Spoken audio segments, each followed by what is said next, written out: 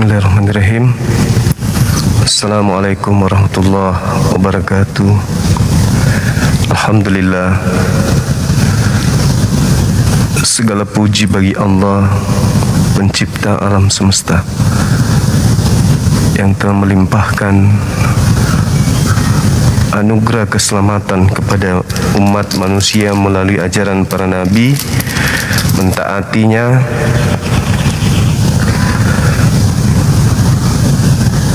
dan hanya fokus kepada pengabdian kepadanya.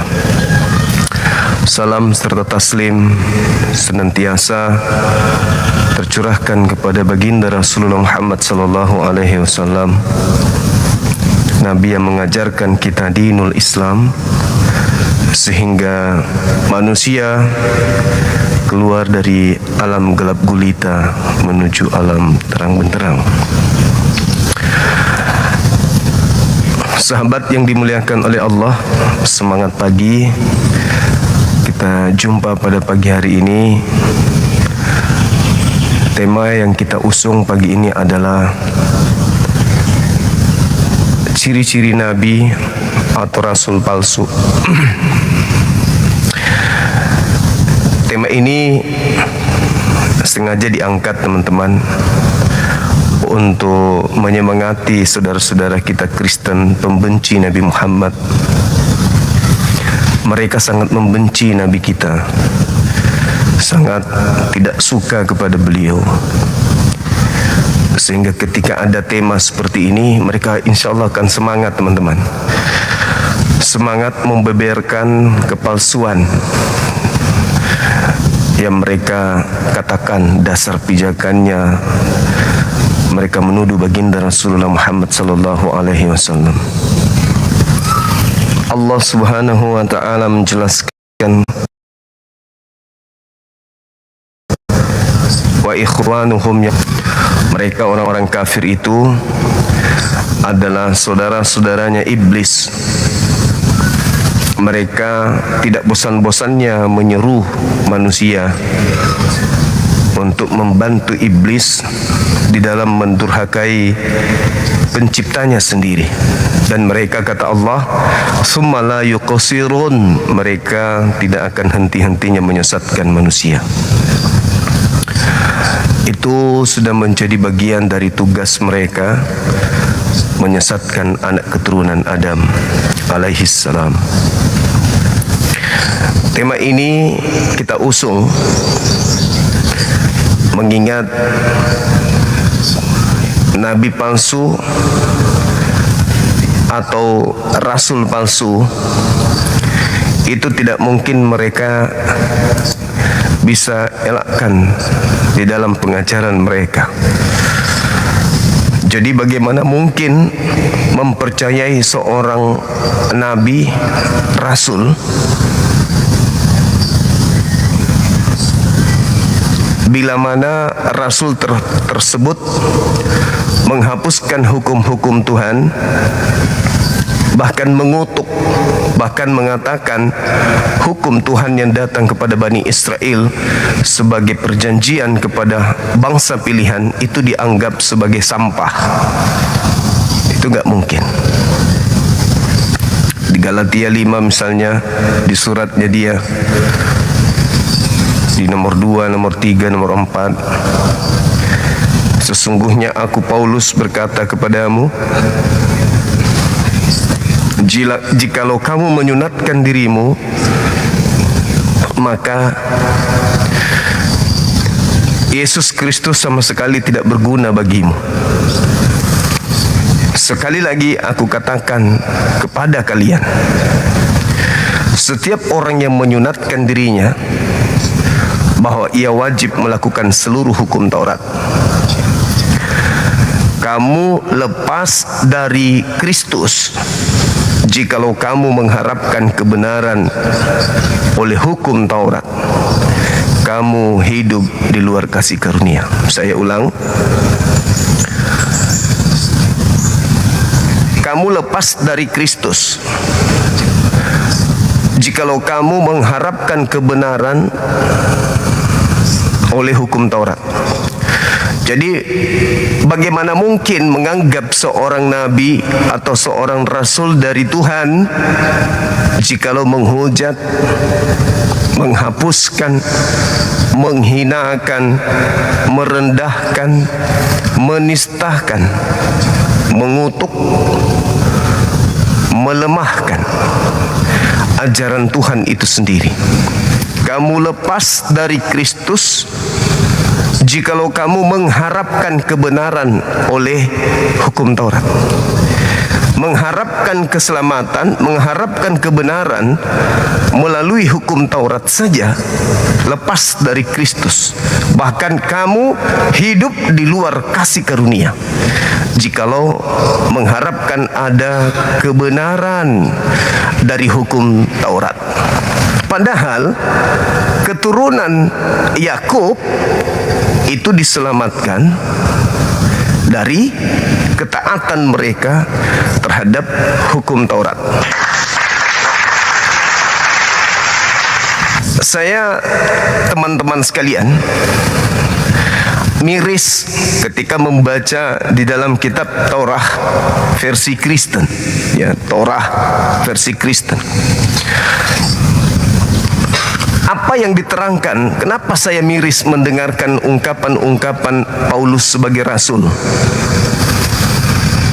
Kita lihat yang tadi di Galatia berapa itu tadi? Galatia 5, 2, nomor 3, nomor 4. Kamu lepas dari Kristus, lepas dari kasih karunia.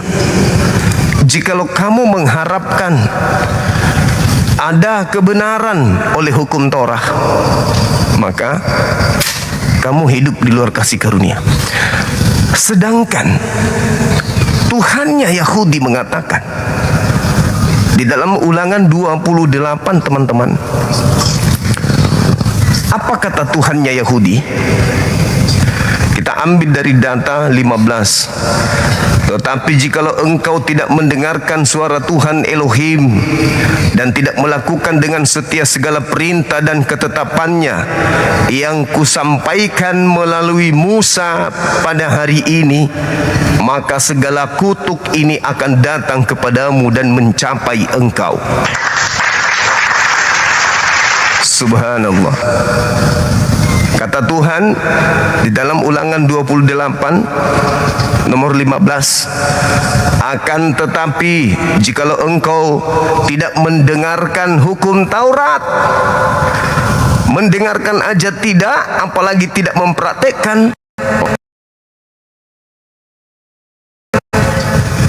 apa kata Tuhan? Kutuk, segala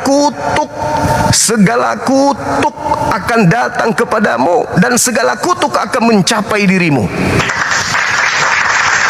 Terkutuklah engkau di kota dan terkutuklah engkau di desa. Terkutuklah engkau, terkutuklah bakulmu dan tempat adonanmu. Terkutuklah buah kandunganmu, terkutuklah hasil bumimu, terkutuklah anak lembu sapimu, terkutuklah kandungan kambing dombamu, terkutuklah engkau pada waktu engkau masuk, terkutuklah engkau pada saat engkau keluar. Tuhan akan mendatangkan kutuk, huru-hara akan menghajar engkau di antaramu dalam segala usaha yang kau kerjakan, sampai engkau punah binasa dengan segera karena jahat perbuatanmu, sebab engkau meninggalkan aku. Ini akibat kalau tidak melakukan hukum Torah. Itu di dalam kitabnya orang Yahudi yang mereka gunakan terjemahannya. Tuhan akan melekatkan penyakit sampar kepadamu sampai dihabiskan engkau dari tanah kemana engkau pergi dan mendudukinya. Tuhan akan menghajar engkau dengan batu kering, demam, dan seterusnya, radang, kekeringan, kelaparan, kehausan, penyakit di mana-mana, jikalau engkau tidak melakukan hukumku yang datang kepada Musa. Datang Paulus mengajarkan yang berbeda. engkau lepas dari Kristus, jikalau engkau mengharapkan memperoleh kebenaran oleh hukum Torah, engkau di luar kasih karunia. Ini yang disebut rasul. Ini yang disebut rasul. Mengutuk ajaran di mana ajaran itu justru membuat Bani Israel terkutuk. Aku Tuhan akan menurunkan hujan abu dan debu di atas negerimu. Dari langit akan turun semuanya itu ke atasmu sampai engkau punah. Ini serem kali. Kutukan Tuhan terhadap mereka Bani Israel yang meninggalkan hukum Taurat. Terkutuklah, terkutuklah, terkutuk segalanya. Terkutuk semuanya. Semua kutuk akan ada kepadamu. Semua kutuk akan kulimpahkan kepadamu. Maka segala bentuk kutukan akan datang kepadamu dan mencapai engkau jikalau engkau tidak mentaati hukum Taurat.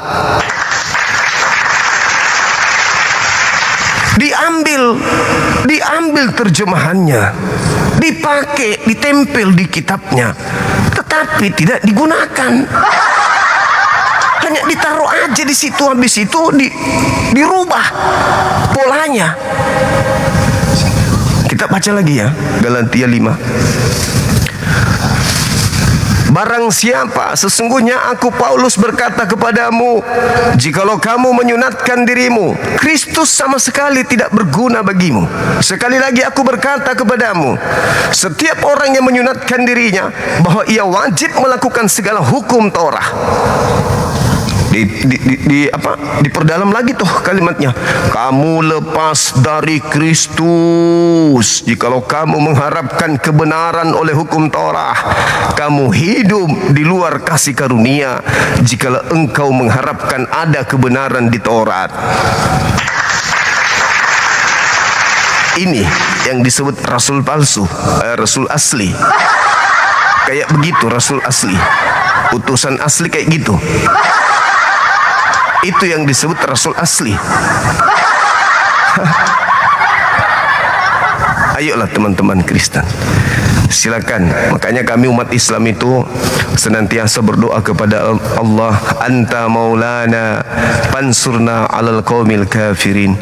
Kami senantiasa minta perlindungan kepada Allah. Engkaulah ya Allah pelindung kami, maka tolong kami, lindungi kami dalam menghadapi orang-orang kafir. Itu saudara-saudaraku sekalian, silakan saudara non muslim, mari diskusi dengan baik. Iya, bisa nggak kita diskusi tentang batu Hajar Aswad, bisa nggak? Jangan maki-maki, jangan ngamuk, jangan marah gitu. Ya, boleh, silakan Bang. Batu Hajar Aswad ya. Boleh, tanya jawab kita. Karena ini menjadi keraguan kepada orang. Iya. Apakah batu itu bisa menghapus dosa, apakah segala macam. Oke, buka kamera silakan. Ya. Silakan buka kamera Bang. Oke. Ini kita batu Hajar Aswad ya. Iya. Silakan. Keunggulan dari batu Hajar Aswad, hitam, batu hitam ya. Umat Islam yang ini. Oke. Iya. Tanda menjawab panggilan Allah. Allah tidak berhenti bertapiah hingga dia menyentuh batu Hajar Aswad. Oke. Itu di Sunan Tirmizi 842. Oke, baik. Batu itu sangat istimewa ya, sehingga kan harus wajib menyentuhnya karena menjadi tanda pemenuhan ritual ibadah. Oke. Ia juga bisa menghapus dosa ya. Oke, baik. 56 5364. Oke. Ini menjadi pertentangan dari Umar bin Khattab yang mengatakan batu itu hanya seonggok batu. Iya, pintar. Apakah dia tidak tahu? Sesungguhnya aku mengetahui bahwa kamu hanyalah batu yang tidak bisa mendatangkan Oke. Mudarat maupun Iya. manfaat. Dijawab sendiri, pintar. Bukan dijawab sendiri. Namun dia Jadi apa melihat Nabi itu mencium. Ah, Tentu aku tidak Lalu? akan mencium kalau tidak melihat dia mencium atau menyembah? Mencium atau menyembah? mencium. Oh, mencium. Udah Batu terjawab itu sendiri. mencium menghapus dosa ya. Sebentar, jangan dipusing-pusing. Gantian, boleh? Apa alasan Nabi itu mencium? Karena Umar bin Khattab mengatakan batu itu hanya Ya, sia-sia. boleh. Tidak mendatangkan pengeluaran. Makanya jangan disembah. Ya. Oke, sudah. Gantian kita, Tapi boleh? batu itu dari surga. Boleh gantian? Batu itu Boleh. penting. Jawab dengan hadis dan Boleh? Quran ya. Boleh gantian? Boleh, silakan. Sila jawab. Anda diam, dengarkan saya. Allah Subhanahu wa taala menjelaskan, buka aja kameranya, enggak usah takut. Buka. Hadapkan wajahmu ke saya kalau kau itu anak dewa. Anak dewa enggak perlu takut.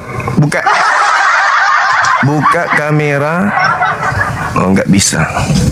Ya, gitu dong. Enggak usah takut, Bang, enggak usah.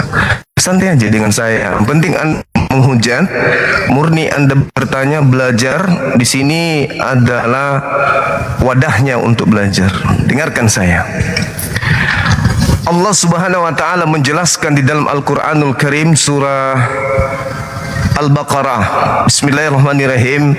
Qad nara taqalluba wajhika fis sama' walanuwalliyannaka qiblatan tardaha fawalli wajhaka syatral masjidil haram wa haitsuma kuntum fawallu wujuhakum syatrah wa innal ladzina utul kitaba la ya'lamuna annahu al-haqqu min rabbihim wa mallahu bighafilin amma ya'malun. Jadi umat Islam itu memalingkan wajahnya ke Masjidil Haram karena perintah. Maka kami memalingkan wajah ke sana. Terkait dengan Hajar Aswad, saya punya cerita menarik di dalam kitab yang Anda ambil dari agama Yahudi. Contoh di dalam bilangan 21 nomor 9. Jelaskan dulu kitab kalian, jangan ambil. Tenang dulu, tenang. Sama-sama bukan kitab kita. Nggak bisa. Itu bukan kitab Anda Nggak juga. bisa, Bang, nggak bisa. Itu kitabnya Yahudi. Saya kasih contoh. Saya kasih contoh perumpamaan. Saya kasih Sila contoh jelaskan perumpamaan. dengan narasi keislaman Anda. Nanti Anda tinggal tanggapi. Sebentar. Nanti Anda Nggak tanggapi. nyambung. Nanti Anda tanggapi sebentar. Bagaimana ini? Ini kan bilangan itu kan bukan kitab Anda, itu kitabnya Bang, Yahudi. nggak nyambung, Bang. Enggak apa-apa. Nanti tinggal Anda luruskan Karena aja. itu hadis dikatakan Anda luruskan bahwa aja nanti kalau nggak nyambung. batu itu Saudara, bisa menghapus dosa sehabis-habisnya. saudaraku, diam dulu. Saya terangkan dulu. Saudara, sila jelaskan dengan kitab Anda. Anda nggak bisa diskusi, oke Anda di bawah. Ya, Gampang, biar saya jelaskan. Jadi kalau kita melihat di dalam kitabnya Yahudi itu kan bukan kitab Anda. Ngapain Anda emosi? Ngapain Anda jengkel? Kami jelas diterangkan dalam Al-Quran kok. Kami harus mengikuti ajaran Millah Abraham dan keturunannya. Kenapa Anda sewot? Di kitabnya orang Yahudi Kejadian 17 nomor 6 nomor 7, Islam dan Yudaism dalam hal ini Bani Israel menyembah kepada hakikat pencipta yang sama. Kenapa Anda sewot? Qulu amanna billahi wa ma unzila ilaina wa ma unzila ila Ibrahim wa Ismail wa Ishaqa. Kenapa Anda sewot? Toh kami tidak memanggil Tuhan kalian yaitu Theos, dewa-dewa Romawi, enggak kok. Al-Quran menyuruh hanya kepada Tuhan yang disembah oleh Bani Israel. Qulu amanna billah wa ma unzila ilaina wa ma unzila ila Ibrahim wa Ismail wa Ishaqa wa Yaqub wa asbati wa ma utiya Musa wa Isa. Kenapa Anda yang sewot? Itu kitabnya Yahudi, bukan kitab Anda. Salah kalau saya mengambil patokan untuk menjelaskan kepada Anda pola yang ada di Kristen, yaitu menyembah mantan mayat. Kami menghadap ke Ka'bah, kami mencium Hajar Aswad. Anda hujat, katakan kami menyembah batu. Lah Anda nyata-nyata menyembah biji sakar. Santai aja napa? Kolose 2 nomor 9. KPR 3, KPR 4 nomor 11.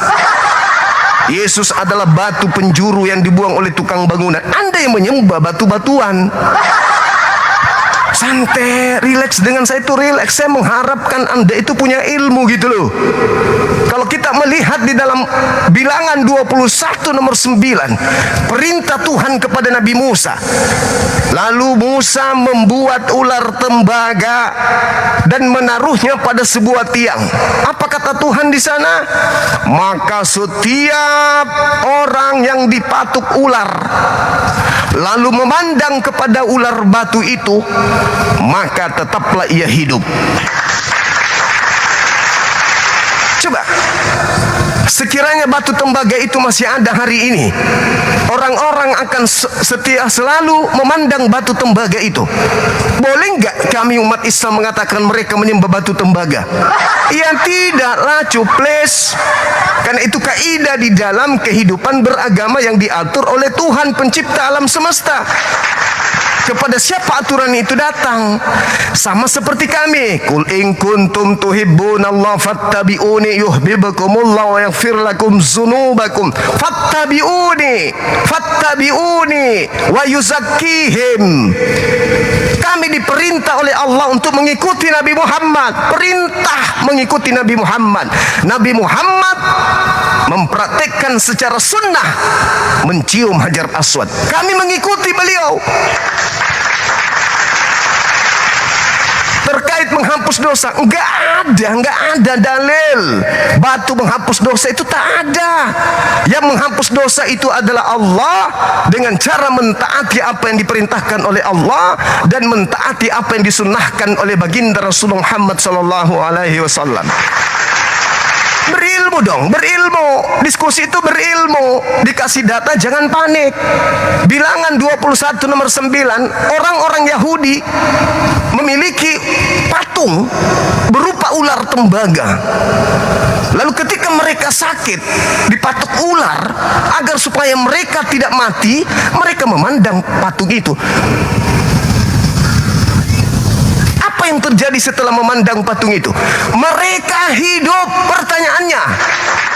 Pertanyaannya, apakah patung tembaga itu yang menghidupkan? Hah? Apakah batu tembaga itu yang memberi kehidupan? Sama, ketika mencium Hajar Aswad, dosa dihapuskan oleh Allah. Ketika menatap batu dari tembaga berbentuk ular, manusia batal mati, hidup.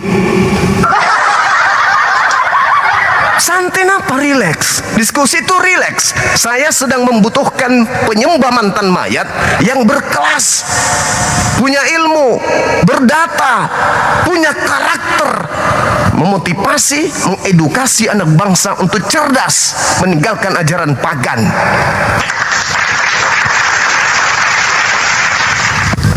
Santai, rileks. Naik ke sini, Bung. Naik ke sini tuh pakai ilmu. Jangan kebencian. Kita harus jujur mengakui bahwa kitab Bilangan itu bukan kitabnya orang Kristen. Itu kitabnya orang Yahudi.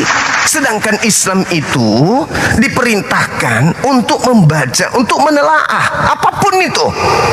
Bahkan Nabi kami disuruh bertanya kepada pembaca kitab-kitab terdahulu. Kenapa giliran kami membaca kitab terdahulu Anda emosi, Anda nggak terima, padahal itu bukan kitab Anda. Bukan cuma mata Anda yang tumpul, otak Anda tumpul juga. Begitu, saudara.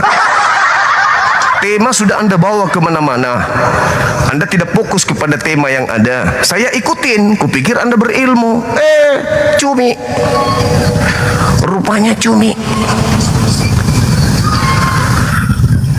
Saya sudah menjawab pertanyaan saudara. Dan Anda dengarkan penjelasan saya di buku. Enggak ada. Sekarang giliran saya bertanya. Apa kaitannya dengan menghapus dosa itu, Bang?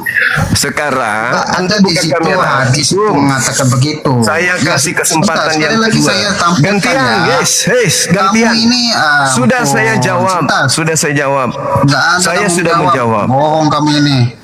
Ini Saya turunkan Di situ kita lagi. Saya turunkan lagi.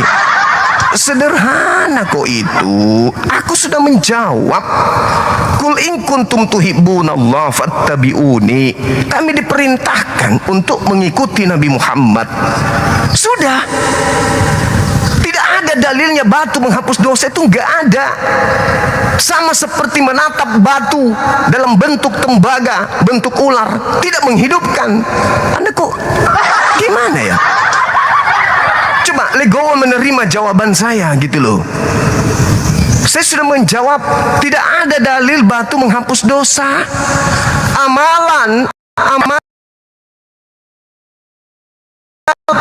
Amalan menuju Hajar Aswad, amalannya apa? Dosa dihapuskan. Tapi yang menghapuskan bukan si batu. Sama Yesaya 6 nomor 7 nomor 8. Capek ngajarin orang-orang ini. Tolong, kalau Anda mau diskusi dengan baik, jangan orientasinya menang. Dengarkan penjelasan, habis itu Anda siap untuk ditanyai. Pertanyaan saya sederhana. Apakah ada dalil menyembah mantan mayat, menyembah manusia Yesus, itu menghapus dosa? Sama kan pertanyaannya? Ada nggak perintah? Ada nggak dalil?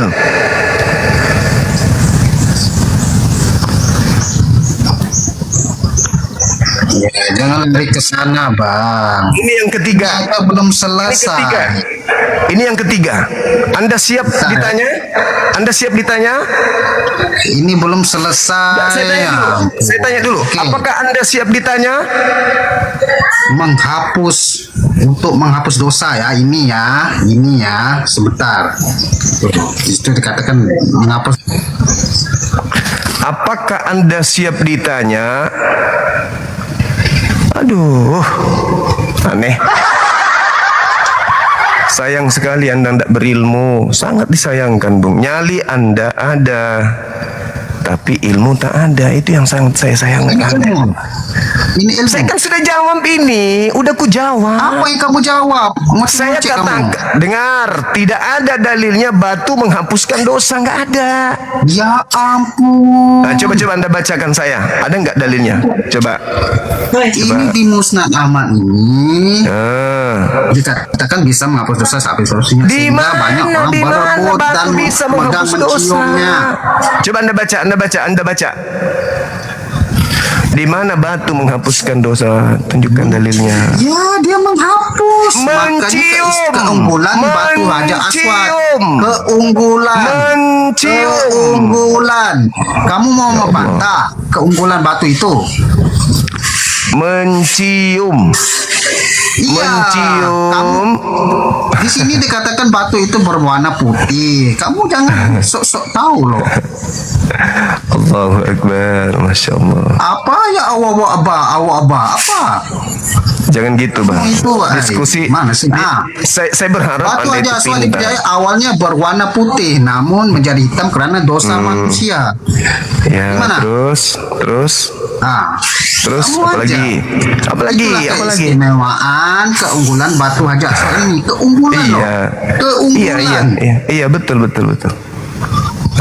Loh, mana Umar bin Khattab itu salah karena dia membantah batu itu. Oke. Karena dia mengatakan hanyalah batu, tidak bisa mendatangkan. Itu dijawab sih? sendiri. Oke, saya boleh Ya, bertanya. makanya siapa yang salah, Nabi atau Umar bin Khattab? Saya boleh bertanya. Nabi atau Umar bin Khattab yang salah tentang batu Saya ini. Ini keunggulan loh. Keunggulan batu Saya itu. boleh bertanya. Kamu mau membantah? Oke, boleh saya Keunggulan menjelaskan loh. sekali lagi? Unggul. Saya jelaskan. Sekali lagi boleh saya jelaskan? Bisa, ada kuasanya. Gimana sih? Ya, ini. Kamu mau membantah? Boleh saya jelaskan? Ya, sila jelaskan, Bang, menggunakan kitab kalian. Oke, baik. Quran Nur Karim itu loh. Iya. Jelaskan. Apa ada Oke. kaitannya? Ini keunggulan loh. Keunggulan Oke. batu Hajar Aswad. Oke. Boleh? Nah, dengarkan Mana baik-baik. jawabannya? Dengarkan baik-baik ya. Ya. Di Al-Quran dijelaskan Qul in kuntum tuhibbunallah fattabi'uni yuhibbukumullah wa yaghfir lakum dzunubakum wallahu ghafurur rahim. Dengarkan itu ya. Kata Allah, katakanlah kepada manusia, barang siapa yang ingin dicintai oleh Allah, barang siapa yang ingin dosa-dosanya diampuni oleh Allah, maka ikutlah aku. Ikut kepada siapa? Nabi Muhammad. Nabi Muhammad menyunnahkan mencium Hajar Aswad. Kalau ingin dosa-dosamu diampuni, ikuti Nabi Muhammad. Nabi Muhammad mencium batu tersebut, ikuti mencium batu tersebut. Maka apa yang terjadi ketika kita mengikuti Nabi Muhammad? Dosa-dosa kita diampuni oleh Allah. Salah satu amalan yang dilakukan oleh Nabi Muhammad yang harus kita ikuti itu adalah apa? Mencium Hajar Aswad. Maka kami orang Indonesia kudu ke sana kalau sudah memenuhi syarat untuk mengikuti apa yang diperintahkan, apa yang disunahkan oleh beliau, yaitu mengusap atau mencium Hajar Aswad. Pahami di situ ya. Jadi tidak ada batu itu menghapus dosa, nggak ada dalilnya itu, nggak ada. Mengikuti Nabi Muhammad itulah yang menyebabkan Allah menghapuskan dosa. Dalilnya Kamu Al-Quran. membantah dalilnya Musa Ya Ahmad ini. Allah, ya Allah ya.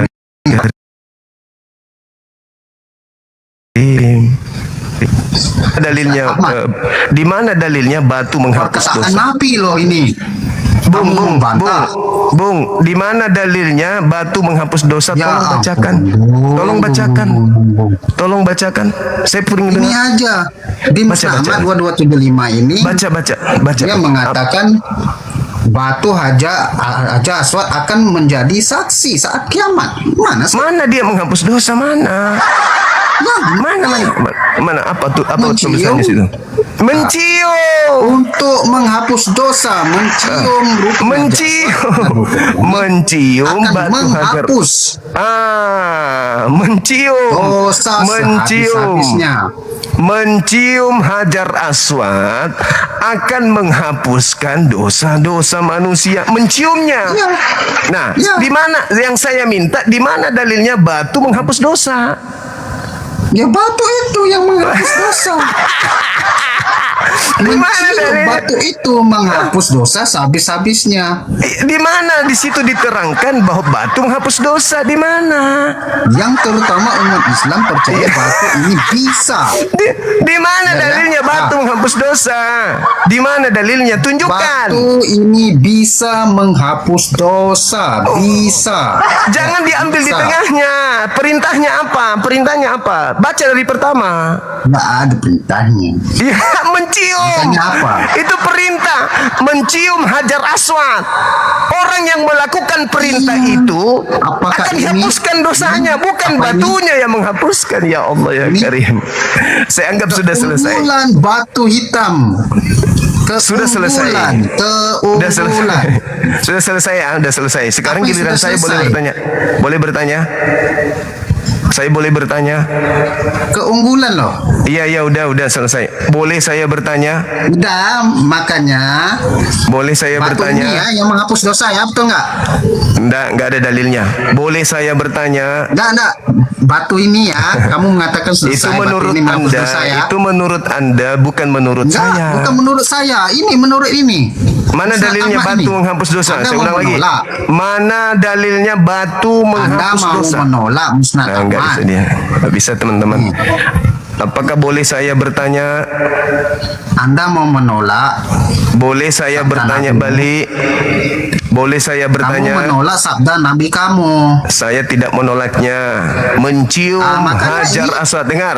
Mencium Hajar Aswad akan menghapuskan dosa sehabis-habisnya. Yes. Yes. Saya aminkan itu. Keunggulan batu itu ya. Nah, sekarang giliran Keunggulan saya ya. boleh bertanya? Boleh saya bertanya, saudara? Ya. Boleh saya Ya bertanya? teman ya, Zuma mengakui bahwa batu itu menghapus. Enggak ada, bisa jangan menghapus jangan dosa jangan kayak sehabis-habisnya. Paulus. Jangan kayak Paulus. Saya katakan sekali Betul lagi, ya. mencium batu Hajar Aswad menghapuskan seluruh dosa-dosa. Udah selesai. Itu udah kedua kali kuulang. Mencium loh ya, bukan batunya, tapi perilakunya. Oke, Mencium kalian batu mengharap tersebut. batu Karena ini itu ya, perintah. mengharap batu ini ya. Ya Menghapus Allah dosa ya. yang Karim. Boleh saya balik nanya?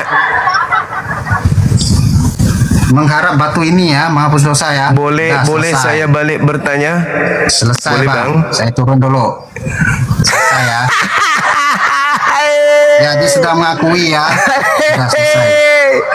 Udah, kabur cepat sebelum saya tanya. Cepat.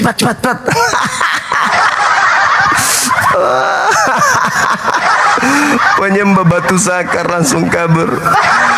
Aduh, ketakutan dia. Penyembah batu sakar anak orang. Jadi ada batu sakar orang Yahudi disembah dituhankan, bisa menghapus dosa, nebus dosa. Lari dia teman-teman. Ketakutan. Allahu Akbar. Ya begitulah orang kalau terlalu banyak makan babi teman-teman. Otak nggak jalan. Hai masalah generasi. Hancur.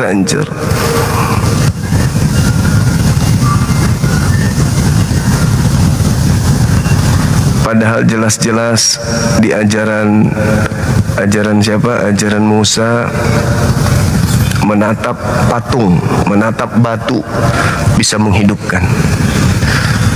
Bilangan 21 nomor 9. Kita maklumi aja teman-teman. Kita maklumi. Namanya juga pengikut Rasul palsu kan ya. Cukup jadi pelajaran bagi teman-teman Kristen yang lain. Ternyata begitulah karakter Kristen, sangat nihil ilmu di dalam memahami literasi Islam. Bagaimana mau paham Islam? Wong Bible bahasa Indonesia saja dia tidak bisa paham, apalagi materi Islam kan gitu. Halo, semangat siang. Assalamualaikum Bang Zuma. Waalaikum. Hebat. Sekali lagi hebat. Mantap. Waalaikumsalam Warahmatullahi wabarakatuh. Makasih bang. Silakan teman-teman non muslim ajukan permintaan.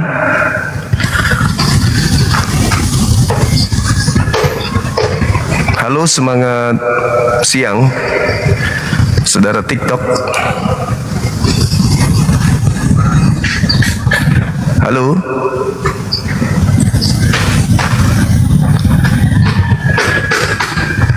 Jadi mengangkat batu itu menghapuskan utang.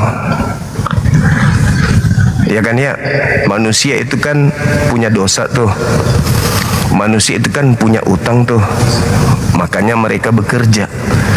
Salah satu pekerjaan yang digelutinya adalah menjadi buruh, ngangkat batu ke mobil truk. Narasi itu bisa kita bangun ya, untuk memahamkan saudara kita Kristen yang blow on. Apa narasinya? Bahwa mengangkat batu itu bisa menghapuskan utang. Narasinya gimana? Ada orang punya utang, datang bekerja, dikasihlah pekerjaan, angkat batu itu ke truk 1 kubik 500.000. Utangmu berapa? 500 bang. Ya udah, angkat batu itu, utangmu lunas, terhapus utangmu. Angkat batu itu, diangkatlah batu itu. Begitu 1 kubik diangkat ke truk, utangnya lunas. Pertanyaannya, apakah batu itu yang menghapuskan? Bukan. Tapi kalau orang Kristen memahami analogi itu, dia akan mengatakan betul, yang menghapuskan utang tadi itu batu.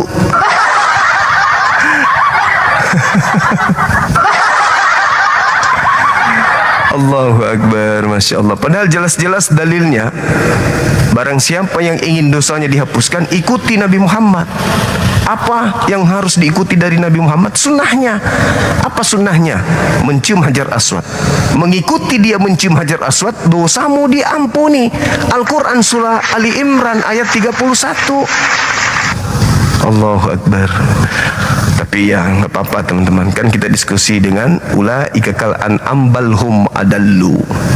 Kita lagi diskusi dengan manusia yang serendah-rendahnya, bahkan kata Quran lebih rendah dari hewan. Jadi kita maklumi aja, nggak apa-apa.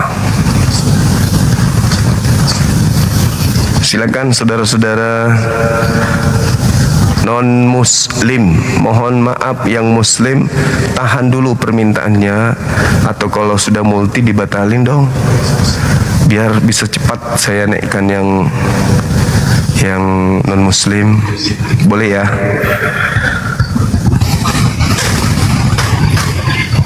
Mengangkat batu menghapus utang, menatap patung tembaga menghapus kematian.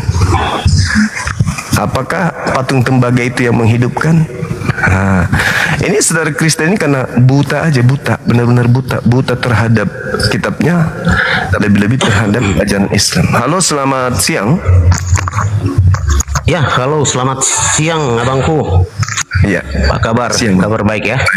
Baik. Mata Dari jumpa. Kristen. Ya, pasti Kristen bang, pasti Kristen saya. Oke. Silakan buka kamera, kita diskusi. Di sini ada tema dua arah. Kalau nggak usah pakai tema boleh ya? Biar kita fokus aja, fokus gitu. Fokus ke tema, nggak usah pakai kamera gitulah. Kebetulan ini ada masalah kameranya. Oh, di sini diharuskan abang buka kamera diskusinya. Begitu. Kalau tujuannya bang, biasa kemarin kita diskusi nggak ada buka kamera loh perasaan. Di sini harus buka kamera abangku. Kecuali kalau ya saya itu seorang perempuan ya wajar, saya rasa kalau seperti ini nggak usah lah kayaknya ya. Kami sebenarnya nggak butuh ilmu Kristen. Nggak ada ilmu yang bisa kami dapatkan dari teman-teman Kristen, itu nggak ada sebenarnya. Tujuan kami itu hanya untuk mencerdaskan doang. Kalau kami ingin menimbu di Kristen, kami lebih paham Bible soalnya, itu masalahnya. Itu. Tidak ada secuil setai gigi pun ilmu yang bisa kami dapatkan dari Kristen. Nggak ada. Sama sekali nggak ada. Tentang Tuhan, nggak ada. Tentang kitab suci, nggak ada. Tentang kenabian, tentang kerasulan, tentang apa, nggak ada secuil pun, setai gigi pun. Sahabat azza barakallahu fik, setai gigi pun tak ada ilmu yang bisa kami dapatkan dari Kristen, itu nggak ada.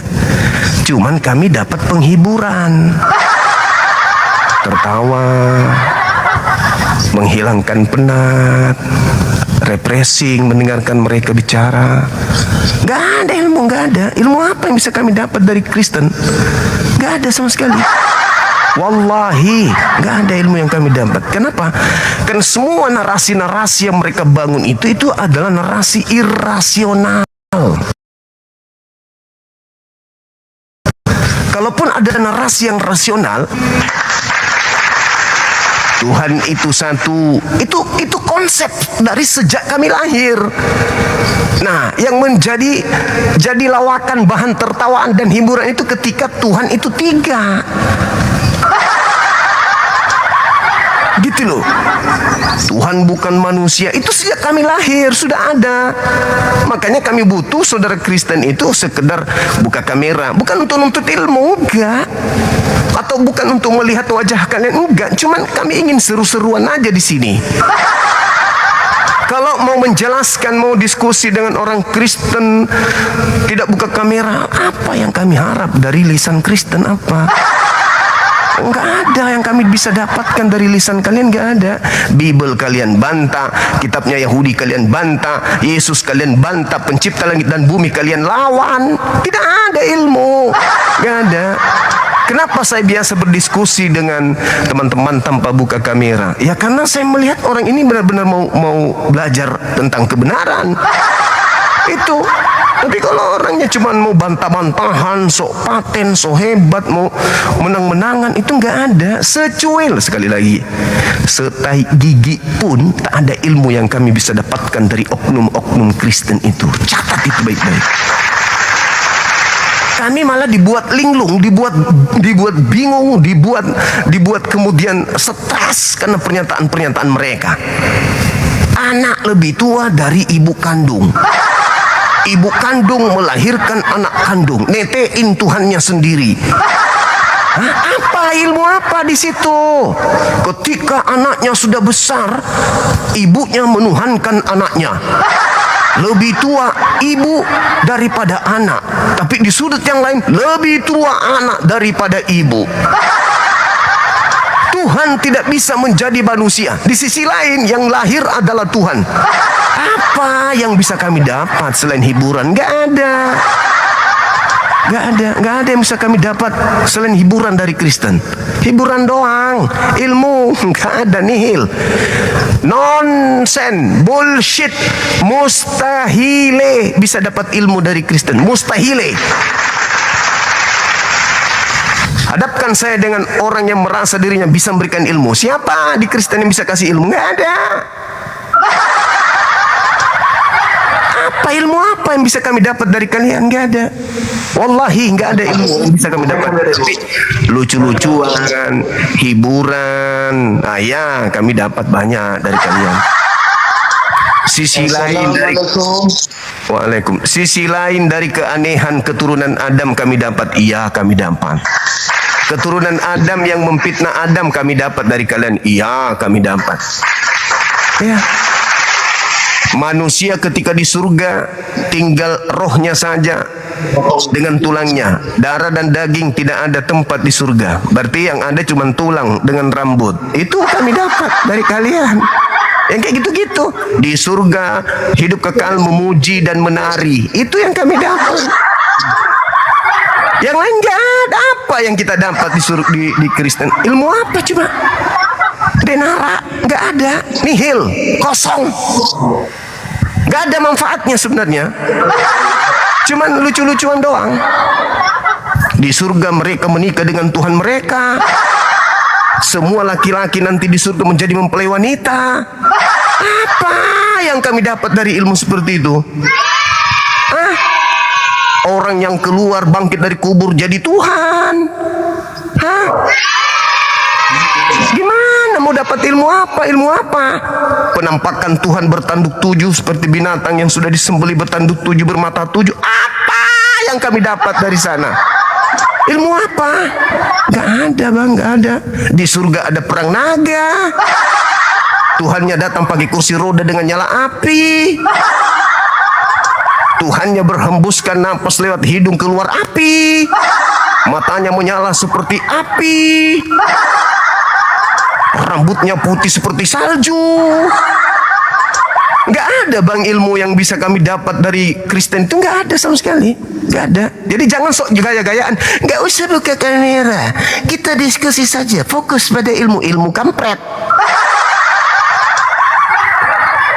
Islam itu udah sempurna ilmunya, nggak ada lagi ilmu di luar Islam yang bisa masuk untuk ditambahin, nggak ada. Islam ilmunya sudah sempurna, nggak butuh lagi ada ilmu-ilmu lain, nggak ada. Ilmu Tuhan pakai celana dalam, Tuhan pakai baju terusan, Tuhan makan ikan goreng, Tuhan ketiduran di atas perahu, Tuhan berjalan di atas air. Tuhan merubah air jadi anggur. Tuhan pakai celana dalam. Tuhan pakai sendal. Tuhan pinjam pisau cukur. Kami nggak butuh yang kayak gitu, itu nggak ada lah, nggak bisa masuk ke ilmu, nggak bisa masuk ke otak. Tuhan ngambil keledainya orang itu nggak. Aduh, gimana ceritanya? Tuhan jadi burung merpati. Hei, orang Quran As-Sunnah. Cuman kami sebagai juru selamat dunia ingin mengajarkan kalian supaya kalian itu ada sisi yang lebih logik, lebih berakal, lebih masuk di dalam ilmu logika daripada yang kita anut selama ini. Tuhan pakai sempak. Gimana ceritain Tuhan pakai dalam? ada-ada aja. Cuman itu lagi, kalian yang nyenggol agama Islam dengan mengambil istilah-istilah Al-Quran masuk ke agama kalian. Begitu saudara. Halo saudara Kang, dari gereja mana? Dari gereja mana saudara? Apa bang? Iya halo, dari gereja mana abang ini? Halo. Ya. Aku bukan di gereja bang. Tapi Lalu? sebelumnya aku orang Kristen. Ah. Sekarang aku udah Islam. Cuman itu Alhamdulillah. aja mendengar abang itu tentang agama itu agak lain lah. Agak lain karena lawan saya siapa dulu bang? Lawan saya orang tak berakal. Bukan gitu lah. Emang kita kan anggap aja dulu kita kan sama-sama Islam sekarang. Emang di dalam agama itu udah mana lah aku tahu kalau pengikut Paulus itu jadi kodok pun bisa bang. Kepada kodok ngaku kodok, kepada pohon ngaku Enggak, Bang. pohon. Aku Kenapa serius. sendal jepit ngaku sendal jepit. 1 Korintus 9 nomor 20 21 22. Pengikut Paulus bisa menjadi tokek sekalipun. Itu dalil. Ya, gimana? Kalau kayak gitu ngomong abah sama sekali nggak usah live, nggak usah kayak gitu. Oh, nggak bisa dong, nggak bisa. Kan ada ajaran dari Belanda, ajaran dari Barat yang memiliki visi dan misi mengkristenkan Indonesia. Enak aja. Masa orang Indonesia yang cerdas-cerdas diajarkan menyembah kepada manusia yang pakai sempang? Gimana ceritanya? Bukan gitu. Lalu? Itu yang aku tanya sama abang. Yang aku tanya sama abang itu. Maaf kata aja ya bang. Aku Islam. Silakan. Nama aku Krishna Rizky bang. Aku dari Kota Padang. Salam kenal aja. Emang di dalam Al-Quran itu udah pernah diajari oleh Nabi Muhammad untuk menghina agama lain? Tidak Aku mau tanya sama sama sekali. Tidak sama sekali. Enggak sama sekali. Tapi Nabi Muhammad mengajarkan faqatilu awliya asyaitan. Perangi saudara-saudaranya setan. Ayo. Itu perintah di agama saya. Innalladzina amanu ketika orang-orang beriman, innalladzina amanu yuqatilun fi sabilillah. Berperang di jalan Allah. Ketika ada musuhnya siapa? Mereka para misionaris yang mengambil ajaran agama Islam sebagai kedok untuk memurtadkan orang Islam. Begitu saudara. Jadi Islam itu tidak hanya Anda masuk Islam, Anda syahadat, lalu Anda sholat. Enggak. Islam itu agama jihad. Perbedaan antara agama Anda dengan agama Islam itu jihadnya. Islam itu yang tidak bisa Anda punya. Di Kristen itu nggak ada jihad. Di Kristen itu, ya itu tadi yang saya katakan, faqatilu awliya asyaitan. Begitu saudara. Beda pula agama Anda dengan kami. Jadi kalau Anda ingin menjadi pembela agama Anda sebelumnya, pelajari Islam dulu. Pelajari Islam dengan seksama, pahami setiap sendi-sendi keislaman, baru Anda ngaku mu'alaf, lalu membela agama yang pernah Anda anut. Halo, selamat siang saudara. Leo. Ya, siang bang. Siang. Dari Kristen izin nanya aja karena sebelumnya nggak ada bermaksud yang menghujat dan tidak ingin dihujat karena buat saya pribadi menghujat Muslim sama dengan menghujat mama saya karena mama saya pun Muslim. Iya, Gitu ya. alhamdulillah. Silakan. Ya, ini saya mau nanya aja. Sebenarnya kalau dari Muslim sendiri memahami Tuhan saya tuh seperti apa ya? Ini lebih fokus untuk edukasi aja sih, itu aja sih. Karena saya mahasiswa S2. S2 apa bang? S2 apa ini? Hukum bisnis Atmajaya. Oh, kiranya tadi ini. Saya pikir Karena saya suka aja gitu belajar, gitu aja sih. Iya. Pandangan orang Muslim terhadap Yesus tuh sebenarnya seperti apa sih secara murninya, gitu aja sih paling. Baik, baik. Kalau kami berpola kepada Al-Quran. A'udzubillahi minasyaitonirrajim. Bismillahirrahmanirrahim. Innakum wa ma ta'buduna min dunillah hasabu jahannam antum laha waridun. Jadi Al-Quran menyatakan dengan valid, sesungguhnya kamu, wahai orang-orang kafir, dan apa yang kamu sembah selain daripada sembahannya umat Islam, api neraka jahanam, dan kamu pasti masuk ke dalamnya. Kaitannya dengan pertanyaan saudara. Beliau belum bisa buka kamera, teman-teman. Kaitannya dengan pertanyaan saudara. Bagaimana pandangan saudara Suma terhadap Kristen dengan sembahannya? Sembahan saudara bukan Nabi Isa alaihi salam. Sembahan saudara bukanlah Nabi dan Rasul utusan Tuhan pencipta langit dan bumi untuk Bani Israel. Tapi sembahan saudara adalah inazan wa iyaduna illa syaitanam marida. Yang anda sembah itu adalah iblis yang durhaka, memakai nama Isa atau Isaus atau Yesus. Lagi pula Yesus pernah berkata kepada kaumnya Bani Israel, dan masih terekam dalam kitab saudara. Apa kata Yesus? Waspadalah kepada penyesat yang datang kepadamu memakai namaku dan berkata akulah Kristus, mereka akan menyesatkan banyak orang. Yesus berpesan agar waspada kepada sibilisisis penyesat, planos dalam bahasa Yunani, agar jangan terjerat oleh dia, sebab dia akan datang menyesatkan banyak orang dengan memakai nama itu. Muncul pertanyaan dengan analogi sederhana. Atas bisikan siapa, perintah siapa, instruksi siapa, legalitas siapa orang-orang Kristen mendunia masuk ke gereja menyembah yang bernama Yesus itu? Sementara Yesus berpesan, waspadalah kepada penyesat yang memakai namaku. Ending, pada hari terakhir nanti banyak orang memanggil aku Tuhan, bernubuat, mengusir setan, bermujizat pakai namaku. Pada saat itulah aku Yesus yang asli akan berterus terang kepada mereka para penyembah Yesus yang palsu dengan berkata, enyahlah daripadaku, aku tidak mengenal kalian. Kalian semua adalah pembuat kejahatan. Inilah yang diterangkan Al-Quran ketika anda bertanya, innakum wa ma ta'buduna min dunillah hasabu jahannam. Sesungguhnya apa yang orang kafir sembah selain daripada Allah, sembahannya dan orang-orang kafir itu sendiri bersama-sama akan menjadi bahan bakar api neraka jahanam. Jadi kalau anda bertanya siapa yang aku sembah, saya jawab, yang anda sembah adalah iblis dalam nama Isa alaihissalam, dalam bahasa Yunaninya Isaus Kristus. Itu jawabannya. Karena anda bertanya kepada Muslim, saya jawab secara Muslim. Silakan. Oke, terima kasih ya sebelumnya udah merespon. Cuman kalau saya boleh respon balik, kalau Bapak mengatakan itu setan yang kita sembah, lalu bagaimana dengan pernyataan beliau sendiri yang mengatakan bahwa aku memang guru dan Tuhan? Oke, baik. Itu ajaran Isa. Itu ajaran Nabi Isa.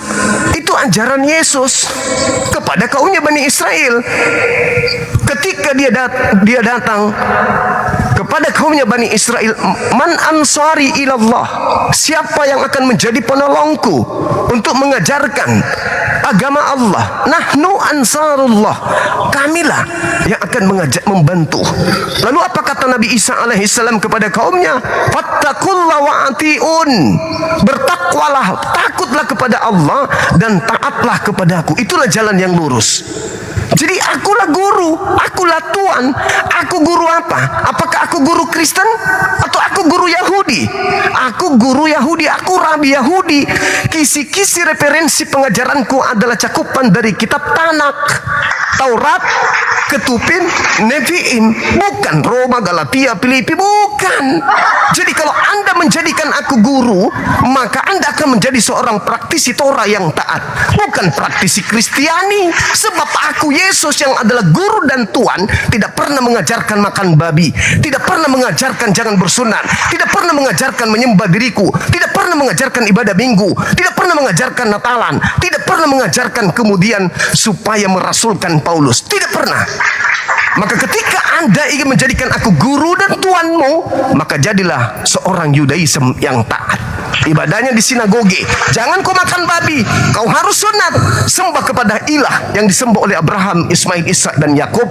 Jangan kau sembah yang bernama Yesus Kristus. Sebab saya sejak aku mengajar Injil di tengah kaumku, tidak pernah sekalipun aku mengajarkan mereka untuk menyembah diriku. Camkan itu. Oke bang, tapi kan kalimatnya di situ Tuhan bang, bukan Tuhan. Nah, ketika Yesus mengatakan mereka akan menyesatkan banyak orang, mereka yang dimaksud di sini adalah mereka yang menggiring opini Yesus itu adalah Tuhan Kurios, tiba-tiba berubah menjadi Theos. Dia yang tadinya adalah Tuhan, dan juga dia adalah rabi terhadap orang-orang Yahudi, berubah seketika menjadi Eloah, Allah, Tuhan, Ilah, Rabb. Pada sesungguhnya dia hanyalah Tuhan Kurios. Dirubah oleh penerjemah menjadi Tuhan. Untuk apa? Untuk apa Tuhan dirubah menjadi Tuhan? Apa tujuannya? Apa misinya? Menggenapi nubuatan Yesus, mereka akan menyesatkan banyak orang. Oke. Itu pandangan teologinya ya. Oke, nggak apa-apa, paham. Oke, ada lagi? Pertanyaan saya selanjutnya, izin terakhir ya. Kan abang dan agama abang kan mendalilkan, mengklaim bahwa kitab kami ini atau agama kami ini sesungguhnya adalah penyempurna daripada agama-agama sebelumnya, kan gitu. Pertanyaannya adalah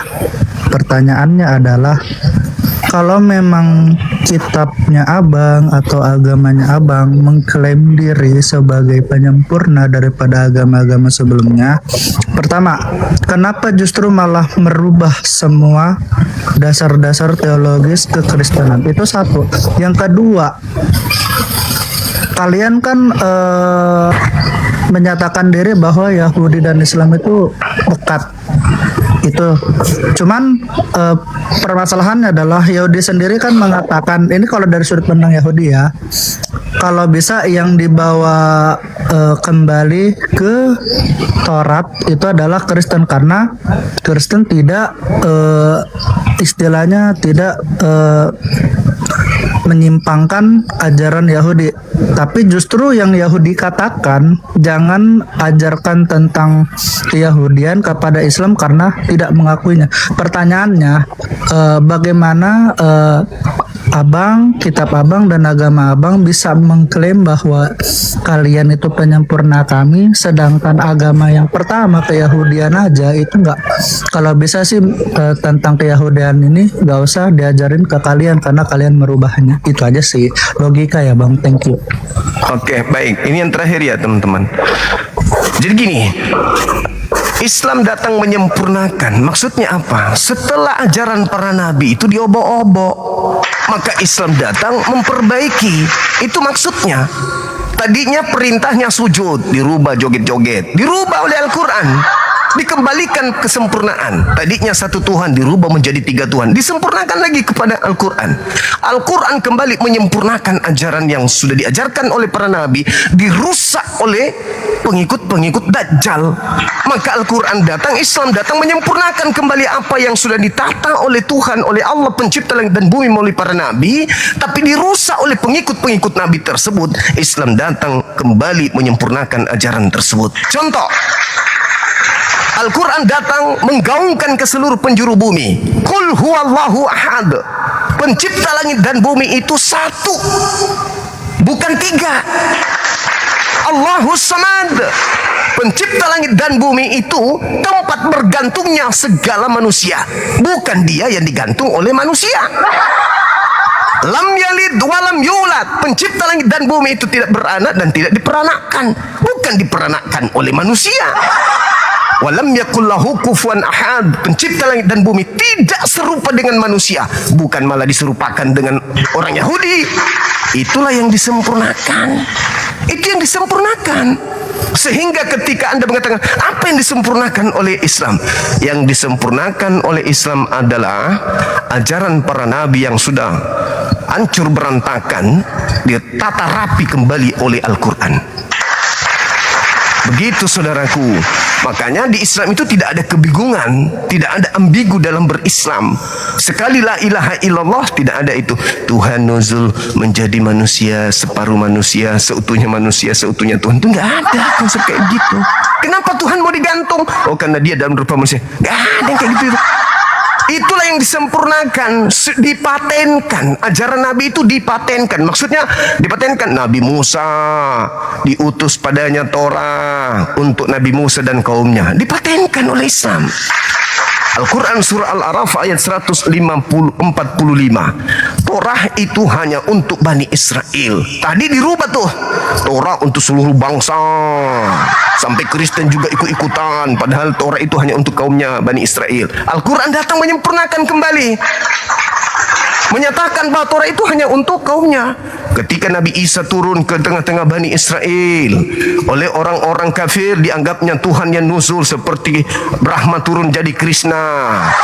Tuhan mengutus Nabi Muhammad untuk menyempurnakan ajaran Nabi Isa kembali, bahwa Nabi Isa itu ciptaan manusia, hamba Allah, utusan Tuhan kepada kaumnya Bani Israel.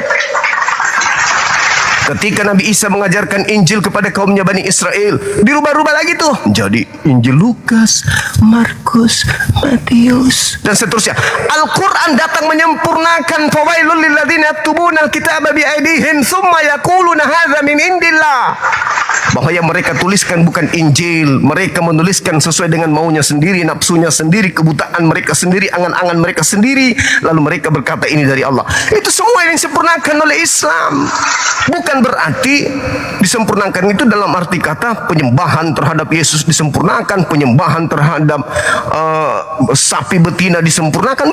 Bukan begitu. Tetapi ajaran para nabi yang diobok-obok oleh orang-orang kafir itu disempurnakan kembali oleh Nabi Muhammad melalui Al-Quranul Karim. Itu maksudnya. Begitu saudaraku. Ya, saya kira cukup karena saudara tidak buka kamera. Nanti kalau bisa buka kamera untuk berdiskusi. Gitu ya Bang ya? Thank you ya. Sama-sama. Yo, salam. Salam. Ini kenapa teman-teman? Ini si saudara Lambe ini sudah diblokir loh. Serius.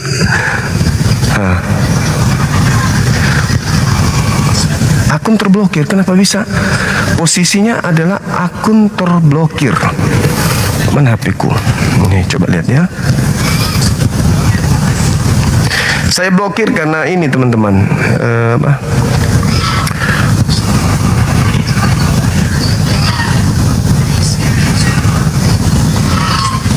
Blokir. Nah ini karena banyak ya. Ini terblokir nih. Tuh. Di situ keterangannya buka blokir. Gimana dong?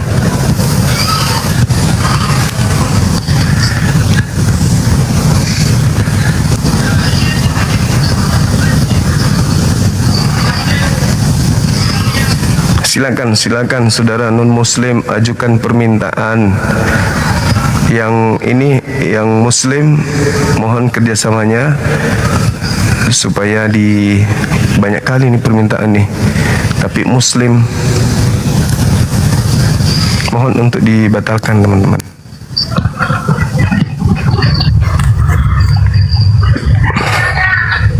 Halo. Halo juga. Halo perusahaan Islam.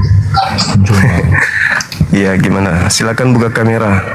Iya, jadi gini ya, Al-Quran itu buka tidak kamera ada dulu. dalam Al-Quran itu, Al-Quran menyempurnakan kitab sebelumnya, nggak ada. Justru yang silakan. ada, saya bacakan ayatnya ya. Buka kamera dulu. Itu Al-Quran Buka itu kamera ada dulu. kitab sebelumnya. Buka kamera dulu. Buka kamera. Hei, hei, hei. Al-Quran itu menyempurnakan kitab sebelumnya atau membenarkan? Buka kamera dulu. Buka kamera, buka kamera.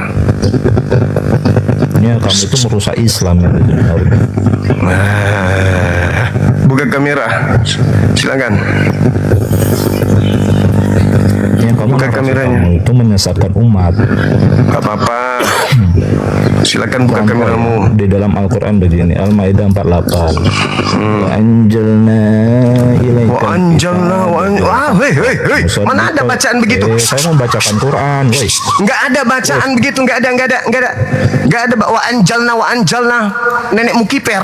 Siapa yang ngajarin kau ngaji kayak gitu? Nah, coba dibaca coba. Enggak, siapa yang suruh ngajak membaca kayak gitu modelnya? Oh, berarti salah itu. Mana Salah. yang benar coba. Coba ulang lagi, silakan coba ulang dibaca. lagi. Ya, Coba salah, kau ulang. silakan dibaca. Coba saya pengen dengar. Loh, Anda Ulang lagi. menyalahkan saya. Memang salah. Ya, coba dibaca. Coba, Itu apa yang bukan benar, J, coba? itu bukan Jim. Jim nggak di situ. Memang huruf J. Coba kamu Terus baca, kenapa coba kamu baca, coba bacanya kamu wa baca. anjalna? Hah? Makanya kok kupeng kau tuh dikorek. Coba kau baca ulang. Kupeng kau tuh dikorek. Coba kau baca Kupeng ulang. Kau tuh dikorek. Ya, Coba kau jangan baca kau ulang. tutupi. Jangan Coba. kau tutupi keburukanmu tuh pakai masker Coba kamu. kau baca. Hei. Bego kali. Di mana Quran menyempurnakan kitab sebelumnya mana? Dasar Coba. kamu. Ini ya teman-teman ya. Baca ulang. Ini merusak Islam ini. Baca ulang lagi. Quran menyempurnakan kitab sebelumnya di mana? Wa anjalna. Ya, kupeng Siapa kau yang ngajarin dikorek. kau baca Quran gitu? Kupeng kau dikorek. Kupeng kau itu. Coba kau baca lagi. Kau tuh merusak Coba ulang Islam lagi. aja kerja kau. Kau baca lagi. Wa anjalna. Apa itu hukumnya? Baca dulu, baca. Dia Enggak berani dia baca. Hanya kupeng kau Enggak berani. dikorek. Coba saya dengar lagi. Coba baca lagi sekali. Ya, di mana Quran menyempurnakan kitab sebelumnya di mana? Coba baca dulu dalilnya Di tadi. mana Quran menyempurnakan kitab Nggak bisa sebelumnya? baca Quran ternyata teman-teman. Iya, Coba. Quran Coba aku menyempurnakan baca kitab lagi. sebelumnya di mana? Coba. Nah, ketawa dia teman. Kau itu merusak Islam kerjamu. Merusak Islam matamu kibat, Iya, matamu memang. suwe. Biar kau ke neraka aja sana, ke neraka. Bukan tempatmu di sini, Bahlul. Inna hazal Qur'an yaqussu ala bani Israel akthar alladhi hum fihi yakhtalifun. Itu fungsi Quran. Kesempurnaan Al-Quran itu dimaksud salah satunya adalah sesungguhnya Al-Quran itu menjelaskan kepada Bani Israel terkait sebagian besar dari persoalan yang mereka perselisihkan. Itu maksudnya lol. Itu maksudnya. Kau belajar dulu baca Quran deh, belajar dulu deh. Kasihan wa anjalna. Wa anjalna. Kau belajar Iqra dulu. Wa anjalna. Kuping saya ini pekah. Gak bisa kalau anda salah makhraj. Kuping saya berontah. Wa anjalna. Enak aja baca Quran saya seenak perut. Wa anjalna.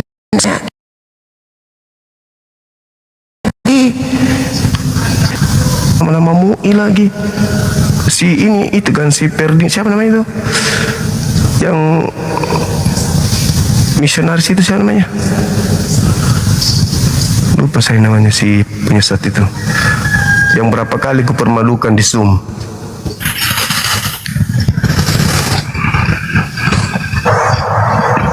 Halo, semangat siang. Halo. Kayak Detur. Om kepencet om, sorry om. Iya nggak apa-apa. Maaf ya om. Siap 86. Iya betul, Detrut. Si misionari kopla yang nggak ada ilmu, ingin dikenal tapi tidak ada yang mengenalnya. Ini tema jadi basi teman-teman. Gak ada yang berani bahas. Entah kemana-mana mereka pergi. Teman-teman, kalau ada yang tidak buka kamera dan tetap saya layani, berarti ya ikuti aja lah. Ikuti aja, dengarkan aja, pasti ada manfaatnya. Apa ini? Manusia koplak lagi nih yang datang.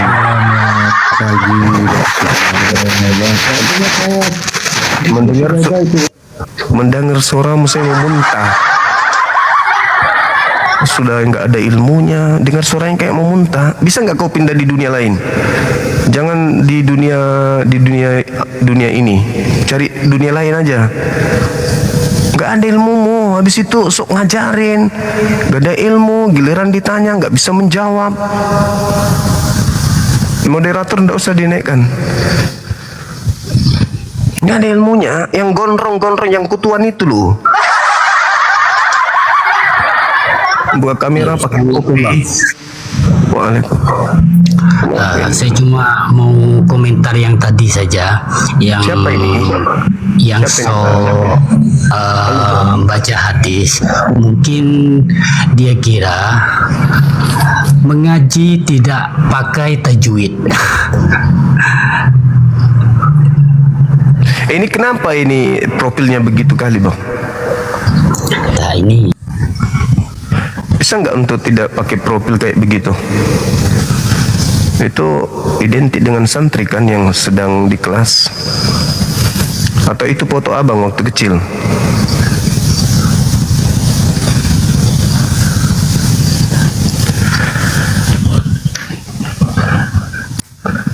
Lagian itu bukan hadits.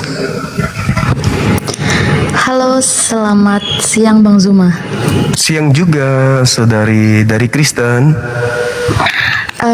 Saya Selin dari Sumbawa, NTB.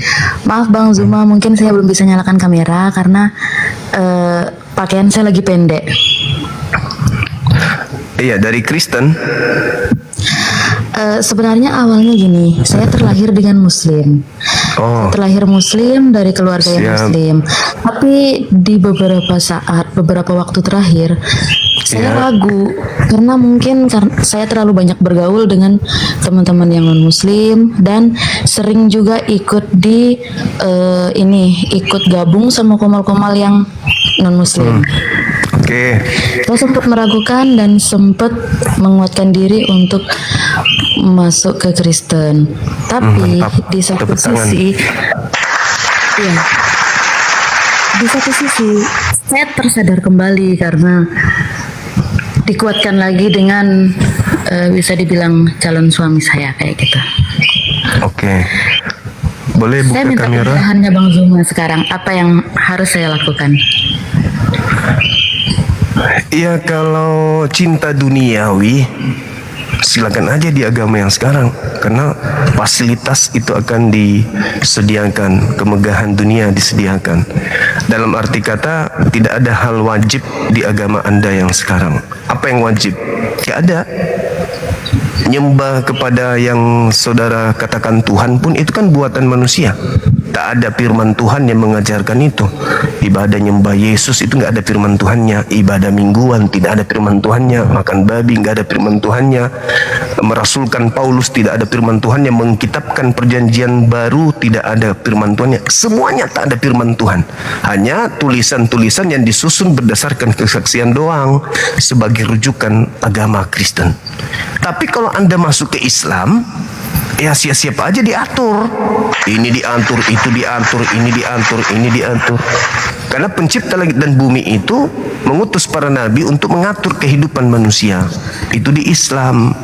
Kalau kita masuk Islam artinya kita mau diatur. Makanya disebut muslimah. Apa muslimah itu? Orang-orang yang menundukkan jasadnya, hatinya, pikirannya, ruhnya kepada aturan Tuhan pencipta langit dan bumi.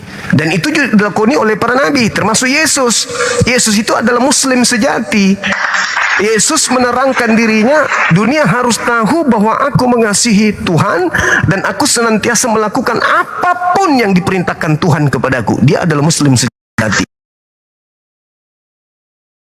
Kristen Yesus itu. Makanya Yesus mempersembahkan doa kepada Tuhan yang sanggup menyelamatkannya dari kematian dan atas kesolehannya. Andaikan Yesus itu perempuan maka dikatakan dan atas kesolehannya sebagai wanita, soleha dia kalau wanita, maka dia punya doa dikabulkan oleh Tuhan. Sekarang kalau kita diperhadapkan dengan orang-orang Kristen nih, kami umat Islam ibadah Jumat. Ya ayyuhalladzina amanu idza nudiya lis-salati min yaumil jum'ah. Di Kristen ibadah Minggu. Ada dalilnya? Enggak ada. Jadi ya gaya-gayaan doang, gaya-gayaan, nggak ada perintah Tuhan. Nyembah Yesus gaya-gayaan, nggak ada perintah Tuhan. Natalan gaya-gayaan, tak ada perintah Tuhan. Apapun yang dilakukan di agama saudara itu cuma gaya-gayaan doang, biar dianggap paten. Tapi dalil firman Tuhannya ada kan? Gak ada. Mengkitabkan Lukas, Markus, Matius, Yohanes ada instruksi dari Tuhan gak? Gak ada. Instruksi dari Yesus? Gak ada juga. Lalu merasulkan Paulus ada? Iya, silakan. Ketika saya ingin kembali kepada Tuhan saya, kepada Allah yang Maha Kuasa, apakah Allah masih bisa mengampuni dan menerima saya? Oh iya, diterima. Allah itu Maha Penyayang, Maha Pengasih. Siapapun, kata Allah, ketika engkau bertobat kembali kepadaku, maka seluruh dosa-dosamu aku hapuskan. Sedikit pun tak ada kusisahkan. Tapi amalan baikmu itu aku simpan sebagai hitungan pemberat amal kebajikanmu. Itu di Islam seperti itu. Jadi mu'allaf itu dihapuskan semua dosa-dosanya kembali oleh Allah. Jadi kalau kembali kepada Allah, kembali kepada Islam, maka dosa-dosa akan dihapuskan oleh Allah Subhanahu wa ta'ala seluruhnya. Seperti itu. Lalu selanjutnya langkah apa yang bisa saya ambil untuk saya memulai lagi? Kalau saudari ini sudah yakin tentang Islam, yakin benar-benar yakin sepenuhnya, bukan semata-mata karena calon suami, tetapi karena Allah, benar-benar karena Allah yakin akan keselamatan hanya ada dalam Islam. Ini kenapa noise ya? Sabar ya. Iya bang. Iya, oke. Maka solusinya ya kembali kepada Allah, bertaubat, syahadatain, mempersaksikan tiada Tuhan selain Allah, Nabi Muhammad adalah utusan Allah. Setelah itu isi hidupnya dengan amalan solehah. Bagaimana menjadi seorang muslimah yang baik, bagaimana menjadi seorang wanita calon istri yang baik, menjadi istri yang baik, menjadi anak-anak yang baik berdasarkan Al-Quran. Gitu.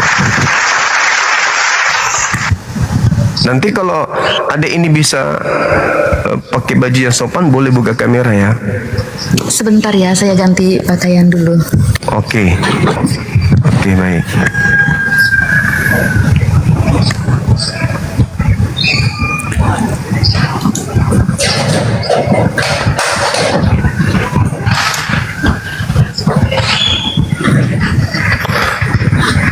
Teman-teman di YouTube, terima kasih ya udah bergabung.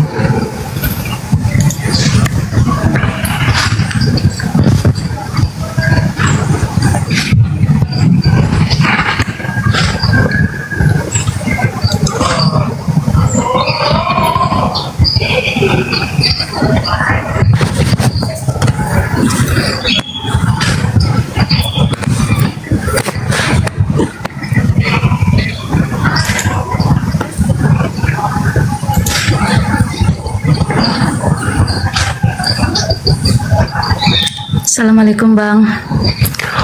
Waalaikumsalam warahmatullahi wabarakatuh. Masya Allah. Itu cantik kalau pakai jilbab. Memang wajahnya cocok untuk jadi seorang muslimah. Enggak cocok jadi penari latar gereja, enggak cocok. Jadi muslimahnya yang pas banget. Gitu. Apalagi orang NTB. Orang Mataram ya. Saya tinggal di Sumbawa. Di Sumbawa.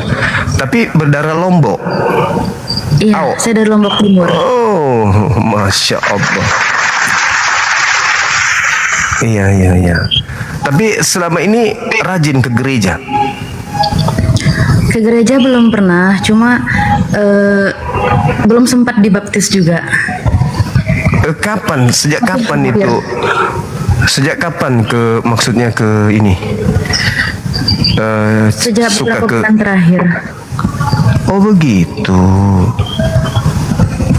KTP-nya Islam berarti? Iya, masih belum diganti. Terus kenapa sampai berpikir mau ke Kristen? Mungkin banyak yang menguatkan, karena banyak teman-teman yang menguatkan. Terus teman-teman di sekeliling, semua kayak gitu. Rela rupanya meninggalkan agama yang menuju agama irrasional yang Tuhan mati bunuh ciptaan, Tuhan dilahirkan oleh ciptaan. Itu nggak kepikiran ke sana.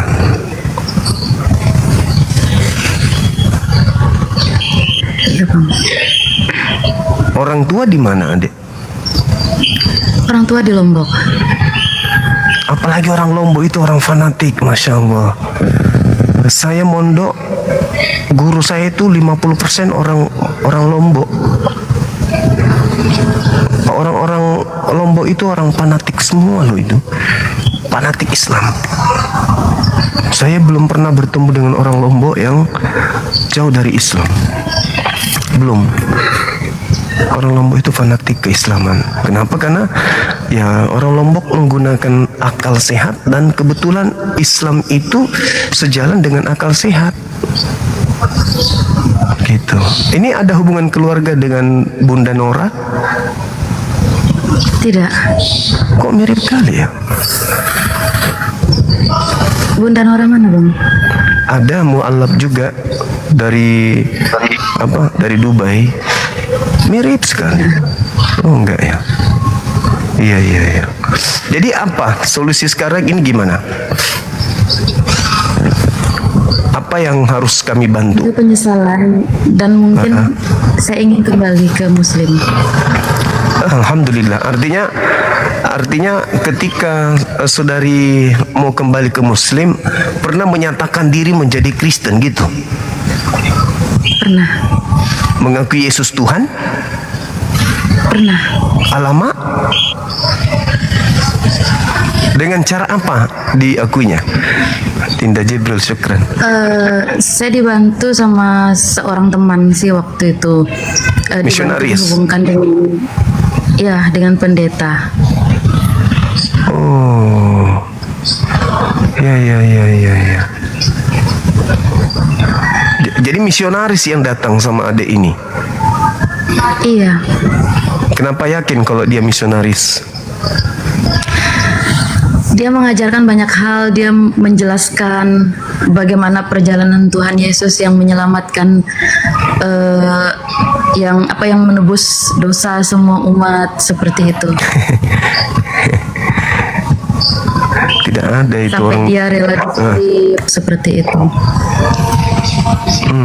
Ya. Itu memang jualan mereka. Nggak ada. Kalau kita baca dalil atau kita cari dalilnya di mana Tuhannya Yahudi menghapuskan dosa dengan tumbal manusia, itu nggak ada dalilnya. Malah Tuhan marah membunuh Yesus itu. Tuhan marah. Bahkan Yesus sendiri mengutuk para penyalib. Di dalam kitab Matius 32 nomor 23 sampai dari nomor 13 sampai 36, Yesus mengutuk keras penyaliban itu. Bahkan Yesus mengecam dengan neraka jahanam orang-orang yang menyalib orang benar dan keturunannya tidak akan lolos dari api neraka jahanam. Itu. Jadi hati-hati. Bahkan kalau kita lihat, kalau kita baca dalil di dalam Matius 7 ya, orang-orang yang memanggil Yesus Tuhan, bernubuat pakai nama Yesus, bermujizat pakai nama Yesus, mengusir setan pakai nama Yesus, itu akan diusir oleh Yesus dengan berkata, "Enyahlah daripadaku, aku tidak mengenal kalian, kalian semua adalah pembuat kejahatan." Nah, ada ini begitu masuk Kristen kan memanggil Yesus dengan panggilan Tuhan, betul? Diusir Yesus berdasarkan kitabnya sendiri. Kemudian nanti digiring pelan-pelan sampai makan babi. Masa tubuh secantik ini dimasukkan makanan haram di dalamnya? Kan kesian. Kitabnya orang Yahudi di dalam kitab Yesaya 66 nomor 16, 17, 18, pemakan babi akan dibakar dengan api oleh Tuhan. Masa mau dibakar sama api? Jangan mau dong. Dan Al-Quran mengatakan innal ladzina kafaru min ahlil kitabi wal musyrikina fi nari jahannam khalidina fiha. Orang-orang kafir itu, penyembah-penyembah Yesus itu kata Quran, mereka akan masuk ke dalam neraka, kekal di dalamnya. Sangat disayangkan. Apa yang kurang di Islam? Gak ada yang kurang di Islam itu. Gak ada. Kita jangan melihat Islam itu dari oknumnya, dari perilaku-perilaku umatnya, enggak, jangan. Kenapa? Karena setiap manusia itu kan ada godaan setan. Iya toh? Jadi kalau ada orang yang jatuh ke dalam godaan setan lantas kita hujat agamanya, kita keliru. Jadi melihat agama itu bukan dari pemeluknya, tapi melihat agama itu dari kitab sucinya. Itu. Jadi kalau orang salah di Islam, baru-baru ini ada pendeta yang viral melakukan perbuatan ada kiai katanya melakukan hal yang tidak senonoh kepada santrinya. Apakah itu agamanya yang mengajarkan begitu? Bukan. Itu oknumnya sendiri. Agama Islamnya mengajarkan la taqrabuz zina. Jangankan menodai santri, perang hukumnya. Perintahnya dalam Al-Quran itu jelas itu. Jadi bukan Islamnya yang salah, tetapi oknumnya yang salah. Beda dengan agama yang ada ini sempat anut. Contoh di dalam kitab Yosua Hosea 4 nomor 14. Aku tidak akan menghukum anak-anakmu apabila mereka berzina, dan menantumu tidak akan aku hukum menantu perempuanmu apabila mereka bersundal. Ada nggak dalil seperti itu di Al-Quran? Aku tidak akan menghukum anak perempuanmu ketika nggak ada. Jadi jangan lihat orangnya, lihat kitab sucinya. Nah, kalau misalnya ada kiai melakukan hal-hal seperti itu, ya itu lebih relevan dengan ajakan-ajakan di luar Al-Quran. Karena di Al-Quran nggak ada, mendekati zina aja nggak boleh.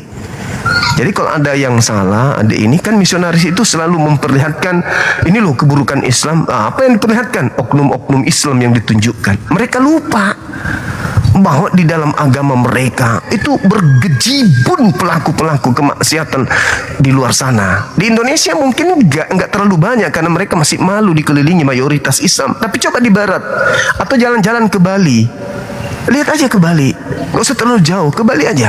Apa agama mereka yang jalan di pinggir pantai hanya menggunakan celana dalam? Laki perempuan, apa agamanya? Cek aja di situ, ketahuan itu.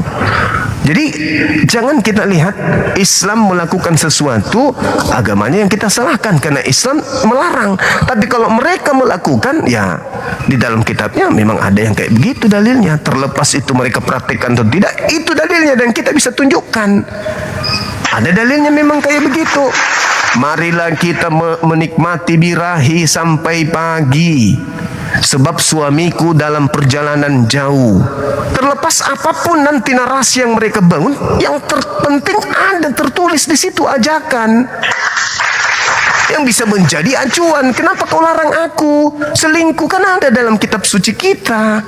Mengajak laki-laki lain birahi sampai pagi karena suaminya dalam perjalanan jauh. Kalaupun itu tidak seperti itu maknanya, tapi ada tertulis. Tidak murni kita batasin orang untuk tidak melakukan. Berbeda di Al-Quran, mana ada perintahnya? Memang nggak ada. Jadi kalau ada yang melakukan, ya salah dia. Bukan Islam yang salah, tapi oknumnya. Apalagi misionaris selalu bilang gereja ditutup, orang ibadah. Tunggu dulu, jangan lihat dari situnya. Kemungkinan ada izin-izin yang mereka belum penuhi. Satu. Yang kedua, bisa jadi mereka bikin gereja di pemukiman Islam yang mayoritas Islam, sementara mereka nanti ibadah baru rame, datang dari kampung luar. Datang motornya sudah ribut, kendaraan sudah ribut, terus nyanyi-nyanyi di situ panggil Tuhan kita. Di gereja Tuhan kita yang dipanggil. Allah yang ada di surga, terpujilah namamu. Allah turun ke bumi menjadi Kristus. Kan nyindir kita. Allah yang dipanggil. Itu kan cuma di Islam ada Allah, nggak ada di Kristen Allah itu. Tanya orang Kristen di luar Indonesia, ngerti nggak kata Allah? Enggak. Mungkin mereka nggak ngerti. Cuman Kristen Indonesia yang menggunakan nama Tuhan Islam di dalam kitab mereka. Habis itu mereka gunakan secara serampangan dan menyebutnya pun tidak sesuai dengan kaidah. Allah disebutnya Allah. Ya mungkin untuk menyembunyikan identitas bahwa itu adalah Tuhan kita diambilnya. Tapi kalau ditanya lebih duluan Kristen daripada Islam, itu selalu dalilnya tuh. Itu Adinda. Jadi Al-Quran mengatakan gini. Bismillahirrahmanirrahim. Qul ya ibadiyalladzi asrafu ala anfusihim la taqnatu min rahmatillah. Apa kata Allah? Katakanlah wahai Nabi Muhammad, wahai hamba-hambaku yang melampaui batas dengan menzolimi dirinya sendiri. Adik ini kan termasuk menzolimi diri kan? Karena keluar dari keislaman masuk ke dalam sebuah agama di mana agama itu ya menurut pandangan Islam penyembah inazan. Wa iyaduna illa syaitana marida, yang mereka sembah adalah iblis. Itu kata Quran. Nah, ketika Al-Quran mengatakan wahai hamba-hambaku yang melampaui batas dengan menzolimi dirinya sendiri, kata Allah, jangan kamu berputus asa dari rahmat Allah. Jangan. Sesungguhnya Allah mengampuni seluruh dosa-dosamu. Sesungguhnya dialah Allah yang maha pengampun lagi maha penyayang. Jadi kalau adik ini menyesal atas telah menzalimi diri sendiri, bertaubat kembali kepada Islam, ya Alhamdulillah, Allah akan menghapuskan seluruh dosa-dosa adik ini.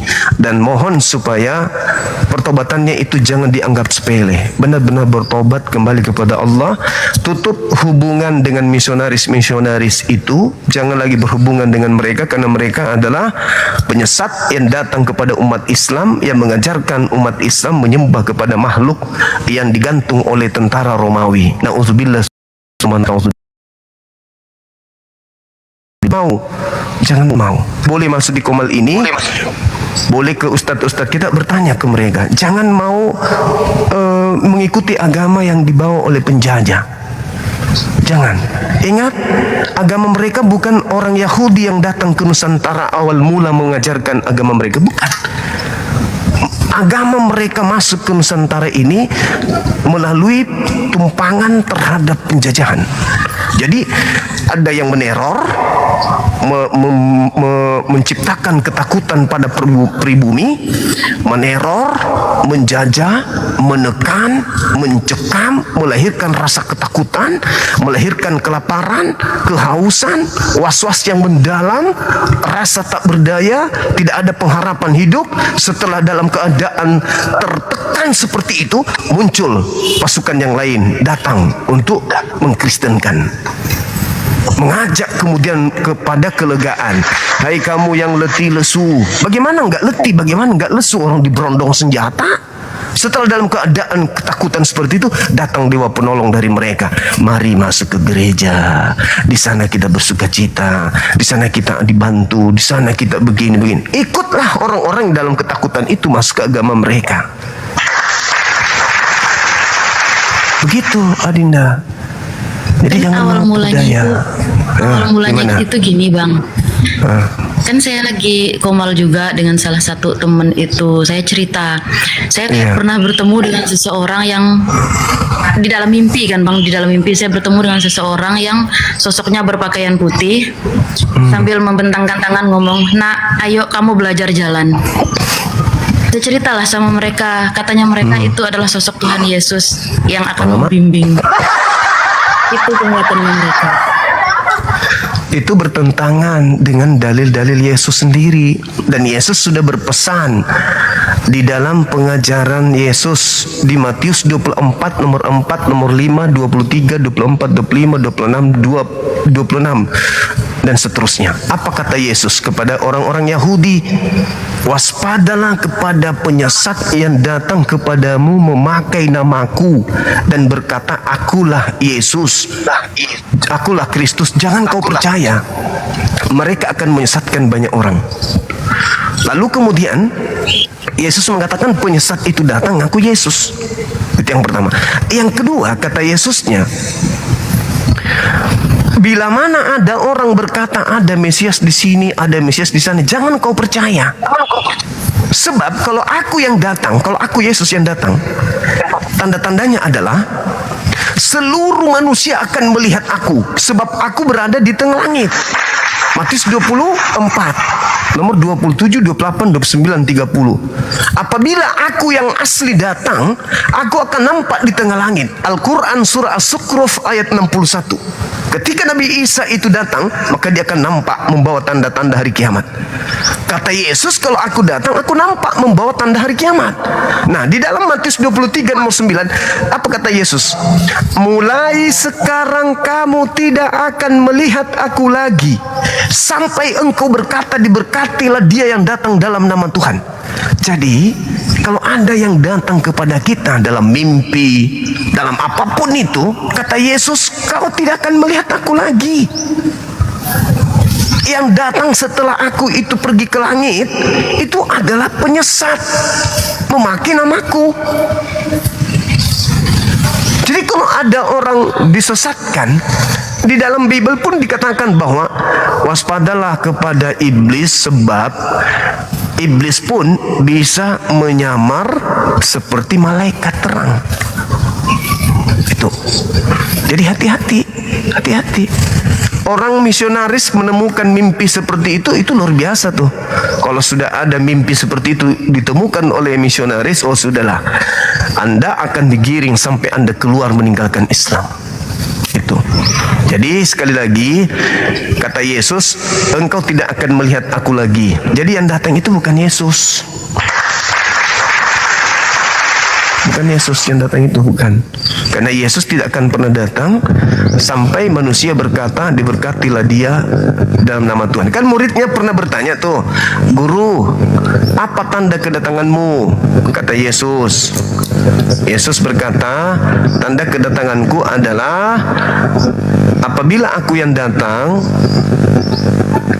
kata Yesus, apabila aku yang datang, maka matahari menjadi gelap, bintang tak bercahaya, bulan tak bercahaya, bintang berjatuhan, kuasa langit berguncang. Nah, itu kalau Yesus yang datang. Ya, kalau cuma datang dalam mimpi, tidak ada bukti tanda-tanda itu, kan muridnya bertanya, Guru, apa tanda kedatanganmu? Yesus menjawab, kalau aku datang, matahari menjadi gelap, bulan tak bercahaya, bintang berjatuhan, bintang-bintang berjatuhan, kuasa langit berguncang, seluruh manusia akan meratap, seluruh manusia akan melihat aku di tengah langit. Itu tanda kalau aku yang. Kata Yesus, kalau azan jangan kau percaya. Itu kata Yesus, Matius 24 nomor 23, 24 sampai 26. Jangan kau percaya kalau ada yang mengaku Yesus, jangan. Sebab kalau aku yang asli datang, matahari menjadi gelap, bulan tak bercahaya, bintang berjatuhan, kuasa langit berguncang. Nah, itu juga diterangkan oleh Al-Quran surah As-Zukhruf ayat 61. Tanda kedatangan Nabi Isa itu begitu, persis dengan nasihat Yesus. Jadi kita ini kalau ada mengaku-ngaku bertemu Yesus atau mimpi dengan, jangan percaya. Itu kata Yesus, bukan kata saya. Begitu saudari. Apalagi yang dijanjikan misionaris ini?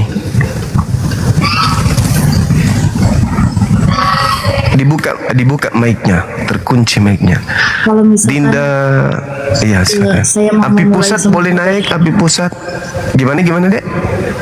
Kalau misalnya saya memulai semuanya dari awal, langkah apa yang pertama yang harus saya ambil? Syahadat di sini, syahadat di sini. Saya bimbing syahadat, habis itu mandi besar, sholat, kembali sholat, bertobat, salat tobat, ya. Ya, Oke, kita tunggu dulu. Calonnya orang mana? bisa dinaikkan, mungkin ada namanya ini Aksawangga. Aksawangga. Bentar ya Dek.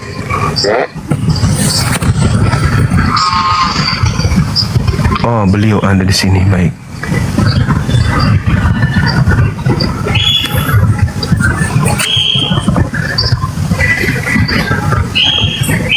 Halo, assalamualaikum. Waalaikumsalam, Bang. Alhamdulillah, masya Allah. Alhamdulillah, Masya Allah. Anu ini bang, apa namanya? Zuhur, Di sini anu bang, azan. di azan bang. Iya, nggak apa-apa. Nanti setelah azan Ya, aja. mau sholat rencananya tadi. Iya. Iya, silakan. Ya, saya izin ke masjid dulu ya bang. Saya izin ke Boleh, masjid boleh. dulu saya. Boleh, Masya Baru Allah. saya bang ya. Baik. Siap. Assalamualaikum bang, sehat-sehat selalu bang. Waalaikumsalam warahmatullahi wabarakatuh.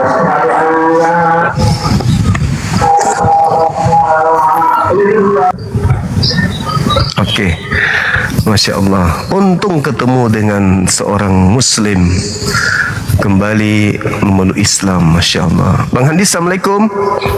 Waalaikumsalam warahmatullahi wabarakatuh. Hampir aja kita kehilangan adik cantik ini. Ya, saya apresiasi nih Bang Joma, bisa ketemu wanita muslimah yang sempat salah jalan korban misionari. Iya, Alhamdulillah. Kembalikan segera Bang Joma, jangan ditunda. Iya. Nah, ini teman-teman kita mana ya? Aku minta beliau didoakan habis ini sebelum saya izin ibadah. Telepon Pak Ketua dulu ya. Siap. Memang kita Adinda, saya panggil siapa namanya, Dek? Nama saya Selin. Selin. Itu nama dari kecil. Iya. Oh, iya. Memang asli Lombok kan memang? Asli Lombok. Oh, Masya Allah. Iya, jadi gini Dek, kami hadir sebagai apologet Islam Indonesia itu bukan cuman mau tampil doang, enggak. Memang latar belakang kami hadir di sosmed itu karena banyaknya gerakan-gerakan misionaris yang merebak untuk memurtadkan orang Islam, utamanya mereka yang lagi galau, lagi ada masalah, lagi apa istilahnya dalam keadaan kosong, tertekan. Itulah yang mereka jadikan sebagai sasaran. Termasuk saya sendiri pernah didatangi misionaris. Saya loh sebagai ketua pembina apologet Islam Indonesia aja jadi sasaran, apatah lagi masyarakat biasa. Saya yang paham tentang Bible aja jadi santapan mereka untuk dimurtadkan, apatah lagi umat Islam yang awam. Saya pernah didatangin, dikasih baju kaos mereka ala Kristen gitu.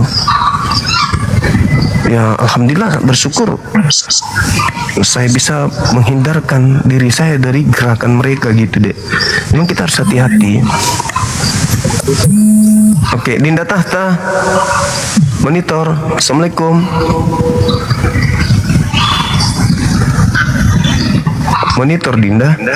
Waalaikumsalam. Assalamualaikum. Lanjut Gerunda. Waalaikumsalam warahmatullahi wabarakatuh. Adik, saya bimbing syahadat dulu. Boleh ya? Nanti sambil tunggu saudara kita yang habis ibadah naik ke sini. Habis itu nanti didoakan sama ustadz kita. Kalau mau penguatan akidah nanti boleh. Tapi saya lihat calon suaminya juga orang kuat ibadah sih. Ya, dengan baik kita kita khusyuk dulu, konsentrasi kepada Allah dulu, bahwa kita ingin kembali di hadapan Allah, bermunajat kepada Allah, meninggalkan segala hal yang bersifat duniawi, lalu kita mempersaksikan syahadat. Ya, gimana, udah siap? Udah siap? Siap. Oke. Siap, Pak. Boleh satu tangan telunjuk, satu tangan yang kanan sebagai simbol kita ini penganut ajaran satu Tuhan. Ikuti saya. Bismillah. Bismillah. Ar-Rahman. Ar-Rahman. Ar-Rahim. Ar-Rahim. Dengan menyebut nama Allah Dengan menyebut nama Allah yang Maha Pengasih, yang Maha Pengasih, lagi Maha Penyayang. lagi Maha Penyayang. Asyhadu Asyhadu Allah Allah ilaha ilaha illallah illallah wa ashhadu anna Muhammadan Rasulullah. Aku bersaksi bahwa tidak ada Tuhan selain Allah. Dan aku bersaksi bahwa Nabi Muhammad adalah Rasul utusan Allah.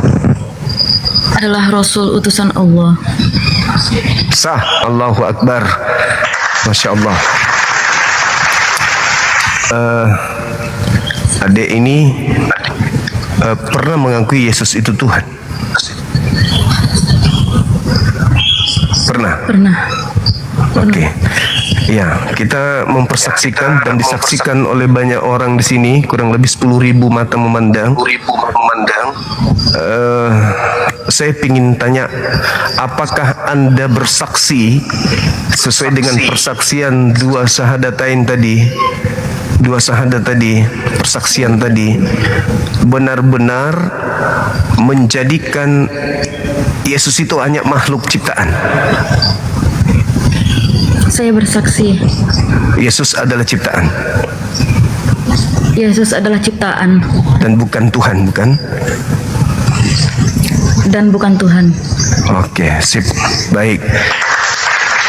Oke, Adinda Tahta, tolong didoakan adik kita ini mudah-mudahan istiqomah dan bisa menjauhkan diri dari mereka misionaris yang datang mengganggu kepada adik ini. Silakan, Dek, didoakan adik kita. Oke, terima kasih Gurunda. Baiklah, kita doa bersama ya untuk saudari kita. Ya. Semoga beliau ini istiqomah di dalam Islam, tidak terpengaruh ya, dengan apapun. Juga diberi kemudahan di dalam memperdalami ilmu Islam, terutama tentang tauhid. Dan juga kita juga jangan lupa mendoakan juga kepada guru-guru kita, terutamanya Gurunda Juma dan anggota-anggotanya ya. Semoga kita semua diberi kekuatan, kesabaran, ketabahan, dan urusan kita dipermudah oleh Allah di dalam menyebarkan kalimat tauhid. Juga melalui beliau dan anggota-anggota yang orang berdakwah, semoga banyak orang yang dapat menemukan kebenaran hidayah ya. Bismillahirrahmanirrahim. Kita doakan kepada saudari kita ya. Semoga istiqomah dan terus semangat untuk selanjutnya ya, di dalam Islam ya. Bismillahirrahmanirrahim. Alhamdulillahirabbil alamin. Hamdan yuwafi ni'amahu wa yukafi'u mazidah. Ya Rabbana lakal hamdu kama yanbaghi li jalali wajhika wa 'azimi sultanik. Allahumma shalli ala Muhammadin salatan tunjina biha min jami'il ahwali wal afat wa taqdi lana biha jami'al hajat wa tutahhiruna biha min jami'is sayyi'at wa tarfa'una biha 'indaka a'la darajat wa tuballighuna biha aqsal ghayat min jami'il khairati fil hayati wa ba'dal mamat. Allahumma inna nas'aluka salamatan fid din wa afiyatan fil jasad wa ziyadatan fil ilmi wa barakatan fil rizqi wa taubatan qablal maut wa rahmatan 'indal maut wa maghfiratan ba'dal maut. Allahumma hawwin 'alaina fin najata minan nar wal 'afwa 'indal hisab. Rabbana la tuzigh qulubana ba'da idh hadaitana wa hab lana min ladunka rahmah innaka antal wahhab. Allahumma fir lana warhamna wahdina wa'afina warzuqna. Allahumma ighfir lana warhamna wahdina wa'afina warzuqna. Allahumma ighfir lana warhamna wahdina wa'afina warzuqna. Rabbana atina fid dunya hasanah wa fil akhirati hasanatan wa qina azabannar. Wa sallallahu ala sayyidina Muhammadin wa ala alihi wa sahbihi wa baraka wa sallam. Subhana rabbika rabbil izzati amma yasifun wa salamun alal mursalin walhamdulillahi rabbil alamin. Oke, terima kasih untuk semuanya. Untuk selanjutnya sedikit Gurunda ya. Setelah ini karena Mbak ini pernah Islam, maka ini diwajibkan sholat mandi besar ya. Niat gini doang, niat saya mandi besar niat saya mandi untuk menghilangkan hadas besar, gitu doang udah. Atau kalau sulit pokoknya mandi besar gitu aja. Tapi kalau ingin sempurna, niat saya mandi untuk menghilangkan hadas besar. Lalu mandi siram dari atas kepala sekujur tubuh sudah. Gitu doang. Dan ingat, jangan lupa kalau sudah muslimah, maka kewajiban nomor 1 dijaga sholatnya ya. Jangan dianggap sholat itu berat, enggak. Memang ajaran samawi itu berlomba-lomba dalam ibadah. Taurat, Injil, Al-Quran. Memang tujuan Allah menciptakan itu ibadah. Wa ma khalaqtul jinna wal insa illa liya'budun. Tidaklah aku menciptakan manusia dan jin semata-mata beribadah kepada Allah. Makanya Musa, Abraham, Isa, Yakub ahli ibadah. Ya, jadi kalau ada pingin santai-santai, bukan samawi. Karena ajaran samawi itu memang kita itu pertama harus mengenal Allah sebagai Tuhan. Lalu Allah memberi kewajiban-kewajiban, sholat, puasa, bukan hanya di Islam. Ya, memang ajaran para nabi itu ya itu memang. Apalagi terutama sholat. Kenapa kok sholat? Karena memang awwalu ma yuhasabu bihil abdu yaumal qiyamah as-sholah. Pertama kali besok yang ditanyakan di hari kiamat bukan puasa, bukan haji, bukan zakat, sholatnya pertama kali. Itu makanya untuk mbakku ini kalau memang ada yang lupa tentang sholat, belajar lagi. Kalau masih ingat, alhamdulillah. Jangan tinggalkan sholatnya. Ya, jadi habis ini mandi, ya setelah itu teruslah belajar tentang Islam. Jangan sampai ragu apanya. Ini terakhir ya. Kalau kita mau ragu, dalilnya jelas. Kami ya umat Islam tentang Yesus ini mau pakai Quran mau Bible sama. Ya, pertama surat Al-Anbiya ayat 25. Wa ma arsalna min qablika min rasulin illa nuhi ilai annahu la ilaha illa ana fa'budun. Semua para nabi yang aku utus, mereka aku perintahkan supaya memperkenalkan tiada Tuhan selain Allah. Sembahlah Allah. Itu loh. Makanya misal saya pakai Quran ya, tahta siapa itu Isa atau Yesus? Utusannya Allah untuk Seriwil. Ali Imran 49. Wa rasulan ila bani Israel. Nabi Isa diutus untuk Israel. Dalam Bible sama. Matius 15:24. Aku diutus hanya kepada domba-domba yang hilang dari Seriwil. Dalam Al-Quran dia itu Nabi. Maryam 30. Inni Abdullah ataniyal kitab wa ja'alani nabiyya. Dia seorang nabi. Dalam Bible sama, Yesus nabi. Markus 6 ayat 4. Beginilah seorang nabi diterima di mana-mana kecuali tempat tinggalnya. Tugasnya penyampai firman. Dalam Al-Quran Al-Maidah ayat 46. Wal yahkum ahlal injil bima anjalallah. Dalam Bible sama, tugasnya penyampai firman. Yohanes 17 ayat 8. Sebab segala firman yang kau sampaikan kepadaku telah aku sampaikan kepada mereka. Yang terakhir, Nabi Isa atau Yesus, Quran dan Bible sama-sama dia memerintahkan Allah itulah Tuhan satu-satunya. Kalau dalam Al-Quran Al-Juhruf 64. Dalam Bible Markus 12:29. Jadi untuk mbakku ini, untuk apa ragu lagi? Wong Islam, Wong Isa atau Yesus dalam Quran, dalam Bible sama, tidak berubah. Dia itu utusan, dia nabi, mentuhankan Allah. Ya, terima kasih karena sudah, ya, bukan cuma terima kasih, kami alhamdulillah ya. Aduh, gara-gara Bunda Nora kalah mungkin. Dinaikkan lagi. Assalamualaikum warahmatullahi wabarakatuh. Dijambak lagi, mana Tunggu. maknya? Kalah sih. Assalamualaikum Ustaz. Waalaikumsalam. Bang.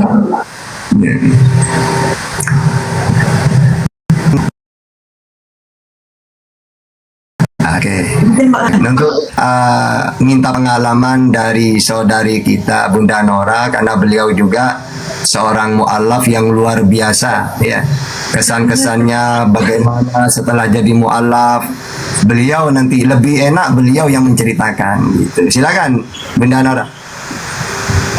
Iya, Assalamualaikum warahmatullahi wabarakatuh. Kak Huang, namanya Huang ya? Waalaikumsalam. Mbak Huang. Iya, Huang Selin. Huang Selin, ya. Saya Masya Allah tadi saya ditelepon sama Bang Handi. Katanya itu ada yang mau mualaf di roomnya Bang Zuma, tapi dia dia murtad. Udah sempat murtad, alhamdulillah masuk Islam lagi. Maaf sekali, saya ketinggalan memang benar. Mungkin karena saya mungkin ya, karena di sini tahu ya wilayah Sumatera lagi blackout soal pemadaman listrik ya, berjamaah ya. Jadi betul-betul aktivitas kami jadi tengah malam semuanya. Ya ini maaf sedikit saya agak ketinggalan. Ini Kak Huang murtadnya dari umur berapa? Maksudnya berapa tahun murtad gitu? Belum terlalu lama. Dalam beberapa bulan terakhir. Kak Huang, kenapa bisa murtad? Hampir 6 bulan. Hampir 6 bulan. Kenapa bisa murtad? Mungkin karena pergaulan juga ya. Karena di sekelilingnya itu kan di sini tuh dikelilingi dengan banyak teman-teman yang beragama Buddha, Kristen dan Katolik. Oh gitu. Oh, belum sampai setengah tahun ya. Selama murtad itu apa yang dikerjakan? Untuk selama ini sih masih mendalami rohani-rohani seperti itu sih untuk saat ini. Terus diajarkan tentang perjalanan, ibaratnya kayak ada istilahnya di mereka itu bagaimana Tuhan menyelamatkan ribuan orang yang Kesaksian, berdosa. Ya, kesaksiannya untuk menebus dosa umat seperti itu. Oh gitu. Jadi selama murtad yang dirasakan apa?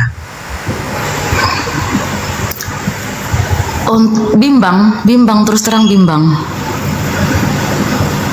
Sempat karena ya mungkin ya berpikir kalau kan selama ini sempat kuat sekali seperti itu. Tapi di sisi lain sempat berpikir juga, masa iya Tuhan punya bapak? Itu yang membuat saya kembali.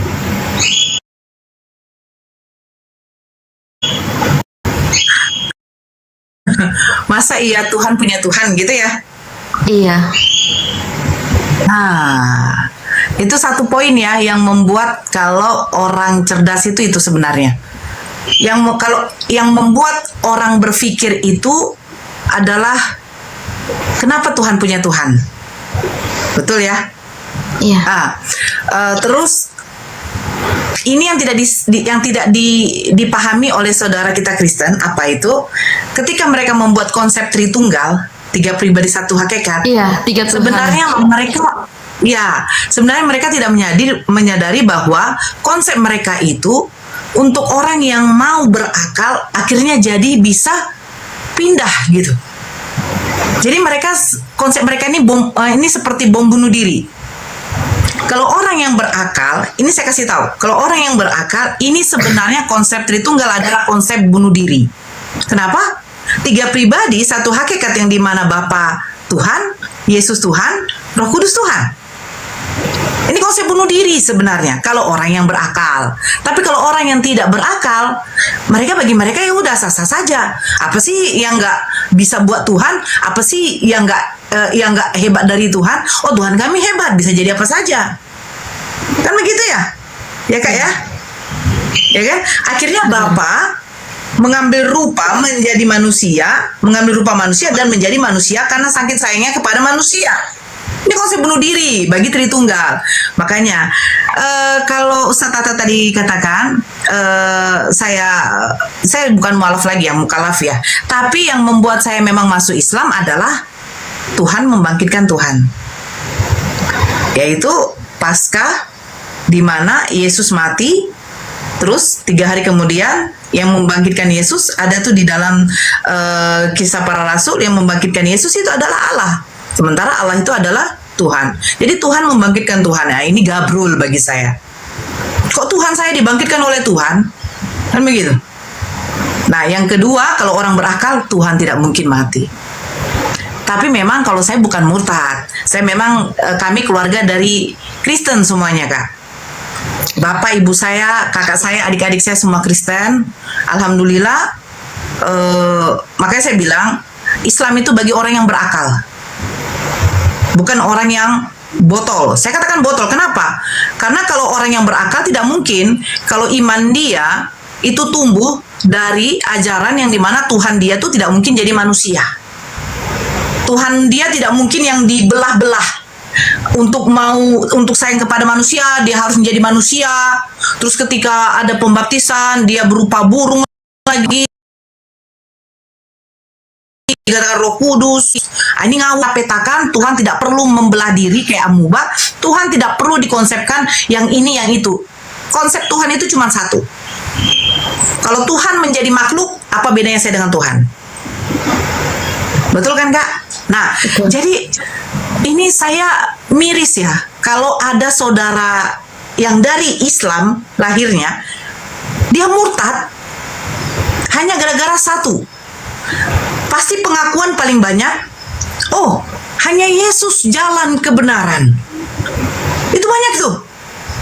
Yesus itu adalah jalan. Jadi saya menemukan cahaya kebenaran itu hanya di dalam Yesus. Karena Yesus adalah jalan. Tidak ada nabi atau tidak ada yang bisa mengatakan akulah jalan kebenaran dan hidup. Ini saya berpikir begini, ini mereka ini paham gak bahasa Indonesia? Arti jalan dan tujuan gitu. Saya ke mall, saya pasti menggunakan sesuatu alat seperti kalau nggak jalan kaki, pasti saya menggunakan kendaraan. Tapi tujuan saya ke mall. Yesus mengatakan, akulah jalan kebenaran dan hidup, tidak ada yang bisa ke Bapa tanpa melalui aku. Aku akan menyediakan tempat bagimu di rumah Bapakku. Berarti fix, dia cuma perantara. Tapi inilah, makanya saya bilang Islam itu hanya untuk orang yang berakal yang bisa mencerna bahasa. Ini udah bahasa Indonesia loh, tapi kok susah dicerna. Sementara nanti mengklaim bahasa Arab, percuma kalian baca bahasa Arab tetapi tidak ngerti artinya. Lah, bahasa Indonesia saja kamu gabrul untuk mengartikan, apalagi nanti dikasih kamu bahasa original Arab.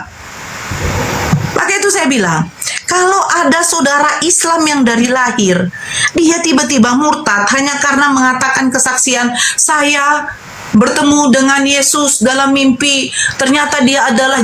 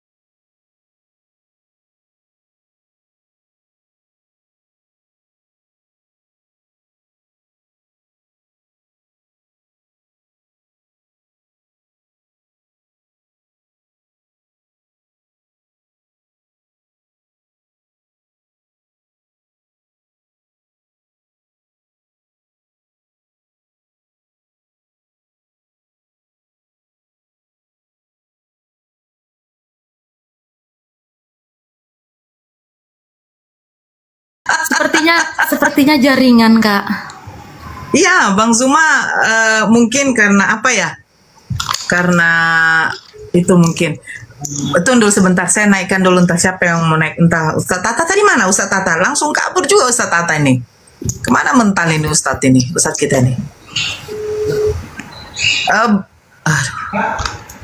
Bang Handi kalau apa ya? Moderator tolong ya. Oke, ini kita ya. Kita dulu deh. Kayaknya kita dulu deh. Gak usah dulu yang lain ya. Kalau Ustaz Tata naik, ya, ini Kak Huangnya dibesarkan juga. Oh, oke, begini aja, kita begini aja, udah. Jadi itu ya Kak Huang ya.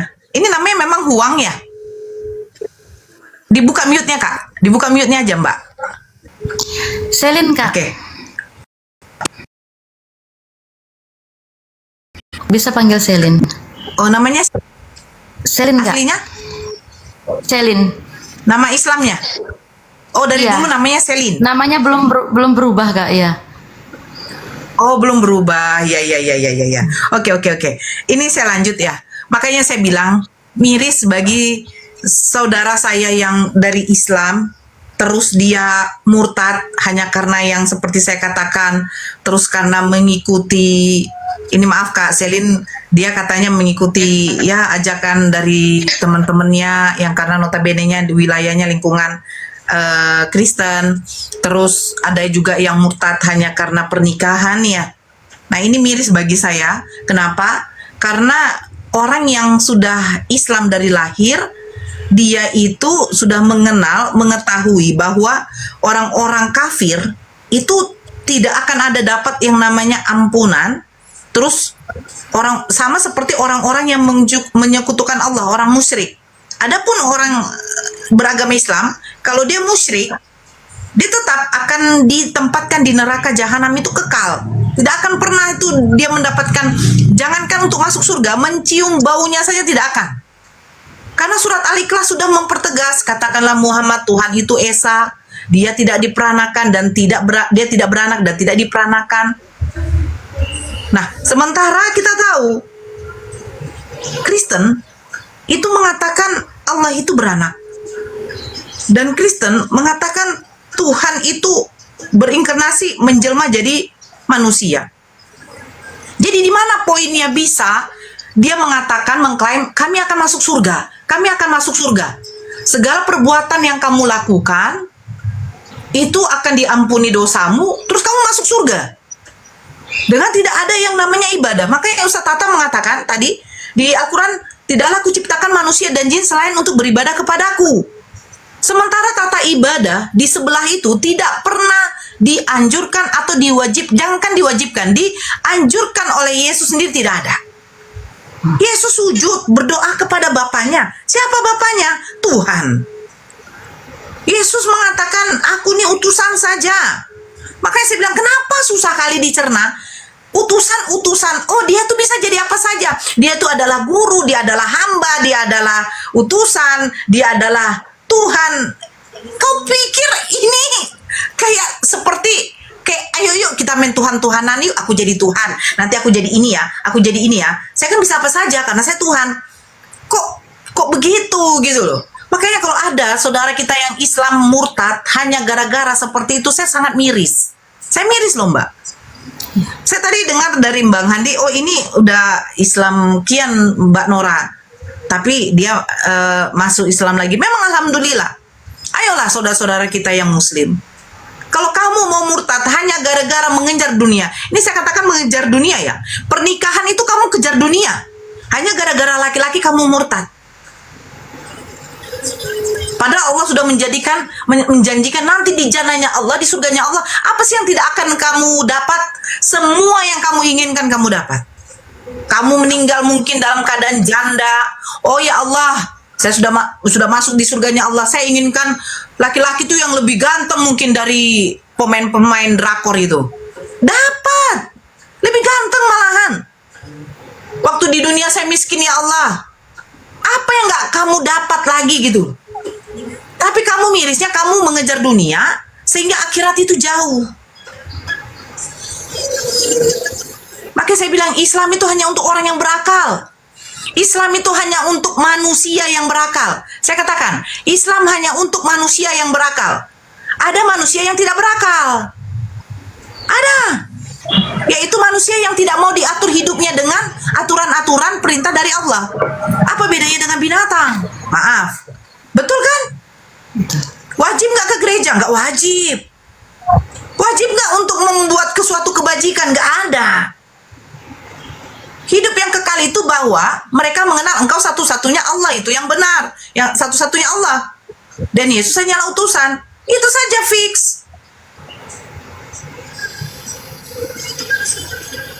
Jadi ayolah, saudara-saudara kita yang muslim yang dari lahir, beruntunglah kalian dilahirkan dari rahim seorang ibu dan dari maaf sperma seorang ayah, ya, yang dimana memang beragama Islam. Kami ini seperti saudara-saudara kita yang baru-baru mualaf itu bukan gampang untuk mencari hidayah, bukan gampang untuk hijrah. Resikonya tuh sudah ada yang harus kami jalani. Konsekuensinya tuh sudah harus ada yang kami dapati. Jauh, bahkan dikucilkan, bahkan kita dicaci maki, bahkan kita dapat apa ya? Dapat pukulan fisik. Ya laku kau uang. Saya 5 bersaudara. Waktu saya masuk Islam itu bukan enak. Gak enak. Mengerikan sekali. Miris. Katanya ajaran kaya. Iya. Ya. Akhirnya masuk Islam gitu loh. Tapi nggak juga. Pukulan fisik dapat. Bahkan untuk berusaha masuk Kristen, saya masih dikasih makan babi. Nah itu, nggak gampang. Makanya kalau ada saudara-saudara kita yang murtad hanya gara-gara saya ini suatu pembodohan dan pembotolan gitu. Serius. Jadi kuatkanlah iman kalian, kuatkanlah iman kita itu. Kita mengharapkan mati nanti kelak kita masih mengucapkan la ilaha illallah.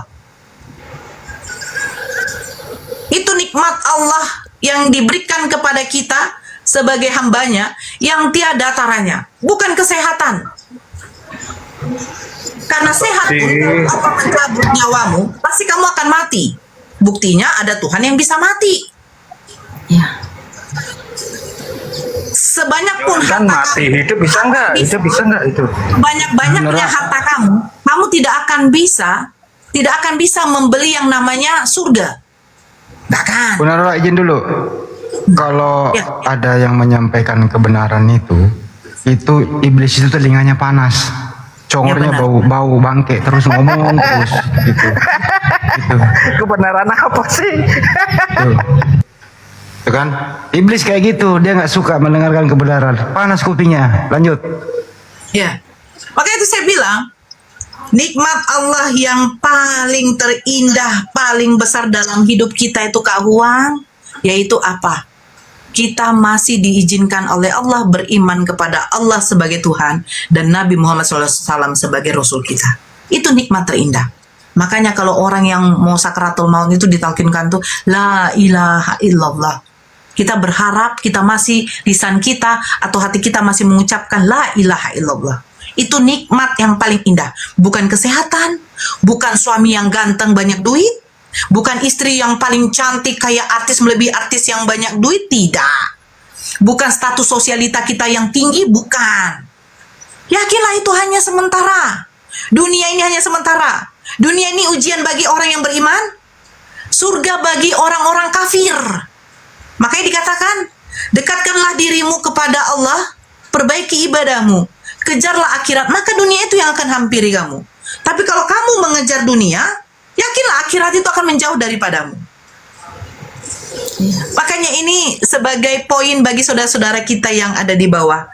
Apalagi yang masih kaula muda, masih anak-anak muda, yang katanya gen milenial, gen Z, yang terpengaruh oleh apa? Oleh pergaulan, yang dimana pergaulan, hey, ingat, hanya manusia yang berakal, yang mau diatur oleh perintah-perintah Allah. Manusia yang berakal.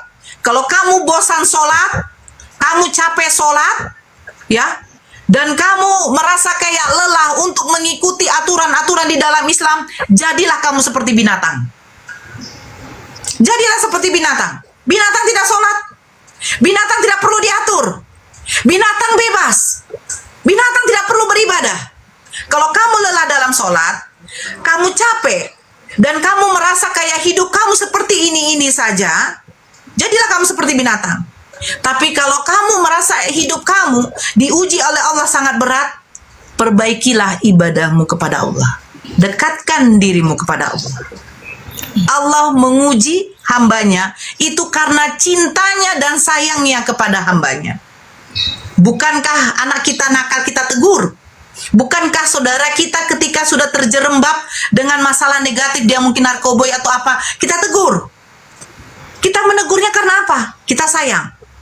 Ketika Allah memberikan kita ujian, Allah itu sayang dan cinta kepada kita. Karena kita masih diingat. Tapi kalau Allah sudah membiarkan kamu dan Allah memberikan kamu segala sesuatu yang kamu inginkan, yang dimana akhirnya membawa mudarat, membawa kamu tidak baik, yakinlah Allah sudah mungkin melupakan kamu dan akan menutup hati kamu, dan itu adalah orang-orang yang rugi. Ya Kak Huang ya, ini buat Kak Huang, buat saya sendiri, dan buat saudara-saudara kita yang di bawah, yang masih muda, ayolah. Ketika kamu melakukan suatu pergaulan yang dimana pergaulan bebas, ingatlah kepada Allah. Sesungguhnya yang kamu dapat ini hanyalah sementara. Sesungguhnya yang kamu dapat ini akan membuat kamu rugi. Akhirat itu akan jauh daripadamu. Coba kamu tatap kuburan di sana. Orang-orang yang mati di dalam kuburan itu menginginkan hidup satu kali saja untuk berbuat kebajikan. Satu hari saja mereka menginginkan hidup itu. Karena penyesalan itu tidak akan ada gunanya. Yakinlah itu. Kemiskinan, penyakit, harta, semua yang ada padamu itu ujian bagi kamu. Ujian bagi kita, ujian bagi saya. Tidak ada yang abadi di dunia ini. Jadi janganlah berpikir bahwa apa yang kamu dapat di dunia itu bukan ujian. Kesenangan kamu dapat bukan ujian. Sama kita itu ujian semua, yang dimana mungkin sewaktu-waktu membawa kita menjadi tidak baik. Nah, seperti yang dialami sama Kak Selin. Kak Selin masuk Kristen gara-gara pergaulan. Sementara saya Kak, dulu kami tinggal yang dimana 90% itu mayoritas Kristen semua Kak. Itu ada 5 gereja di sana. Di tempat saya dulu ada 5 gereja, Kristen semuanya. Dan memang saudara-saudara kami itu kebanyakan memang ada yang pendeta, ada yang penatua. Jadi waktu saya masuk Islam itu sempat di situ geger lah. Apalagi alhamdulillah bapak saya, ibu saya, semua saudara saya itu masuk Islam jadinya. Masuk Islam kami semua jadinya. Itu yang makanya saya bilang nikmat Allah yang terindah itu cuman itu. Gak ada lagi. Iya. Jadi pertahankan ya Kak ya. Iya. Pertahankan. Rugi loh. Merugi bagi orang-orang itu yang akhirnya murtad, itu rugi itu bagi mereka tuh. Orang-orang kafir ada orang-orang yang merugi Kak. Bahkan itu Ustaz Tata itu tahu tuh di dalam surah apa itu ya Ustaz ya. Seburuk-buruknya makhluk di sisi Allah tuh Ya orang-orang kufur, orang-orang kafir, itu seburuk-buruknya. Asy-Syura ayat 50 atau 51 tuh Ustaz. Seburuk-buruknya orang kafir, seburuk-buruknya manusia, seburuk-buruknya makhluk. Seburuk-buruknya, bayangkan, seburuk-buruknya. Nauzubillah. Kita dikatakan seburuk-buruknya loh kalau kita kafir. Kok mau gitu loh, ada orang yang bangganya saya murtad. Saya pikir dalam hati begini. Saya diskusi ini, saya tanya, Islam Kristen? Oh, saya murtad. Oh, Anda pernah Islam? Pernah. Saya tinggalkan Islam karena ajarannya tidak benar. Bukan ajaran yang tidak benar. Bukan ajaran Islam yang tidak benar. Kamunya yang mau jadi binatang. Kamunya yang mau jadi binatang. Bukan ajaran Islam yang tidak benar. Di mana ajaran Islam yang tidak benar? Jangankan untuk berbuat zina. Mendekati zina aja sudah dilarang kok. Kalau kamu mendekati zina, berarti kaunya yang pengen jadi binatang. Gitu. Bangganya mengatakan saya murtad. Udah murtad, udah Islam dari berapa tahun? Saya 35 tahun jadi Islam. Saya tidak pernah menemukan kebenaran, ajaran Islam itu tidak benar. Membunuh dihalalkan. Saya pikir dalam hati, ini bukannya kau yang ajarannya tidak benar, kaunya yang pengen jadi binatang. Silakan. Allah tidak butuh manusia, Kak. Betul tidak? Betul. Allah tidak butuh makhluk. Yang butuh Tuhan itu siapa? Makhluknya. Minta rezeki kau dari Tuhan, minta nafas kehidupan dari Tuhan. Disuruh menyembah kepada Dia saja kok susah kali kau. Begitu kan, Kak? Benar nggak? Iya, benar. Nah, tapi kalau di agama sebelah, kenapa jadi Tuhan yang butuh makhluk? Datang ke dunia, menewaskan dirinya, ujung-ujungnya penebusan dosa. Bukankah sifat Allah salah satunya Maha Pengampun? Bukankah di dalam Bible itu juga dikatakan bertobatlah, bertobatlah. Bahkan Yesus mengajarkan doa Bapa kami, salah satunya bunyinya bagaimana? Dan ampunilah kami akan kesalahan kami. Yesus minta ampun kok. Terus kenapa tiba-tiba datang ke dunia, menyerahkan dirinya, menyerahkan nyawanya hanya untuk penebusan dosa? Ngawur itu namanya. Kau berzina, kau berbuat salah, kau membunbun, kau mencuri, ya. Terus tiba-tiba, oh, dosa kami sudah diampuni. Enak kali kau hidup kau. Betul nggak? Betul. Kakak makan di suatu rumah makan, tambu 3 kali, tambu 2 kali, mesan banyak, terus orang lain yang bayar. Kamu berbuat dosa, berbuat zina, membunbun, yang lain, terus datang Tuhan untuk menebus dosa kau. Ditebus untuk siapa? Untuk Tuhan lagi, biar kamu tidak masuk neraka. Ini ngawur namanya. Ini konsep orang gila. Makanya saya bilang, Islam itu hanya untuk orang yang berakal, bukan untuk orang gila. Kalau membuat konsep seperti itu kepada orang ODGJ kau terangkan kayak gitu, dia ketawa, dia bilang iya. Nah itu ODGJ.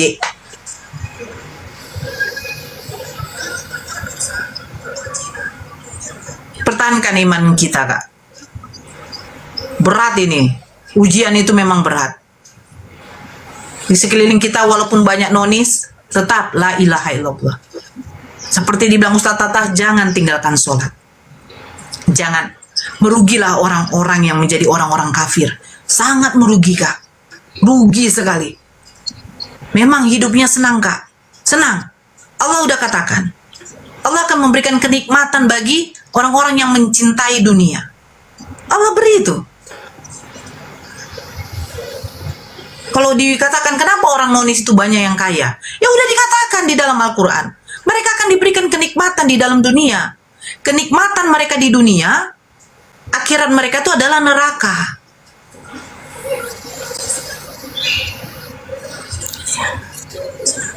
Ya Kak Huang di mana tinggal? Saya di Sumbawa, Kak. Di Sumbawa NTB. Oh, di ya. Iya. Beda 1 jam. Ini sekarang jam 1.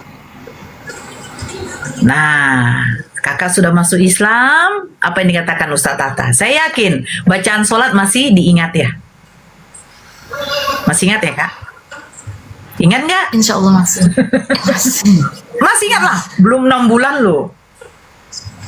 Kakak sekarang tunaikan wajibnya dulu. Kakak mandi lagi katanya ya. Mandi hadas besar, ya kan? Terus ambil wudhu, Kakak sholat dulu. Tidak usah turun. Kakak di sini off cam aja, baru di mute. Tidak usah turun. Nanti kalau selesai sholat, kakak mau gabung lagi silahkan. Nggak usah turun. Iya, Kak. Parkun aja. Saya pamit sebentar, Kak ya. Ya, tunaikan dulu. Kalau di Medan masih lama lagi. Oke, di mute. Oke. Bang Tanya Hadi, dulu Bunda silakan. Nora itu, apa dia udah pernah ke gereja ya? Udah pernah dibaptis? Dia udah Itu. pernah. Kak Selin, tapi nanti dia gabung lagi, Bang. Oh, oke. Tapi di sana udah jam 1. Ya kan? Biar ditunaikan dulu. Ini yang mau naik sampai 77 ini mau ngapain? Ini moderator tolong dong. Oh, belum katanya. Oh, belum ya. Moderator, tolong dong. Saya tidak bisa nge-lag loh. Tapi sempat udah 6 bulan sudah mengaku Yesus Tuhan tadi tuh. Iya, dia udah bilang kesaksian rohani. Udah itu kesaksian rohani itu hanya dilakukan di dalam gereja loh. Menaikkan calon suaminya, udah ada calon suaminya ya. Bahaya. Ini siapa yang mau naik ya? Apa ya? Apa tuh namanya? Jaringan loh. Naik Calon suaminya mau naik. 70 yang minta nih, bagaimana kebanyakan yang minta? Iya. Dia muter itu gitu. saya bilang. Kalau muslim dulu yang tidak berkepentingan mungkin dibatalkan dulu kali permintaannya ya. Ini hanya nyotin saya naikkan satu nih. Pak Robin. Pak Robin oten makrifat itu syariah. Entah kapan lah Pak Robin ini juga syahadat. Dia udah tidak mengimani Yesus Tuhan.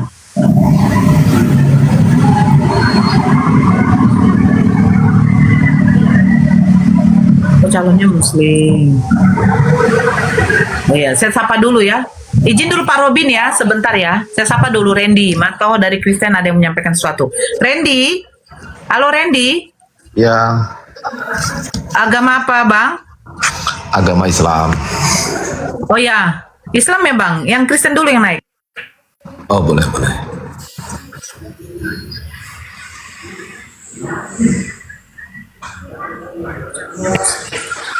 Ya, yang Kristen coba ketik.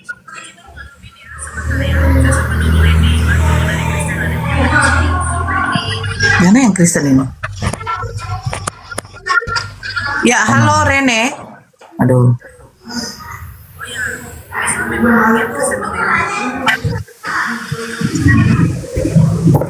Harga kamu sama nih, Margaret Tonang nih.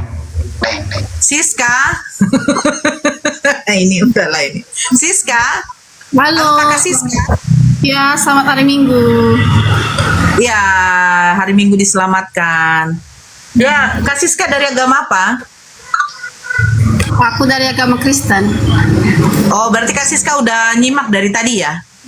Enggak sih, baru gabung aja, baru dengar.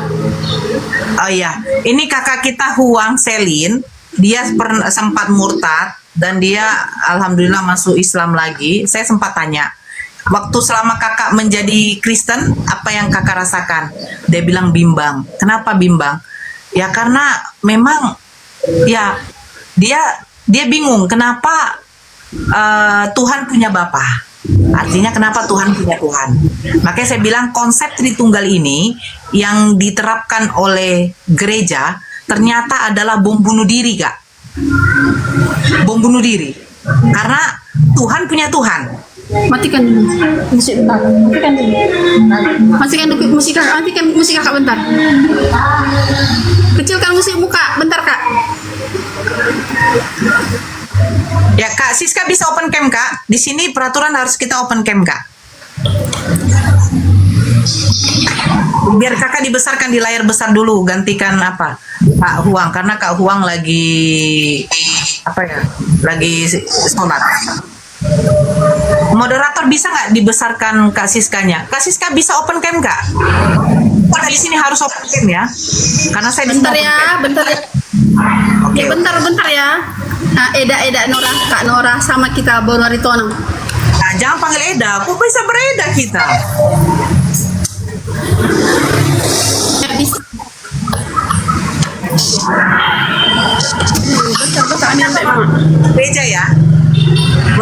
gereja ya? Aku tahu semuanya tentang toleransi. Sebenarnya Mirip paling. Ya. Bang Robin, izin di mute dulu. Itu biar enak dulu apanya. Terang kali deh. Ya, Kak Siska kayaknya baru pulang dari gereja nih ya. Nampak aura-aura dari dapat pemberkatan dari apa? Dari pendeta nih.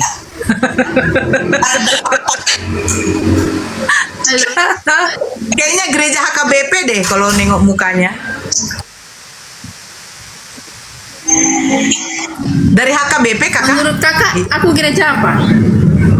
Kayaknya saya melihat aura-aura HKBP gitu. Aura-aura HKBP. Hah? Kayaknya. Iya kan? Gereja apa aku coba? Iya, aura-aura HKBP yang penikmat Margota. Aura HKBP, saya bilang. Nora dulu apa? Dari mana mualafnya? HKBP? Enggak, kami enggak ada yang HKBP. Kalau Mama dulu GPDI, saya GBI. Enggak, saya GBI. Halo? Halo? Kakak coba pindah tempat, Kak. Kayaknya nggak nyampe apanya jaringannya. Kakak Nora dulu HKBP? Enggak, saya GBI. Kok ngelek ya? Ngelek ya? Kakak yang ngelek, Kak. Kakak ngelek. Oh iya. Oh iya. Ya sorry. Sinyal wifi-nya lagi ini. Iya, kakak di mana nih? Di Medan ya? Banyak coba hotspot ntar mak kak. Ya di hotspot dulu deh, Kak. Ke mamanya biar. Bentar ya. Iya, oke. Bentar. Ya. Udah itu udah masuk. Enggak tapi sendirian.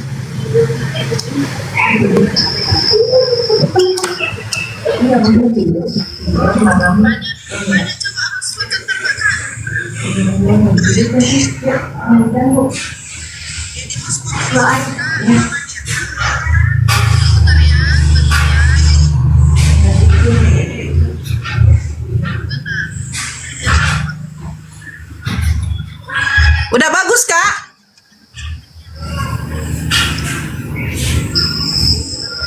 Waduh, kakaknya lagi. Aduh. Ya, naikkan lagi yang lain dong. Aku nggak bisa loh. Jaringan nih nge-lag nih. Kak, naik lagi ya, Kak ya. Ditunggu loh, Kak. Wih, banyak kali yang minta naik, bah. Ayolah. Nora. Apa lah kau lady? Apa lady? Aku baru pulang dari gereja. Ya, apa yang kamu dapat di gereja, lady?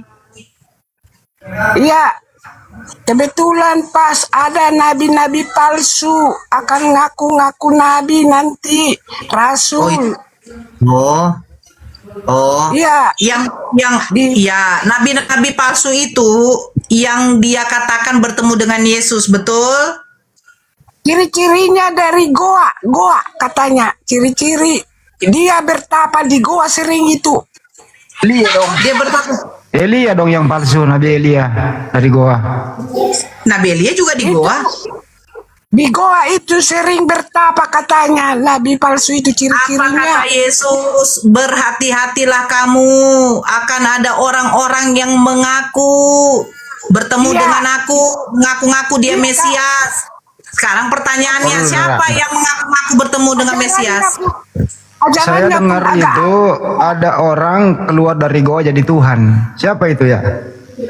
Di goa 3 hari. Acaranya agak aneh katanya. Agak aneh. Dibungkus kain, keluar dari goa jadi Tuhan. Siapa itu ya? Palsu ya? Palsu lah. Orang mati 3 hari tiba-tiba keluar yang jadi bisa diharamkan.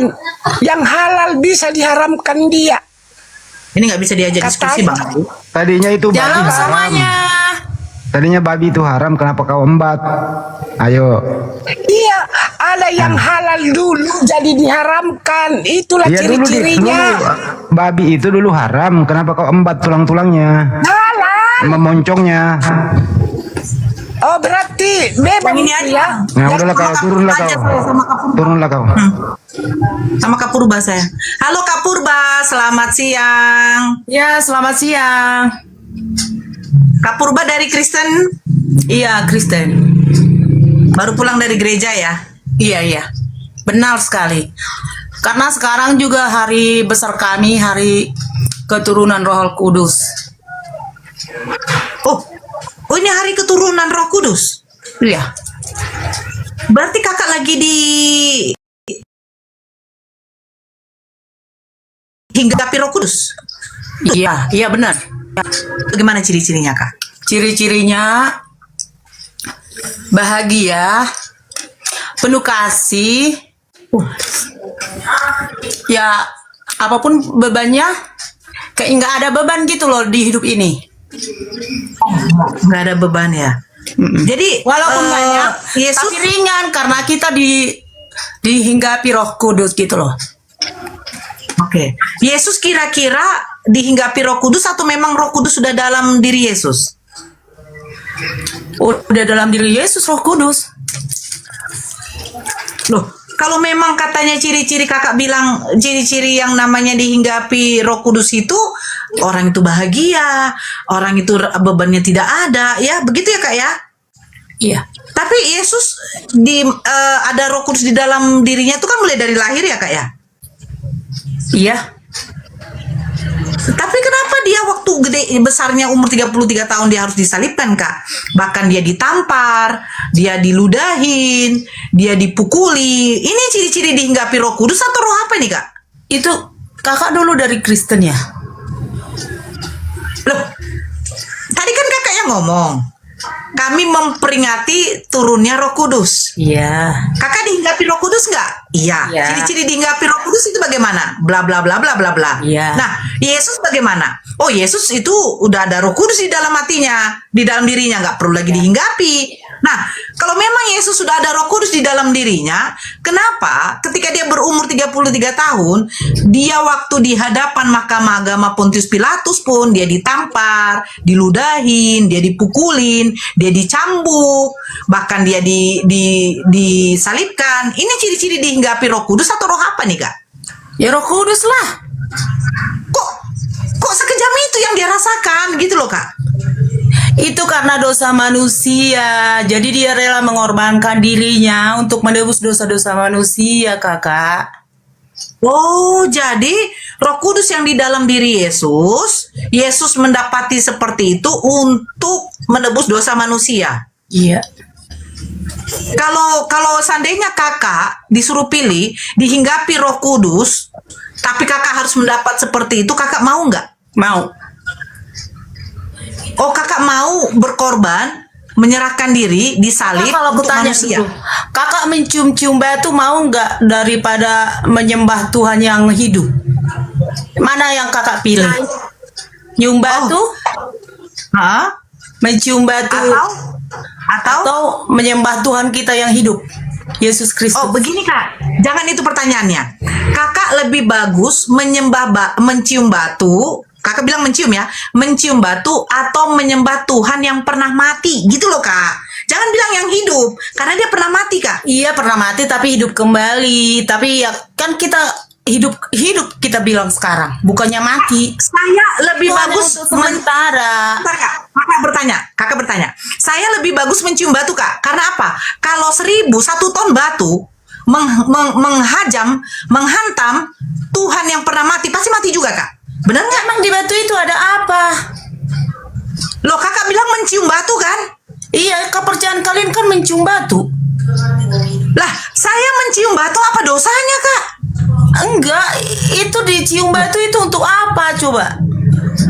Loh, sekarang kakak menyembah manusia yang pernah mati untuk apa Kak? Dia kan hidup. Saya tanya. Hidup dalam hati tanya siapa ya? Menurut tanya siapa yang matiin dia dulu? Siapa yang matiin? Ya, yang membuat Yesus mati siapa? Yang membuat Yesus mati itu orang-orang berdosa. Oh, manusia juga kan, Kak? Ya, manusia. Yang menciptakan manusia siapa? Ya ampun. Yang menciptakan manusia. Yang menciptakan manusia yaitu Tuhan. Tuhan siapa? Udahlah, susah berdebat sama kamu, edit TV aja lah lawan kamu dah. Pokoknya yang menciptakan manusia ini siapa, Kak? Mengikut Yesus keputusanku. Apapun yang terjadi di dunia ini, mengikut Yesus tetap. Itu hak Kakak. Yang menciptakan manusia Tuhan siapa, Kak? Agamaku. Kita nggak usah saling itu ya. Nggak usah saling menjelek-jelekkan agama orang lain. Agamaku. Apapun yang kakak bilang, aku tetap lagi dihinggapi Roh Kudus loh. Kakak lagi dihinggapi Roh Kudus loh. Kakak kalau dihinggapi Roh Kudus itu bilang agamamu, kita saling menghormati. Agamaku. Ya sabar dulu, Kak. Kakak sabar. Tadi kan saya tanya. Udahlah, biar kamu viral. Udahlah, lanjut aja kamu. Viral? Saya sudah viral, Kak. Udah viral saya. Mau bisa kau beli Monas, bodo amat dah. Biar begini, Kak, biar Kakak bisa berharap Roh Kudus itu turun juga atas saya gitu loh. Biar beban saya tidak ada. Loh, Kak, kok diceda, Kak? Kak. Loh, Kak. Goyang dia. Kak, yang menciptakan Kak. Inilah yang coba itu nggak di-kick. Itu nggak di-kick, turun sendiri. Kak Huang lihat kan, inilah konsepnya. Yang seperti inilah yang membuat saya kembali. Orang botol. Benar, Kak? Orang yang mau murtad ini kayak gini lah ini yang dia dapat. Menjelaskan Tuhannya saja bingung. Dia bilang saya diajarkan mencium batu. Nah, iya gimana, Kak? Saya diajarkan gini. Kamu kan dulu kan sudah pernah punya mantan suami gitu kan? Iya, pernah punya. Kenapa kamu tidak kembali? Tidak bisa, saya bilang. Saya disiksa, saya dipukul, saya tidak mungkin saya kembali, saya bilang. Karena itulah pilihanmu. Dalam Kristen itu menikah hanya boleh 1 kali. Kamu mau disiksa, kamu mau dibunuh, ya senyumilah, itulah pilihanmu. Saya mikir, kalau saya disiksa, saya dibunuh, masa iya saya diam saja? Iya kan, Kak? Masa saya diam saja? Itulah pilihanmu. Betul. Dengan alasan apapun tidak boleh kamu berpisah, kamu harus kembali. Dia bilang seperti itu. Oke. Coba kita sapa dulu. Lizzy, halo Kak Lizzy. Halo. Iya, halo. Agama apa, Pak? Iya, halo. Kristen. Ya bisa open cam, Kak. Kita di sini peraturan harus open cam. Oh ya, sabar. Ini lady jangan dinaikkan, lady. Kamu cari aja dulu nabi kamu, ya. Saya baru tahu, saya pengen tahu siapa sih nabi di dalam Kristen. Cari aja dulu nabi kamu, baru kamu ngomong soal nabi palsu. Ya, silakan Kak Lizzy, open cam. Iya. Oke, sudah. Belum, Kak. Mana nih? Nih, udah saya undang. Tuh, silakan buka, Kak.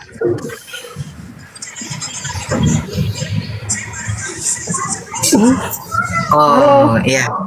Halo, ya. Kakak Lizzy, ini kayaknya dari daerah timur ya. Kalau nggak Ambon, ya. Kupang, Papua. Ambon, Kupang, Papua, Flores, Papua. Masya Allah. Papua. Ya. Kakak Lizzy sehat ya? Baru pulang dari gereja kayaknya. Ini ciri-ciri apa ini? Ciri-ciri jemaat yang taat, patuh perintah pendeta untuk tiap minggu harus ke gereja mendengarkan firman Tuhan. Betul tidak? Tidak juga, tidak selalu tidak ke gereja. Iya. Iya. Kenapa tidak juga? Bukankah ada perintah dari Yesus harus ke gereja ya? Yesus Gereja memerintahkan kan gereja. Gereja itu kan kita punya tubuh. Oh, gereja Rumah itu Tuhan tubuh. kan kita, rumah Tuhan kan manusia kita. Oh, jadi Yesus mengatakan kamu wajib untuk beribadah kepadaku itu harus ke gereja gitu gimana? Gereja itu kan ya cuman kita kumpul untuk bersekutu saja. Tapi kalau misalnya tidak bisa ke gereja, iya. Dengan teman-teman berdoa bersama, kayak Berdoa jemaah kepada siapa? gitu. Berdoa kepada siapa? Kepada Tuhan. Kepada Tuhan. Siapa Tuhan itu yang harus didoa, yang meminta di apa doa? Kalau saya nih ya pribadi, ini minta maaf untuk yang Kristen ya, minta maaf kalau ada yang, kalau saya sekarang itu saya bilangnya Tuhan, lebih umum. Ya. Tuhan siapa yang kakak sembah? Ya Tuhan yang Maha Esa. Siapa namanya? Tidak ada namanya. Ini menurut saya pribadi ya, pribadi saya. Oh, jadi Yesus itu siapa kak? Yesus itu manusia. Dia bukan Tuhan. Ini saya pribadi. Bukan, Ya nggak apa-apa. menurut saya bukan. Saya kan berbicara kepada kakak yang di sini Kristen. Saya tidak peduli kakak Kristen dari mana, tapi kakak adalah Kristen. Jadi Yesus Menurut ini saya itu manusia, bukan Tuhan ya? Menurut saya tidak. Karena ketika Yesus bilang aku adalah Tuhan, kan ada di dalam Alkitab. Itu sebenarnya Yesus mau kasih tahu sama semua manusia bahwa di dalam dirimu tuh ada Tuhan. Oh, berarti Yesus bukan Gitu. Tuhan. Bukan, menurut saya. Ketika perjalanan hidup ini, saya baru tersadar bahwa ternyata bukan. Oh, Walaupun ternyata saya ke Yesus gereja ya pergi. tetapi utusan Bukan, ya? menurut saya. Ya, Utusan yang mau kasih tahu bahwa di dalam diri manusia ada kerajaan Allah, berarti ada Tuhan. Gitu. Oh, ya, Ada yang berkuasa, ada yang lebih berkuasa, ada Tuhan yang Esa, yang satu. Seperti itu. Oh, ada Tuhan yang Kalau Esa dia- yang satu itu, yang dimana itu adalah Tuhannya Yesus juga. Ya. Yesus punya Tuhan kan? Bukan. Maksud saya begini, Tuhan yang Esa itu adalah Tuhannya Yesus. Tuhannya, bukan Tuhan Yesus yang Tuhan. Kita tidak bisa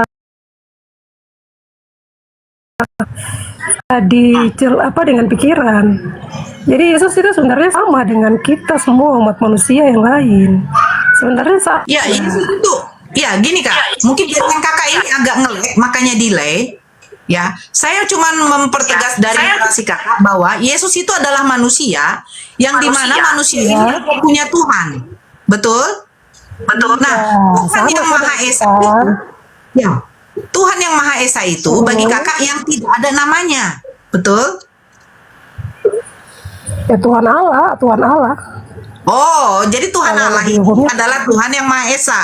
Dan Yesus itu bukanlah Tuhan tetapi manusia. Tuhan Allah. Yang berdoa ke Tuhan Allah, berarti Allah. Oh, bukan Yesus ya berdoanya ya? Bukan kepada Yesus ya? Kalau saya sekarang menganggapnya Yesus ya sama saja dengan kita, tapi berterima kasih karena Yesus itu sudah memberitahu bahwa di dalam diri kita itu ada Tuhan, ada kerajaan Allah. Ya itu Tuhan Sama Allah. dengan Musa, kan sama saja sebenarnya. Ya, berarti kakak mengklaim bahwa Yesus itu sama dengan Nabi Musa yang dimana sama-sama manusia yang menyampaikan bahwa ada Tuhan yang harus disembah. Betul? Ada Tuhan yang harus disembah. Ini menurut saya pribadi, tapi tidak, tidak apa-apa, Kak. mengajarkan Tidak apa-apa. tidak. Nah, kalau begitu, kalau kakak sudah mengimani bahwa Yesus itu hanyalah manusia,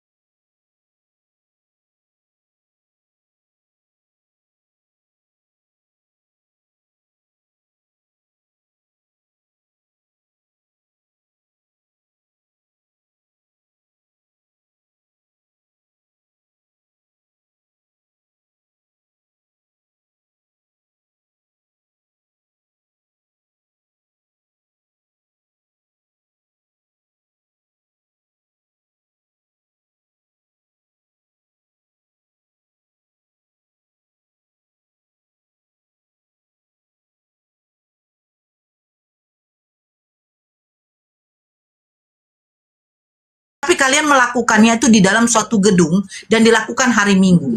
Sementara Yesus menguduskan hari Sabat. Nah ini saya katakan, Kristen ini ajaran dari mana? Dan siapa yang membuat agama Kristen ini? Dijawab. Dan apa ajaran-ajaran yang ada di dalam agama Kristen ini? Makanya saya bilang, Kak, coba kalau kakak baca baik-baik Perjanjian Baru, Yesus mulai muncul di dalam Perjanjian Baru. Mulai dari Matius sampai Wahyu, tidak akan kakak mendapatkan aturan, larangan, perintah seperti yang ada di dalam Al-Quran. Tidak pernah dikatakan di dalam Bible ini adalah sebagai kitab petunjuk bagi kalian manusia. Tidak ada. Tapi kalau Al-Quran ada dikatakan, apa? Aturan, larangan, perintah yang ditetapkan oleh Allah kepada makhluknya, kepada manusia. Tidak ada di dalam Bible, Kak. Makanya kalau kakak mengatakan, bukan agama yang menjamin. Bukan begitu, Kak. Suatu agama itulah yang menjamin. Kenapa? Karena di dalam agama itu ada larangan, aturan. Contoh, Kak. Nabi Muhammad SAW, sholat, apakah pengikutnya sholat? Sholat, Kak. Yesus ke gereja? Tidak. Tapi Kristen rata-rata ke gereja. 90% ke gereja. Hanya denom tertentu yang sekarang tidak mau, ada yang tidak mau lagi ke gereja karena mengatakan kalau gereja itu adalah sesat. Ada tuh. Nabi Muhammad SAW berpuasa. Puasa kan juga, Kak. Makanya sekarang saya bilang, apa yang dilakukan oleh Nabi Muhammad SAW itu yang dilakukan, yang diikuti oleh umatnya. Karena perintah. Diwajibkan bagi kamu orang yang beriman untuk sholat. Nah, ada nggak Yesus memerintahkan ke gereja? Tidak ada. Jangankan untuk memerintahkan ke gereja, Yesus sendiri tidak pernah melangkahkan kakinya ke gereja untuk beribadah. Cara beribadah Yesus kepada Tuhan dengan cara beribadah Kristen kepada Tuhannya berbeda, Kak. Yesus sujud. Bahkan dia berdoa di Taman Getsemani, dia sujud loh, Kak. Kakak tahu arti sujud kan? Nah, sekarang Kristen ada nggak sujud? Gak ada. Yang menjamin masuk surga itu adalah suatu agama yang dimana agama itu mengajarkan, Kak. Kalau memang di Kristen adalah agama, tunjukkan yang mengajarkan untuk beribadah kepada Tuhan di dalam gereja, ini siapa? Dan tata cara beribadah kepada Tuhan itu sebenarnya bagaimana? Nah begini, Kak. Kakak ke Eropa, ke benua mancanegara manapun, kalau sudah waktunya sholat, kakak akan temui orang-orang yang beriman beragama Islam, kalau beribadah di dalam masjid, itu pasti melakukan tata cara sholat, Kak. Yang namanya takbiratul, ruku, sujud, duduk tahiyat, itu akan kakak lihat. Semuanya akan serempak. Ketika imamnya ruku, pasti makmumnya semua akan ruku. Ketika imamnya sujud, pasti semua makmumnya akan sujud. Nah, sekarang begini, Kak. Ketika kakak masuk ke gereja Betel Indonesia, GBI, pasti kakak akan melihat di situ bertopak-topak tangan. Pasti kakak akan melihat di situ mereka memakai bahasa-bahasa roh. Itu karismatik. Tapi ketika kakak masuk seperti ke GKPI, ke gereja-gereja yang dimana gereja-gereja itu yang sinode, pasti kakak tidak akan menemukan yang bahasa-bahasa roh. Kenapa? Di dalam kekristenan yang begitu banyak denom, berbeda-beda tata cara ibadahnya. Kalau di Islam satu saja, Kak. Subuh 2 rakaat, maghrib 3 rakaat, asar, isya, zuhur 4 rakaat. Ketika di masjid sujud imamnya, pasti makmumnya ikut sujud. Tapi kalau saya masuk ke GKPI, tata cara beribadahnya berbeda dengan karismatik. Kenapa berbeda, Kak? Kenapa? Makanya itu saya bilang, ini ajaran Kristen ini yang melakukan ibadah di dalam gereja, siapa yang mengajarkan?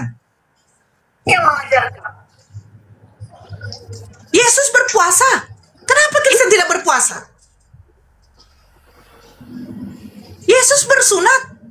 Kenapa Kristen tidak diwajibkan bersunat? Ada yang bersunat, ada yang tidak. Bahkan Yesus mati di kafani. Kenapa saudara-saudara Kristen kebanyakan memakai jas di dalam peti? Kenapa tata caranya berbeda? Siapa yang mengajarkan ajaran ini? Makanya saya bilang, agama itu suatu ajaran, Kak, agar manusia itu tidak kacau. Kami serempak. Yang laki-laki diwajibkan bersunat. Ketika mati kami semua dikafani. Gak ada kami pakai kebaya, Kak. Gak ada kami didandanin, gak ada dimasukkan di dalam peti mati. Kecuali si mayit ini dalam keadaan yang memang sudah hancur. Ada yang karena mungkin kecelakaan, itu biasa di dalam peti. Tapi rata-rata semua dikafani. Ini ajaran siapa Kristen ini? Siapa? Apakah Yesus melakukan ajaran seperti itu? Dia mati, dia dikasih jas, ditaruh di dalam peti mati. Dia tidak bersunat. Apakah Yesus makan babi? Apakah Yesus hari Minggu ke gereja? Kalau tidak, terus Kristen ini ajaran siapa? Sejak kapan datang ajaran Kristen ini? Kalau Islam sejak adanya Nabi Muhammad SAW, jelas. Ini yang pertanyaan bagi Kak Lizzie. Kak Lizzie mengimani Yesus sebagai Rasul, Nabi, penyampai wahyu, sesuai dengan Yohanes 17 nomor 8. Segala firman yang engkau sampaikan kepadaku telah aku sampaikan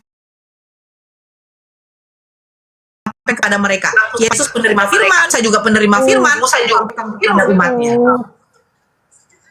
Nah, terus kenapa Kak Lizzie masih beragama Kristen? Sementara Kristen tidak pernah diklaim oleh Yesus.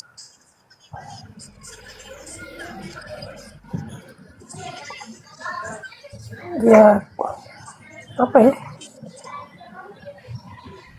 Karena saya pikir kan sudah jadi rutinitas saja. Sudah jadi rutinitas.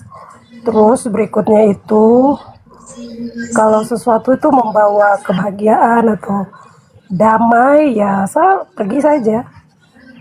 Tapi kalau tidak membawa damai, ya tidak. Gitu. Bukan langsung saya ekstrim pindah ke Islam, tidak. Tapi maksudnya saya tuh lebih ke suasana hati gitu. Jadi lebih kepada ajaran Yesus yang seperti ini, ajaran ini seperti ini yang masuk ke saya. Karena ini kan sudah dari lahir saya di KTP kan Kristen, terus tiba-tiba pakai jilbab kan aneh. Maksudnya kayak aneh gitu. Tapi secara batin, secara di dalam diri itu, yang saya percaya seperti yang tadi saya bicara itu. Selama beberapa waktu dari kecil Kristen dan benar-benar agama ini salah, itu salah, saya agama paling benar. Sekarang tuh sudah tidak ada di pikirannya saya. Karena menurut saya semuanya ya sama saja, yang penting ada damai sejahtera gitu. Kita damai, terus kita dengan orang lain juga berlaku damai. Terus kalau kita ya pun sama manusia saling mengasihi kan. Yesus kan ajarnya kan kasih. Nabi Muhammad juga pasti ajarnya kan kasih juga. Semua nabi yang turun kan ajarannya kan kasih. Tidak ada nabi yang ajar benci orang atau jahat, itu kan tidak ada. Ini kan cuman agama kan cuman hanya aturan Indonesia. Kalau aturan Indonesianya tidak ada KTP atau kayak di luar negeri tidak perlu KTP ada cantum agama, ya lebih baik tidak perlu saja supaya kita tidak saling kamu agama apa saling tunjuk jari, harus begini harus begitu, kan kayak ribut di satu kepala. Itu ribut sekali memikirkan ini. Sudah kita saling mengasihi saja, kita saling menghormati, menghargai gitu. Kalau ada yang bisa saya jawab, kalau tidak tahu ya saya diam. Yang penting dia di dalam, intinya tuh kalau saya tuh di dalam saja. Oke, ini saya sedikit ya Kak Kan nanggapin. satu kata presiden pertama sampai ada Pancasila kan, itu kan presiden Tuhanan yang pertamanya Maha. kita bilang Tuhan yang satu saja. Tuhan ketuhanan yang Maha Esa, ya sudah. Itu kan berarti presiden kita sudah paham, mengerti sekali dia bahwa ya berbeda-beda ya bolehlah kalian Indonesia. Maunya sudah beda-beda, orangnya hitam, keriting, putih, segala macam. Tuhannya Esa, sudah. Itu saja sudah bisa, kalau dicerna saya rasa semua orang Kristen bisa ngerti. Maksudnya, ya tidak tahu ya, dengan kita yang lain. Tapi menurut saya Tuhan yang satu, Tuhan Allah. Ya, saya setuju dengan kakak yang mengatakan bahwa Tuhan itu cuma satu, betul. Yaitu kakak mengatakan Allah. Saya setuju. Kakak juga mengatakan Yesus itu sebagai pengutus. Kalau kita sebut seorang nabi, rasul. Saya setuju. Saya setuju itu pendapat. Tapi kan kita di sini berbicara soal agama. Agama artinya tidak kacau. Nanti mungkin Bang Handi atau Bang Zuma atau Ustaz Tata masuk ya. Tapi sedikit dulu karena di sini memang sudah mau masuk Zoom. Tapi begini Kak, kalau Kakak mengatakan saya sudah damai, saya sudah tenang di sini, saya sudah bla bla bla bla bla. Saya juga dilahirkan dari rahim seorang ibu yang Kristen. Kalau Kakak bertanya kalau Kakak mengatakan seperti itu, begini Kak, Islam itu untuk orang yang berakal. Islam itu untuk manusia yang berakal. Makanya di dalam Islam, orang berakal dulu baru beriman, Kak. Itu Islam. Berakal dulu baru beriman. Saya juga dilahirkan dari seorang ibu yang Kristen. Bapak ibu saya Kristen. Alhamdulillah. Tapi mereka sudah masuk Islam semua. Makanya saya bilang kenapa berakal? Karena begini, Kak. Ketika ibu kamu Kristen, bapak kamu Kristen, kamu dari nenek moyang yang beragama Kristen, kamu sudah dewasa, kamu sudah balik, kamu udah bisa berpikir nih. Lah, kalau Tuhan saya dipeta-petakan, ini kakak sudah syukur, kakak mengakui beriman Allah itu cuma satu, Esa, dan Yesus adalah utusan. Tapi ada Kristen-Kristen lain yang memeta-metakan Tuhan, tiga pribadi satu hakikat, Bapa, Anak, Roh Kudus, itu adalah tiga pribadi satu hakikat, yang dimana ajaran Tritunggal. Kan begitu, ada yang menyembah Yesus adalah Tuhan, Bapa Tuhan, dan Roh Kudus itu Tuhan, tetapi tetap satu Esa, yaitu hakikatnya, keilahiannya, kan begitu ya. Nah, ini saya bilang kenapa manusia berakal dulu baru beriman di dalam Islam, ya karena seperti itu Kak.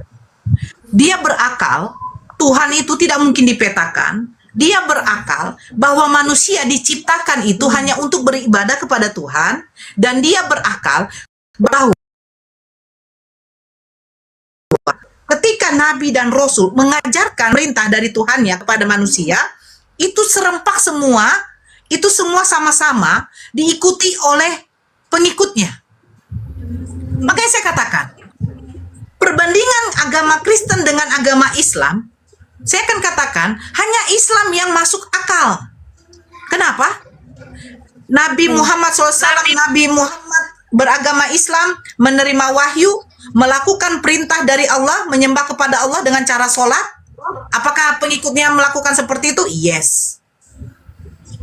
Apakah tata cara beribadah di dalam Islam ketika sholat sama? Sama. Walaupun banyak organisasi ormas di dalam Islam, mau NU, mau Muhammadiyah atau apapun, tetap yang namanya 2 rakaat itu subuh, 4 rakaat itu zuhur, asar, isya, maghrib 3 rakaat. Sama semua sama. Apa kitabnya Al-Quran? Siapa nabinya? Nabi Muhammad. Siapa Tuhannya? Allah. Nah, kalau ditanya dengan berbagai denom, siapa Tuhanmu? Yesus. Bapak Tuhan, Tuhan. Roh Kudus Tuhan, Tuhan. 3 pribadi satu hakikat. Ditanya nanti sama G.O. Siapa Yesus? Itu adalah Bapak itu sendiri. Nah, ini banyak-banyak denom. Terus kakak mengatakan, saya sudah aman, saya sudah tentram, sudah damai, pokoknya ajaran kasih. Poinnya bukan di situ, Kak. Poinnya bukan tentram damai. Poinnya di mana kamu di situ betul-betul diajarkan oleh suatu agama yang di mana itu mengajarkan betul-betul penyembahan hanya kepada satu Tuhan. Betul penyembahan hanya yang semuanya diajar dengan teratur, Kak. Kakak pergi ke Eropa pun, kalau udah waktunya zuhur, kakak masuk masjid, pasti itu membaca Al-Fatihahnya tidak berbeda dengan waktu di Indonesia.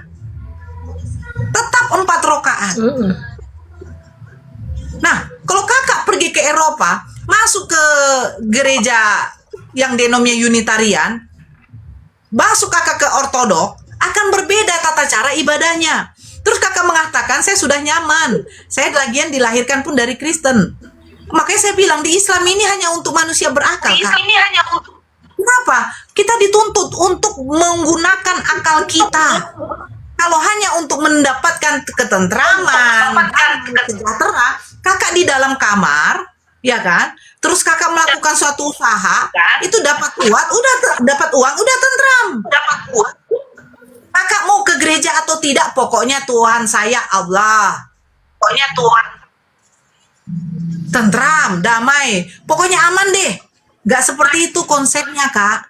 Makanya di dalam Islam, tidaklah kuciptakan manusia dan jin selain beribadah kepadaku. Bagaimana cara beribadah kepadamu ya Allah? Lakukan 5 waktu. Sujud kamu kepadaku. Rukuk kamu bersama-sama dengan orang-orang yang rukuk. Manusia tuh harus seperti itu, Kak. Harus diajar, diatur. Kakak kerja di suatu perusahaan, tidak mungkin tidak ada aturan, Kak. Menggunakan pakaian mungkin dari hari Senin sampai hari Jumat ini. Terus masuk hari 7. Harus memakai sepatu seperti ini. Jadi ada aturan, Kak. Bukan soal tentram damai, Kak. Kakak kerja di perusahaan yang digaji kakak 10 juta. Pokoknya intinya saya datang jam 7.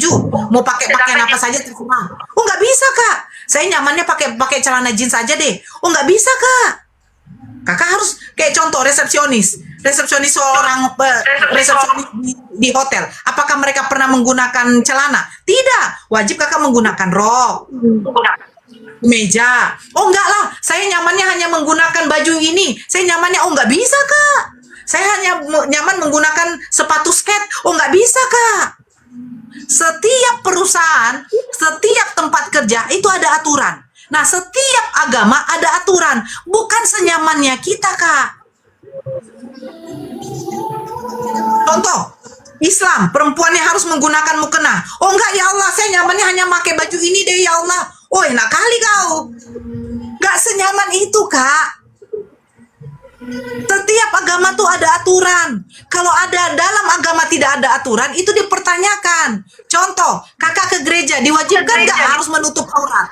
Seperti kami ketika sholat. Tidak. Senyaman kalian aja. Mau pakai kalian tank top, maaf kata Kak. Mau pakai kalian rok sepan, senyamannya aja. Intinya hati saya damai, intinya hati saya penuh kasih. Nggak seperti itu konteksnya, kakakku. Karena setiap agama ketika kamu berhadapan dengan Allah, beribadah kepada Allah, itu harus mengikuti aturan. Aturan itu siapa yang memberi? Allah sendiri. Aturan itu siapa yang memberi? Yang punya perusahaan. Kak Lizzy, kamu mau bekerja di perusahaan saya, pakaiannya harus seperti ini. Sepatunya harus seperti itu. Rambutmu harus dikuncir seperti ini. Tengok tuh pramugari-pramugari. Pernah nggak dia melepaskan rambutnya? Tidak pernah, Kak.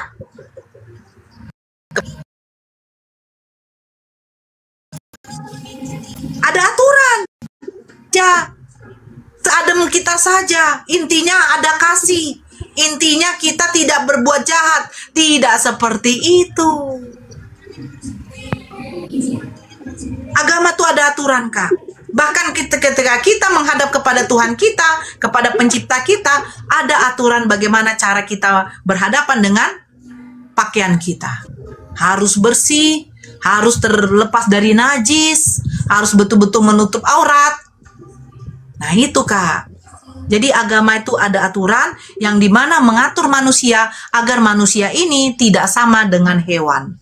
Karena hewan tidak ada aturan. Begitu, Kak. Ya, jangan kakak katakan seadem kita saja, nggak seperti itu, Kak. Kakak ke perusahaan manapun juga seperti itu, kecuali kakak yang bekerja sendiri, seperti kakak punya kebun sendiri, ya itu suka-suka kakak. Tapi kalau agama tidak seperti itu, Kak. Agama ada aturan. Yang dimana di dalam Islam, dan hanya di dalam Islam yang ada aturan. Ketika kamu menghadap kepada penciptamu, ada aturan kamu, bagaimana kamu harus beribadah, bagaimana berpakaian kamu, bagaimana tentang kesucian kamu, kebersihan kamu. Nah itu, Kak, bukan suka-suka hati kita. Agama itu bukan suka-suka hati, Kak. Kalau suka-suka hati ya hewan. Gitu. Bang Zuma, saya mau sholat dulu, Bang. Udah zuhur di sini. Bang, jangan inti, Bang. Sebentar ya, Kak Luzi ya. Kak Lizzy. Ini abang kita ini suka kali mengintip. Bang, Suara saya kedengaran nggak? kedengaran orangnya nggak ada.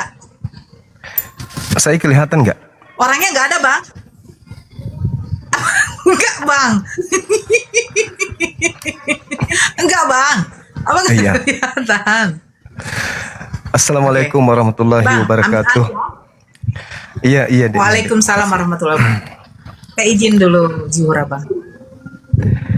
Ya, Masya Allah. Salam kenal semuanya, teman-teman yang sudah bergabung di Komal kita ini. Salam kenal, siapa saudari Lizzy? Masya Allah, cantik kakak. Dari mana kakak ini? Di Papua. Papua. Suaranya nggak ada. Cek. Nggak ada suaranya ya teman-teman ya. Termute kali ya. Iya, sudah ada. Sudah kah? Sudah. Baik. Maaf, Iya, panas silakan. di sini. Iya, di Iya. Makassar juga panas. Iya, Di mana-mana kayaknya lagi panas ini. panas. Iya. Mungkin ada yang ingin disampaikan atau ditanggapi dari pernyataan Dinda Nora, silakan. Saya. Iya. Iya. Tadi terlalu panjang. Iya, ditanggapi aja yang diingat-ingat. Ini baru kali ini ngomong sama Bang Suma. Biasanya suka nonton TikToknya. Iya, salam kenal. Iya, Terima kasih. sebenarnya Bang Suma juga kayak jadi salah satu yang buat saya punya akal untuk berpikir. Jujur sebenarnya seperti itu. Alhamdulillah. Jadi saya tuh selama jadi Kristen tuh kayak ini jujur kayak macam akal tidak jalan gitu. Masya Allah.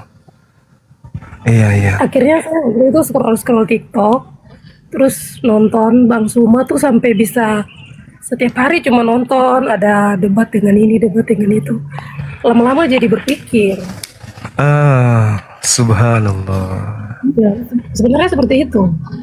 Terus ada juga beberapa komunitas yang saya karena sudah sumpek sekali dengan agamanya saya, sumpek dalam arti kayak iya sih Yesus itu penyelamat, tapi mau makan saya cari makan sendiri, sakit saya harus bicara dengan saya punya tubuh sendiri, dengan ini sendiri, dengan Tuhan Allah yang Yesus bilang berdoa ke Tuhan Allah. Kenapa harus ada batas-batasnya? Gitu. Jadi lama-lama tuh kayak jadi puyeng dan saya sampai beberapa tahun tuh tidak ke gereja sama sekali.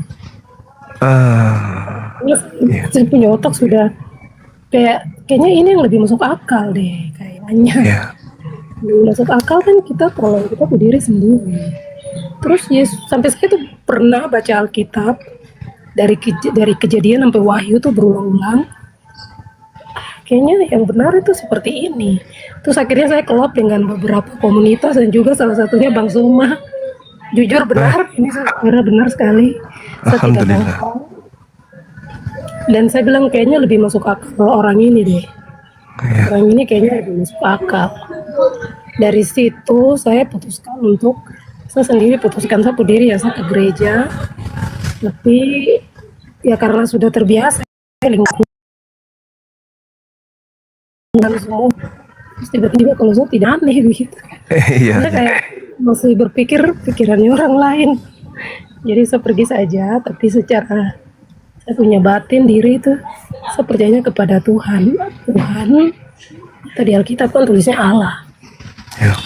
Kita tuh kan tulisnya Allah. Yesus kan berdoanya kepada Bapa atau Allah. Yesus berarti saya juga tuh berdoanya langsung saja. Waktu saya sakit, saya berdiri sendiri kok. Masya Allah. Kita berharga Yesus datang gitu. Yesus, ada Nabi Muhammad, ada yang di Buddha ini. Itu kan pengutus-pengutus yang datang untuk menaikkan akal manusia saja. Kok harus pakai akalmu itu? akal yang komunikasi itu dipakai. Iya. Itu kan yang Nabi Muhammad ajar. Betul. Terus ada banyak hal yang saya searching juga, dan akhirnya mulai berpikir selama ini saya puas tapi sudah ada yang selamatkan saya, sudah beres, besok saya mau bikin dosa aman. Iya. Lama-lama bisa gila kalau kayak gitu. Jadi tidak. Akhirnya saya memilih untuk sendiri, maksudnya tidak bergabung di komunitas Kristen. Kayak di Kristen kan mereka bilangnya komsel, kayak komsel kumpul. Dua tuh saya sudah tidak ada. Saya cuman ke gereja saja. Sudah pendetanya bicara, saya baca di Alkitab,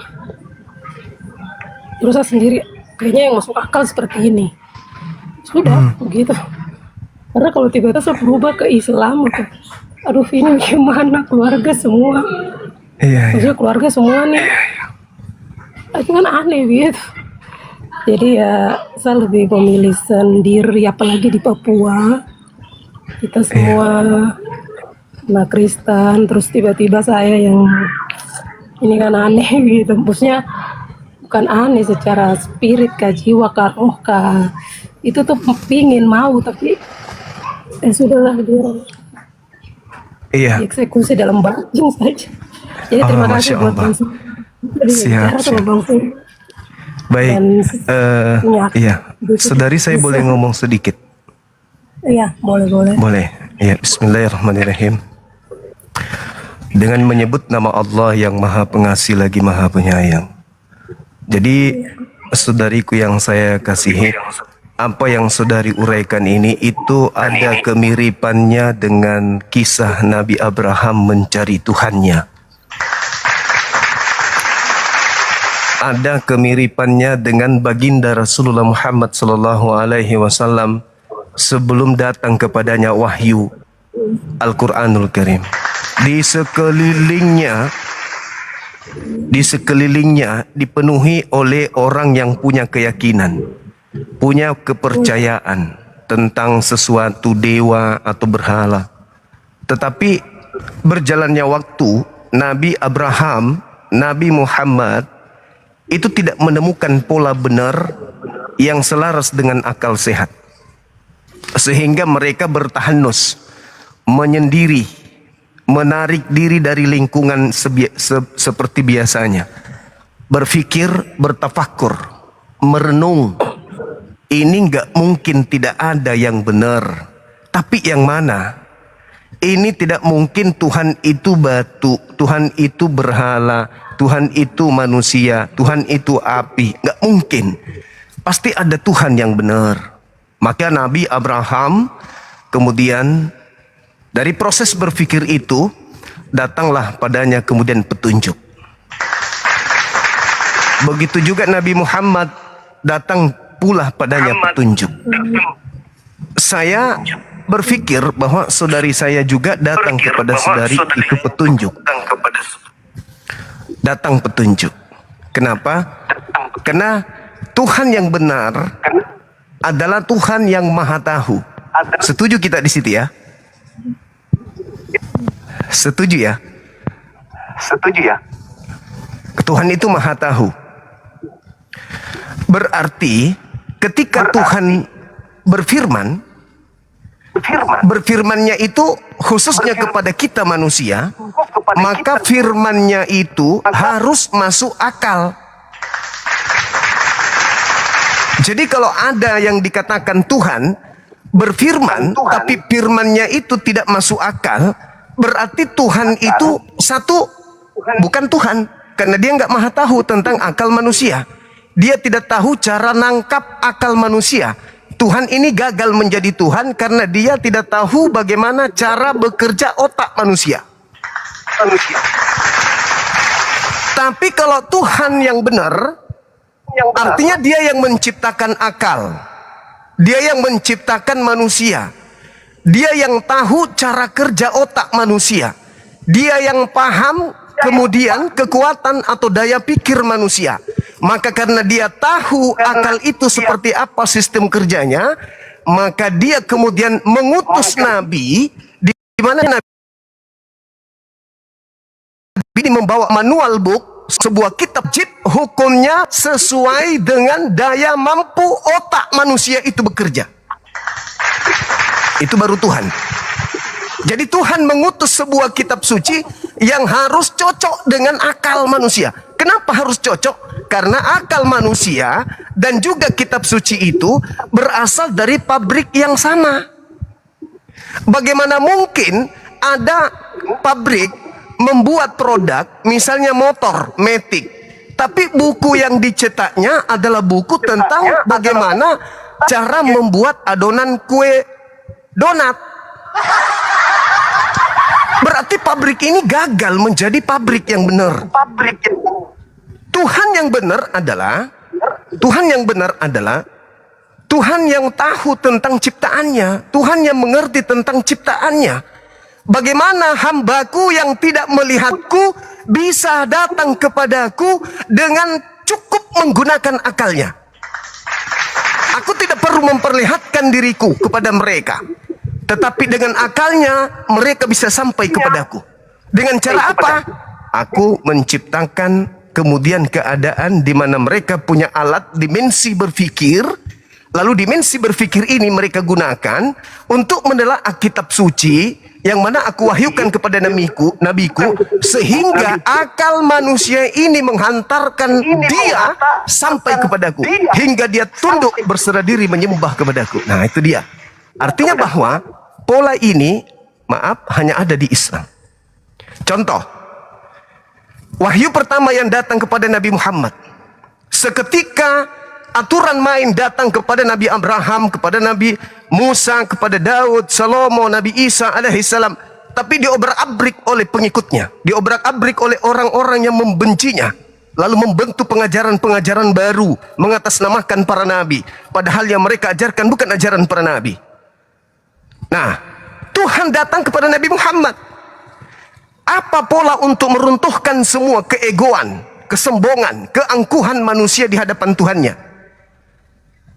Wahyu pertama, ajakan kemudian oleh Allah kepada manusia, Iqra, baca. Maka pencapaian tertinggi yang diduduki oleh manusia di atas muka bumi, apapun itu pasti membaca. Kita menemukan listrik, membaca. Menemukan komputer, membaca. Cara mengoperasikan otak, membaca. Cara operasi kandungan, membaca. Cara operasi jantung, membaca. Membaca. Baca dengan pikiranmu, baca dengan perasaanmu, baca keadaan, baca situasi. Baca. Al-Quran datang dengan wahyu pertama memerintahkan manusia membaca. Makanya anak-anak Islam itu dari bayi diajarin membaca. Iqra bismi rabbikal ladzi khalaqa khalaqal insana min alaq. Iqra wa rabbukal akram alladzi 'allama bil kalami 'allamal insana ma lam ya'lam. Kita diperintah Iqra wa rabbukal akram alladzi 'allama bil qalam. Jadi kita diperintahkan membaca. Dengan membaca kita tidak dibodohi oleh siapapun. Dengan membaca kita nggak disesatkan oleh siapapun. Kita bisa menjelajahi bumi dengan membaca. Itulah Islam. Itulah Islam. Datang melumpuhkan semua hukum-hukum jahiliyah di depannya dengan cara apa? Menelaah, mentadaburi, merenungi, memikirkan, membaca. Orang bisa jadi profesor, membaca. Orang menjadi penemu, membaca. Jadi dokter, membaca. Jadi polisi, membaca.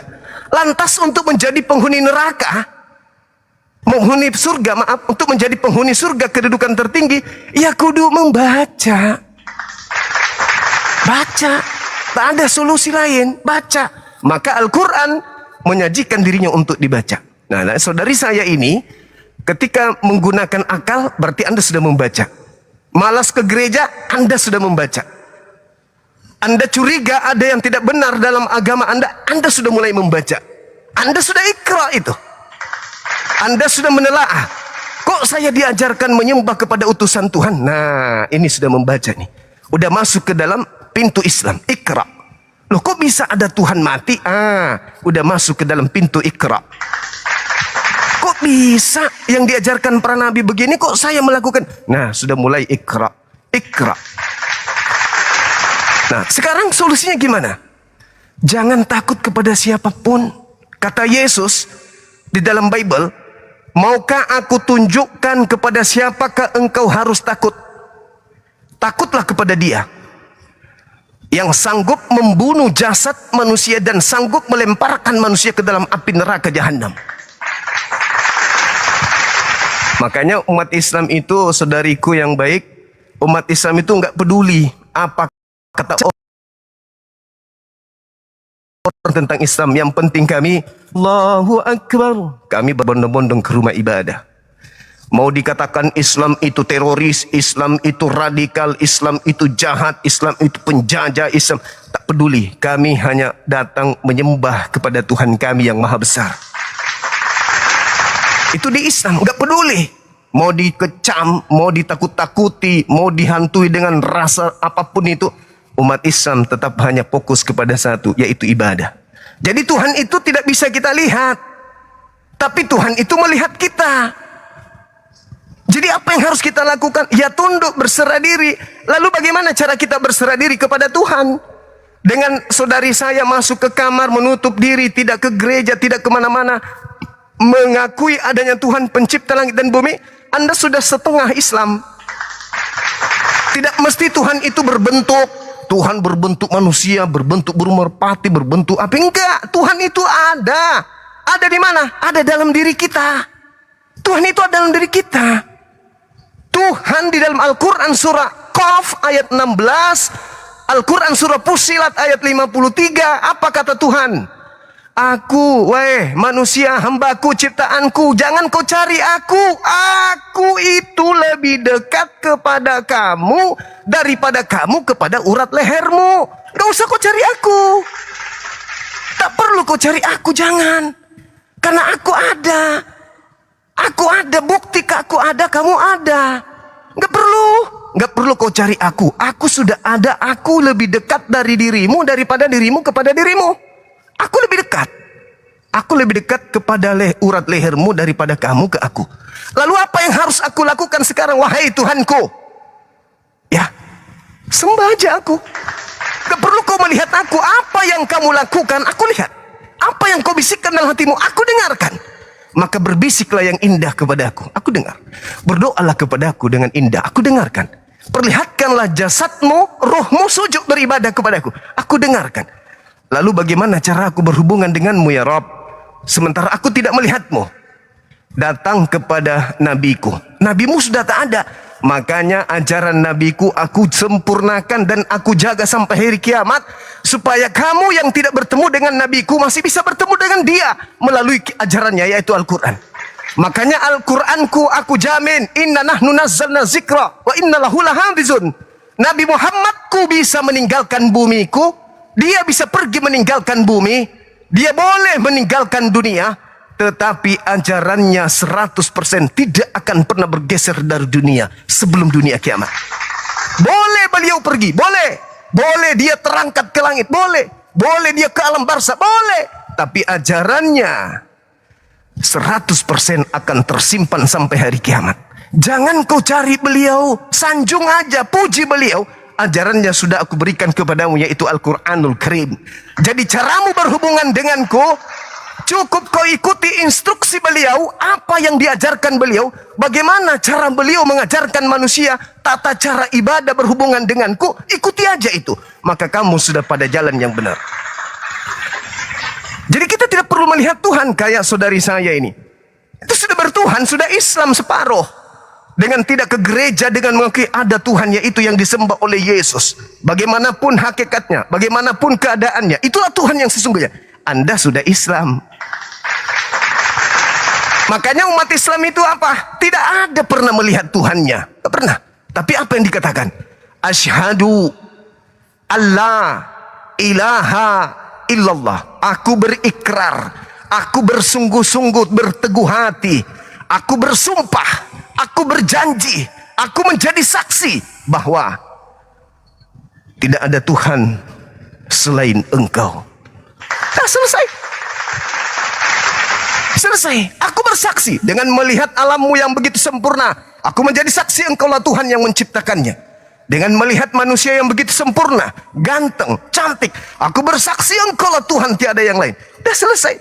Bukan berarti melihat seperti ini, aku bersaksi ini adalah pulpen. Nggak begitu Tuhan itu bukan iman. Ini bukan beriman ini. Aku bersaksi ini adalah pulpen. Ya itu bukan iman. Itu ranah ilmu.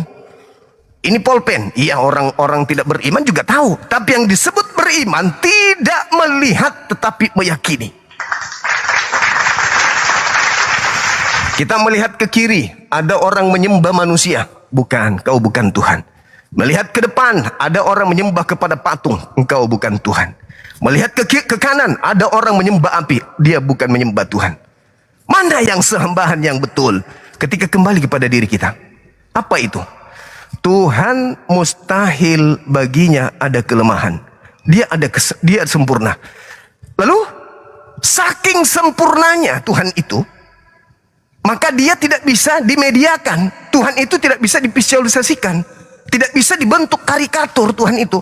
Karena Tuhan itu sempurna, maka tak ada sudut di alam semesta ini yang bisa ditempati sebagai tempat Tuhan. Kenapa? Alam semesta ini tidak sempurna. Alam semesta ini punya kelemahan. Begitu siap, begitu ganteng dia menua, begitu cantik dia menua, keriput, dan tidak ada kesempurnaan. Sementara Tuhan itu sempurna, maka tak ada ruang dan waktu untuk Tuhan kita lihat wajahnya, kebesarannya di muka bumi ini selain melihatnya melalui ciptaannya. Sanurihim ayatina fil afaq wa fi anfusihim. Aku Tuhan akan memperlihatkan kebesaranku, keberadaanku melalui segala penjuru dan melalui dirinya sendiri. Jadi orang yang menatap dirinya, itu orang sudah melihat Tuhannya. Aku memperlihatkan diriku, kebesaranku melalui dirimu. Coba tengok dirimu, bercermin. Engkaukah yang menciptakan matamu yang dua itu? Bukan. Engkaukah yang menyusun kemudian saraf-saraf di tubuhmu? Bukan. Engkaukah yang menahan laju pertumbuhan gigimu sehingga tidak memanjang seperti kukumu? Bukan engkau. Engkaukah yang menahan jalur pertumbuhan lidahmu sehingga tidak memanjang seperti rambutmu? Bukan. Siapa itu? Aku yang mengatur itu semua. Aku. Sehingga dengan kau menelaah dirimu, dengan mengenal dirimu, engkau pasti mengenal aku. Karena engkau bukanlah engkau. Karena engkau bukanlah siapa-siapa. Engkau adalah ciptaan yang tidak ada menjadi ada. Mana dirimu? Ini, oh enggak, itu kepalamu. Ini, oh enggak, itu tanganmu. Ini, itu lehermu. Ini, itu dadamu. Ini kepala. Ini kaki. Lalu kau mana? Kamu itu sebenarnya tidak ada. Yang ada cuman aku. Kamu itu enggak ada. Kamu adalah sesuatu yang tidak ada. Aku buat ada. Sekarang tunjukkan dirimu. Mana? Yang berbicara itu mana? Itu suara. Tunjukkan. Ada? Enggak ada. Itu yang berbicara siapa? Itu roh. Kau bisa lihat rohmu? Enggak. Jadi sejak kamu aku ciptakan sampai detik ini kamu enggak pernah melihat rohmu? Enggak. Melihat rohmu saja kamu enggak bisa? Iya. Lalu bagaimana mungkin engkau bisa melihat aku yang menciptakan rohmu itu? Ternyata melihat dirimu aja kamu tak sanggup. Melihat dirimu kamu tak sanggup. Enggak. Kamu sombong di hadapanku, tidak mau sujud beribadah kepada aku, malah kau berpindah menyembah kepada makhlukku. Sedangkan kamu melihat dirimu saja kamu tak sanggup. Iya. Terus kenapa kau sombong di hadapanku? Sedangkan menatap dirimu sejak aku lahirkan, kau keluar dari rahim, kau bersuara, Kau jadi laki-laki, kau jadi perempuan. Kau lahir dari seorang rahim manusia bernama si Fulan di tahun sekian. Bukan kamu yang menentukan kan? Bukan. Itulah aku. Aku yang mengatur engkau menjadi perempuan, menjadi laki-laki. Mana dirimu sekarang? Ada? Kamu itu sebenarnya sesuatu yang tidak ada. Inna lillahi wa inna ilaihi raji'un. Seluruhnya berasal dariku dan akan kembali kepadaku. Kau itu nggak ada. Jangan sombong di hadapanku. Ente itu adalah sesuatu yang nggak ada, yang aku buat menjadi ada. Yang ada itu cuman aku. Cuman aku yang ada. Aku yang qadim. Kalian tuh nggak ada. Kalian itu sesuatu yang tidak ada. Ku buat menjadi ada. Yang ada itu cuman aku. Akulah aku. Tidak ada yang lain. Kamu itu cuman ciptaan yang aku buat. Buktinya apa? Sejak engkau ada, merasa cantik, sombong di hadapan sesamamu makhluk, kamu nggak pernah melihat bagaimana jantungmu bekerja, bukan? Kamu nggak pernah melihat bokongmu, kan? Sejak aku ciptakan kau nggak pernah melihat bokongmu, kan? Nggak pernah. Tulang belakangmu kau pernah lihat? Nggak pernah. Terus kenapa kau sombong di hadapanku? Maka datanglah wahai manusia, datang kepadaku, sujudlah. Kul ya ibadi ladzi asrafu ala anfusihim la taqnatu mir rahmatillah. Jangan engkau kemudian berputus asa dengan rahmat Allah. Datang kepadaku, sujud beribadah kepadaku. Makanya di Islam itu, saudariku yang baik, Anda coba tengok di masjid. Ada nggak karikatur Tuhan kami di situ? Nggak ada. Karena Tuhan itu memenuhi segala sesuatunya. Kenapa kami ke masjid? Karena di masjid tempat yang paling indah untuk berhubungan dengan Tuhan. Karena di situ terhindar dari najis, terhindar dari sesuatu yang haram. Kalau di rumah bisa jadi ada hal harta haram yang masuk. Kami nggak tahu. Kalau di rumah bisa jadi ada kotoran najis yang masuk. Tapi kalau di masjid, insya Allah hati yang bersih masuk ke sana ikhlas ibadah. Tubuh yang bersih, tidak makan babi, tidak minuman haram. Masuk ke sana mandi junub dulu, wudhu dulu, membasuh tangan, membasuh kaki, datang ke sana sujud, menyembah kepada pencipta. Allahu Akbar. Nah itulah Islam. Nah, bagaimana dengan Yesus? Apa hubungannya dengan Yesus? Yesus ketika datang mengajar di tengah-tengah kaumnya, Yesus menggunakan bahasa Aramaik, Aram.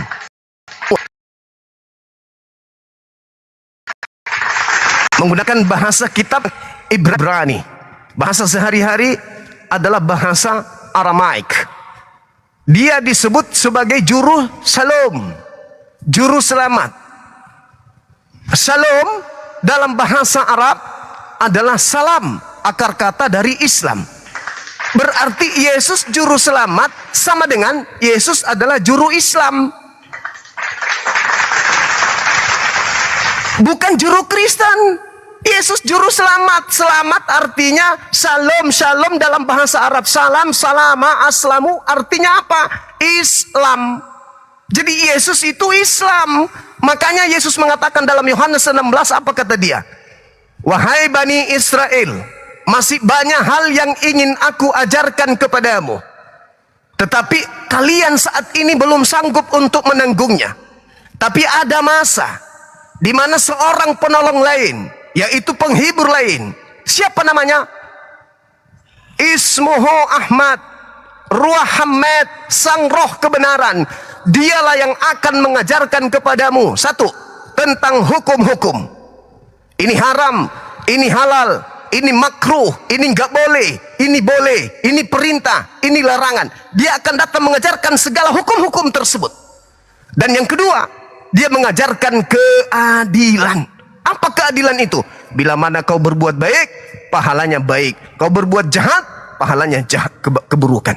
Dan yang ketiga adalah dia akan menginsafkan dunia akan dosa. Dia menginsafkan dunia akan dosa. Kenapa dunia diinsafkan dari dosa? Karena ketika roh kebenaran itu datang, yaitu juru selamat itu datang, dunia sudah dipenuhi oleh dosa. Apa dosa itu? Merebaknya pengajaran ke seluruh penjuru bumi, meninggalkan Tuhan yang maha suci, menuju menyembah kepada anak manusia Israel, yang kemudian disebut sebagai teofani atau reinkarnasi daripada Tuhan pencipta. Inilah yang beliau datang untuk bersihkan. ajaran penyembahan kepada Nabi Tuhan yang datang kepada kaum Bani Israel, yang mereka kemudian lakukan perzinahan, dalam arti kata mereka berselingkuh dengan menganut ajaran selain daripada apa yang diajarkan oleh para nabi. Mereka beriman kepada ajaran para nabi, tapi mereka berselingkuh dengan ajaran orang-orang jahiliyah. Mereka menjadikan agama tauhid menjadi agama sinkretisme, politeisme. Katanya satu Tuhan, tapi pada praktiknya mereka memiliki 3 pribadi unsur Tuhan. Katanya satu Tuhan, tapi faktanya mereka beribadah kepada 3 pribadi yang berbeda. Inilah yang dimaksud di dalam kitabnya orang Yahudi, Perjanjian Lama, berzina. Bukan berarti berzina dalam tanda kutip. Berzina yang dimaksud di situ adalah bersundal dengan mereka menyembah selain daripada Eloah Abraham, Eloah Ismail, Eloah Ishak. Itu yang dimaksud bersundal. Mereka menyembah sembahan-sembahan di luar daripada sembahan Bani Israel. Oleh karena itu ketika Yesus mengajarkan dirinya sebagai juru selamat, maka dia mengatakan di dalam Yohanes 14 nomor 16, aku akan minta kepada Bapa agar Bapa mengutus seorang penolong lain. Siapa seorang penolong lain ini? Dialah baginda Rasulullah Muhammad sallallahu alaihi wasallam. Makanya saudara kami Kristen, ketika kita berdiskusi tentang konsep Tuhan, musuh mereka bukan Quran. Musuh mereka itu adalah Bible.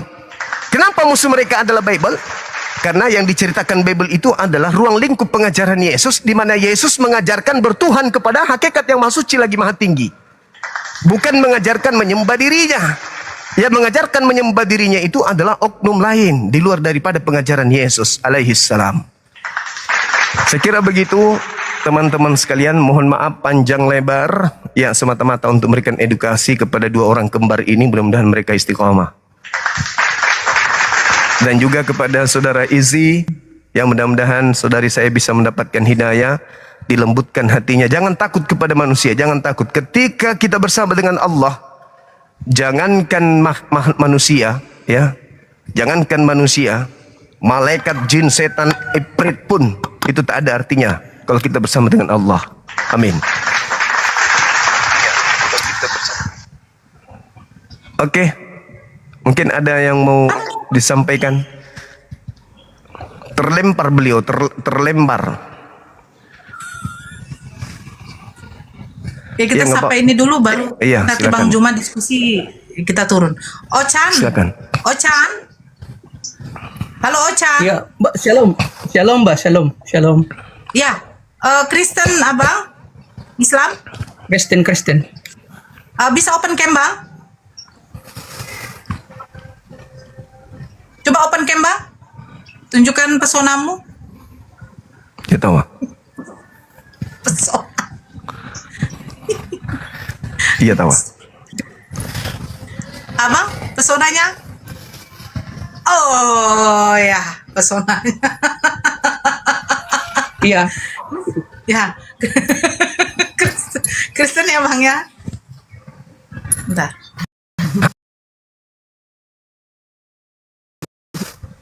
Iya, Kristen. Oke. Kakak apa namanya? Selin ya?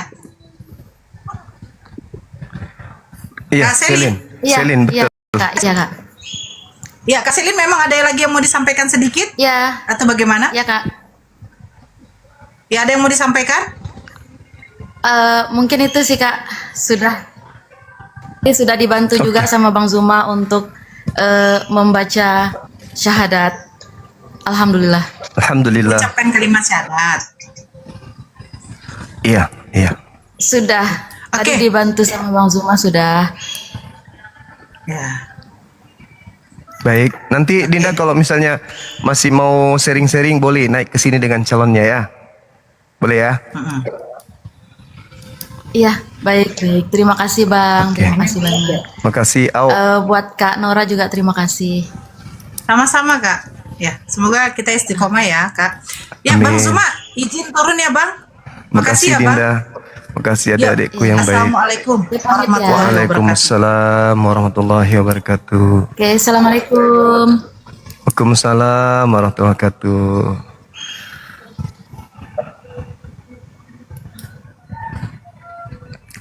Nah, tinggal sampean sendiri.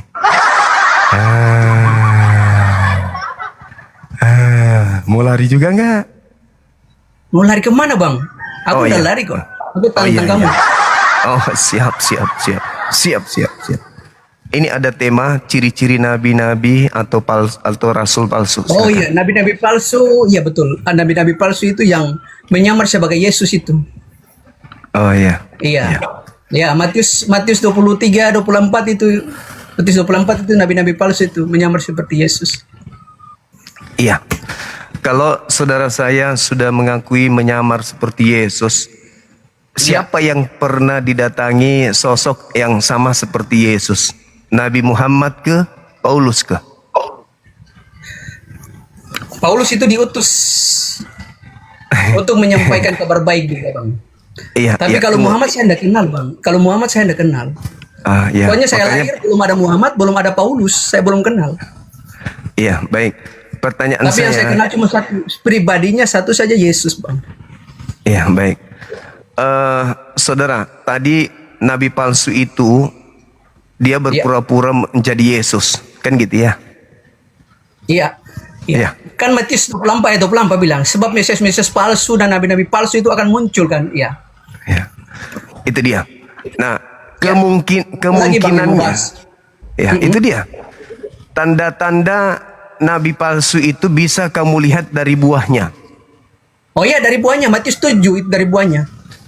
Buahnya itu adalah buahnya bagaimana bang? Buahnya memanggil Yesus Tuhan, bernubuat, bermukjizat, mengusir setan pakai nama Yesus. Itu ada di mana bang? Di Islam atau di Kristen? Iya, begini bang. Kan bang tadi bilang dari buahnya lah ya. Kan di Matius 7 ayat 16, dari buahnya lah kamu akan mengenal mereka. Iya. Kadang nabi palsu ini, orang itu yang berbuat dosa, dia bisa berbuat pakai nama Yesus. Itu yang nabi-nabi palsu. Kalau dia bertobat, 2 Korintus 5 ayat 7, barang siapa di dalam Kristus dia adalah ciptaan baru, yang lama sudah berlalu. Itu dia bisa bernubuat demi nama Yesus. Maksudnya dia itu sudah takut Tuhan. Itu yang maksud saya dibilang orang yang takut Tuhan. Buah dari nabi palsu itu. Ya, makanya di Matius 7 karena saya bilang ayat 16, dari buahnya lah kamu mengenal mereka. Dapatkah orang memetik buah anggur dari semak duri atau buah ara dari rumput duri? Nah, ini dari 17 bilang ya, demikianlah setiap pohon yang baik menghasilkan buah yang baik. Ya. Sedangkan pohon yang tidak baik menghasilkan buah yang tidak baik. Nah, itu nabi-nabi palsu itu nabi yang sudah berbicara tentang nama Yesus tadi, tapi tidak memerlukan pertobatan. Itu nabi-nabi palsu. Buahnya seperti apa Yesus katakan? Baca terus sampai 23. Yang mereka lakukan. 1, 9 buah roh itu yang ada mesti pada orang itu, ya. Kasih, sukacita, damai sejahtera, kelemah lembutan, ada bang. Itu tidak seperti itu buahnya. Coba dibaca 22 23. Apa yang di mana? Di Matius 7 kan masih panjang itu. Ya betul, 21. Bukan setiap orang berseru kepadaku. Betul, 21 ini kan bilang begitu bang. Tapi maksudnya mereka berseru kalau ketika mereka kenal kebenaran, mereka takut akan Tuhan. Itu yang berbicara tentang yang takut akan Tuhan ya, bukan nabi-nabi palsu. Nabi-nabi palsu itu mereka tidak takut Tuhan. Buahnya. Jadi, bang, tadi Anda sudah membaca sedikit. Dari buahnya perbuatannya, dari buahnya perbuatannya. Ya, orangnya itu bisa kenal orang itu. Ya. Tanda-tanda dari buah itu begini, apa? Bang. Memanggil Yesus bang, Tuhan. Bang begini, saya kasih ilustrasi. Bang kenal Al-Quran ya? Kenal. Saya tanya dulu. Kenal Al-Quran? Kenal firman-Nya? Kenal. Nah, kenapa bang? Gini bang. Bang bahas Alkitab saya kasih tahu ya. Belum orang sampai mengerti Alkitab, karena Alkitab ini susah diterbalik firman-Nya. Jadi bang juga baca firman, bang juga banyak salah. Begini bang, saya kasih tahu per bang ya, kalau mau lihat kita mengenal buahnya ya. Yesus pernah berbicara begini. Yohanes 3 ya, ayat 35-36 bilang begini, Bapa mengasihi anak, dengar, dan telah menyerahkan segala sesuatu kepadanya. Barang siapa percaya kepada anak, dengar, ia beroleh hidup yang kekal. Sudah cukup. Saya tidak lanjut. Selesai bang. Saya tanggapi. Kalau Anda percaya kepada Yesus, kenapa Anda jadi Kristen? Dengar bang, Kristen itu dengar artinya Kristen tahu ya? Artinya Kristen itu pengikut Kristus. Dia pengikut Yesus. Yesus mengatakan, tanda-tanda buah dari nabi palsu itu bermukjizat pakai nama tanda-tanda buah itu nabi palsu itu. Saya dengar, saya yang orang Kristen, saya bisa mengenal orang Kristen itu seperti apa. Saya tuh tahu. Dengar. Jadi menurut saudara, sabar. Kita bang ini sabar tar. Saya tuh tidak mau menghakimi orang itu. Itu mereka Tuhan bilang itu hakku yang menghakimi, bukan hakku. Ya. Haknya Tuhan yang menghakimi. Buahnya dari di mana? nabi palsu ini. Ya. Buah dari nabi palsu itu di Kristen atau di Islam? Saya tidak tahu ada di Islam, ada di Kristen, ya. Ada di Islam, ada di Kristen. Katanya siapa yang percaya Yesus memperoleh hidup semua kekal. itu ada di Islam, ada di Kristen, bang. Jadi begini, bang, saya mengenal Kristen ini. Saudara. Di mana di Islam mengusir setan pakai nama Yesus? Iya betul, nggak ada di Islam, kan? Nggak ada di Islam. Justru gini, saya berarti buahnya di Kristen. Saya tanya kamu, Petrus mengusir setan nggak? Petrus mengusir setan nggak? Petrus mengusir setan kan? Petrus itu kan dia juga muridnya Yesus. Tapi dia mengusir setan itu lari. Betul nggak? Sabar. Aduh, apakah buah nabi palsu ini ada di Islam atau di Kristen menurut saudara saya ini? Menurut saya ada di Islam, ada di Kristen. Berarti Anda sudah melakukan penipuan. Buah ini yang suka menghujat Tuhan. Anda melakukan enggak ada. Jangan ngarang-ngarang cerita. Jangan Anda nama-nama. Jangan Anda nama-nama. Bukan ngarang cerita, Bang. Enggak. Yesus kamu juga mengatakan ngarang cerita dari firman saya. Hati-hati, dari buahnya kamu ngarang kau cerita dari dapat firman saya. mengenal mereka. Ya? Ini nasihat Yesus kepada Bani Israel. Nabi-nabi palsu juga. Saya kenal kamu itu juga kamu seperti nabi palsu ya. Hati-hati bang. Jadi kamu kalau mau dengarkan ya. Jangan emosi. Tahan emosi, tahan ya. Jadi kata Yesus kepada kaumnya Bani Israel, lagi-lagi bukan kepada Kristen Yesus itu berbicara, kepada Bani Israel. Kepada orang Yahudi Yesus berpesan, hei murid-muridku Bani Israel, waspadalah kepada nabi palsu yang datang kepadamu menyamar seperti Bani Israel, padahal sesungguhnya dia itu adalah bangsa Roma. Serigala itu identik dengan Roma. Domba itu adalah identik dengan Bani Yakub. Waspadalah kepada nabi palsu yang datang kepadamu nyamar Bani Yakub, padahal sesungguhnya dia adalah Bani Romawi. Matius 7 nomor 15. Dari buahnya kau bisa melihat dia. Dapatkah pohon yang baik menghasilkan buah yang baik, atau pohon yang tidak baik menghasilkan buah yang tidak baik? Pohon yang tidak baik dan buahnya akan ditebang dan dilemparkan masuk ke dalam api yang menyala-nyala. Dari mana kau bisa mengenal nabi palsu ini? Yahudi palsu. Dari mana kau bisa mengenal Yahudi palsu atau domba palsu ini? Dari buahnya. Apa buahnya Yahudi palsu tersebut? Yahudi palsu memanggil aku Tuhan, tapi bukan Yahudi. Bernubuat pakai nama aku, tapi bukan Yahudi. Mengusir setan pakai nama aku, tapi bukan Yahudi. Bernubuat pakai nama aku, tetapi mereka bukan Yahudi. Inilah tanda-tanda dari buah palsu itu, dari nabi palsu itu. Nah, wahai orang-orang Yahudi, jika di luar Yahudi ada kelompok manusia atau bangsa asing yang bermujizat, bernubuat, memakai namaku, itulah buah dari nabi palsu tersebut. Itulah buah dari Yahudi palsu. Itulah buah dari domba palsu. Maka kalau kau sudah menemukan di dalam tubuh mereka salah seorang saja yang bermujizat, bernubuat, memakai nama aku, maka siapa batangnya di sana? Batangnya adalah Paulus. Maka semua yang percaya kepada Paulus sebagai rasul, itu semuanya ditebang. Batangnya ditebang, yaitu nabinya, ajaran nabinya ditebang, sehingga buah-buahnya itu semuanya berguguran menjadi buah yang layu yang dilemparkan ke dalam api neraka jahanam. Begitu saudaraku. Jadi mumpung masih ada kesempatan, pahamilah nabi palsu itu dari buahnya. Nabi palsu artinya Yahudi palsu, artinya Israel palsu. keturunan Yakub palsu, bukan Bani Israel, tetapi mereka adalah bangsa asing yang memakai kitabnya Bani Israel, bangsa asing yang memakai nama Yesus, bangsa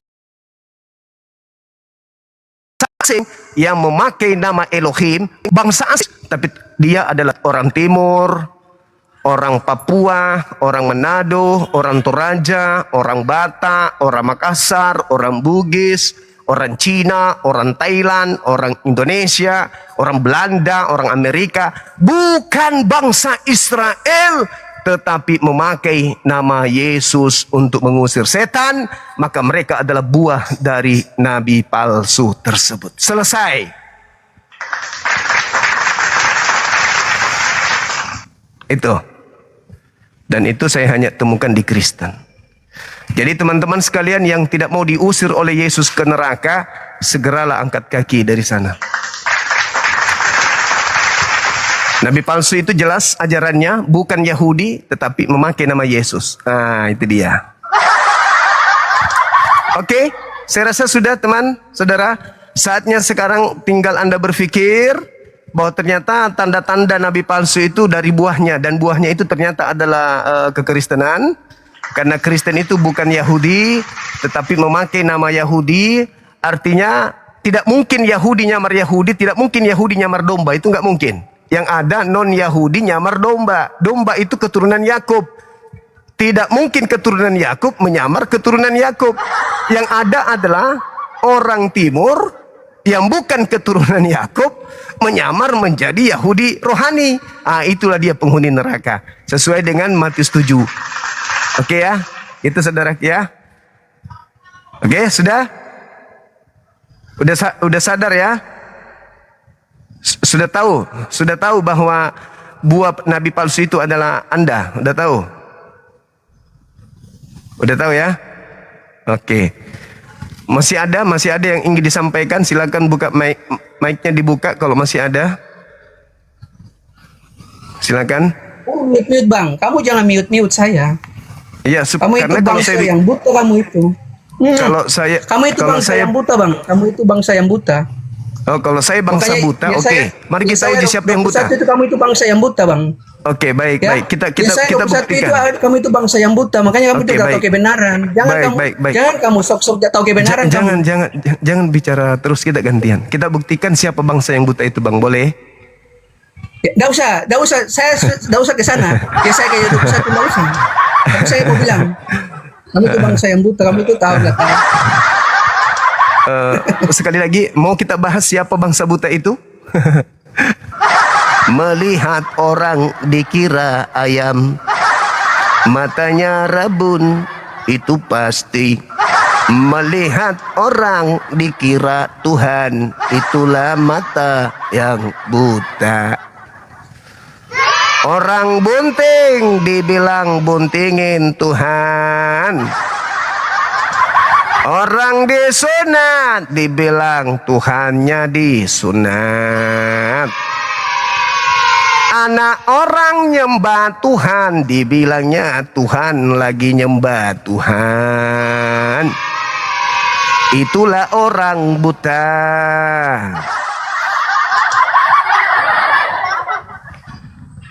Halo, selamat malam.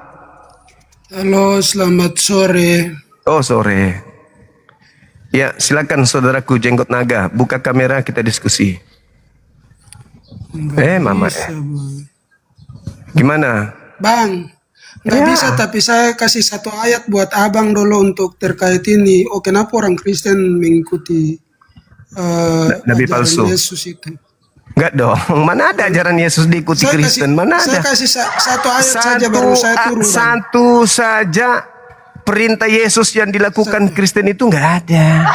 Satu ayat saja bang, satu ayat saja baru bang, supaya bang tahu kalau orang Kristen itu kenapa dipanggil mengikuti Yesus. Satu ayat saja bisa. Tidak bang. Ada Kristen mengikuti Yesus. Oh, Yesus tidak makan bisa, babi, tidak, kalian makan babi. Ayat, bang bisa saya buka kamera dulu dong. Buka kamera dong. Tidak bisa bang, saya punya ini belum cukup. Aduh, menderita kali kau ini jadi orang. Coba baca dulu Yohanes.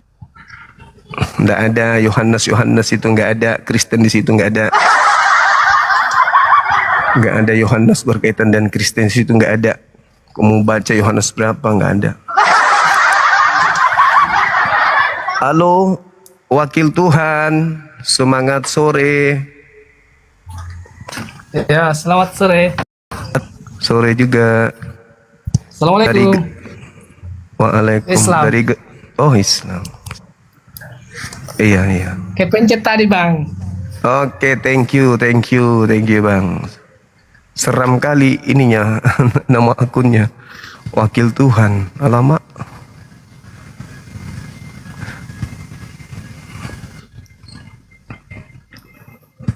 Saudara Lizzy kembali bergabung. Iya, tadi kepental ya, saudari ya? Iya. Oh iya, sorry.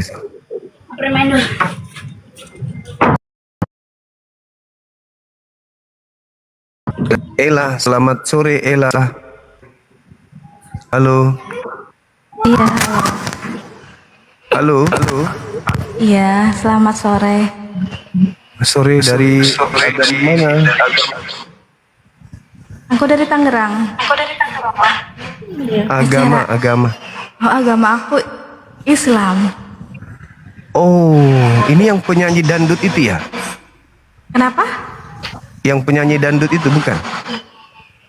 Bukan. Oh, bukan. Iya. Mirip artis soalnya. Emang iya? Iya, mirip. Kenapa Saudaranya bisa? siapa itu? Saudaranya Alam. Bukan atuh. Wah. Ini Bahaya ini. hostnya acara apa ya? Dialog lintas iman. Masih belum paham aku. Dialog lintas agama. Hostnya dari mana? Saya di Dubai, dari Dubai. Oh, dari Dubai. Iya. Ya, salam kenal ya, host. Iya, sama-sama Peti Pera. Aku boleh follow hostnya? Boleh, silakan. Oke. Iya. DM aja nanti. Nanti aku kirim kuaci. Anjay.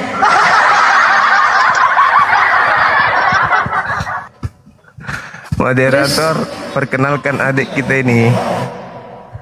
Terus Iya. aku Iya. Aku di sini. Kenapa? Ya maksudnya ngapain gitu? Nyanyi. Apa?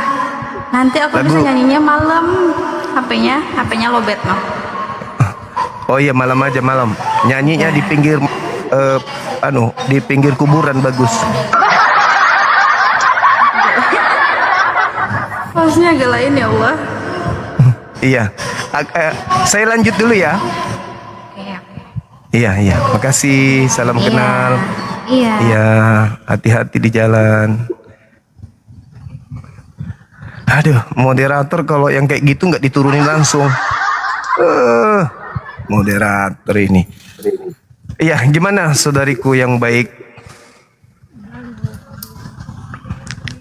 Suaranya kecil dia, suaranya kecil.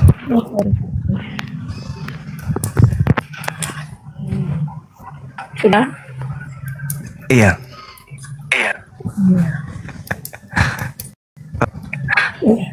Mau tanya yang tadi ada perdebatan soal nabi palsu. Siap. Itu seperti pernah, saya pernah dengar tapi belum paham begitu. Pernah dengar kalau kan kita kan orang kan ikut Rasul Paulus setelah Yesus ini kan. Jadi saya tuh kadang bingung Rasul Paulus ini kenapa dia bawa ajaran Kristen gitu, maksudnya masih belum ngerti dia punya ini. Tadi Bang Sumo jelaskan tuh kayak ya kayaknya benar juga. Bisa ulang kan maksudnya bagaimana gitu, nabi palsu. Baik. Kristen kan mereka suka bilang tuh ini jujur ya, itu Muhammad gitu maksudnya. Satu kayak tidak tega gitu. Aku kenapa harus bilang agama lain punya nabi kah? Maksudnya dalam hati kayak tidak tega, tidak boleh kayak gitu. Tapi ya itu nabi palsu gitu. Tapi menurut kalau dari saya masih kurang. Enggak. Iya, boleh saya jelaskan, saudari saya? Iya, boleh. Oke, baik. Jadi ketika Yesus mengajar kepada orang Yahudi kan?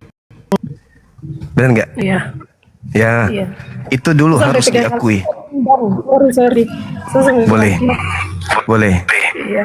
Jadi Yesus mengajar kepada orang Yahudi. Iya. Kita Islam tak ada di situ. Iya. Paulus juga pengikutnya orang Kristen juga tak ada di situ kan gitu ya. Jadi di situ hanya ada Yesus dan orang Yahudi. Lalu Yesus berpesan kepada orang Yahudi. Apa kata pesan Yesus? Waspadalah kepada nabi-nabi palsu yang datang kepada kamu. Nah, nabi palsunya datang kepada siapa?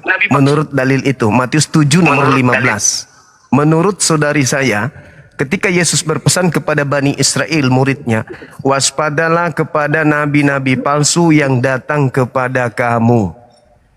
Pertanyaan saya dulu nih, supaya membuka tabir rahasia nabi palsu itu pelan-pelan. Kamu di situ siapa? Saya manusia.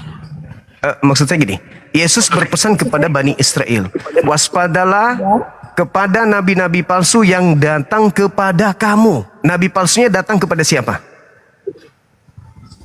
Pada Bani Israel. Murid Yesus kan? Murid-muridnya iya kan? Ya, murid-muridnya. Nangkap nih, nangkap. Sekarang pertanyaannya, yang datang di murid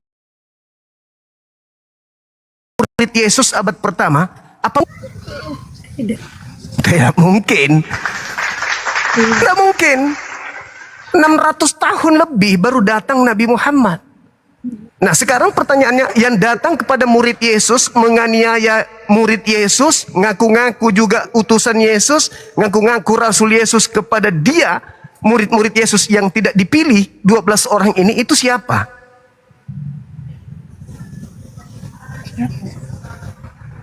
Paulus.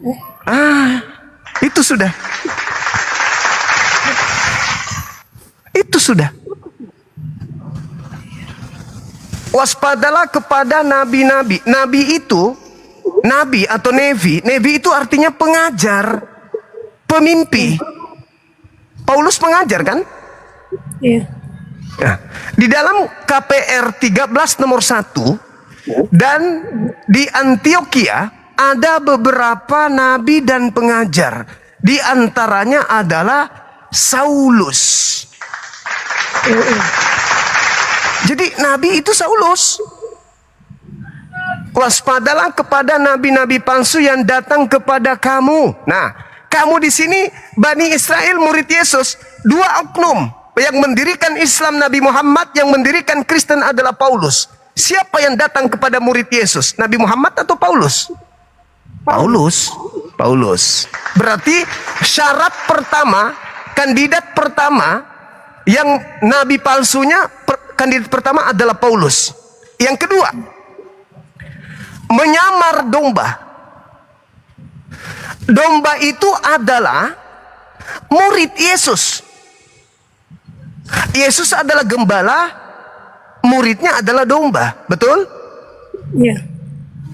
Ketika Yesus penginjilan, ketika Yesus mengajar, adakah Paulus hadir sebagai dombanya? Tidak pernah. Tidak ada. 2 kategori terpenuhi oleh Paulus. Yang pertama, datang kepada murid Yesus. Yang kedua, nyamar domba, nyamar murid Yesus. Padahal dia adalah serigala yang buas. Apakah Nabi Muhammad serigala? Bukan. Apakah Paulus serigala? Tunggu dulu, saya terangkan dulu. Saya buktikan secara data kalau Paulus itu adalah serigala. Pelan-pelan. Kita lihat di dalam Kejadian 49 nomor 27. Di data 1:49, kejadian 49 nomor satunya, Yakub mengumpulkan seluruh anak-anaknya untuk menceritakan kepada mereka bagaimana laku mereka kelak ke depan. Jadi Yakub memanggil ke-12 anaknya untuk Yakub ramalkan satu-satu. Di data nomor 27, Yakub diramalkan begini. Yakub, engkau lakumu kelak, keturunanmu berlaku seperti serigala, pada pagi hari merampok, merampas, mencuri, pada sore hari membagi-bagikan hasil rampasannya. Jadi kata Yakub, anak Benyamin, keturunan Benyamin, lakunya seperti serigala, merampok dan membagi-bagikan hasil rampokannya. Mari kita lihat, apakah Paulus ini adalah keturunan Benyamin? Ternyata di dalam Filipi 3 nomor 5, Paulus sendiri mengatakan, aku adalah orang Yahudi dari keturunan Benyamin. Jedar. 3 pasal terpenuhi. 3 pasal terpenuhi. Yang pertama tadi adalah nabi, pengajar. Yang kedua datang kepada murid Yesus. Yang ketiga kemudian mengaku domba murid Yesus. Yang ketiga adalah serigala keturunan Benyamin. Terpenuhi. Yang keempat. Lukas 21 nomor 8. Waspadalah kepada penyesat yang datang kepadamu memakai namaku dan berkata, akulah dia. Mereka akan menyesatkan banyak orang, jangan kau percaya. Nomor 12-nya dari Lukas 21 nomor 8 ini adalah, sebelum penyesatan itu terjadi, terlebih dahulu engkau dianiaya, ditangkap, disesat, dipenjara-penjara, dihadapkan kepada imam-imam, lalu kemudian dipenjarakan. Pelakunya siapa? Nabi Muhammad atau Paulus yang melakukan penganiayaan kepada murid Yesus? Ini tanda-tanda penyesat. Paulus. Terpenuhi 4. Terpenuhi 4. Yang kelima. Matius 23 nomor 15. Celakalah engkau wahai orang Farisi, celakalah engkau wahai ahli kitab, ahli Taurat. Siapa ahli Taurat? Nabi Muhammad atau Paulus ahli Taurat? Paulus terpenuhi. Celakalah engkau wahai orang Farisi. Siapa orang Farisi? Nabi Muhammad atau Paulus?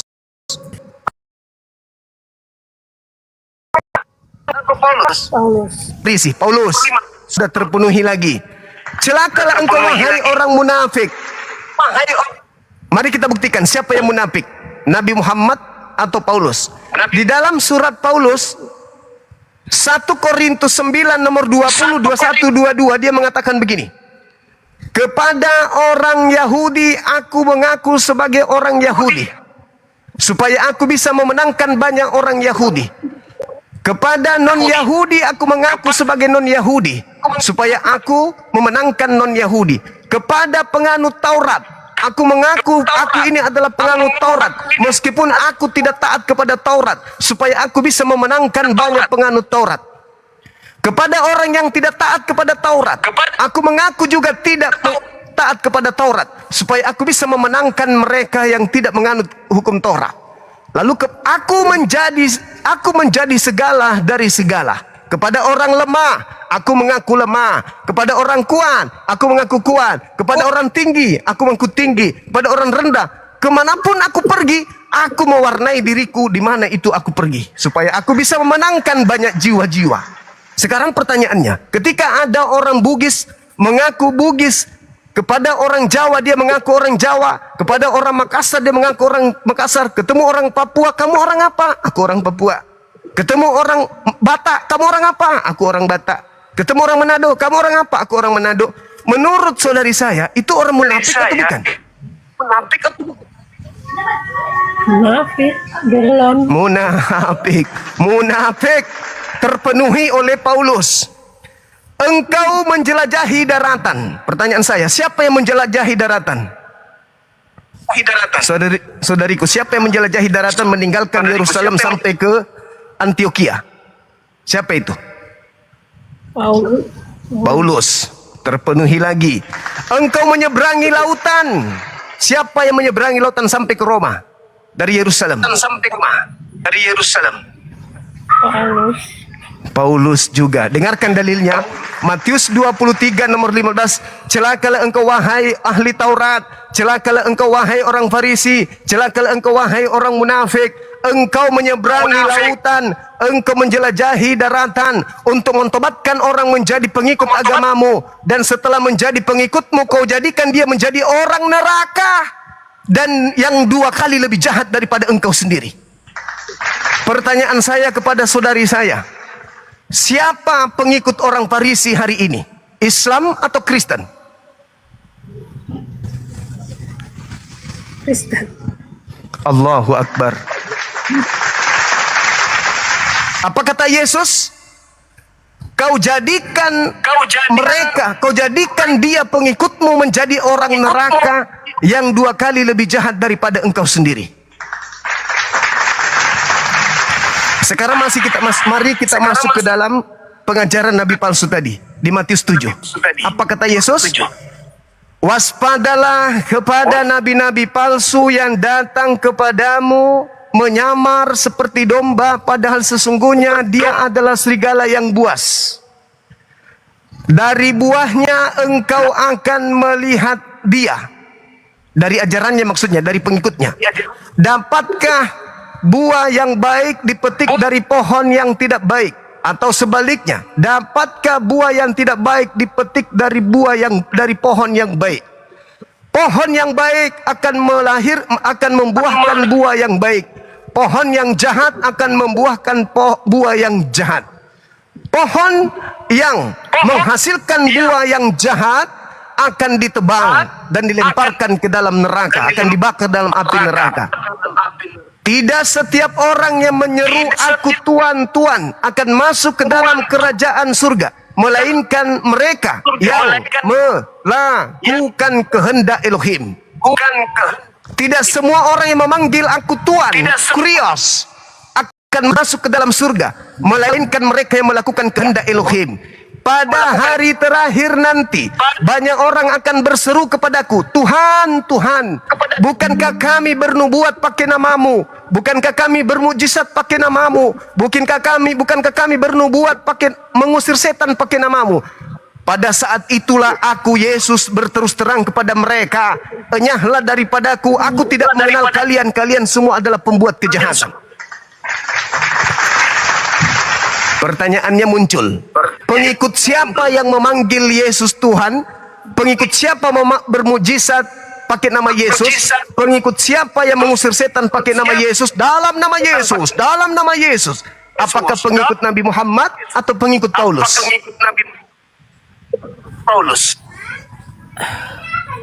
Kristen. La haula wala quwata illa billah. Jadi yang akan diusir oleh Yesus nanti pada saat kita bertemu dengan Yesus, pada saat Yesus datang sebagai hakim, bukan Islam, tetapi Kristen yang akan diusir. Makanya Islam datang untuk menyelaraskan ajaran Yesusnya agar mereka meninggalkan ajaran penyembahan, usir pengikut Farisi yang adalah orang neraka. Beruntunglah saudara-saudara saya Kristen yang bertemu dengan para apologet Islam. Sekarang bagaimana kita bisa mendudukkan diri kita ketika dikatakan Yesus, tidak setiap orang yang berseru kepadaku Tuhan, Tuhan. Lembaga Bible menggantinya menjadi Tuhan, Tuhan, biar lebih keren, akan masuk ke dalam surga, melainkan mereka yang melakukan kehendak Bapakku yang ada di surga. Pertanyaan saya kepada saudara saya, atas kehendak siapa orang Kristen menyembah Yesus? Jawabannya Elohim tidak, Yesus juga tidak. Atas kehendak siapa orang Kristen menyembah Yesus? Atas kehendak siapa? Paulus. Atas kehendak siapa? Atas kehendak siapa orang-orang Kristen membatalkan perjanjian kekal sunat kulub? Atas kehendak siapa Kristen tidak bersunat?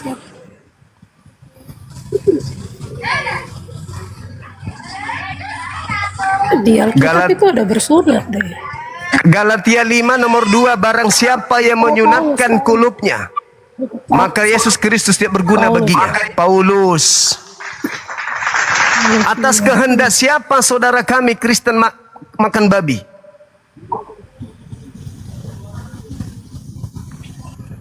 Paulus, Kolose 2 nomor 16. Atas kehendak siapa orang Kristen merubah kekudusan Sabat? Atas kehendak siapa orang-orang Kristen merubah kekudusan Sabaton, hari Sabat menjadi hari Kiriaki, hari Minggu?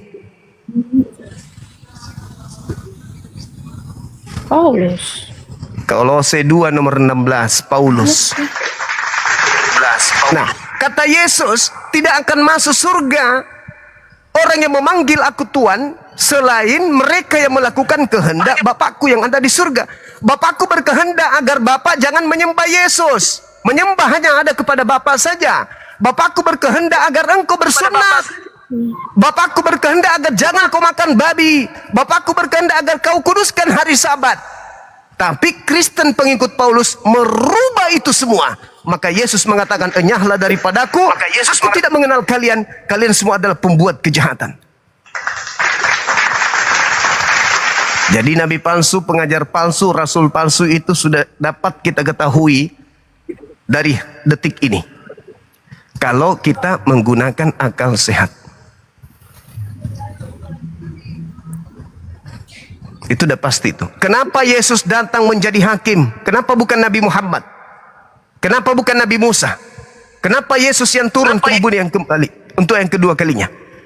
Karena Yesus diminta oleh Allah mempertanggungjawabkan kemudian keadaan itu. Al-Quran surah Al-Ma'idah ayat 116 ayat 117. Wa isqalallah ya Isa a'anta qulta linnas tahizuni. Wahai Isa, apakah engkau yang mengajarkan orang-orang Kristen ini menyembah dirimu selain daripada aku? Nabi Isa mengatakan, qala subhanaka ma yakunu li an aqula ma laysa li bihaqq. Maha suci engkau ya Allah, aku tidak pernah mengajarkan orang Kristen untuk menyembah diriku. Aku hanya mengajarkan kepada kaumku, sembahlah Allah. Allah adalah Tuhanku dan Tuhanmu. Makanya Yesus turun untuk yang kedua kalinya. Berdasarkan Yohanes 12:44-50, Yesus akan datang kedua kalinya untuk menghakimi manusia berdasarkan atas firman Tuhan yang pernah ia ajarkan kepada kaumnya Bani Israel. Yesus turun menjadi hakim karena ada yang terdakwa. Siapa yang terdakwa? Kristen. Kenapa Kristen terdakwa? Karena Kristen melantik Yesus menjadi Tuhan di hadapan Tuhannya Yesus. Padahal Yesus mengatakan apa? Di dalam Yohanes 12, barang siapa yang menolak aku, tidak menerima firmanku, dia sudah ada hakimnya, yaitu firman yang pernah aku sampaikan kepada mereka. Firman itulah kelak yang akan menjadi hakimnya di akhir zaman. Dan firman yang aku sampaikan kepadamu adalah firman dari Bapakku yang ada di surga. Dan perintahnya itu adalah hidup yang kekal. Jadi dia akan turun menjadi hakim, menghakimi manusia. Padahal Yesus mengatakan, aku tidak berkata-kata dari diriku sendiri. Aku tidak dapat berbuat apa-apa dari diriku sendiri. Ada yang melantiknya menjadi Tuhan. Inilah yang akan dihakimi oleh Yesus. Akan diminta kepada pendeta dan kepada pastor. Wahai pendeta, wahai pastor, sejak kapan aku mengajarkan engkau kekristenan? Sejak kapan aku mengajarkan engkau untuk berpidato di depan orang agar aku ini dituhankan, disembah? Kapan aku ajarkan itu? Kapan Injil Lukas, Injil Markus, Injil Matius, Injil Yohanes? Kapan aku ajarkan? Aku ajarkan tentang gereja. Kapan aku ajarkan tentang Natalan? Kapan aku ajarkan kemudian makan babi, tidak bersunat dan seterusnya? Kapan? Jangan kau permalukan aku di hadapan Tuhanku. Yohanes 14 nomor 31. Dunia harus tahu bahwa aku Yesus senantiasa mengasihi Bapa Elohim, sebab aku senantiasa melakukan apa yang diperintahkan Bapa kepada aku. Yesus seorang Muslim yang taat. Yesus adalah juru Islam, dia bukan juru Kristen. Subhanallah.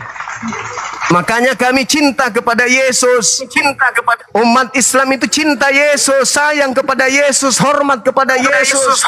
Makanya umat Islam itu melawan keras terhadap konsep dari Barat yang mengatakan Yesus mati disalib, yang mengatakan Yesus ditampar, diludahin, ditonjok, apalagi ditombak, digantung, diseret, dibunuh. Umat Islam tidak suka tuduhan-tuduhan seperti itu.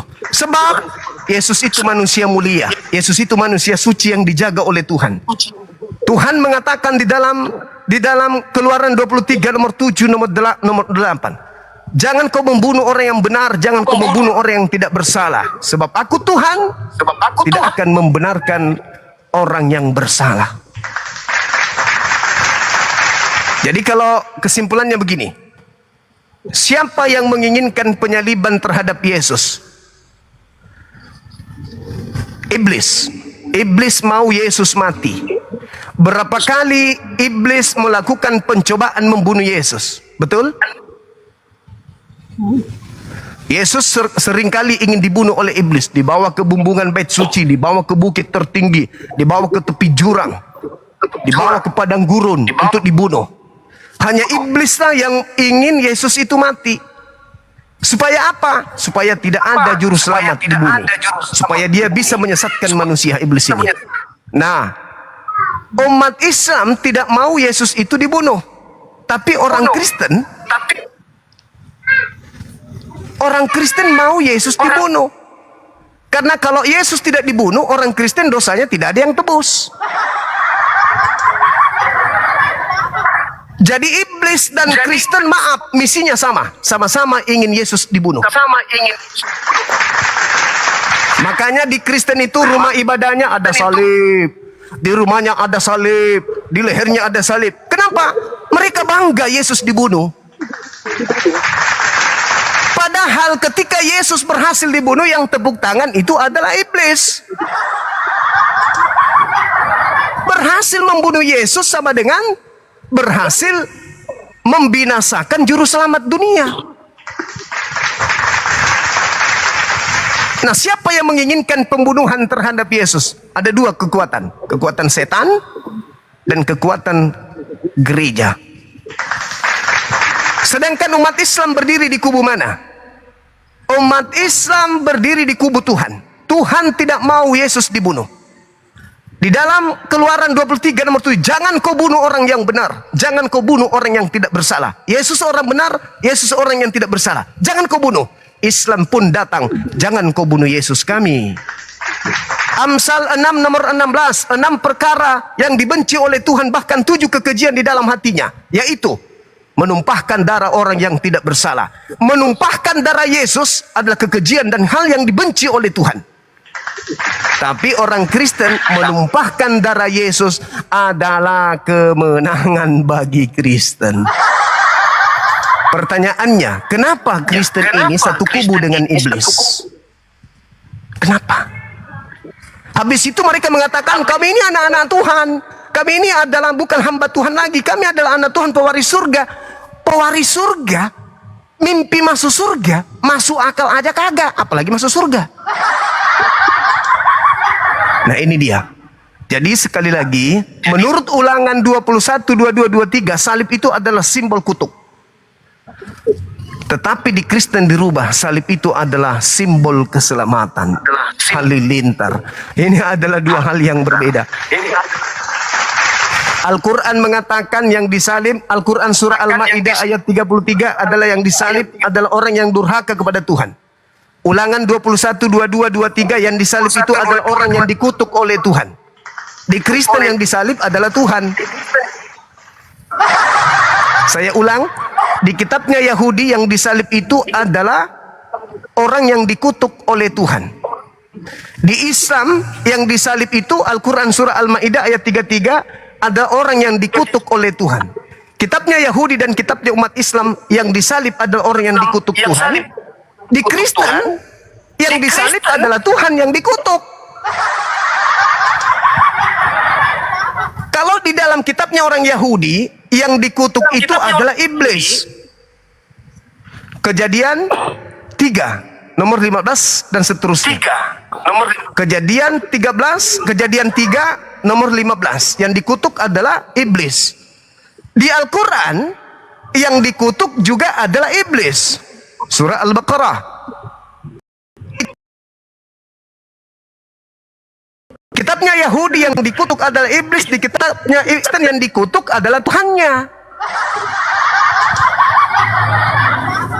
Di kitabnya Yahudi iblis yang terkutuk, di kitabnya Islam iblis yang terkutuk, di Kristen Tuhannya yang terkutuk. Galatia 3 nomor 13. Kristus telah menebus kita dari kutuk hukum Taurat karena kita, sebab ada tertulis, terkutuklah orang yang digantung di atas tiang salib. Orang yang digantung di atas tiang salib adalah Yesus. Yesus adalah Tuhannya orang Kristen. Berarti di dalam Kristen yang terkutuk itu adalah Tuhannya Kristen. Di Yahudi yang terkutuk iblis, di Islam yang terkutuk iblis, di Kristen yang terkutuk Tuhannya. La haula wala quwata illa billah. Sekira begitu, saudariku, silakan, mungkin ada yang ingin disampaikan. Silakan.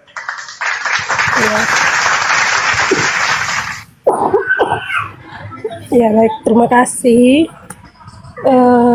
Hari ini baru saya dengar penjelasan yang ada ayatnya. Alhamdulillah. Karena ada ayatnya.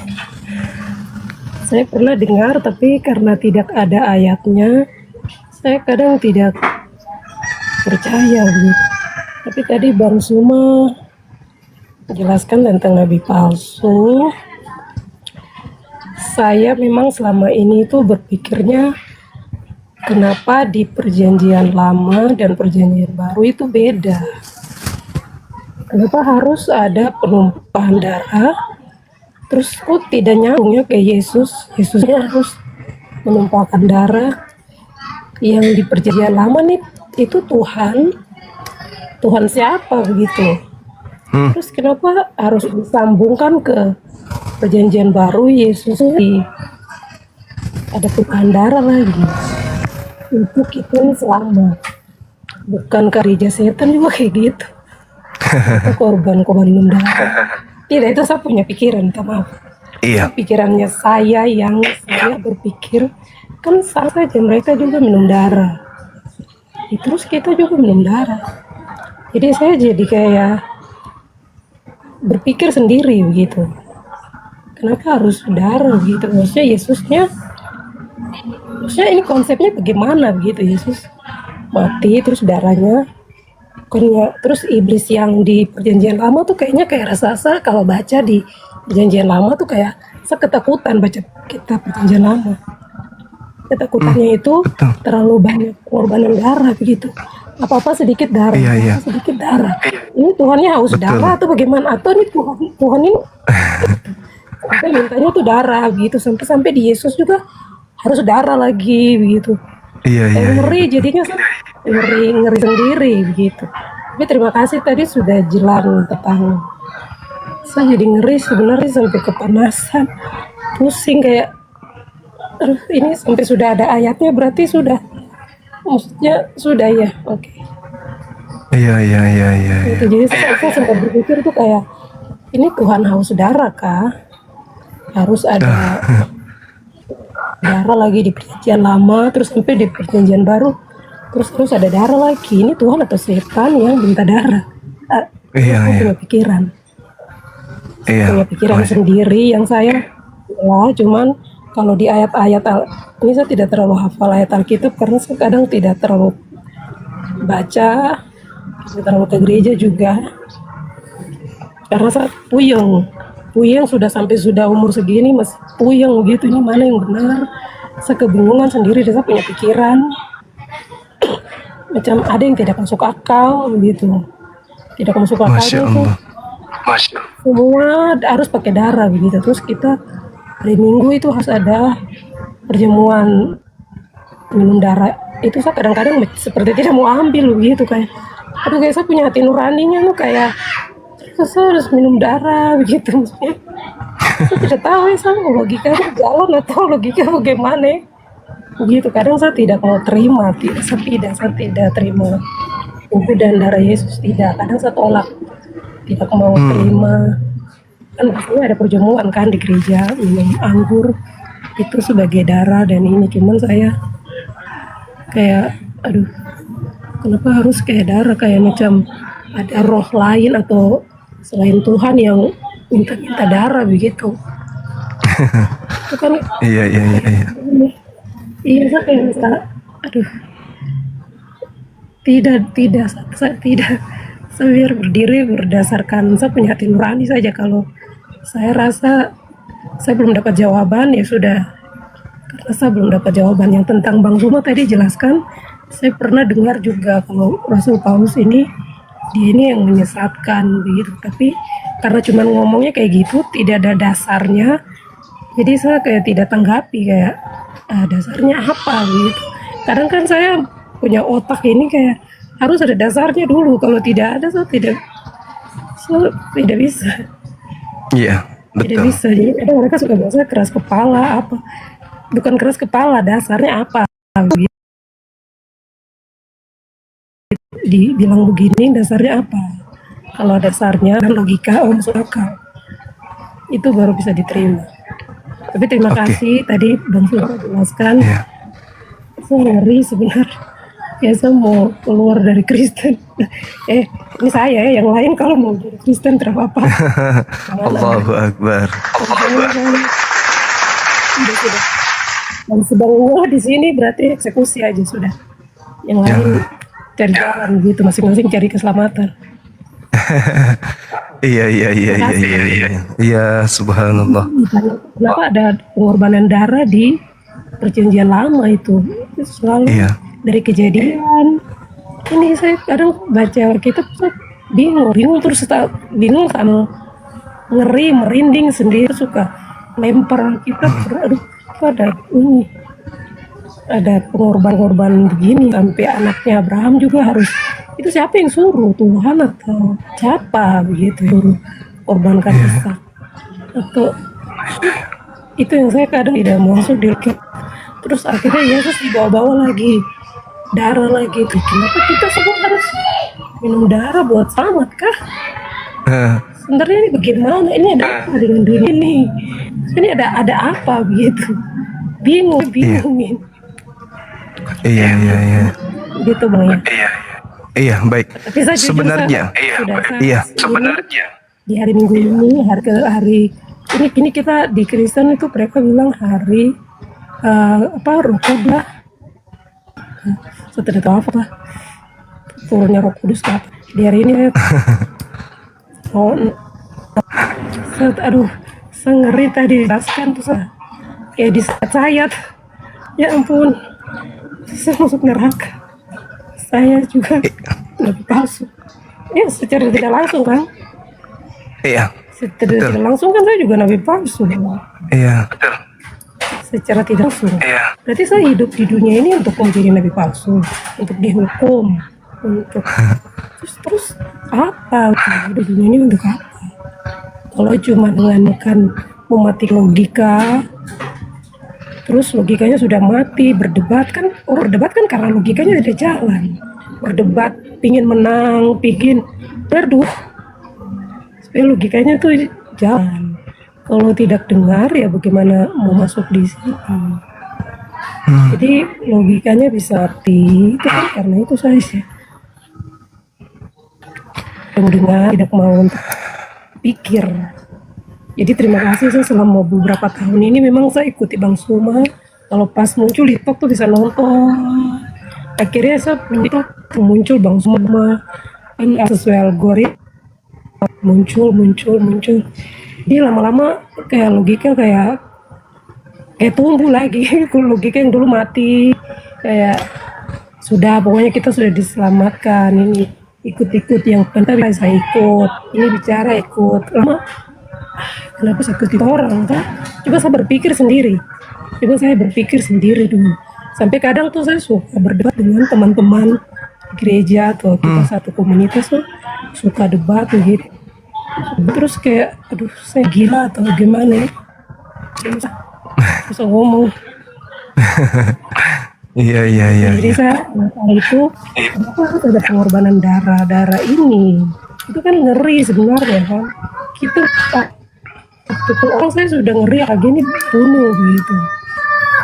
Iya. Itu yang tanya tadi katanya itu sebenarnya. Tapi yang masalah Paulus ini sudah saya tidak mau jadi itu lebih Paulus. Iya. Nggak mau jadi pengikut dia. Betul. Palsu. Terus nanti masuk neraka, terus nanti bagaimana gitu. Nah, ini sia-sia saya ibadah. Sia-sia kan ibadah. Iya, ditolak. Percuma mereka beribadah kepada aku, sedangkan yang mereka lakukan adalah perintah manusia. Itu kata Yesus. Iya. Ada itu tulisannya di Alkitab. Ada. Jadi yang pengorbanan darah ini kenapa bisa terjadi sampai di Yesus itu karena apa ya? Iya, sebenarnya begini. Sebenarnya hal ini, mohon maaf nih, kalau kita berbicara mengenai Al-Quran, maka Al-Quran sudah lebih dulu menetapkan fariqan hada wa fariqan haqqa alaihimud dalalah. Jadi sebagian manusia itu sudah pantas mendapatkan petunjuk karena mereka menggunakan akal sehat, dan sebagian lagi dari mereka itu sepantasnya kemudian untuk sesat karena mereka tidak menggunakan akal sehat. Kenapa ada pengajaran seperti itu? Karena mereka mendapatkan kutuk, baik menurut Al-Quran maupun menurut Yesus. Menurut Yesus, kenapa ada orang yang menjadi salib itu sebagai simbol keselamatan? Yesus menerangi mereka harus memenuhi takaran nenek moyang mereka. Di mana tertulis? Di Matius 23 nomor 32 sampai 36. Bagaimana mungkin engkau akan meloloskan dirimu dari api neraka? Wahai engkau ular-ular, wahai engkau keturunan ular beludak. Sebab kamu harus memenuhi takaran nenek moyangmu yang telah menumpahkan darah orang benar, mulai dari Habel sampai kepada Zakaria anak bereknya. Aku berkata kepadamu bahwa semua ini akan dipenuhi, akan digenapi oleh angkatan ini. Al-Quran menarasikan ketika mereka orang-orang yang menolak Nabi Isa kemudian bertanya kepada murid-muridnya, Man ansari ilallah, siapakah di antara kalian wahai murid-muridku yang akan menolongku untuk menegakkan agama Allah? Apa agama Allah itu? La ilaha illallah Isa Rasulullah. Yohanes 17 nomor 3. Hidup kekal itu adalah mereka mengenal engkau satu-satunya Allah yang benar dan mengenal Yesus Kristus yang engkau utus. La ilaha illallah Yesus Rasulullah. Itu jelas itu. Yohanes 17 nomor 3. Tetapi di antara mereka ada yang ingin berupaya membunuh Nabi Isa, membunuh Yesus. Maka Allah mengatakan apa? Wa makaru makarallah wallahu khairul makirin. Mereka membuat makar.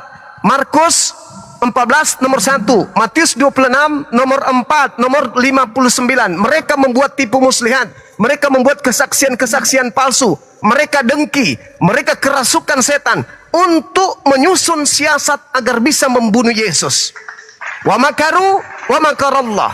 Mereka membuat makar. Maka Allah membalas makar mereka. Sebab sesungguhnya Allah adalah sebaik-baiknya pembalas kejahatan. Di mana itu tertulis? Matius 16 nomor 23. Enyalah iblis, sebab engkau adalah satu batu sandungan daripadaku. Engkau hanya memikirkan apa yang dipikirkan oleh manusia, engkau tidak memikirkan apa yang dipikirkan oleh Tuhan. Wa makarallah wallahu khairul makirin. Allah sudah menetapkan pembalasan terhadap mereka yang membuat makar untuk membunuh Nabi Isa alaihissalam. Apa yang terjadi makar itu? Baca di KPR 2 nomor 36. Israel seluruhnya harus tahu dengan pasti bahwa Yesus yang telah kau salibkan itu telah dibuat menjadi Tuhan dan Kristus. Untuk siapa Yesus itu dibuat menjadi Tuhan oleh Tuhan? Untuk angkatan jahat. Jadi Yesus itu Tuhan yang dibuat. Untuk siapa Yesus ini dibuat menjadi Tuhan?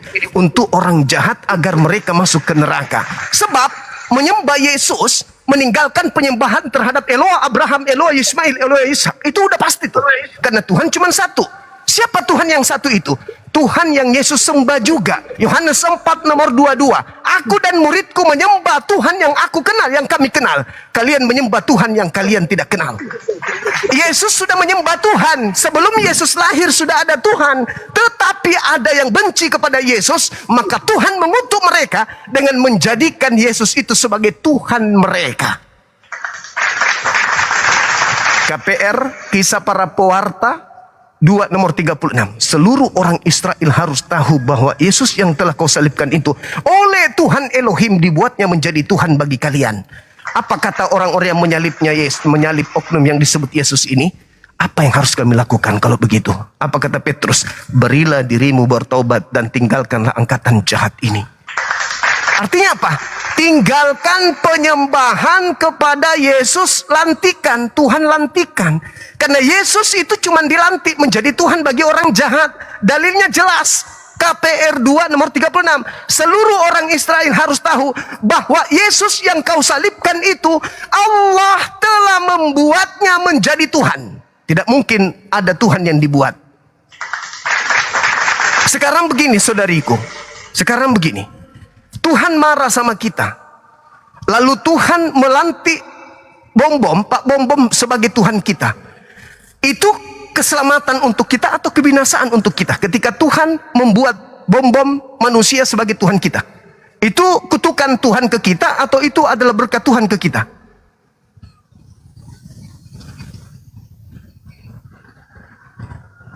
Tuhan menyuruh kita menyembah kepada manusia, itu kutukan atau itu keselamatan? Kutukan. Kutukan. Saudara saya pintar. Saudara saya pintar, cerdas. Subhanallah. Kisah Para Rasul 2 nomor 36. Seluruh Israel harus tahu bahwa Yesus yang kau salibkan itu telah dijadikan menjadi Tuhan dan Kristus. Sementara Tuhan sudah ada. Tuhan kita sudah ada. Tuhan pencipta langit dan bumi sudah ada. Sebelum Maria hamil Tuhan itu sudah ada. Sebelum alam semesta dicipta Tuhan itu sudah ada. Lalu kenapa Tuhan lagi membuat Yesus menjadi Tuhan? Rupa-rupanya Tuhan Yesus atau Yesus Tuhan itu hanya untuk orang jahat. Mari kita lihat. Dengarkan pelan-pelan. Matius 12 nomor 38 nomor 40. Apa kata Yesus? Angkatan jahat ini minta satu tanda dan tidak akan diberikan tanda kepada orang-orang jahat selain tanda Yunus. Sebab Yunus 3 hari 3 malam dalam perut perut ikan.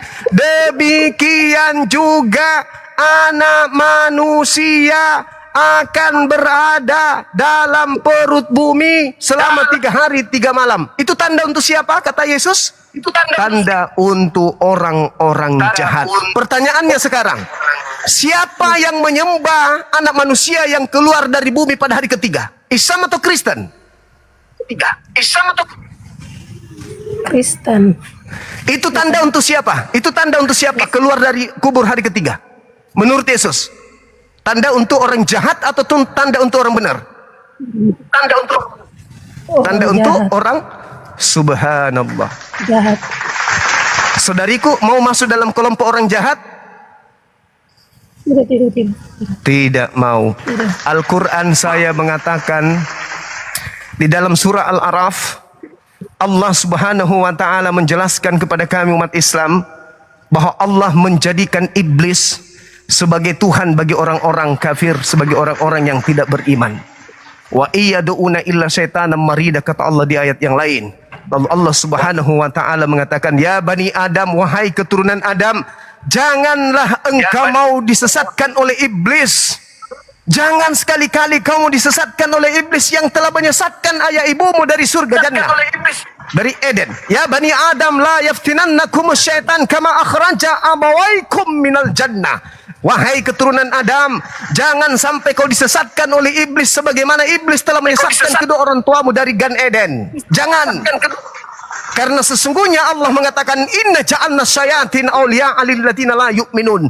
Aku menjadikan iblis itu sebagai Tuhan sembahan-sembahan orang-orang kafir disebabkan mereka tidak beriman. Disebabkan mereka tidak beriman. Apa buktinya mereka tidak beriman? Mereka menolak Yesus. Karena mereka tidak beriman kepada Yesus, mereka menolaknya, mereka berupaya membunuhnya. Maka aku Tuhan menjadikan Yesus menjadi Tuhan bagi mereka. Siapa suruh tidak beriman kepada utusanku? Siapa suruh lu menolak utusanku? Siapa suruh kau ingkar kepada utusanku? Siapa suruh kau berkongkok-kongkok ingin membunuh utusanku? Maka aku Tuhan menjadikan Yesus sebagai Tuhanmu. Masih mau ku datang besok? Itulah yang Al-Quran katakan, farikan hada wa farikan haqqa alaihimud dalala innahum muttahazus syayatin awliya'a lilladzina min dunillah wa yahsabuna annahum muhtadun. Kata Allah. Apa kata Allah dikatakan dengan jelas? Mereka mengira bahwa mereka sudah mendapatkan petunjuk. Mereka menganggap bahwa dengan menyembah Yesus itu adalah petunjuk. Mereka mengira bahwa dengan menyembah Yesus itu adalah jalan kebenaran. Padahal dengan menyembah Yesus berarti dia tidak lagi menyembah penciptanya, Yesus. Dengan menjadikan Yesus sebagai Tuhan mereka di gereja, itu sama halnya mereka berhasil dipalingkan oleh Tuhan untuk menyembah kepada selain daripada dirinya. Siapapun yang menyembah selain daripada dirinya yang adalah Tuhan, maka dia adalah penghuni neraka jahanam. Na'udzubillah, na'udzubillah min dzalik. Allah mengutuk mereka sehingga Yesus dijadikan, oke. Kau menolak dia kan? Yes, aku akan menyusun engkau menjadi tumpukan-tumpukan dudukan Yesus. Engkau akan menjadi pijakan Yesus. Musuh-musuh Yesus akan tunduk kepadanya. Aku buat kalian musuh-musuh Yesus menuhankan hambaku ini. Duduklah di samping kananku. Aku akan perlihatkan musuh-musuhmu akan tunduk kepadamu. Musuh-musuh Yesus semuanya tunduk menyembah kepada Yesus. Artinya apa? Pembenci-pembenci Yesus akan digiring kepada neraka karena mereka adalah penyembah Yesus, di mana Yesus sendiri adalah penyembah Tuhan pencipta langit dan bumi. Tuhan cuma satu. Bukan Yesus Tuhan itu.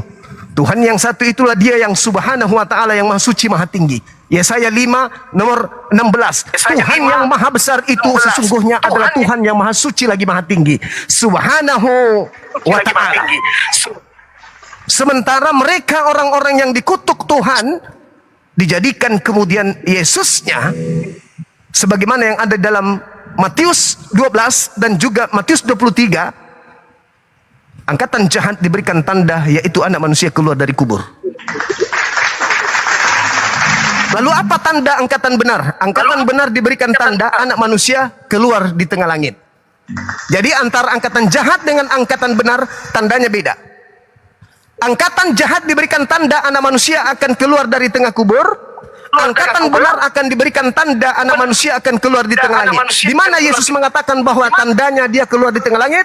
Baca Matius 24 nomor 27, 28, 29, 30. Tanda untuk angkatan benar adalah Yesus akan menang di tengah langit bagi orang benar. Tanda di tengah kubur pada hari ketiga. Jelas. Sekarang siapa yang memiliki tanda bahwa Yesus akan datang kedua kalinya berada di tengah langit? Umat Islam. Di mana dalilnya? Al-Quran surah As-Zukhruf ayat 61. Di mana dalilnya murid-murid Yesus yang benar diberi tanda Yesus akan muncul di tengah langit? Matius 24 nomor 27, 28, 29, 30. Di mana dalilnya angkatan jahat akan diberikan tanda anak manusia keluar dari kubur? Matius 12 nomor 38 sampai 40. Di mana posisi Kristen? Posisi Kristen berada di Matius 12 nomor 38 40. Naudzubillah tsumma naudzubillah. Makanya orang-orang cendekiawan, orang-orang barat yang pintar, yang cerdas, yang kritis menelaah Bible, mereka meninggalkan gereja. Gereja di barat sekarang kosong. Gereja barat sekarang sekarat. Anak-anak muda para pemikir meninggalkan gereja menuju kepada kebenaran yang hakiki dinul Islam. Saya kira begitu, saudariku.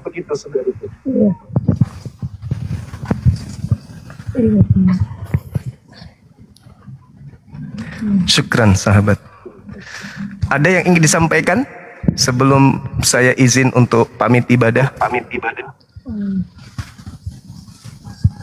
Iya benar, saya punya teman yang kuliah di luar negeri. Suaranya kecil, saudari. Saya punya teman yang kuliah di luar negeri. Iya, apa katanya? Di sini gereja itu tidak ada orang yang menjadi, tapi mereka itu tertib. Suaranya jauh, kecil. Saya punya teman yang kuliah di luar negeri. Dia bilang di sini itu tidak ada gereja. Ada, tapi tidak ada orang yang pergi. Tapi mereka hidupnya tertib, moralnya bagus. Tidak ada sampah dikelilingi. Mereka punya moral. Mereka sudah bergeser. Iya. Kalau Masya Allah. Tuhan kan harus moralnya juga kan? Iya, betul. Moralnya Benar. juga harus. Iya Benar. Oke. Itu aja. Oke, saudariku, besok hari ketika masih ada lagi yang ingin disampaikan, silakan datang sini. Jika nanti sudah bulat mau menjadi pengikut Yesus yang sesungguhnya, ikutlah kami. Kami pengikut Yesus. Yesus menyembah pencipta langit bumi. Yesus sujud dalam menyembahnya. Yesus bersunat. Yesus puasa. Yesus kemudian mentauhidkan Tuhan, tidak merubahnya sedikit pun. Itulah kami. Buah dari kerajaan Elohim yang datang kepada Bani Israel itu dilanjutkan oleh kami umat Islam. Sujudnya anak Yakub, sujudnya dalam beribadah keturunan Bani Israel itu dilanjutkan oleh umat Islam sedunia. Kebenaran itu memang berat, tetapi kalau kebenaran sudah meliputi kita, hidayah itu datang, maka semuanya akan ringan. Tidak ada yang berat. Banyak teman saya orang Papua yang tadinya taat ibadah di gereja, alhamdulillah sekarang menjadi tokoh besar. Seperti Ustadz Fadlan, Masya Allah, semoga beliau panjang umur dan sehat selalu. Beliau adalah orang Papua asli, sekarang menjadi pemimpin di pesantren dan memimpin ribuan mu'alaf yang ada dari tanah Papua. Allahu Akbar. Karena orang Papua itu cerdas-cerdas, orang Papua itu kritis. Orang Papua itu memang secara natural bawaannya, Papua itu adalah orang-orang yang punya ilmu logika sehat. Mereka orang pandai, mereka orang cerdas. Itulah Papua. Masya Allah. Makanya baru-baru Kapolda kita mualaf juga kan. Subhanallah. Iya. Saya kira begitu, saudariku. Besok hari kalau misalnya Bang Suma, saya sudah mau bersyahadat, saya sudah mau sholat, nah, silakan datang ke sini, kita bersyahadat bersama-sama. Sekarang aja. Serius ini? Sekarang serius. Allahu Akbar. Sebenarnya kalau besok nanti bergantian. Allahu Akbar, Masya Allah, Masya Allah. Subhanallah. Maksudnya begini. Udah capek jadi orang yang Allahu Akbar. palsu. Ini. Allahu Akbar. Selama ini. Terus sekarang harus jujur, lebih baik jujur kan. Ya udah, terlalu satu Indonesia nonton, aman. Alhamdulillah. Tapi saudari saya ini saya perkenalkan sedikit. Saya adalah pembina mu'alaf apologit Islam Indonesia. Sudikah kiranya saudari saya ngirim KTP ke saya sebelum kita syahadat, biar saya buatkan sertifikat mu'alaf? Oh, subhanallah. Oke. Saya naikkan teman-teman kita yang akan membimbing saudari saya ini. Allahu Akbar. Allahu Akbar. Silakan api pusat naik. Bang Handi dan semua kru bimbing saudari kita ini memenuhi. Subhanallah. Allahu Akbar. Masya Allah. Allahu Akbar. Dinda Dio monitor. Ustaz Tahta. Bang Handi semuanya silakan boleh ajukan permintaan. Kita sambut saudara kita ini. Silakan. Allahu Akbar.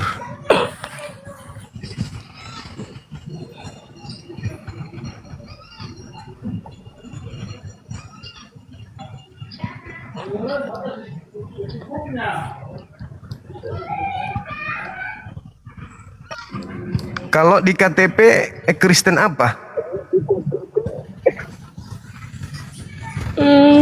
Kristen saja. Mana kakek? Ya. KTP-nya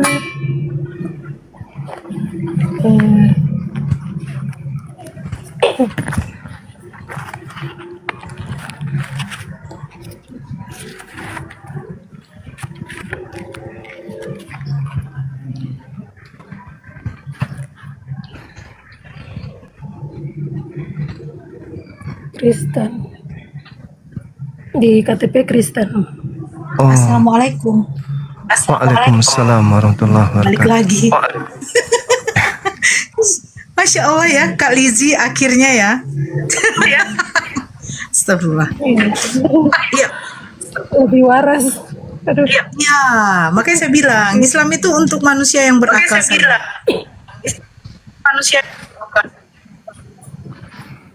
Allahu Akbar. Ustadz kita mana? Bang Handi monitor. Warahmatullahi wabarakatuh. Waalaikumsalam. Kanda minta tolong KTP beliau diterima, Kanda, di ini. KTP beliau diterima. Mbak bisa di WA ke saya dikirim foto KTP-nya bisa. Mbak Lisi. Mana ya?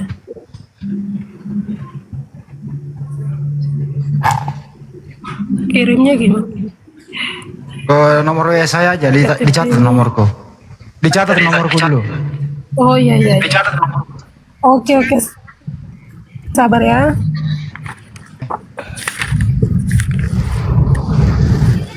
Ya, nomornya 0813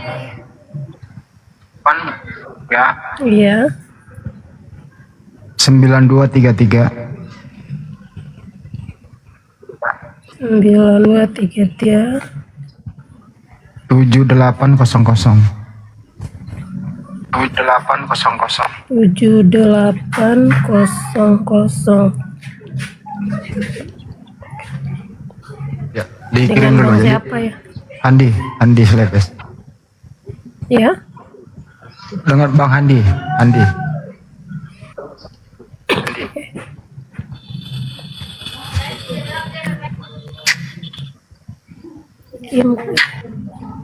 Gimana caranya? Dianya sekarang atau nanti? Sekarang aja dulu kalau bisa. Sekarang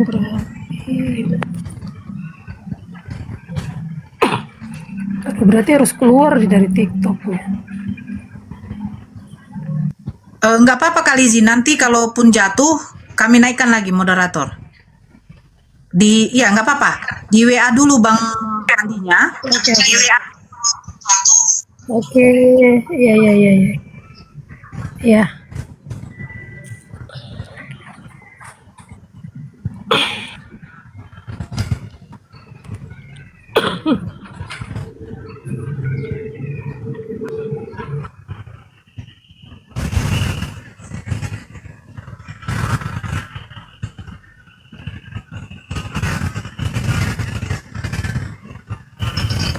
Assalamualaikum Ustaz Dio, Bang Jibril. Kok Bang Jibril? Siapa? Ini enggak. Oh, tak dikenal ini. Entah HP pusat siapa ini? Waalaikumsalam warahmatullahi wabarakatuh semuanya. Oh, Akang. Oh, tak kira Bang Jibril tadi yang pakai akun HP pusat. Aku ada suara nggak? Teman-teman dibantu di Ada, follow ya. tapi kecil, Bang Dio. Bang Dio di jalan. Iya, hujan di sini kak. Di dalam mobil? Ya betul. Ya, tapi kedengeran kok. Masih lantam kok suaranya. Alhamdulillah. Alhamdulillah. Berapa jam tadi dengan Kak Lizzy ya? Alhamdulillah ya.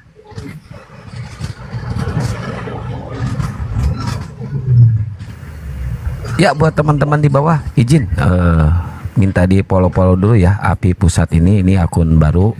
Yang belum follow silakan di follow ya teman-teman. Nanti insya Allah kalau ada acara-acara kedepannya insya Allah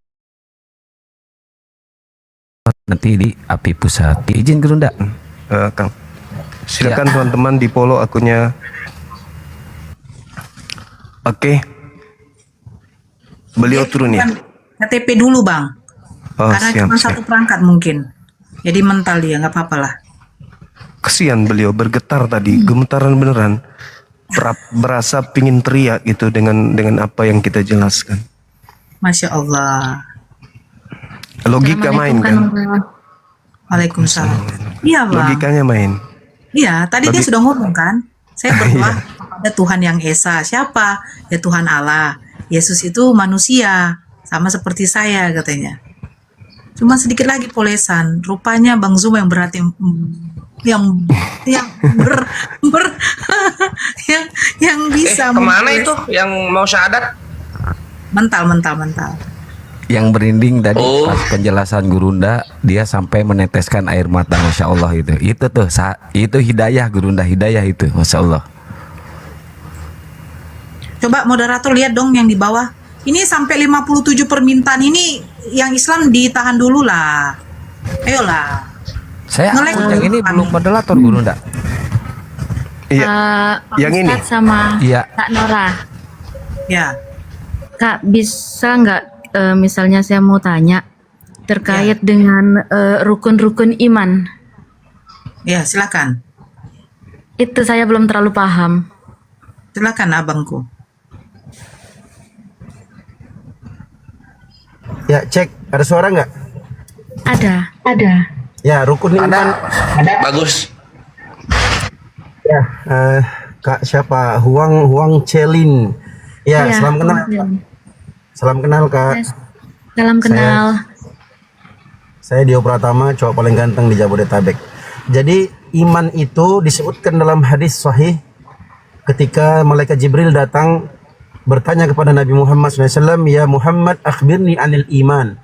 Wahai Muhammad, kabarkan kepadaku apa itu iman. Maka Nabi Muhammad mengatakan iman itu al-imanu an tu'mina billahi wa malaikatihi wa kutubihi wa rusulihi wa tu'mina bil qadri wal yaumil akhiri wa tu'mina bil qadri khairihi wa syarrihi. Iman itu adalah engkau beriman kepada Allah, an tu'mina billahi wa malaikatihi.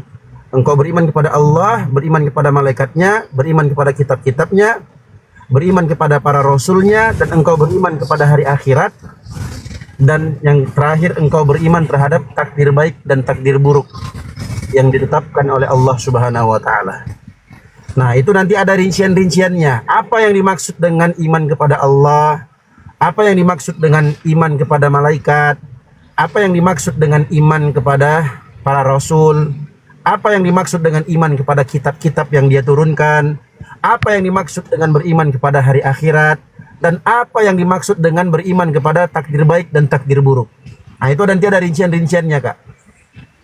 Yang jelas, rukun iman itu ada 6. Inilah yang disabdakan oleh Nabi Shallallahu Alaihi Wasallam tentang apa itu iman.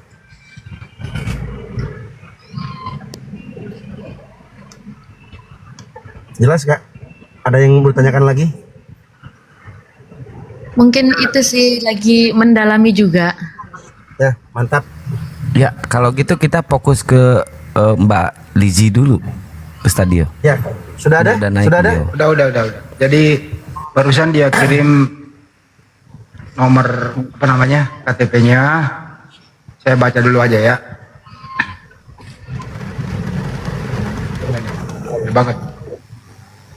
Agama Kristen. Provinsi Papua, Kota Jayapura.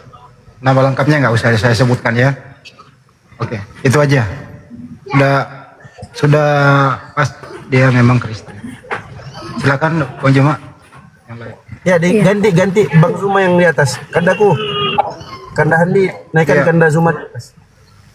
Gimana cerita? Oh ya udah. Dua di atas, sanding ganding sama Kak Lizzy. Nggak bisa, harus moderator. Harus hostnya langsung. Bang Zumanya yang harus besarkan Bang Zuma dulu, baru bisa kita besarkan moderator yang Kalizinya. Abang besarkan dulu diri abang, Kalizinya nanti baru dibesarkan. Memang Bang Juma bisa membesarkan diri ya? Bisa, Bang Zuma bisa besarkan dirinya di komando. Bisa lah. Memang sebelah sono doang yang bisa. Gurunda juga bisa. Nanti kebablasan kayak bom-bom. Nggak kayak gini Bang. Izinnya mana? Ada. Udah Lizinya naik? Belum?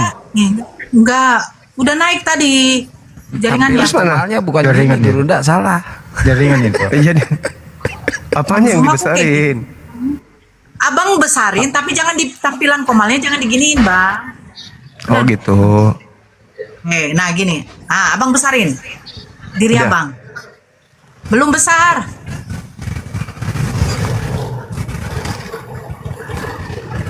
Abang belum besar. Yang di bawah sabar ya, teknis. Sabar. Sebentar.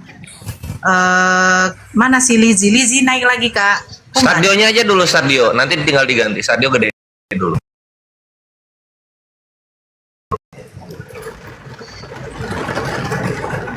Ini mau mualaf nih, ada Mbak Marta hubungin saya barusan. Mbak Marta, habis ini ke Mbak Marta saya naikkan. Sabar ya Mbak Marta ya, habis ini. Ini Huang mualafah juga ini, baru banget. Baru sahadat tadi. Saya barusan. Oh, lu kemana? Alhamdulillah. Enggak, kan nonton dari bawah itu kan kerudungan terus, kirain muslimah. Ya kerudungan karena kan tadi disuruh sholat. Bangun. Tapi pas awal naik enggak kerudungan enggak? Pas awal naik. Nah, di sini udah ada nih. Sudah tadi. Oh. Jangan aku mantap. Oke, silent please. Kalizinya open cam. Temanya diturunkan abang.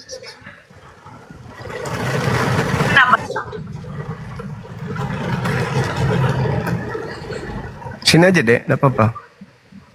Nah, Izin moderator lambe itu diblokir aja lambe itu. Itu mengganggu banget. Ada di sini Lanbe. Siapa Lanbe? Itu yang ngasih gift itu, yang mawar-mawar. Oh iya. Lambe 303 itu diblokir aja. Oke. Ya, lanjut. udah ya. KTP sudah ada sama kita ya? Udah. Saudari Lizzy bisa nggak tutup kepala kain, sarung atau apa gitu? Oh, kain panjang itu gendongan pun bisa, bagus itu, panjang tuh. Iya.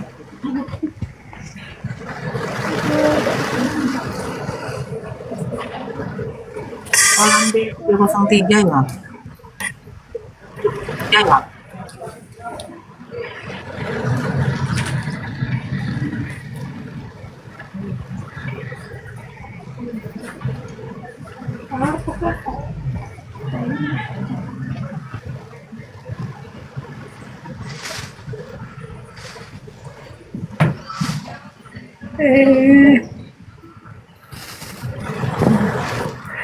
Kayaknya nggak ada.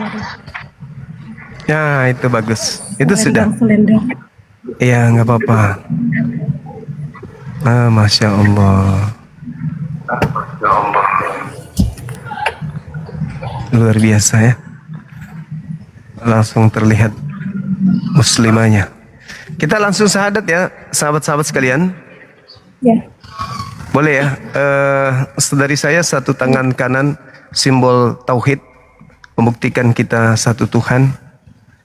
Satu telunjuk tangannya dinaikkan seperti ini. Ini. Iya, oke. Udah siap ya? Udah siap. Bismillah. Ikuti saya. Bismillah. Bismillah. Bismillah. Ar-Rahman. Ar-Rahman. Ar-Rahim. Ar-Rahim. Dengan menyebut nama Allah Dengan menyebut nama Allah yang Maha Pengasih, yang Maha Pengasih, lagi Maha Penyayang. lagi Maha Penyayang. Asyhadu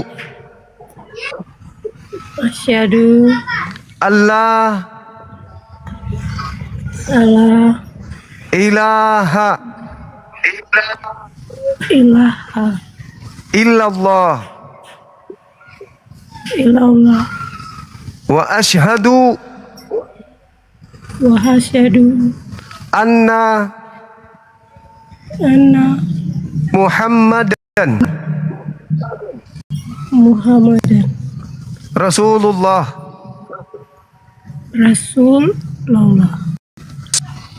Aku bersaksi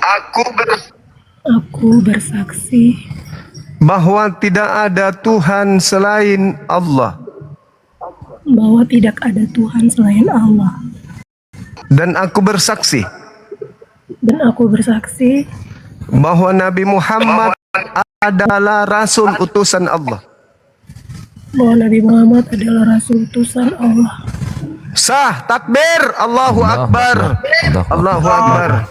Allahu Akbar. Allahu Akbar. Masya Allah. Subhanallah.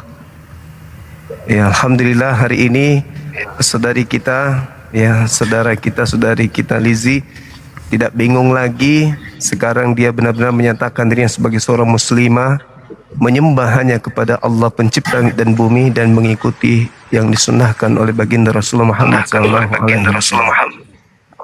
Selanjutnya saya serahkan kepada Dinda Dio sebagai Ketua Apologet Islam Indonesia untuk mendoakan beliau, dan saya ucapkan Assalamualaikum warahmatullahi wabarakatuh kepada abang saya, Bang Arif, dan semua yang baru bergabung di sini. Masya Allah. Waalaikumsalam. Bergabung di sini. Alhamdulillah kita menjadi saksi abangku. Kita jadi saksi bagaimana hamba Allah ini kembali kepada Allah tanpa paksaan. Allahu Akbar. Syukran sahabat. Ya, silakan Dinda Dio. Ya, silakan. Bismillahirrahmanirrahim. Alhamdulillahirabbil alamin. Kak Lizzy, alhamdulillah kakak sudah masuk ke dalam Islam. Itu artinya dosa-dosa Kak Lizzy sudah diampuni oleh Allah Subhanahu wa taala. Karena dalam Al-Qur'an Allah Subhanahu wa taala menegaskan tentang orang-orang yang dulu kafir, dulu tidak menyembah Allah, iyantahu, kalau mereka berhenti maka yughfar lahum ma qad salaf, diampuni dosa-dosa mereka yang telah berlalu.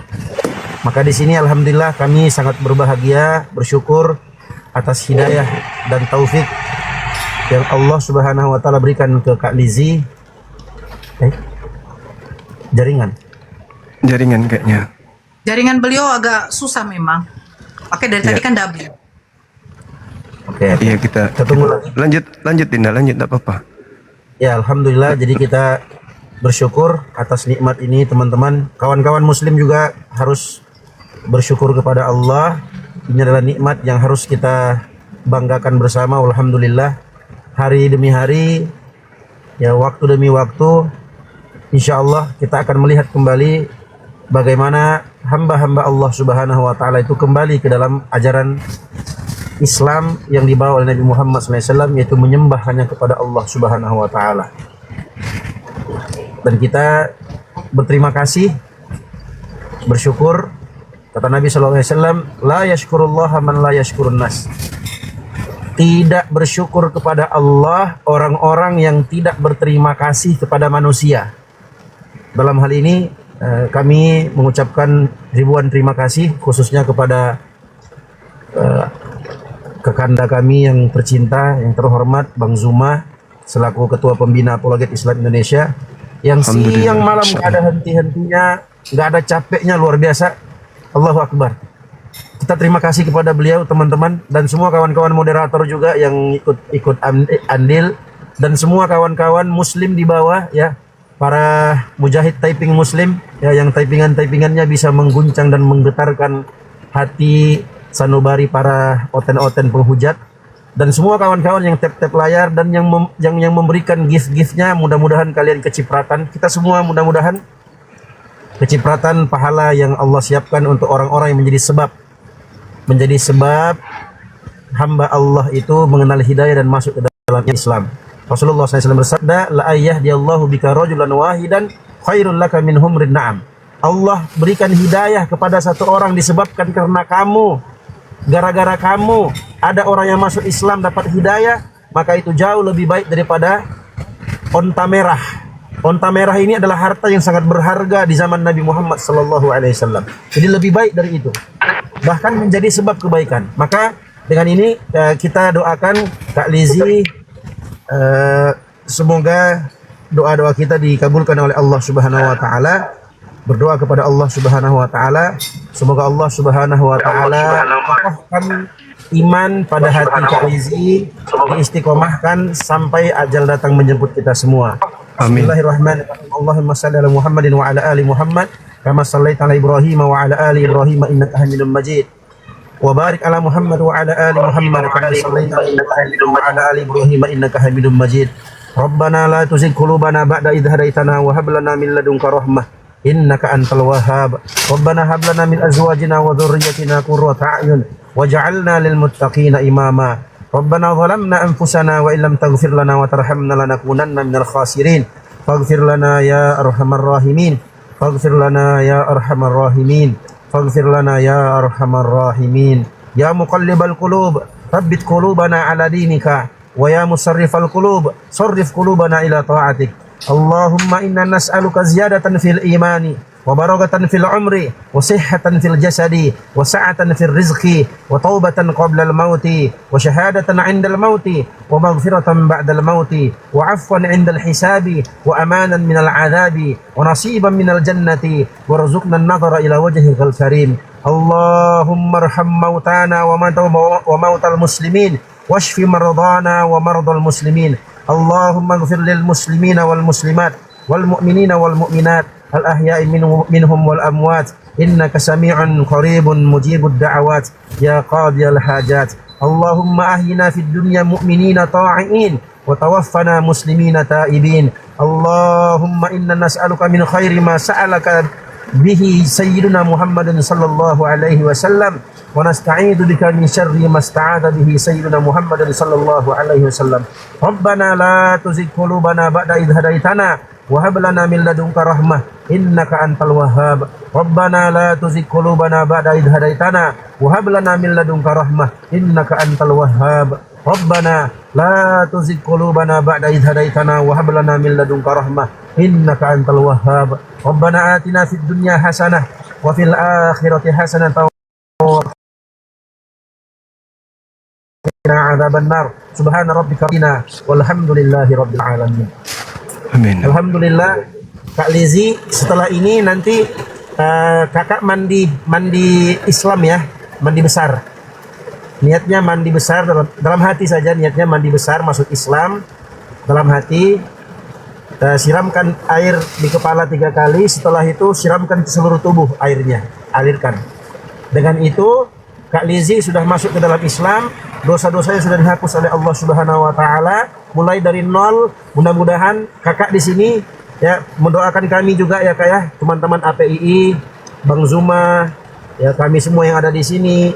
Doakan kami semoga kami istiqomah terus-menerus di atas jalan dakwah ini, mencerahkan anak bangsa Indonesia untuk kembali menyembah hanya kepada Allah Subhanahu wa taala, Tuhan pencipta langit dan bumi. Begitu.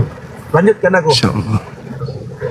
Baik, sahabat-sahabat sekalian, alhamdulillah kita menjadi saksi bagaimana saudari kita ini menjemput hidayah dengan proses yang panjang. Beliau mengakui bahwa beberapa saat mengikuti dialog lintas agama yang ada di sosmed dan mengatakan bahwa ini lebih rasional daripada yang saya anut dari lahir. Ya, ini cerminan bahwa bukan hanya saudara Lizzy aja, ada ribuan manusia bahkan jutaan manusia yang sama keadaannya, khususnya di Indonesia, yang sama keadaannya gundah gulana dalam mencari kebenaran Tuhan. Kenapa mereka orang-orang cerdas kemudian digiring kepada sebuah keadaan di mana apa yang dia alami dalam keyakinannya itu tidak sesuai dengan rasionalnya sendiri. Mereka bingung. Dengan adanya Apologet Islam Indonesia, ya mereka akan mengetahui bahwa oh inilah jalan yang sesungguhnya, yang sebenarnya yang aku cari. Aku haus, di sinilah aku minum. Aku lapar, di sinilah aku makan. Aku tersesat, di sinilah aku mendapatkan petunjuk. Alhamdulillah. Nah, kita serahkan semuanya kepada Allah bahwa akan banyak orang yang mendapatkan hidayah sama seperti beliau ini. Mungkin itu dari saya sementara. Silakan kepada sahabat-sahabat saya, utamanya abang saya ini, Bang Arif. Masya Allah, silakan abangku, silakan. Baik, bismillahirrahmanirrahim. Assalamualaikum warahmatullahi wabarakatuh. Gurunda, Waalaikumsalam. Si Akang, Bang Andi, Bu Nora dan sebagainya. Alhamdulillah. Selamat datang Mbak Kak Lizzy. Hari ini Allah memilih Anda untuk mengucapkan syahadat. Rasulullah bersabda, Islam menghapus dosa sebelumnya ketika sudah bersyahadat. Artinya, mulai detik ini lembaran putih bersih. Kak Lizzy seperti baru lahir.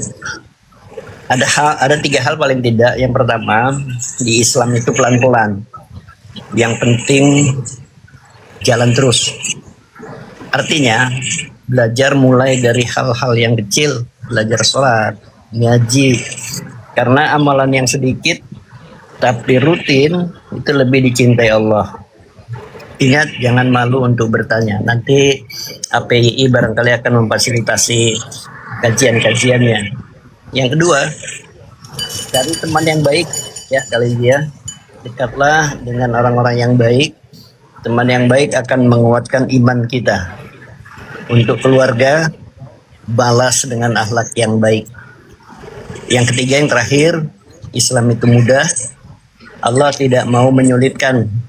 Kalau jatuh, bangkit lagi, pintu taubat selalu terbuka.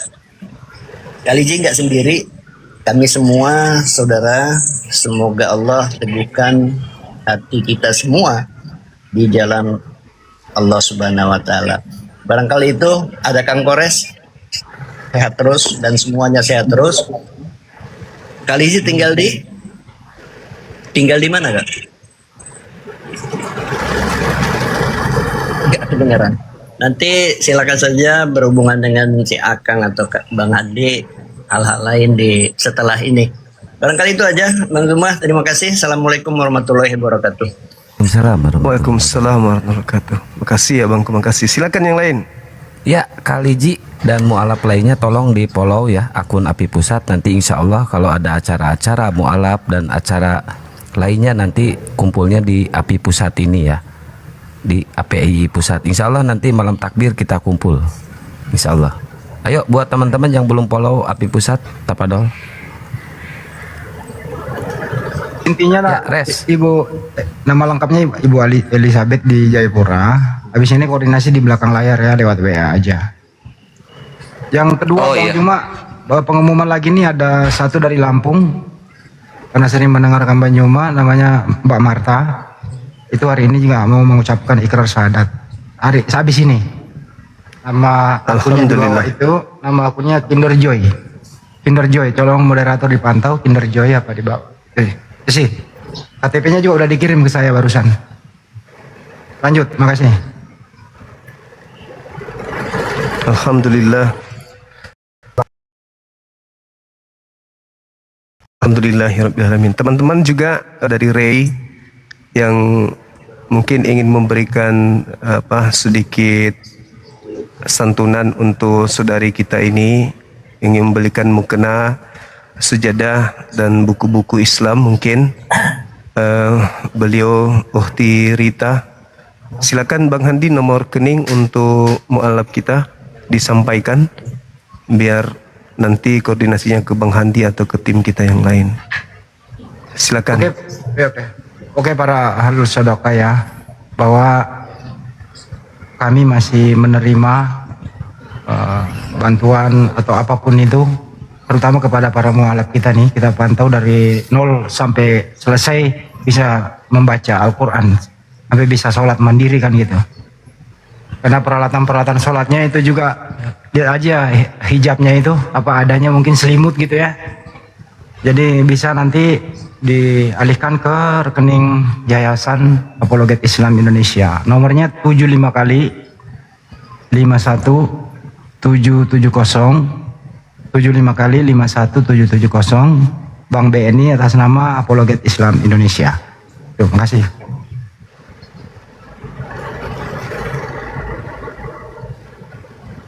Nanti untuk para mualaf komunikasi dengan API Pusat atau Humas ya, saya sama Bang Handi ya.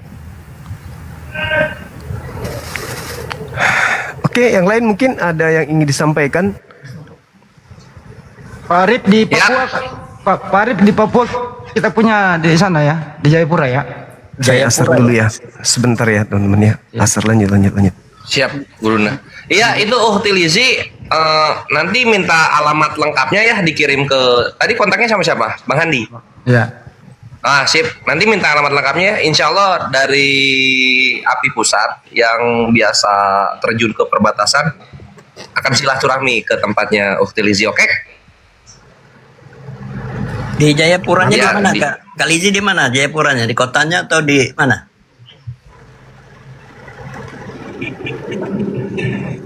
Suaranya nggak keluar. Mute-nya itu mas, mute-nya Dia ke mute. Dibuka mute-nya, Mbak.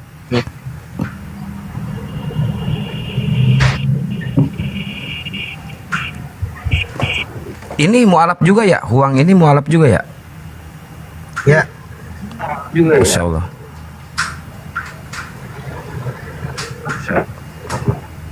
Ya. Kalau aku nggak usah ditanya, Akang. Aku nggak usah ditanya. Kalau aku nggak usah ditanya ya. Dadah. Siapa? Siapa?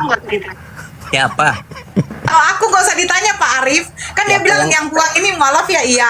Kalau aku nggak usah ditanya, itu maksudnya Pak Arif. Siapa yang tanya maksudnya? Ini udah mukalaf, dia udah mukalaf. Aku bilang nggak usah ditanya.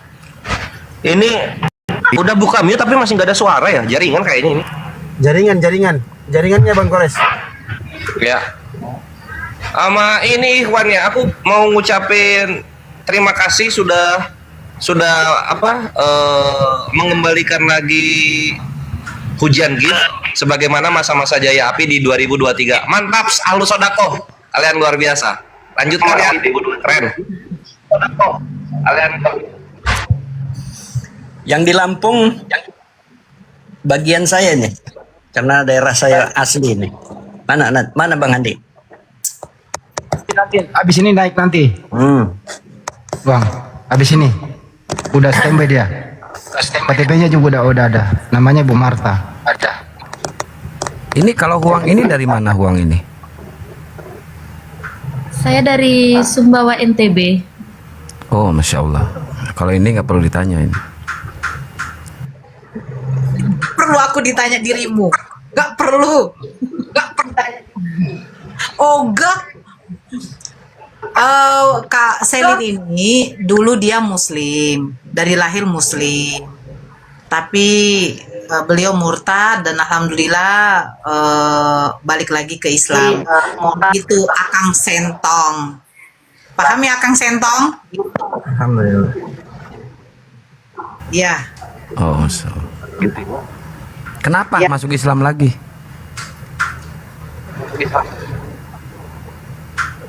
Ada yang menguatkan. Oh, Insya Allah. Terima kasih Bunda Nora udah menguatkan ya. Terlambat dirimu. Angin lebih masuk Islam. Bang Andi, aku tahu tujuan dia nih. Terlambat dirimu. Ikhlas. Udah ada calonnya. Dasar otak.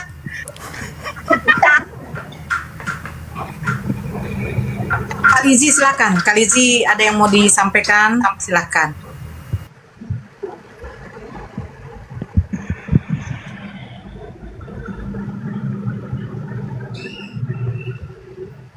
Suaranya nggak ada, Kak.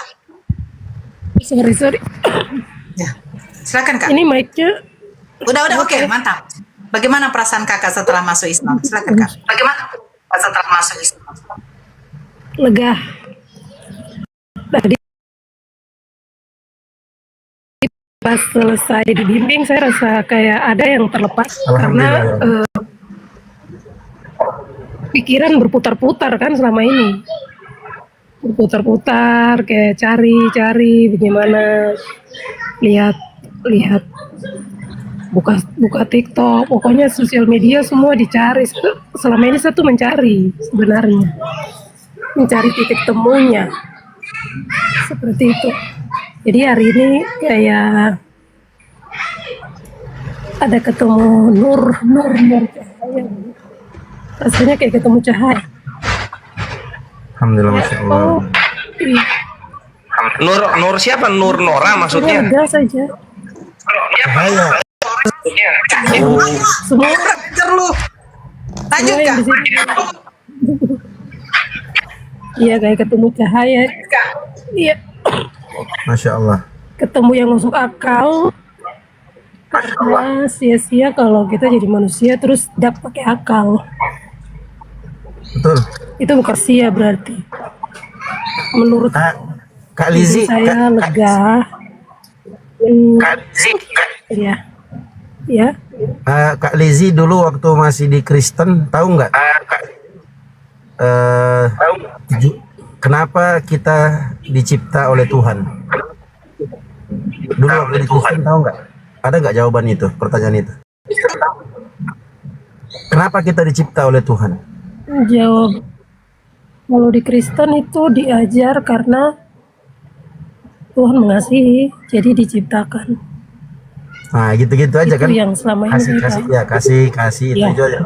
Nah, kalau dalam Islam, Kak Lizzy, dalam Islam Allah Subhanahu wa taala berfirman dalam surat Az-Zariyat ayat 56, "Wa ma khalaqatul jinna wal insa illa liya'budun." Tidaklah aku ciptakan jin dan manusia melainkan mereka harus beribadah, menyembah hanya kepadaku. Jadi tujuan kita itu, kita dicipta ini supaya kita beribadah. Jadi sia-sia kita hidup 50, 60, 70 tahun kalau kita nggak beribadah kepada Tuhan yang benar. Tuhan pencipta langit dan bumi. Dialah Allah Subhanahu wa taala yang sekarang ini disembah, dituhankan oleh umat Islam. Gitu, Kak. Alhamdulillah, Kak Lizzy, kita semua hamba-hamba Allah yang dicipta oleh Allah Subhanahu wa taala untuk menyembah hanya kepadanya. Dan pada hari ini Allah sayang, Allah cinta, dan Allah pilih Kak Lizzy untuk kembali masuk ke dalam Islam, masuk ke fitrah kembali. Karena seluruh manusia dulu di alam rohnya ketika diciptakan, Allah pernah berfirman kepada seluruh ruh manusia, "Alastu bi rabbikum?" Bukankah aku ini adalah Tuhan kalian? Dan semua ruh menjawab, "Qalu bala syahidna." Iya, benar, kami mempersaksikan itu wahai Tuhan kami. Ternyata setelah keluar lahir ada yang Islam, ada yang enggak. Nah, alhamdulillah Kak Lizzy yang tadinya Kristen, alhamdulillah kembali ke asalnya, yaitu masuk ke dalam agama Islam, menyembah hanya kepada Allah sesuai dengan perjanjiannya dulu di alam ruh. Masya Allah, alhamdulillah. Banyak-banyak bersyukur Kak Lizzy. Praktek dari rasa syukur itu belajar, banyak-banyak belajar, terutama tentang sholat, karena itu yang menjaga kita, Kak Lizzy, menjaga kita. Belajar sholat pelan-pelan, sedikit-sedikit. Kalau ada yang Kak Lizzy mau tanyakan, insya Allah Komal APII di aplikasi TikTok ini 24 jam, insya Allah kakak bisa DM kita atau kawan-kawan pengurus mu'alaf, nanti bisa dibantu hal-hal yang mungkin kakak mau tanyakan dan yang mungkin kakak butuhkan, gitu Kak ya. Semangat belajar, insya Allah pelan-pelan akan semakin kuat imannya. Kakak nggak sendiri, ada kita semua di sini, insya Allah. Semua kita orang beriman. Itu kata Nabi Muhammad SAW. Orang Islam itu kal jasadil wahid. Mereka itu bagaikan satu tubuh. Idza ishtaka minhu adu tada'a sa'irul jasadi bisahari wal humma. Kalau ada salah satu anggota tubuh itu yang merasakan sakit, maka seluruh tubuh itu akan merasakan bergadang di malam hari dan demam. Jadi kita umat Islam itu ya syuddu ba'duhum ba'dha, menguatkan antara satu dengan Nabi perumpamakan begini Kak. Jadi umat Islam itu saling menguatkan antara satu dengan yang lainnya, bagaikan satu bangunan yang kokoh. Ya, jadi Kak Lizzy jangan merasa sendiri. Ada kita di sini alhamdulillah, saudara-saudara Kak Lizzy sendiri, ya. Ada saudara-saudarinya yang insya Allah kita saling kuat menguatkan antara satu dengan yang lainnya. Tetap komunikasi, semangat belajar. Insya Allah Ta'ala, walaupun Kak Lizzy berada di ujung Indonesia, Papua sana, tapi insya Allah hati-hati kita tetap disatukan di atas kalimat La ilaha illallah Muhammad Rasulullah. Tidak ada Tuhan yang berhak disembah kecuali hanya Allah, dan Nabi Muhammad adalah utusan Allah. Alhamdulillah, kami senang, kami gembira, kami bahagia kembalinya Kak Huang, Selin, Kak Lizzy juga alhamdulillah kembali ke dalam Islam.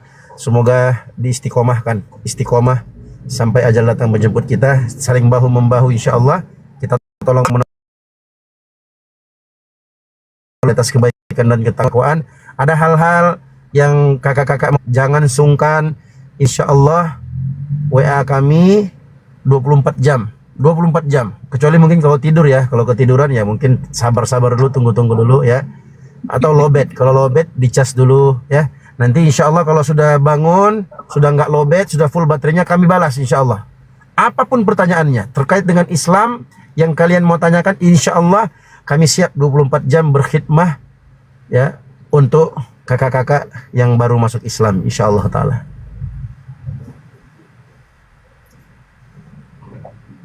Belum.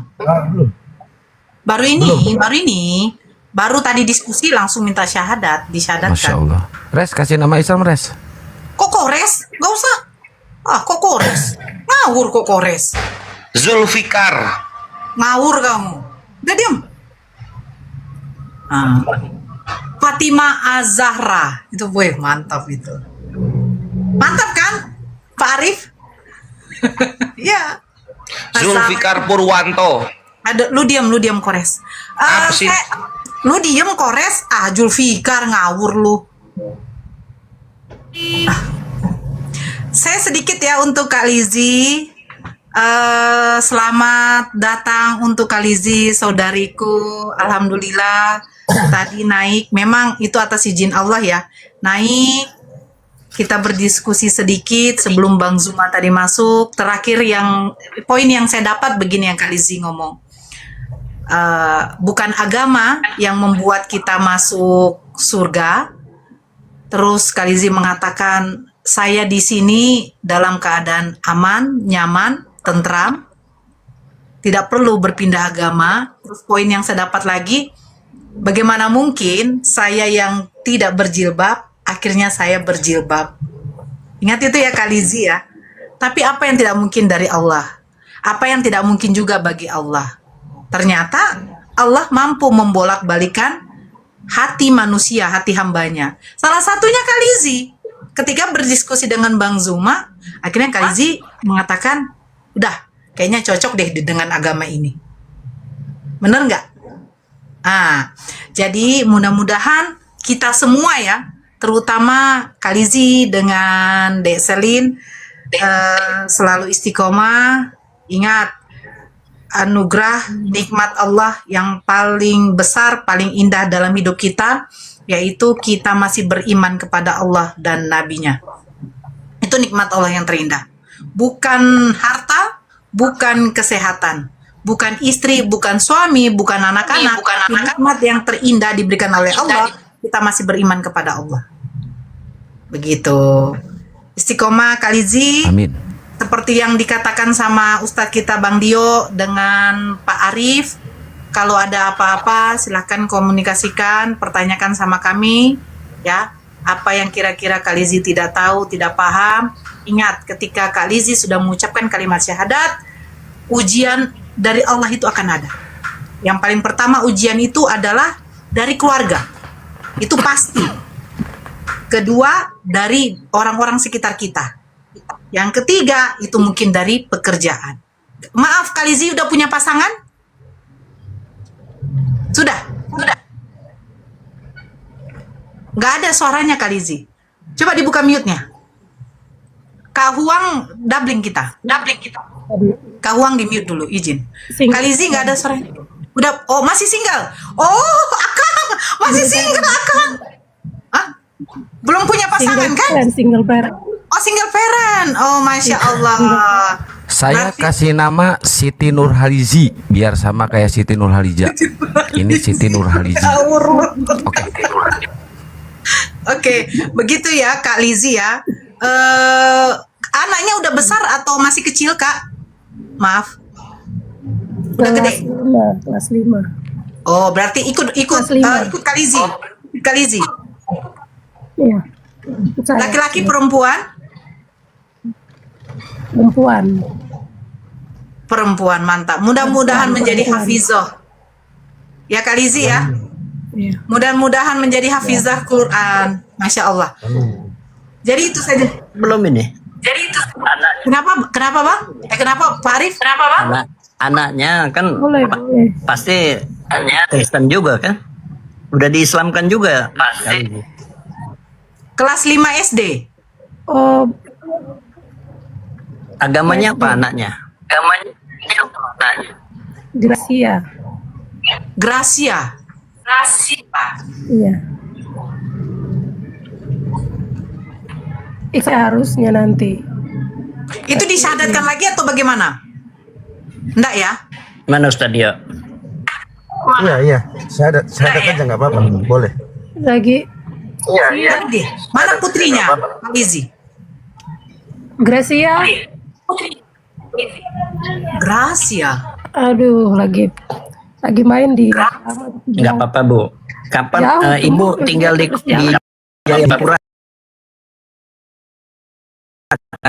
Jayapura kah? Di kotanya? Iya, di Jayapura. Di kotanya? Kota. Insya Allah besok nanti ada teman-teman Kota yang Jayapura. Insya Allah besok teman-teman ada yang ngunjungin ya. Nanti alamatnya ada di Bang Handi ya? Iya, boleh. Atau di si Akang ya? Iya, ada. Jadi kakak udah kakak sendiri ya, Kak Lizi? Jadi kakak. Oh, iya, saya anak tunggal sendiri. Bukan, maksudnya sudah cerai itu udah buat kakak sendiri ya? Cerai? Kenapa Kak? Kenapa? Udah pisah. Kenapa? Single parent. Iya, kakak udah pisah. Ini kartu keluarganya masih ikut suami atau udah buat sendiri?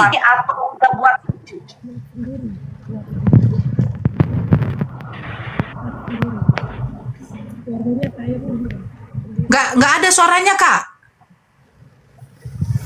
Kartu keluarganya saya sendiri, Kak. Oh, berarti ikut anak. Anak udah ikut kakak. Kartu keluarga. Iya. Ada berapa anaknya Kak? Satu, Gracia. Ya kalau bisa diganti lah namanya ya, Pak Arif ya. Ya Ustaz Dio ya. Oh iya. Kak Lizi mau dikasih nama Islam dengan anaknya? Boleh. Boleh. Pak Arif kira-kira bagaimana Pak Arif? Jangan dari Akang. Kalau dari Akang nggak usah. Kalau dari Akang kalau kamu kasih nama itu ibaratnya harus siap menjadi calonnya tuh nanti. Udah Pak Arif aja. Ya. Atau Ustaz Dio. Gimana kira-kira nama yang bagus untuk anaknya beliau dengan Kak Lizi? Ya, dalam perspektif Islam, nama itu doa kan. Itu nanti Ustaz Dio tuh yang lebih paham. Jadi sarannya memang ini kan nama aslinya Elizabeth nih, identik sekali dengan Kristen. Barangkali karena nama itu adalah doa, barangkali bisa lah untuk diganti namanya. Itu saran saya sih. Kalaupun nggak jadi masalah juga sepertinya. Ya Ustaz Dio ya. Monggo Ustaz Dio. Ya, sebenarnya kalau untuk nama mau diganti mau nggak juga nggak apa-apa. Tapi memang afdolnya biar ada harapan dan doa di situ. Ya, semoga dengan nama yang baru dalam Islam itu lebih mengikat. Nah, begitu.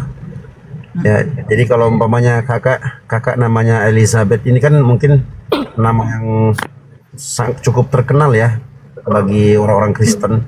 Nah, mungkin kita bisa ganti dengan nama-nama yang juga cukup familiar dan terkenal dalam Islam. Itu ada Maryam, ada Aisyah, ada Fatimah, ada Khadijah, ada Laila. Nah, kalau aku sih ke Laila ya. Laila itu kan kakak Lizzie, ada LL-nya depan, pakai lam depannya. Laila itu nama salah satu sahabat Nabi Muhammad SAW, namanya Laila bintu Qanit. Nah, dan juga konon kabarnya nama Laila ini adalah nama seorang wanita yang cantik jelita dahulu di zaman Nabi Muhammad SAW. Dahulu di zaman jahiliyah maksudnya. Makanya ada dulu kita dengar kisah tentang Majnunul Laila. Bukan Laila Majnun ya. Majnunul Laila maksudnya Majnun itu orang yang tergila-gila dengan Laila. Karena saking cantiknya Laila ini. Makanya ada orang-orang dari kalangan ulama Islam itu mereka menyebutkan satu bait syair tentang Laila. Kullun yadda'i waslan bi Laila wa Laila la tuqirru lahum bidzaka. Setiap orang mengaku punya hubungan cinta dengan Laila, tapi Laila tidak mengenal mereka, tidak mengakui hubungan mereka. Saking cantik jelitanya Laila itu. Nah, di sisi yang lain ada juga sahabiah namanya Laila bintu Qanit. Nah, tapi masih banyak nama-nama lainnya, kakak bisa pilih. Tapi masih banyak nama lainnya. Nah, itu haknya kakak juga. Ada Azizah. Azizah itu wanita yang menjaga kesucian dirinya. Ada Latifah, ya, wanita yang lemah lembut. Ada banyak kak. Mungkin nanti kita bisa kasih opsi ya, pilihan-pilihan. Nanti kakak bisa lihat. Ini nanti ada nama-nama, nanti kita list. Terus ada maknanya. Nanti kakak yang pilih. Jadi kakak lebih tenang dengan nama itu, dan sekaligus menjadi doa kalau kami panggil kakak seperti itu. Mudah-mudahan kakak jadi seperti orang yang nama itu. Seperti itu. Latifah boleh, ada Fatimah boleh. Atau kalau kakak mau pakai tetap Dia mau pakai ada nama Nurnya, Bang Dio. Boleh. Ya Nur. Ya, karena kan Nur katanya saya sudah mendapatkan Nur cahaya katanya ya. Kalizi ya. Nur kalau mau ditambahkan Nur di depannya nggak apa-apa, terserah. Nur Fatimah, Nur Zahra, Nur Laila, terserah. Nama saya Nur juga gitu loh. Masya Allah, Pak Arif, nama saya tuh sudah diganti waktu Islam jadi Nur Fatmawati gitu loh. Nama saya Nur juga. Alhamdulillah. Ya, aku nyebrang ke situ, Nora gitu kan. Aku ngerti.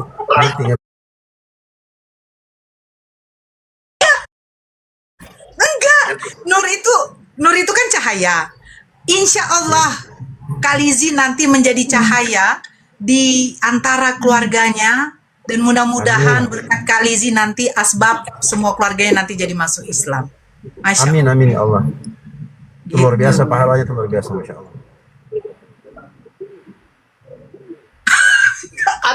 Gak ada itu.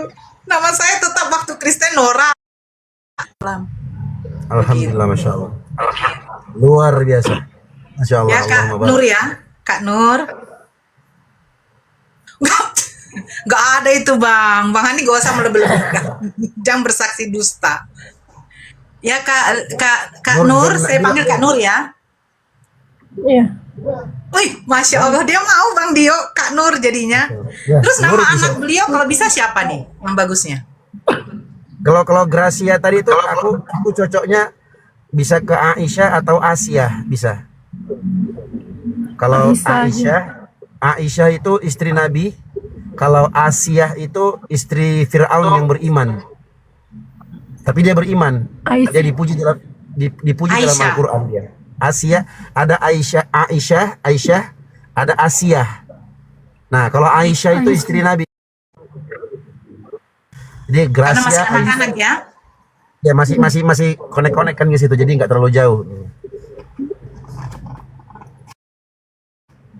Jadi gitu Kalizi ya, terserah Kalizi, tapi rekomnya ya dari Ustadz kita untuk putri Kalizi namanya Aisyah.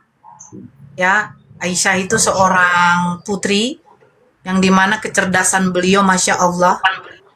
Ya Bang Dio ya, kecerdasan beliau Masya Allah. Wanita yang paling banyak menghafal hadis. Aisyah radhiyallahu anha. Mudah-mudahan seperti itu juga nanti putri dari Kak Lizi. Dan Kak Lizi namanya Nur, terserah mau Nur apa nih? Nur Habibah kah? Nur Laila kah? Nur siapa nih? Ya, nanti Kak Lizi nanti saya kirim list nama. Iya. Sekaligus terjemahannya. Nanti kakak bisa pilih. Setelah itu kakak bisa ganti, atau kalau mau ganti KTP juga nggak apa-apa, kalau nggak juga nggak apa-apa. Yang jelas nama itu nanti kayak doa gitu kak. Pokoknya suatu saat nanti kakak naik lagi sini kan, Nur Fulana gitu atau siapa gitu. Jadi ada harapan doa. Mudah-mudahan jadinya seperti itu. Kalau aku dulu umpamanya aku kasih nama anakku Laila. Mudah-mudahan Laila ini menjadi sama seperti sahabiyah namanya Laila bintu Qanid, atau dia menjadi seorang wanita yang cantik jelita karena dulu ada nama seorang wanita bernama Laila. Terus aku tambahkan Salsabila. Salsabila itu nama mata air dalam surga. Jadi nama anak perempuanku itu Salwa Salsabila. Nah gitu. Kalau adiknya nama adiknya Salwa Laila Salsabila, kalau adiknya Salwa Salsabila. Jadi nama yang mengandung doa, ya kita berharap mereka masuk surga bersama-sama kita nanti. Karena Salsabila itu kan mata air di surga. Gitu kak. Masya Allah, alhamdulillah. Luar biasa. Tolong namanya jangan Nora, cerewet nanti katanya. Woi, siapa yang kasih nama Nora? Nur, saya bilang kalian ngawur, kalian di bawah. Nggak boleh kayak gitu dong. Kalizinya udah nge-lag deh. Kalizi.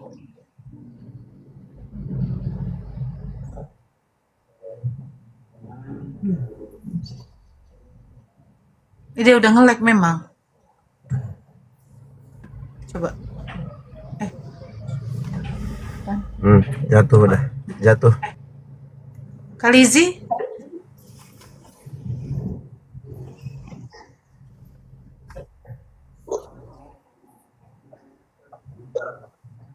Ya.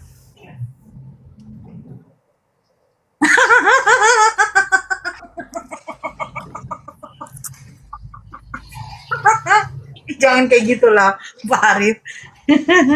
Masya Allah. Kak Selin tuh kayak ibarat kayak lagu Bimbang dan Ragu. Ya mana Kalizi tadinya ya? Jaringannya nggak bagus memang. Nama saya itu Nur loh, Nur nama saya Nur. Nora itu butuh.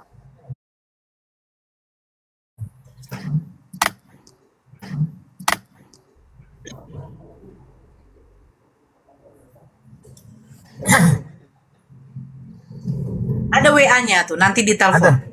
Ada abangku, ada. Buat teman-teman yang DM, kalian bisa langsung ke Humas ya, ke ini abangku Kandahan di Selebes, atau Akang Santang Api Pusat ya, yang untuk yang mau membantu langsung, tapi nanti bikin notes di bawahnya untuk mu'alaf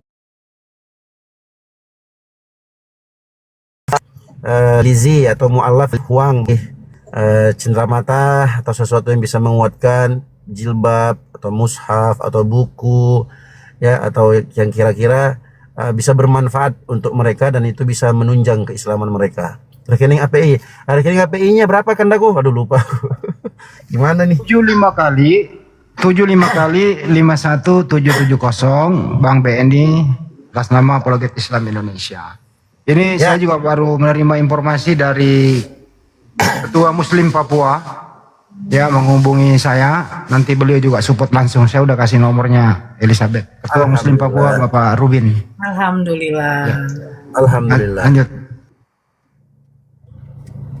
Ini mereka yang di bawah. Mereka yang di bawah bilang gini, Pak Nora ganti namanya. Hei, nama saya sudah diganti, Nur. Apa sih? Jangan lagi diganti nama saya. Kak Selin diganti namanya. Ganti ya namanya Nur Saniatun binti Anta Beranta.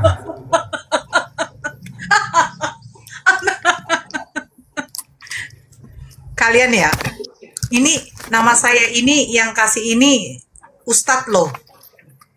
Bukan bapak saya.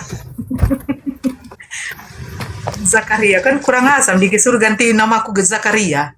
Cobalah. Kak Lizi silakan ya, sudah bisa mandi apa ya? Mandi hadas besar ya. Niatnya seperti yang dibilang Bang Dio tadi. Ya, Kak Lizi sudah bisa. Kalau sholatnya tuh gimana itu? Karena beliau baru masuk ya, belum ada yang di sana. Memang masjid jauh ya? Masjid jauh ya, Kak? Di mute itu, Kak, di mute. Dekat. Jauh dekat. Oh ya, untuk sementara ini udah bisa dulu. Tapi apa ya? Belum ada mukenanya. Belum ada mukenanya kok dong. Belum ada mukena. Oh, di masjid ada mukena kok. Di masjid ada mukena. Di masjid ada mukena. Oh. Di masjid ada mukena. Tunggu nanti Kak Lizi ada buku panduan sholat itu ada tuh dijual. Buku tuntunan sholat ada itu. Nanti Kak Lizi hafal-hafal ayat-ayat pendek aja dulu, ya kan? Di masjid itu ada mukena, Kak. Kakak mandi dulu, hadas besar, ya kan? Niatnya berbahasa Indonesia dalam hati aja. Aku berniat mandi besar, begitu.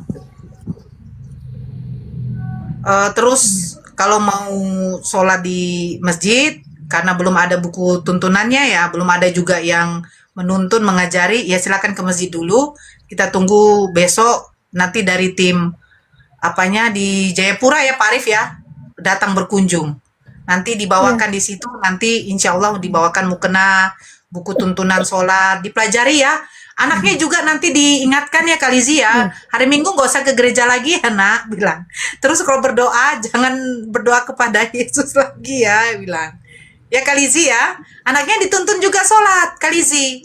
Syahadat. Boleh enggak? Panggil dulu anaknya, belum syahadat kok, lagi main tuh. Dipanggil dulu Mbak. Ya, tapi anaknya mana? Coba bisa dipanggil dulu Kak Lizi. Lagi main. Coba, jauh nggak main? Mainnya jauh. Oh, jauh ya. Gracia dipanggil mama, jangan Gracia lagi. Aisyah, gitu. Aisyah kan? Jangan Gracia lagi. Mainnya di lapangan. Aduh, gimana? Aisyah. Aduh, mantap Suami gimana Mbak? Mbak Elizabeth suami gimana? Merestui syahadat? Bisa. Udah cerai Bang. Makanya kakaknya udah kakak baru. Bang Andi. Oke. Mantap. Tidak ada lagi apa. Kecuali ya mungkin palingan orang tua, saudara, keluarga itu palingan nanti. Bang Handi udah pegang alamatnya belum nih? Biar udah ada kontak dan alamatnya, Bang. Biar segera datang ini orang-orang kita. Kirim ke Pak Arif ya. Kak Nur. Halo Kak Nur.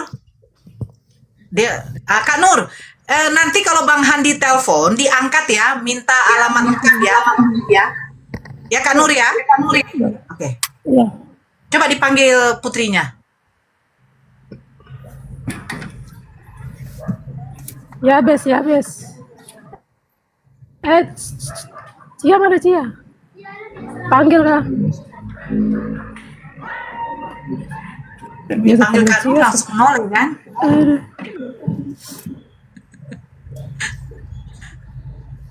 Nggak ada yang manggil saya ya? Nggak ada. Oke.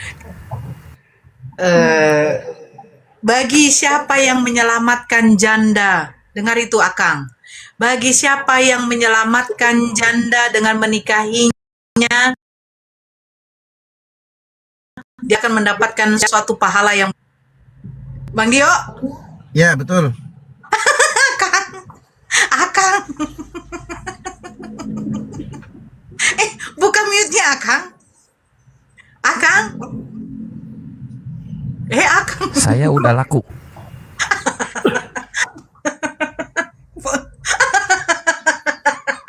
Pak Arif ketawa waktu ngomong saya udah laku.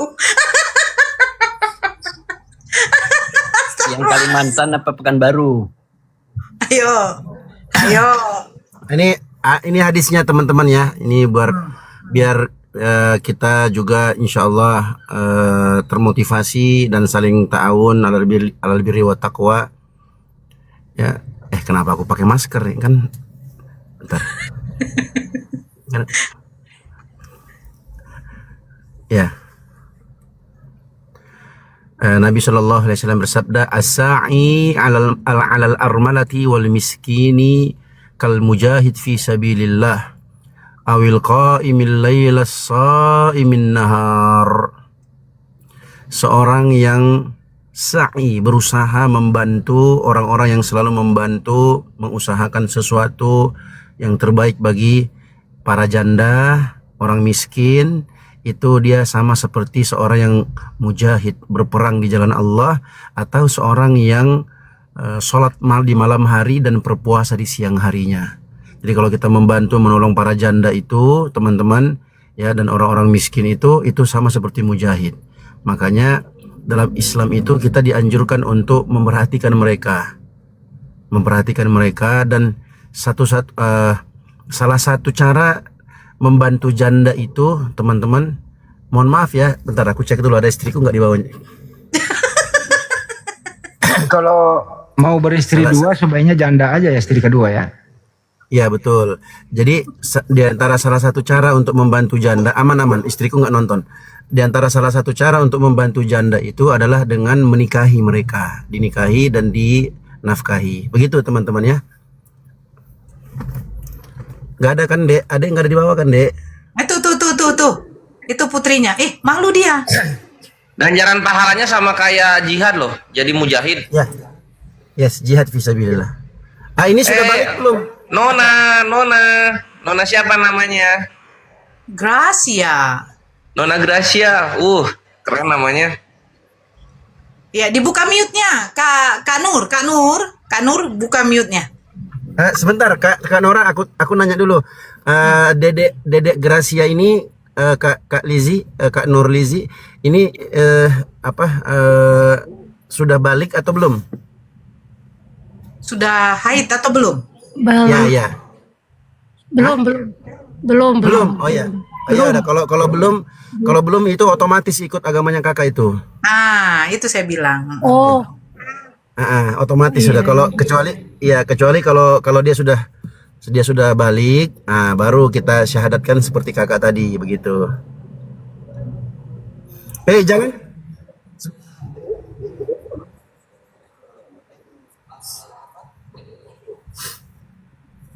Belum.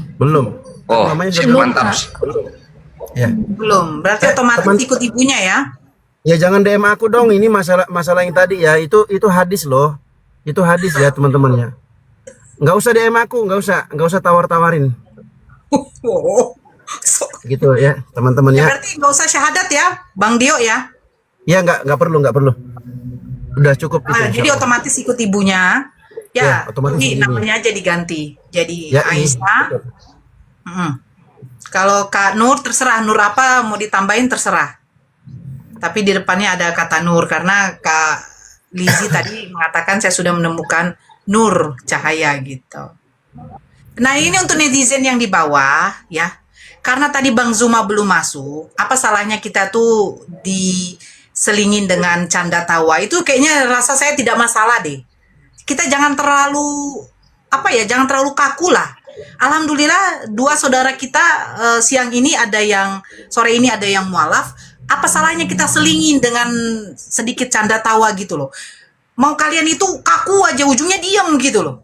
Tolonglah, kita pun juga di sini yang berdiskusi kadang pikiran itu lelah. Kita butuh yang namanya refreshing ya.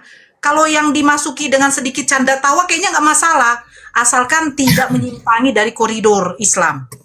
Itu loh. Ini Kak Lizzie, alhamdulillah beliau adalah single parent. Mana tahu ada saudara kita yang di bawah, yang duda atau yang masih lajang, mau memperistrikan beliau, kan tidak masalah gitu loh. Akang itu hanya sebagai pancingan doang. Walaupun saya tahu Akang sampai sekarang masih jomblo. Setuju. Nah iya, jangan kayak gitu dong. Kalian ya jangan yang itu dong, Kak Nora nggak boleh begini, nggak boleh gitu. Aduh, kalian ini kadang bagaimana ya, nggak paham. Kita kan di sini juga butuh selingan, apalagi Kak Lizzie dengan Kak Selin baru masuk. Ya nggak apa-apa, kita masuki dengan canda tawa. Ya. Kak Nora, tapi nggak boleh yang sekampung ya. Oh, nggak boleh, nggak boleh. Ya. Menikah Karena ya. Ya kebanyakan, terlalu banyak. Satu aja cukup. Kak Nora dikurangi ketawanya. Aku udah berusaha mengurangi. Tapi bagaimana ya? Izin Tapi atau ini tapi Gracia ini, ntar Kang, Gracia ini udah dibaptis belum kali sih? Belum. Oh, belum. Aman. Ya nggak berpengaruh insya Allah. Ada Kalau diajarin syahadat nggak masalah Ustaz Dio. Saya tidak mau. Iya, kalau dalam hukum fikihnya itu sebenarnya nggak perlu disyahadatkan kalau dia masih belum balik otomatis. Tapi kalau memang kandaku Bang Zuma mau mensyahadatkan walaupun dia masih belum balik, ya nggak apa-apa, boleh-boleh saja. Tapi memang itu hal yang nggak perlu sebenarnya, maksudnya nggak wajib gitu. Yang wajib itu kalau dia sudah dewasa, sudah balik, nah itu harus atas pilihannya. Ibunya nggak boleh memaksa dia. Kamu harus ikut saya karena kamu tinggal sama saya, nggak boleh. Tapi karena dia belum balik, maka nggak diperlukan untuk syahadat, untuk mengucapkan 2 kalimat syahadat, karena dia otomatis ikut agama ibunya. Tapi sekali lagi, kalau Bang Zuma atau kandaku mau mensyahadatkan si adik ini, si dedek ini, ya kita ambil afdolnya, nggak masalah, boleh-boleh saja. Nah, Ya. seperti itu. Kak Nur kasih Adanya tahu ya mau sama- syahadat emang adanya. Kak Nur, kalau Mama sudah Islam bilang begitu ya, biar anaknya tahu gitu.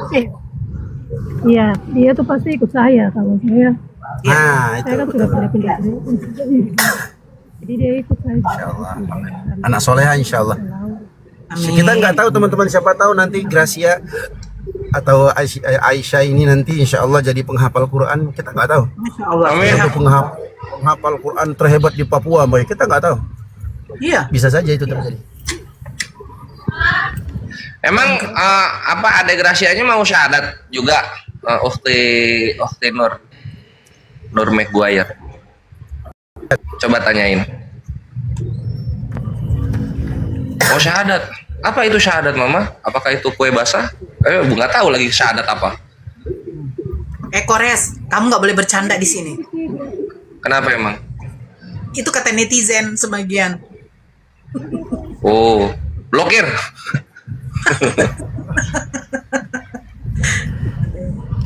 Gimana Bang Zuma? Apakah putrinya perlu disyahadatkan tapi memang putrinya belum balik katanya? Ya nggak apa-apa, supaya hal yang berkesan akan diingat seumur hidupnya.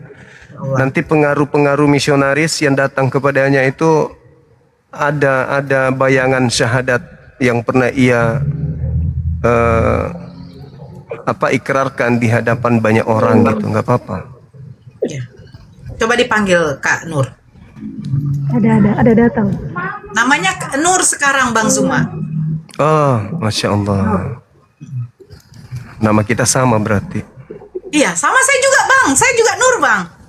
Iya. Nur Bom bukan? Si Nur Bom.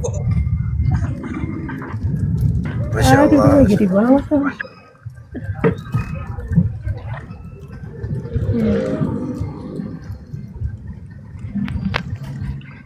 Coba dipanggil. Itu yang minta-minta nomor rekening 775 kali 51770 atas nama Apologet Islam Indonesia. Nanti dari situ nyatu disalurkan langsung ke Ukhti Lizzie sebagai yang berhak.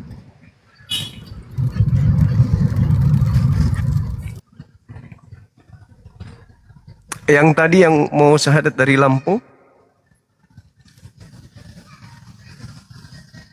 Kabar terakhir Gurunda besok katanya. Oh ya, syukurlah. Kabar terakhir besok gitu ya Bang Handi.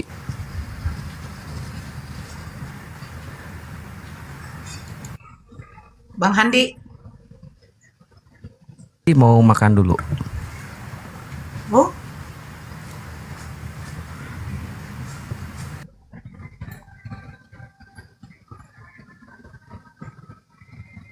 Bom Bom.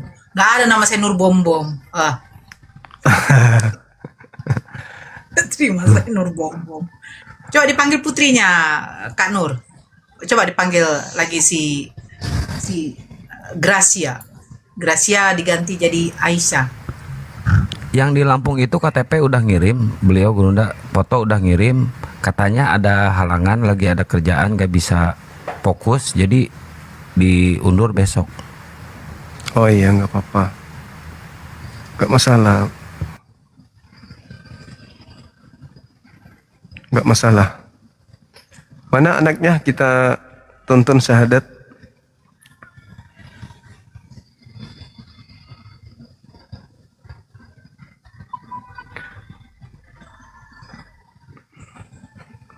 Suara saya kedengaran nggak? Kedengaran, tapi Kak Nurnya lagi apa dia? Delay, Bang. Makanya nge-lag. Tuhan. Lagi mencoba memanggil Anandanya. Suaminya mana? Oh iya. Enggak sekalian. Cerai, Bang. Oh, Udah cerai. Iya. Nur Hayati.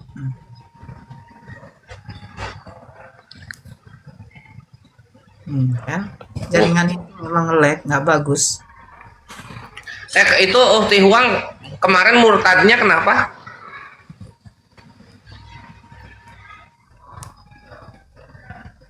Suaranya Dek. Jadi berfirman pula dalam hati nanti. Jaringan. Faktor lingkungan dan pergaulan. Misionaris. Pergaulannya di mana kok? Kan tinggalnya tuh sekelilingnya itu rata-rata non muslim.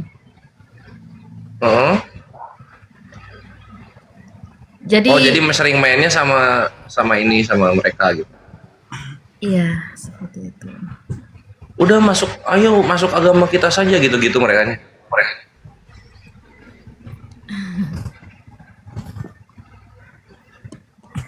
Terus berapa tahun di sana? Tinggal di sini, maksudnya di Sumbawa itu sudah lama. Bukan. Di Kristennya berapa tahun? Murtadnya. Tinggalnya sama orang Kristen sudah lama, cuma murtadnya itu sekitar 6 bulan. Oh, alhamdulillah sebentar, mantap. Oke, ini Uhti Nurnya udah naik lagi. Silakan Kak Nur. Anaknya coba dihadapkan, terus kalau bisa pakai penutup kepala.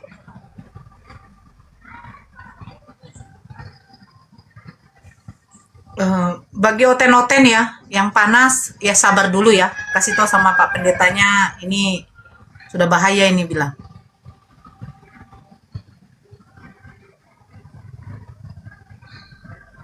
Kumpulan kadrun-kadrun. Silakan kalian serang Bang Zuma ya.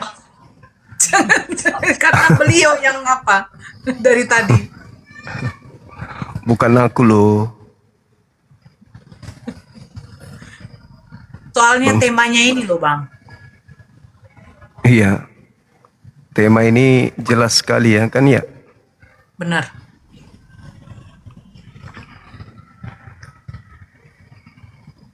Nah, nanti besok Tuhan palsu dong. Tuhan palsu temanya. Ya, Tuhan palsu ciri-cirinya pakai celana dalam. langsung aja Gurunda. Mati terkutuk. Enggak sudah mati aja udah palsu itu. Iya benar. Ditambah lagi ada terkutuknya udah tambah habis.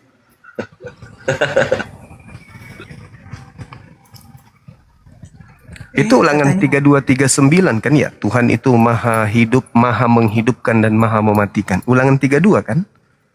Ulangan 3239 kan? Iya. 1 Timotius 6:16 itu udah. 1 Timotius 1:17 ya. Paling enak itu. Oh iya, betul. Luar biasa. Iya, Saudara Izzy lagi mana? yang Gurunda bilang nanti di ujung cerita tobat ya. Balik lagi Yahudi. Bertobat dari ajaran sebelumnya kan ya. Ajaran yang dia ajarkan di luar Yahudi kan gitu.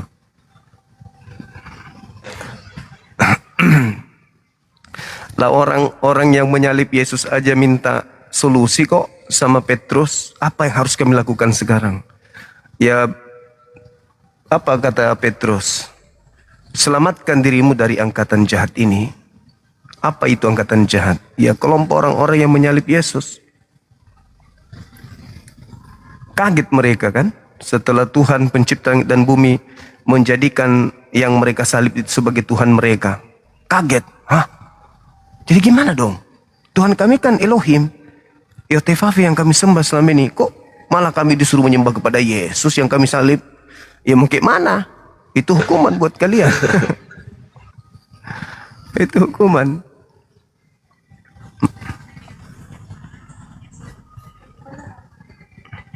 Ada yang mau jadi saksi dusta ya? Kok kenapa? Mereka pada ini nggak terima kalau Tuhan mereka dibilang palsu. Maunya Tuhan asli. Kalau penghujat bilang Tuhan palsu, mereka terdiam. Belum pernah ini dibilang yang seperti ini. Mati-matian mereka mau Mau klarifikasi. Enggak, Tuhan saya itu asli gitu dia. Sampai lupa ngehujat. Jadi penjelasan terus. Gimana mau asli wong dia manusia? Iya, asli itu. Ya, gitu deh. Asli karena bukan dia Tuhan. bangkit. Ke situ lari. Allah. Masa karena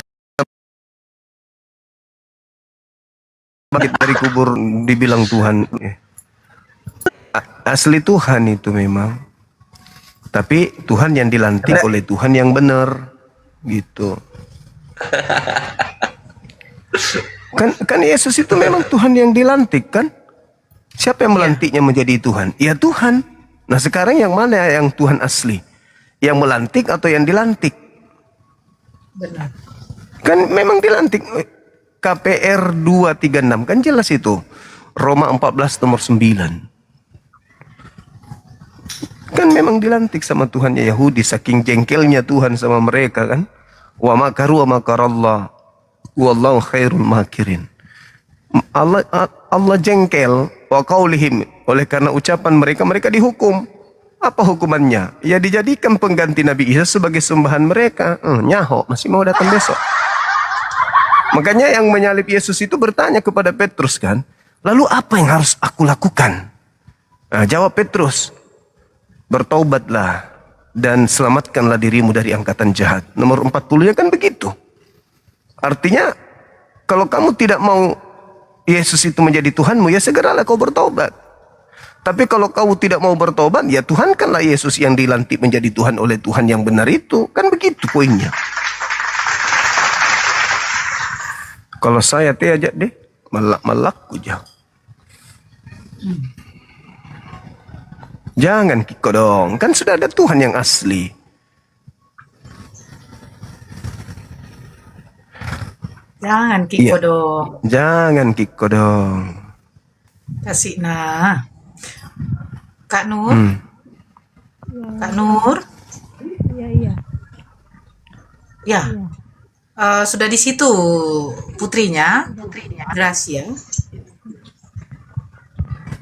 Oke. Halo, Adek Gracia.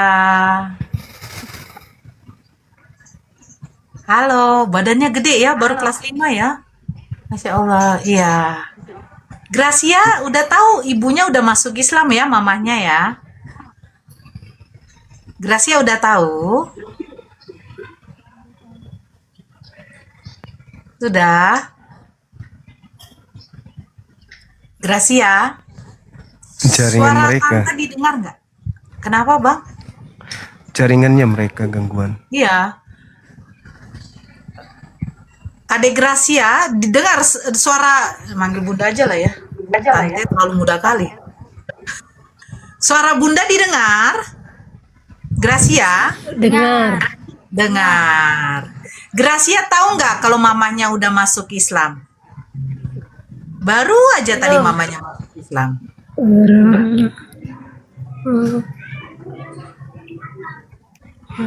Udah? Aduh, jaringannya ya Allah. Terus informasi tentang Dinda Ardiansa dan Dinda Yonatan debat, gimana informasinya? Aduh, sudah kan dah gabrul listennya. Kena diare mereka tiba-tiba dari Kristen. Babak belur baru perkenalannya udah babak belur. Nanya si Rudi Yohanes nanya. Nanya. Tahu nggak kan dia nanya apa? Dia tanya surah Al-Jumu'ah ayat 12, sedangkan surah Al-Jumu'ah hanya sampai 11 ayat. Ternyata dia nanya itu salah lihat website dia kan dah, gara-gara websitenya salah tulis, terus dia klaimnya Al-Qur'an surah Al-Jumu'ah itu ada 12 ayat, kan longor. Aduh, jadi dibikin malu. Salah. Udah selesai. Baru dia belum kan dah. Ini masih berjalan, masih berlanjut. Itu di live kan enggak? Iya live kan, live. Malu merah mukanya langsung si Rudi Yohanes itu. Oh gitu. Berarti katanya, kalau begitu saya tersesat karena salah terjemahan ini katanya, salah website. Allah. Memang begitu dia, jago pelintir memang dia itu dari dulu. Kelebihannya cuma di situ dia. Pandai melilit lidahnya. Opening statementnya mantap banget Gurunda, Rudi Yohanes. Jadi kalau kitab yang disebut suci itu hanya Kristen. Kitab yang disebut suci itu hanya Kristen gitu, yang diakui di Indonesia. Gitu. Karena kitab suci Kristen itu Alkitab. Alkitab itu artinya kitab suci. Al suci, kitab suci. Gitu deh. Waduh. Kok jadi kacau begitu ya? Kok jadi bisa kacau gitu dia? Mukanya pede sekali ngomong. Al itu suci katanya. Waduh, kudus apa berarti kudus? Kudus sang berarti kudus. Kudus. Wah, mati meja. Mereka datang cuma modal nyawa dengan modal congor, Bang. Rudi Yohanes yang itu kan, yang si abu-abu nawas itu kan? Abu nawas. Iya, si walabu. Abu nawas. Yang sang debaters katanya. Kalau tertulis di ininya, di panitianya itu pencari fakta, Bang Gores, pencari fakta. Mencari kebenaran. Izin, mau nobar gak? Kalau mau nobar saya puterin ininya live-nya. Iya, putar dong. Nobar ya. Iya, apa? Masa ini apa? Jangan Gurunda, nanti konten berulang. Konten gitu. Berulang dong. Enggak, nobarnya bukan di YouTube, Res, di TikTok. Enggak, ya, tapi yang itu matiin dulu. Alkitab itu suci. Kitab itu kitab. Jadi Alkitab kitab suci. Ada perbedaannya apa? Saya belum ngecek. Apakah ada dalam grup juga, saya belum cek. Oke. Masalah. Jadi belum jelas ya, belum tahu ya. Iya. Kalau menurut dari yang sudah diselidiki dari pihak Nanda dan Ardi, dan kami bertanya, jangan. Iya. Ya masa kan? Jadi kita kalian bertanya. Oke. Jadi tidak tahu. Ini mana? Tidak. Gambarnya. 39 dia katakan ya, tidak katakan tidak, yang lebih tidak tahu. Tidak tahu. Sudah. Bang Aliansa tidak tahu. Para hadirin. Baik. Waktu saya sekarang.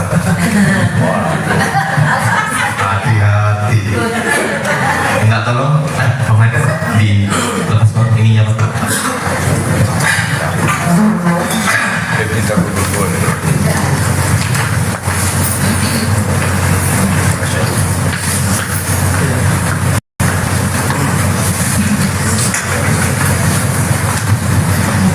Bismillahirrahmanirrahim. Sudah.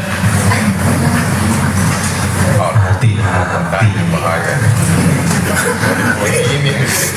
Bismillahirrahmanirrahim. Saking saya itu ingin membuktikan perkataan Allah dalam Al-Quran.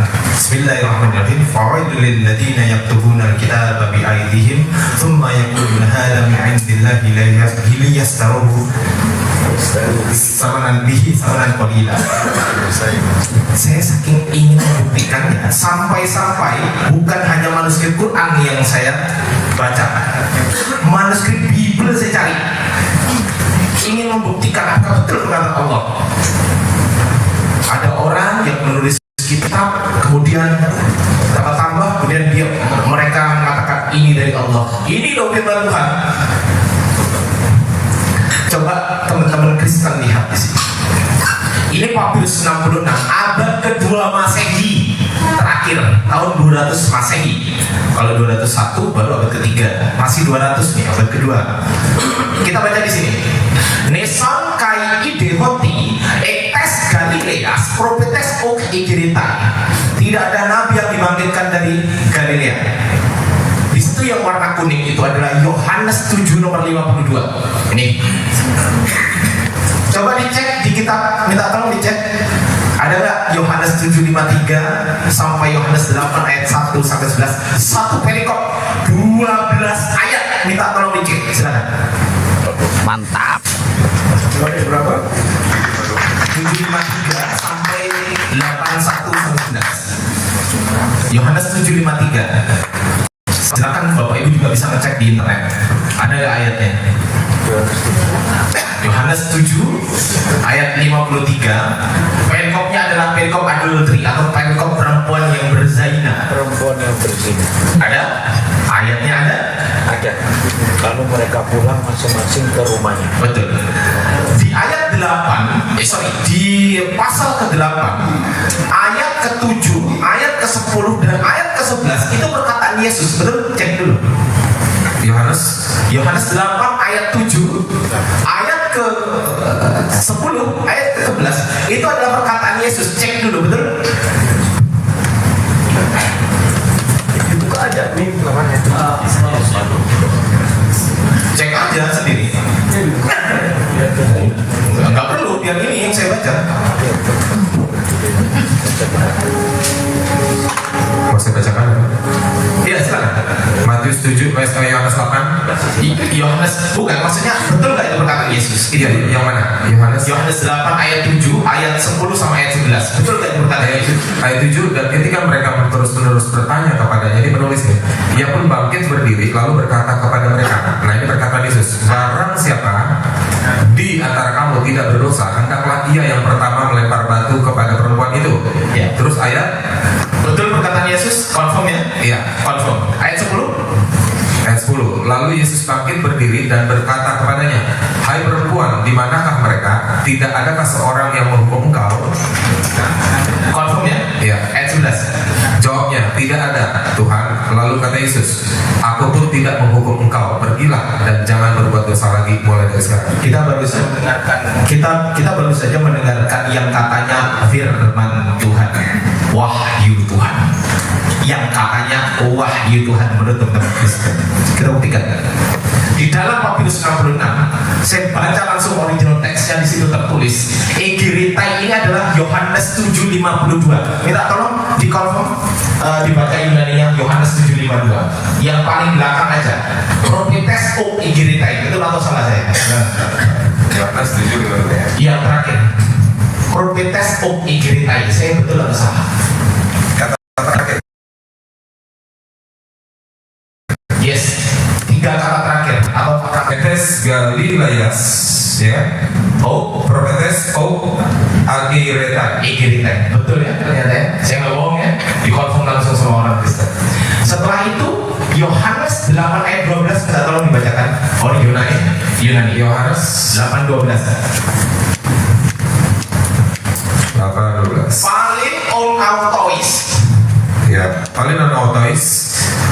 Ela lesen ho Yesus legon ego ini to posto kasmo o Cosmo.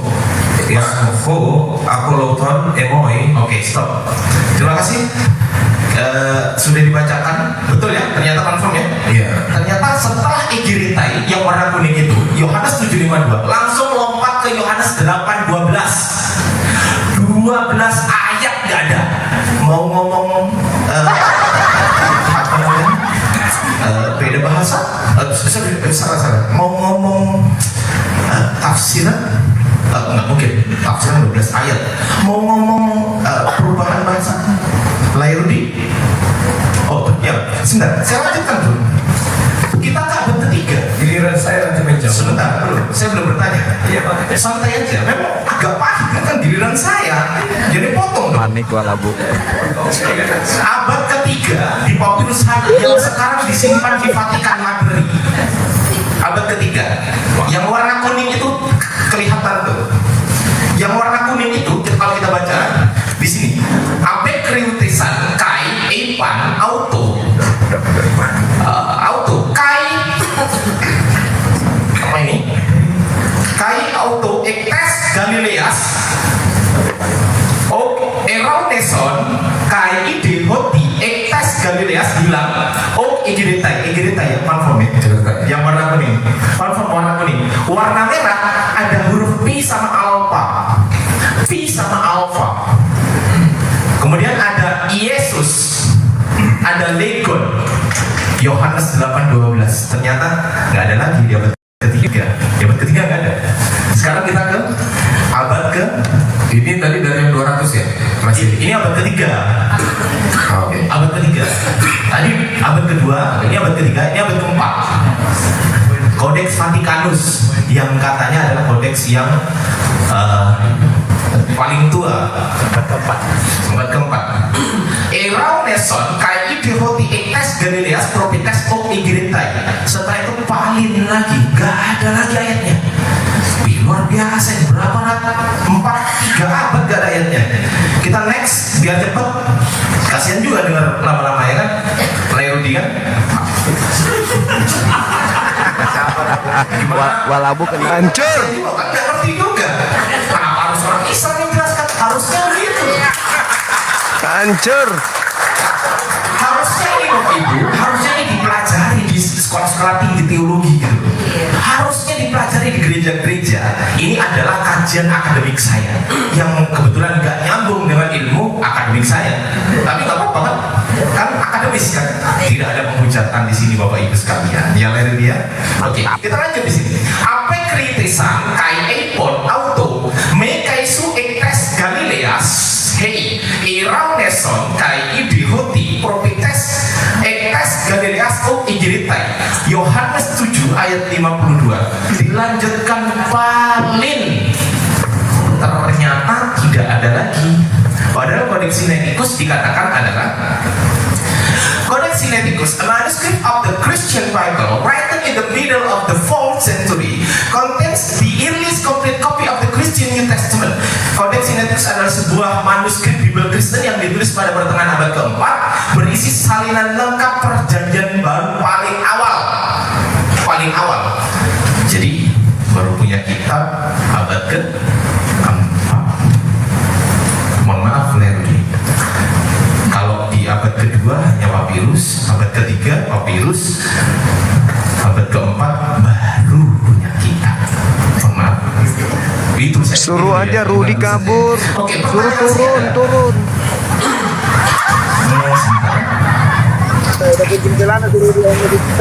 Memang agak berat. Berat kajian-kajian ini bagi Lerudi, saya tahu ini menjengkelkan gitu. Suruh turun. Makanya tadi kan giliran saya. Oh, tapi dia bukan di Komal ya, offline ya. Gak bisa lari ya. Nggak ada kesempatan lari. Muncul di abad kelima di Codex Bezae, Western text, bukan Alexandrian text, Western text. Kita cek. Setelah Galileas of Igiritai, apakah paling? Bukan. Kai, Epo Reutisan, Ekastos, Histon, Huikon, Auto. Ternyata tiba-tiba muncul Yohanes 7:53, Yohanes 8 ayat 1, ayat 2, ayat 3, di bawah ada Bang Wan ya? Ayat 6, ayat 7, ayat 8, 9, 10, 11. Pertanyaan saya,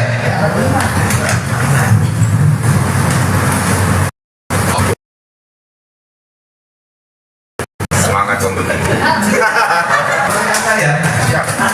saya, penulis Bezae pada abad kelima, saya nggak tanya ama ya, penulis Codex Bezae abad kelima ini mendapatkan Yohanes 7 ayat 53 sampai Yohanes 8 ayat 1 sampai 11 dari manuskrip apa? Silakan.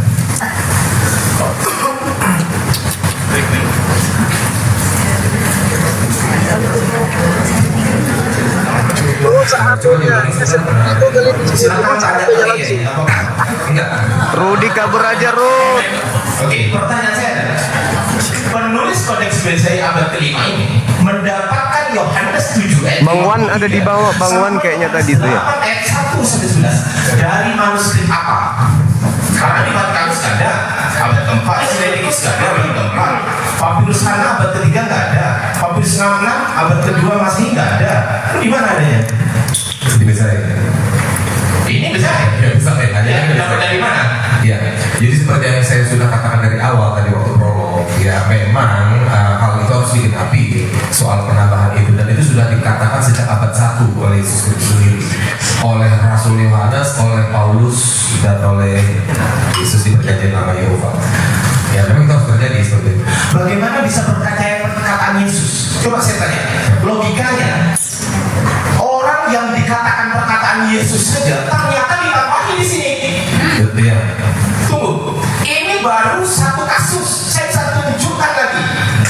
Markus 16 ayat mulai dari 9 sampai 20, ayat ke-6, 15, 16, 17, 18, itu semua perkataan Yesus tuh. Warna merah, kalau nggak pernah cek aja sendiri. Itu dapat dari mana juga? Itu muncul pertama kali di BSI juga tuh. Nah ini tolong, jadi gini, saya ingin mendapatkan jawaban dari penulis agar ketika nanti saya pulang itu tidur saya jadi nyenyak gitu. Jangan sampai kalau tanya itu luar biasa gitu kan, tanya ketika menjawab diem. Jawab.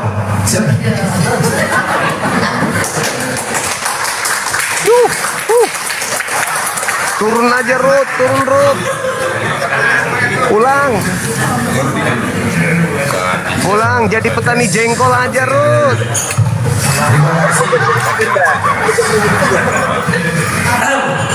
Karena tadi sudah uraiannya ada penambahan, ada yang ditambahi dan kami katakanlah tidak sanggup menjawab. Kira-kira menurut kalian pantas nggak Bible ini dikatakan kitab suci? Enggak. Anggap saya setuju dengan kalian.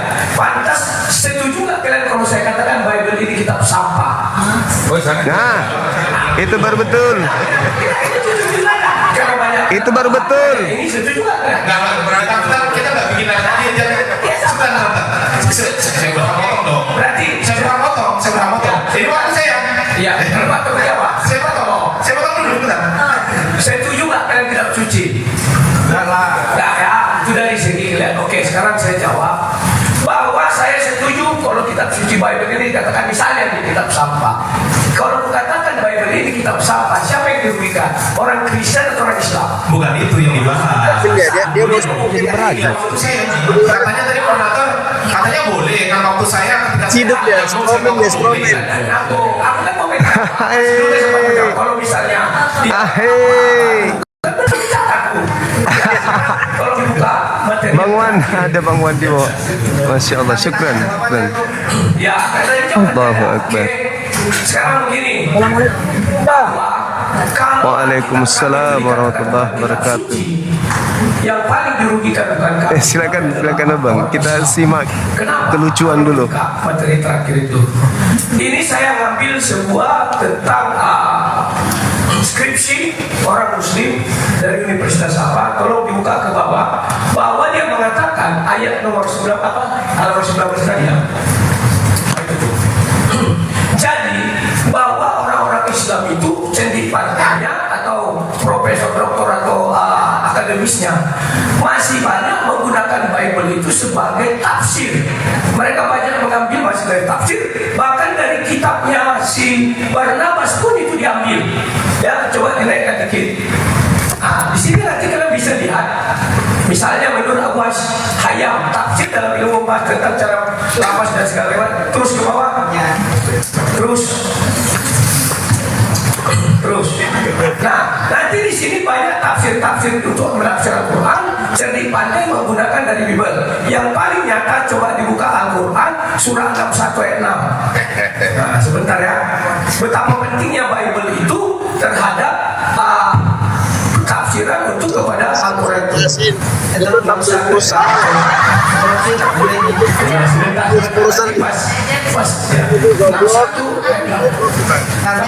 Itu mudah dijawab, itu mudah dipatahkan.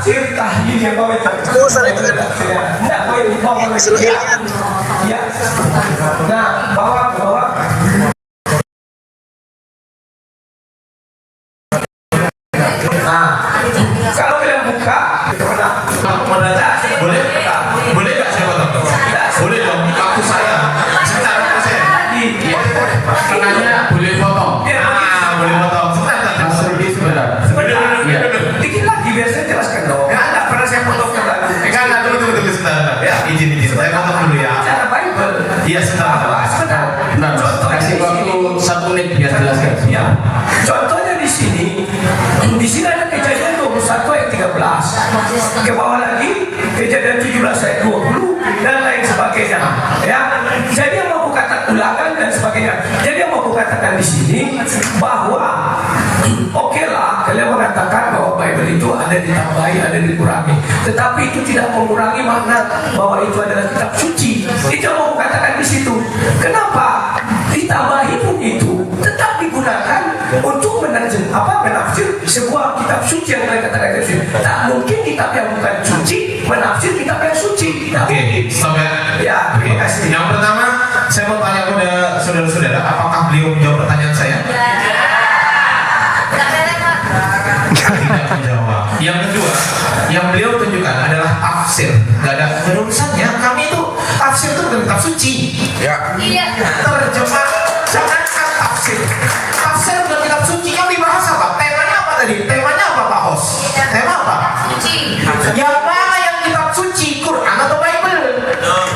Temanya itu bukan. Oh, keren. Tafsir Quran bukan kitab suci. Terjemahan Quran bukan Quran. Bubar. Waktu saya dikembalikan ke tempat saya. Saya akan menagih ini sampai kiamat kurang 2 hari. Bubar. Silahkan tanya di AI sekalipun, karena saya sudah pernah tes AI nggak bisa jawab pertanyaan saya. Silahkan tes, tanyakan ke AI sekalipun, tunjukkan kepada saya penulis kodeks Bezai ini. Teman-teman Kristen, Mereka sudah saling bisik, teman-teman. Gimana kalau kita kabur aja pura-pura ke toilet? saya mau bertanya kepada teman-teman Kristen, penulis kodeks Bezai pada abad ke-5 yang merupakan Western text ini, Western text sama Alexandria kan jauh juga ya. Ini mendapatkan Yohanes 7 nomor 53 sampai Yohanes 8 ayat 1, 2, 3, 4, 5, 6, 7, 8, 9, 10, 11. Dari manuskrip apa? Itu pertanyaan saya, jangan dirubah pertanyaan saya. Kalau nanti mau bawa ke situ berarti namanya Strawman argumentum tuh. Itu logical fallacy itu dalam sebuah perdiskusian. Sebentar. Ya, dapat jatuh Coba Pak, judulnya Bang. Kitab mana? Udah gue bilang ceritanya suci. Tapi tidak ada mengatakan syarat kitab suci itu tidak bisa ditambahi, tidak bisa dikurangi. Tak ada yang bilang. Loh, gimana sih ini? Makanya aku bingung yang mau kita bahas ini apa? Apakah perbedaan di kitab suci ataukah kita mau mengatakan bagaimana? Baik. Kalau sebentar dulu, akan saya bicara. Bubar aja, Ruth. Tarik, Ruth. Kamu orang ilmuwan, saya juga ilmuwan, akan tahu termasuknya sama-sama kita pernah sejarah. Judulnya sudah benar, kitab mana yang patut dianggap suci? Oke, saya sudah mendefinisikan. Sebentar, kalau ditambah dikurang bukan berarti dianggap suci. Dari mana definisi itu? Dalilnya dari mana? Coba ditunjukkan. Dalilnya dari mana? Jangan bertanya. Jangan bertanya. Iya. Hanya menjawab. Silakan. Oke, baik. Yang pertama begini, tolong dipatuhi aturannya. Kan kalau tadi kan kalau penanyanya kita terus kita potong kan harus terima. Saya juga gitu kan tadi kan.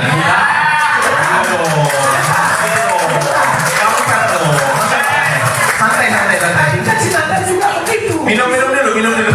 Disuruhnya, kita kan judulnya kitab mana yang patut dianggap suci? Saya itu menyerang tadi sesuai yang didalilkan si Nanda. Sementara saya tidak ada mendalilkan itu di setengah. Tadi Bang Rudi mengatakan yang dirubah hanya terjemahan, benar soalnya? Ya. Bang Nanda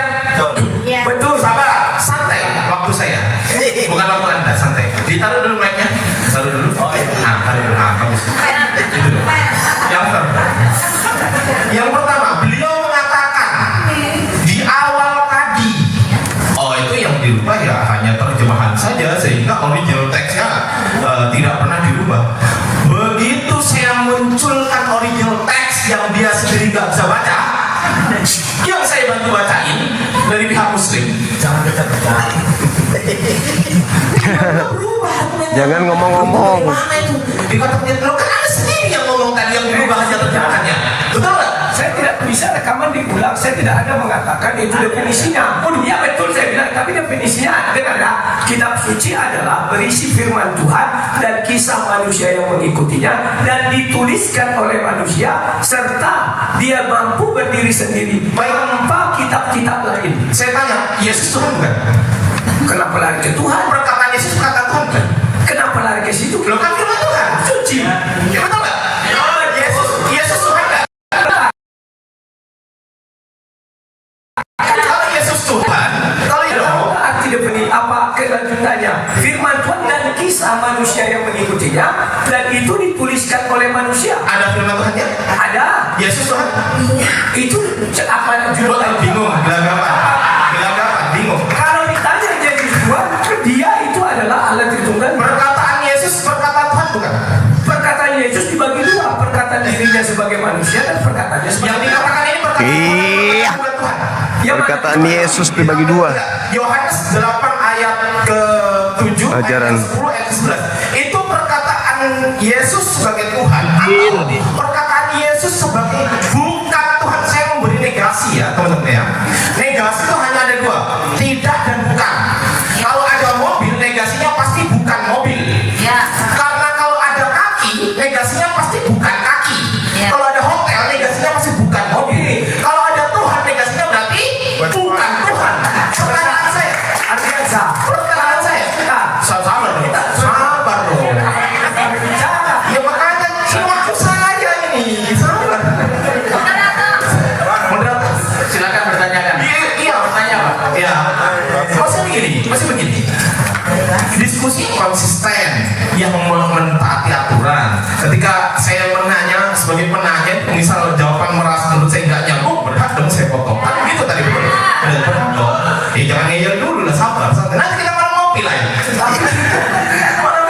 Iya sabar dulu ya. Sebentar biasa, dirimu tidak bisa membedakan bertanya dengan menjelaskan. Ya sudah, saya bertanya kalau begitu. Saya bertanya. Makanya bertanya itu singkat. Ya. Ajang ke sana. Oke, pertanyaan saya. Yohanes 8 ayat ke-7, ayat ke-10, ayat ke-11. Itu apakah perkataan Yesus sebagai Tuhan atau perkataan Yesus sebagai bukan Tuhan? Tolong dibuka, admin, tolong dijawab. Yohanes 8 ayat 7 sampai Yohanes 8 ayat ke-7, ayat ke-10 dan ayat ke-11. Itu perkataan Yesus sebagai Tuhan atau perkataan Yesus sebagai bukan Tuhan? Negasinya Tuhan bukan Tuhan, negasinya manusia bukan manusia. Nah ini yang Yohanes 8 ayat ke-7 dulu. Ayat ke-7. Oke. Nah, ini ada warna merah. Ya, saya tanya Bang Samuel dulu. Bang Samuel, warna merahnya perkataan siapa? Sebentar. Perkataan Yesus. Oke.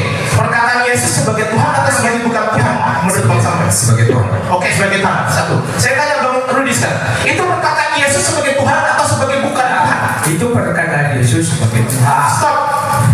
Loh, saya tanya dulu. Itu caranya dong. Ya aku jelaskan. Saya mau lanjut dulu. Iya kamu lanjut, tapi saya jelaskan. Ya nggak apa-apa.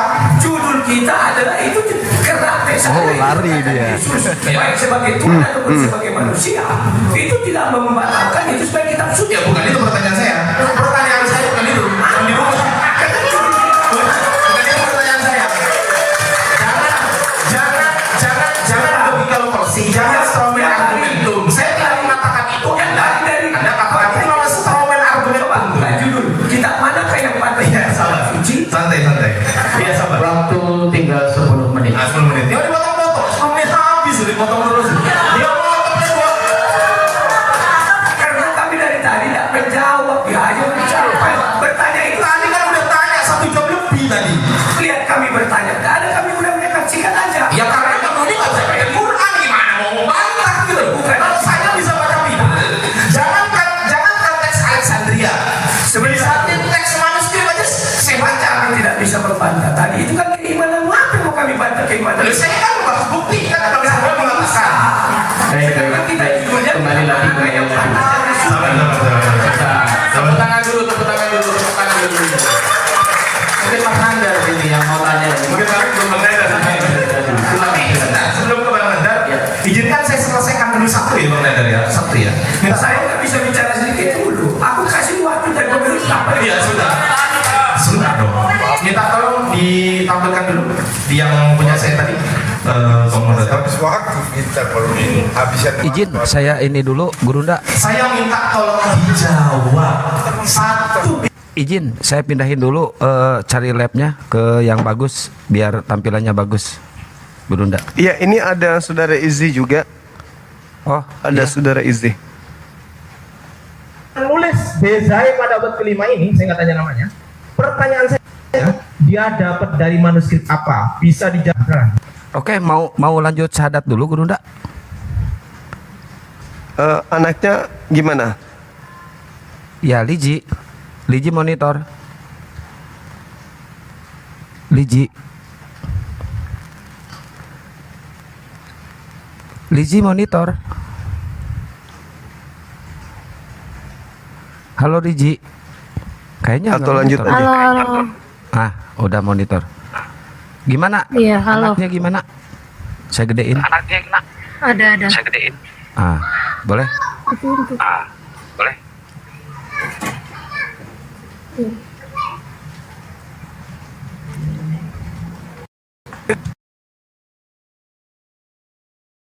Oke, kayaknya.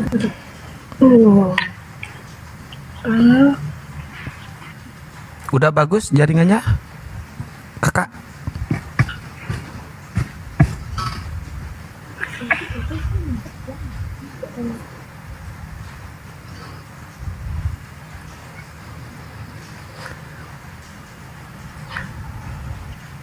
Udah siap untuk bersahadat anaknya?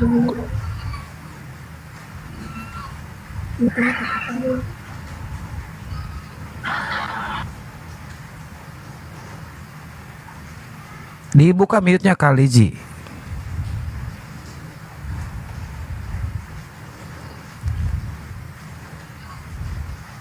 Dibuka dulu mute-nya Kak.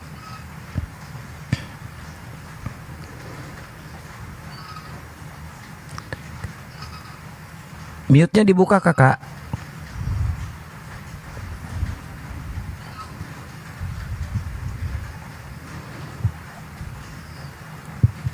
Ya, udah siap syahadat anaknya?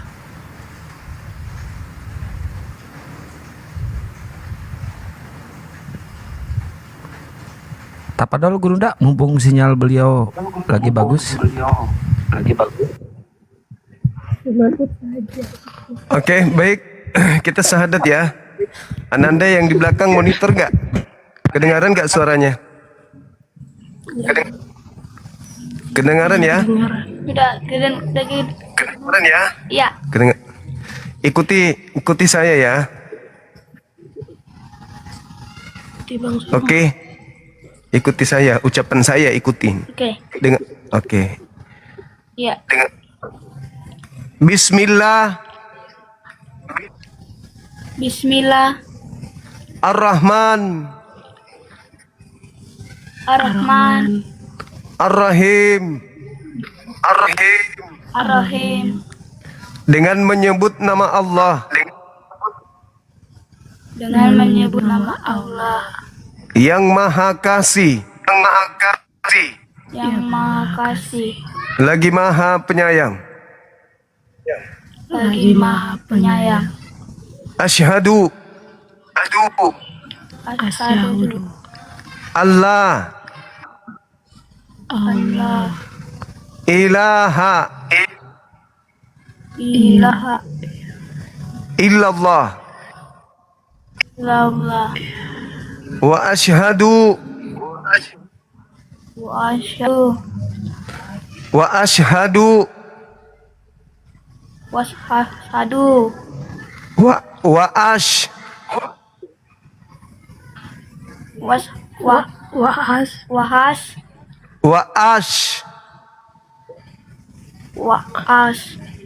Hadu. Anna. Muhammadan. Rasulullah. Rasulullah. Aku bersaksi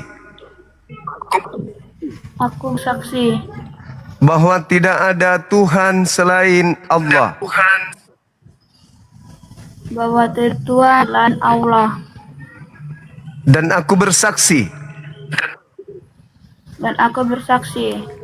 bahwa Nabi Muhammad adalah Rasul utusan Allah. Sah. Takbir. Allahu Akbar. Masya Allah. Subhanallah. Jadi Ananda ini ikut sama ibu ya, belajar sholat, belajar Islam ya. Nanti pakai jilbab, pakai hijab. Jaringan beliau parah kali ya. Para teman-teman, beliau pental lagi kan? Ya, jaringannya nggak bagus itu. Siap. Ya sudah, putar lagi, Kang. Masih seru Siap. itu.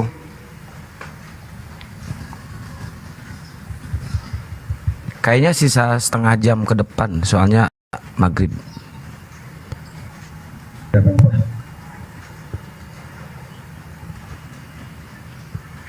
Ini sudah diubah-ubah. Sampai dia marah-marah tuh. Penulisnya marah-marah tuh. Botit dan penitit, tinggalkan bacaan lama dan jangan diubah. Baik, tinggal 3 menit saya kembali ya. 3 menit lagi. Oke, saya serahkan ke Bang Nandar. Iya, saya minta maaf dulu. Ini butuh jawaban apa tulisan kepada sebentar. Gak bisa dijawab, cuma gak usah dijawab, gak apa-apa. Gak perlu dijawab. Bukan, sebentar. Ardiansa mengulangi penjelasan ini, itu saya tidak salah, karena ini kan manuskrip. Tadi pertanyaannya dari manuskrip mana? Ini ditambahkan. Sementara ini sudah manuskrip. Jadi pertanyaan itu nggak bisa. Jadi memang dari manuskripnya sudah ditambah. Gitu loh. Ya sudah nggak apa-apa. Sebentar dulu. Ya nggak apa-apa. Bang Nandar mau paham ya kira-kira. Nggak apa-apa. Sebentar. Diskusi kita ini lucu. Jadi mereka yang menjelaskan. Hanya saja itu. Bang Rudi, ini waktu tinggal sedikit. Aku bilang, dia tuh cara dong tadi. Belum. Ya, waktunya tinggal 2 menit. Ini waktunya biar diselesaikan dulu. Mau bertanya. Iya. Oh iya, nanti tambah 5 menit baik. Ya. Operator tolong. Udah.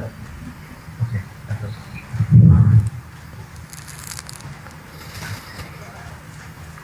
Data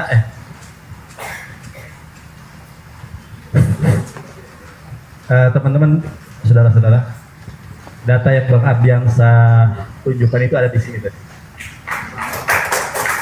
Mantap.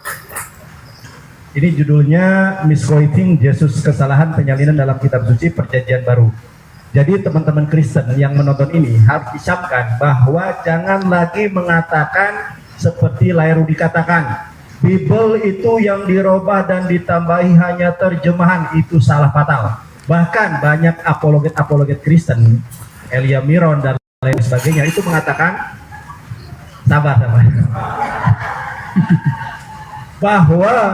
bahwa yang ditambahkan itu hanya terjemahan, itu salah. Karena Bible yang ditambah dan dikurangi itu adalah original teksnya, manuskripnya, dan kemudian kodeksnya. Nah, kita lihat sekarang pertanyaan saya satu. Ini kita buka di, ini adalah Codex Sinaiticus dan Vaticanus, ya. Ini Codex Sinaiticusnya. Markus 16 itu kan berakhir di sini sampai ke ayat 8. Sementara di dalam terjemahan itu berakhir sampai ayat 20. Pertanyaannya apa, Bang? Oke, saya nggak tanya yang namahan 20. Nanti karena sulit lagi, berantem lagi nanti. Adu suara lagi kita. Oke, yang saya tanya sekarang begini. Markus 16 ayat ke-8 ini diterjemahkan dari bahasa Yunani yang mana? Karena ketika saya lihat di dalam bahasa Yunaninya, kelihatan nggak? Nah ini, yang saya ini ya. Saya bacakan di sini. Kai exalto sale pugen apoto menemeo eihetgar hautois tromos kai exasis kai audeni auden aipan epobom togar. Ini kalau kita lihat terjemahannya sampai rasa takut sampai sini nih.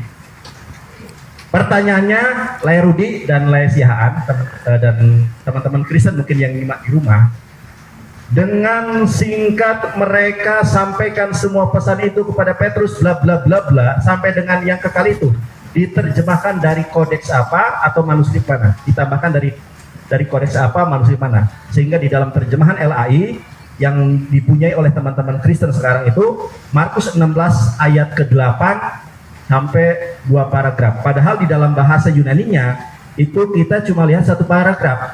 Ini nih. Sampai rasa takut atau ebobontogar. Silakan dijawab.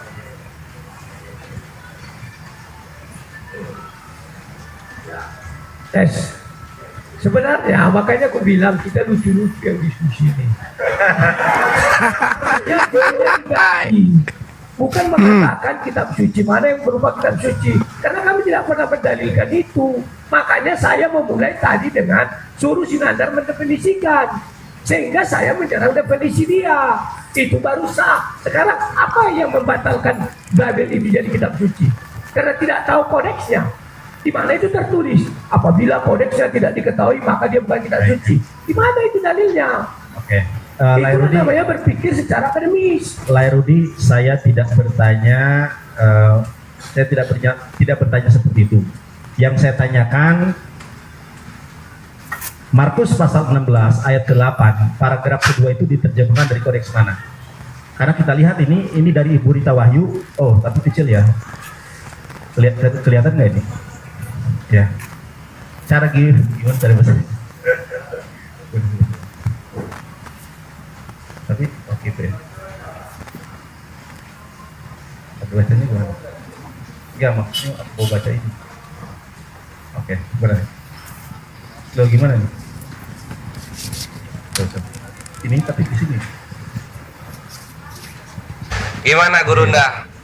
Masa Gurunda nggak mau berangkui? Debat offline juga Gurunda? Alamak, kalian masih mau debat dengan Kristen gak? Masih lah. Debat offline. Ya kalau nanti habis masih loh, banyak pada ya mualaf. setelah itu nggak ada lagi yang mau online offline. Oh gitu. Iya. Oh iya, coba tipsnya Bang.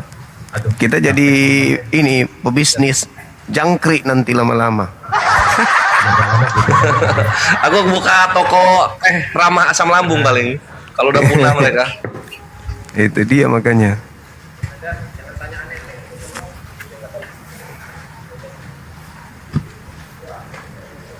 Ini tampilannya bagus yang ini apa yang tadi ya? Bagus ini, tadi tuh ribut kali. Pengantar, ini siap. dari website Kita kayak ada di planet Pluto. Oleh Dr. Edi Peter PSD. Alkitab adalah firman Allah yang maha benar, oleh sebab itu Alkitab harus benar dalam setiap ingat Lerudi, jikalau ada kesalahan sekecil apapun dalam pencatatan Alkitab ataupun pertentangan antara bagian satu dengan bagian yang lain, maka pemberi Alkitab bukanlah Allah yang maha benar. Namun sayang sekali kita sudah tidak memiliki teks Alkitab yang asli atau autografa. Tepuk tangan teman-teman. Izin Gurunda, mungkin judulnya boleh diganti debat offline atau dihilangin? Saya tambah 5 menit ini. Dihilangin aja dulu. Tes. Secara akademis, definisi yang dibuat oleh Rita Wahyu nggak bisa kau dapatkan ke aku Nandar. Iya. Dari mana? Makanya aku mulai ngeles. Makanya aku diskusi sama kau. Suruh kau yang menerjemahkan, kau yang buat definisi. Rudi gitu-gitu aja, gitu-gitu aja Rudi ya. Bukan di kitab.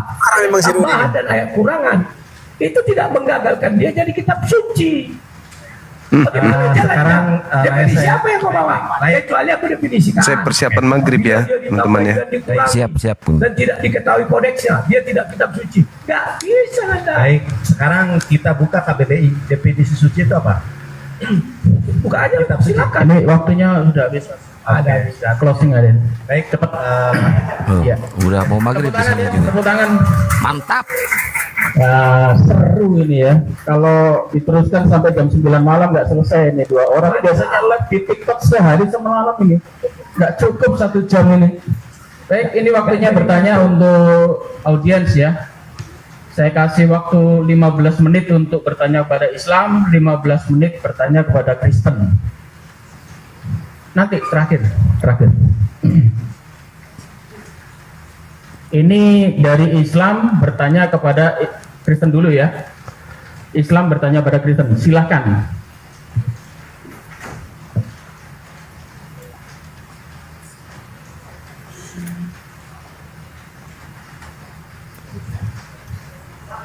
Bertanya pada Kristen.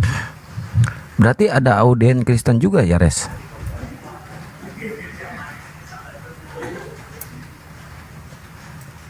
Terima kasih. Nama saya, perkenalkan nama saya Ibu Yulianti dari Sidoarjo. Saya terus terang mengikuti terus Anda melatih, dan saya juga tertarik. Makanya saya terima kasih atas waktunya yang diberikan pada saya. Terima kasih atas waktunya yang sudah diberikan pada saya. Izinkan saya untuk bertanya ke narasumber yang besar. Kita kan temanya kitab manakah yang dianggap suci. Tadi dari Kristen itu ada statement bahwa di prolog tadi mengatakan bahwa Bible itu suci. Nah, yang ingin saya tanyakan di sini adalah dasarnya sucinya itu dari mana?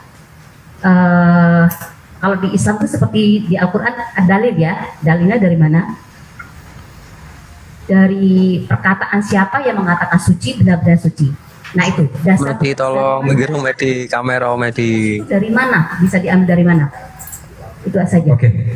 Dari awal tadi saya sudah mengatakan. Terima kasih buat pertanyaan. Dari awal saya sudah mengatakan kalau ibu baca TB1 atau kitab terjemahan bahasa Indonesia itu banyak sekali tertulis kitab suci, kemah suci, itu nggak ada. Dalam teks asli itu semua tidak diterjemahkan seperti itu. Ya, jadi kata suci itu berbeda dengan kata kudus. Kudus itu bukan bersih, suci itu bersih, clean, tahir, kata itu dalam bahasa Ibrani-nya. Jadi sesungguhnya kalau kita mengerti dalam teks asli Yunani dan Ibrani, tidak ada kata kitab suci dalam Alkitab. Tetapi tulisan dari kata ketif bahasa Ibrani, tulisan diterjemahkan kitab suci, buku suci, salah. Nah, di dalam Yunani-nya skriptura, bukan buku suci, tetapi tulisan. Kayak Al-Quran artinya bacaan, bukan kitab suci. Paham ya Bu ya? Al-Quran itu artinya bacaan. Nah sama juga Alkitab begitu, artinya tulisan. Itu aja. Mulai tolong dibuka 2 Timotius 3:16. 2 Timotius 3:16. Jadi judul kita hari ini kan mana yang apa tadi, mana kitab suci. Tidak bisa takaran Islam diterapkan ke dalam takaran Kristen.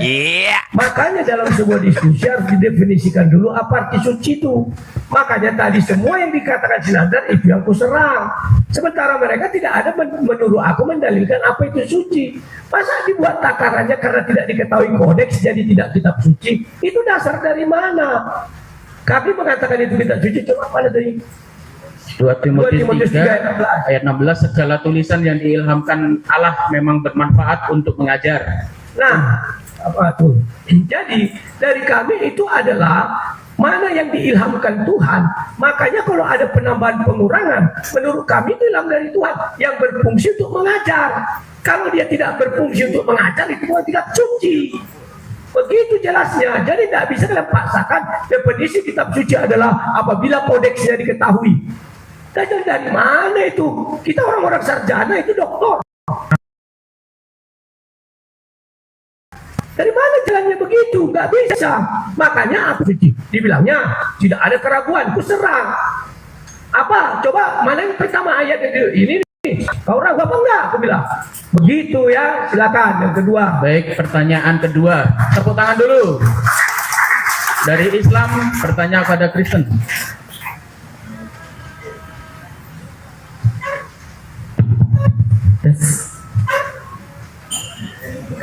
Bismillahirrahmanirrahim. Assalamualaikum warahmatullahi wabarakatuh. Nama saya Sami. Saya dosen filsafat di UNESA juga. Nah ini muter-muter di definisi. Kalau saya ngajarkan definisi kepada mahasiswa itu mencari definisi ya, itu dari fakta-fakta yang esensial diambil ciri esensial itu untuk didefinisikan. Nah, definisi yang yang diberikan oleh pihak Kristen itu definisi Langsung pertanyaan. Komedi, suruh main gitu komedi. Aduh. kita merujuk pada KBBI. Di KBBI disebutkan Komedi. profesor, mohon maaf, banyak profesor. Ini disebutkan kitab suci itu adalah wahyu Tuhan yang dibukukan. Di kitab Alkitab pun tadi mengartikan juga salah. Al suci, kitab suci, astagfirullah. Ini Alkitab ini bahasa Arab. Bahasa Arab itu adalah isim al-ma'rifat. Jadi tertentu, bukan nakiro. Nah, ini belajar bahasa Arab lagi. Ini kitab studia itu wahyu Tuhan yang dibukukan. Ini wahyu Tuhan. Iya, pertanyaannya, Pak. Pertanyaannya? Ini saya menyalahkan. Ya, jangan menjelaskan, Pak. Panjang nanti. Langsung pertanyaan. Jadi pertanyaan saya, berdasarkan definisi dari KBBI, ya, apakah Anda masih menyangkal kevalidan dari kebenaran dari KBBI mendefinisikan itu? Kalau Anda menyangkal, status Anda dari segi akademik masih kalah jauh dengan KBBI. Baik, silahkan dijawab untuk penaan. Ya, salah benar itu Pak, urusan pengadilan. Kok pengadilan? Loh, mana bisa kita menyalah-nyalahkan? Dari mana jalannya kita punya kuasa menyalahkan? Polisi saja tak bisa menyalahkan. Salah benar urusan pengadilan. Kalau Bapak bilang keliru, masih maknanya masuk. Tunggu dulu. Beda keliru dengan salah. Baru yang kemudian. Saya nggak usah bahas ya, karena wahyu katanya. Karena saya sering mendengar hadis itu juga apa, dari mana dapat? Dari wahyu. Tapi kok tempatnya tidak di Quran, misalnya begitu. Saya nggak bahas itu loh. Ada yang bilang gitu, yang sampaikannya. Tapi oke, sudahlah. Karena di dalam hadis kan ada juga apa firman Allah disebutkan di situ kan. Kayak tadi yang kita buka-buka itu kan Allah berfirman ya. Oke. Nah, sekarang kami sudah mendefinisikan bahwa segala tulisan yang diilhamkan oleh Allah yang berguna untuk mengajar, itu bagi kami kitab suci. Harusnya Sinandar menyerang itu. Ada nggak pengajaran? Ada nggak ilham? Itu bukan kodeks kayak kesannya kita maksudnya gini, otop gini. Apa pengaruhnya sama kami? Cobalah. Tapi kalau saya tanya apa itu kitab suci, tidak ada keraguan di dalamnya. Saya serang. Oke, coba buka hadis sekian. Mana surah yang pertama? 73 ke 76 ke atas, 73 ke atas 96. Kalau saya apa yang diserang yang nggak ada. Karena bagi kami kitab suci itu adalah segala tulisan yang diilhamkan oleh Allah. Jadi bukan tulisan doang, ada kata Allahnya. Dan bermanfaat untuk pengajaran. Itu yang kami ambil definisi dari kitab suci kami, Pak. Kalau ke KBBI benar, wahyu ilahi, wahyu Allah. Tapi bagi kami, tentu definisinya dari kan bicara iman kita ini. Dari iman kami ya itu. Terima kasih. Baik, tepuk tangan. Sebentar, saya tambahkan ya. Pertanyaan selanjutnya. Boleh saya tambahkan sedikit aja? Ya, sedikit aja. Jadi dari Bapak tadi, kita tidak ada penuduhan itu salah TB1, tidak. Kata bersih, kata suci, ada definisi sendiri dalam KBBI. Kata kudus ada definisi sendiri. Nah, kata suci di sini ketika kita cari di Alkitab itu bukan dari kata suci gitu loh, dari kata kados atau dari kata sacred misalnya, itu dari kata kudus. Nggak bisa kata bersih atau suci. Suci misalnya mencuci, itu bersih, membersihkan, seperti itu. Itu aja, lanjut. Baik, terima kasih. Silakan. Ada yang bertanya lagi? Ayo Mik, maju. Yang depan mungkin sebelah Pak Masud. Ini depan. Belakang belum. Ya, selamat sore. Saya Ahmad Wakid. Saya mau menanyakan kepada Pak Samuel ya, spesifik sekali tadi masalah kudus dan suci.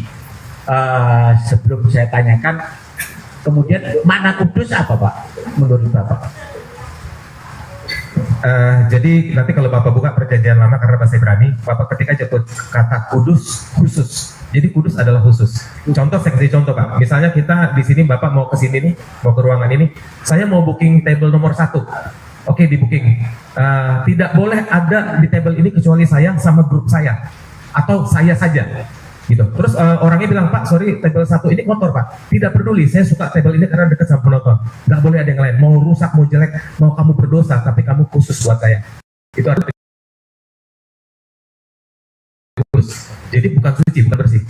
Jadi Tuhan datang bukan. Terima kasih. Setelah pertanyaan selanjutnya dari belakang. Belum Pak, belum selesai nih Pak. Oh, belum selesai, masih ada lagi Pak. Tapi baru koma. Oh, gue masih koma. Jangan, ini ketua saya Pak. Iya. Pertanyaannya, silakan. Kalau kudus itu diartikan itu memang berbeda Pak. Saya bukan mau membantah. Di dalam bahasa Arab ada kitab namanya Al-Muqaddas. Kitab Al-Muqaddas. Kitab yang disucikan. Jadi apa yang disebutkan oleh Pak Samuel tadi itu memang makna suci dalam bahasa Indonesia ini karena keterbatasan bahasa. Sanskerta. Ya, punya keterbatasan. Jadi ada subhan juga diartikan suci, toharo diartikan suci, kudus diartikan suci. Hanya kudus ini bedanya adalah muqaddas itu sesuatu yang terpisah, yang tidak tersentuh. Betul. Nah, kita bermuqaddas yang saya pahami di dalam Arab Kristianis bahwa kitab itu adalah kitab yang tidak tersentuh oleh tangan manusia. Itu pemaknaan dalam makna kita bermuqaddas dalam bahasa Arab. Kalau tadi yang disampaikan oleh Ustadz Tandar dan Ustadz Ardiansa tadi itu sudah sangat banyak yang ditambah-tambahkan. Berarti nama kitab Al-Muqaddas itu tidak sesuai lagi. Kitab Al-Muqaddas dalam bahasa Arab dan dipahami oleh orang Arab Kristen bahwa kitab yang tidak tersentuh oleh tangan manusia. Maksudnya betul-betul muqaddas, suci. Betul. Baik, dalam pertanyaannya kasih. Nggak ada pertanyaan? Iya. Pertanyaannya yang tadi itu ya? Yang tidak. Oh, ya, jadi Alkitab Muqaddas dalam teks Ibrani tidak ada disebut. Itu adalah tafsir dari orang Kristen Timur. Tapi kalau dalam bahasa Ibrani Muqaddas itu Nah kan sesama Kristen langsung. Iya, tapi bukan kita paham. Muqaddas nggak ada. Iya. Nggak ada. Itu dalam Arab. Dalam kitab Al-Muqaddas artinya kitab yang tidak tersentuh oleh tangan manusia. Iya, itu tambahan. Jadi tapi kan tadi dari Pak Ardiansyah dan Mas Nandar penjelasannya sudah betul. Ya. Betul. Tetapi dalam teks asli itu tidak ada kata kitab Muqaddas, tuh nggak ada. Nggak ada dalam teks asli. Di situ cuma tertulis ketip. Itu aja. Baik, terima kasih Pak ya. Tepuk tangan yang meriah untuk pertanyaan selanjutnya yang dari belakang. Silakan, Mik.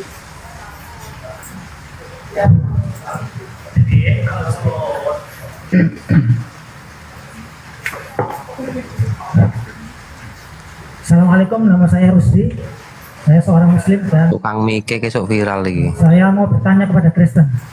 Pertanyaannya ada di akhir. Saya ulangi, pertanyaannya ada di akhir. Fakta pertama, di dalam Alkitab ada banyak ayat yang tidak asli. Menurut Katolik dan Protestan ada ribuan ayat yang tidak asli dalam Alkitab Ortodoks. Juga ada ribuan ayat tidak asli dalam Alkitab Katolik. Menurut Protestan, Deuterokanoni bukan firman Tuhan.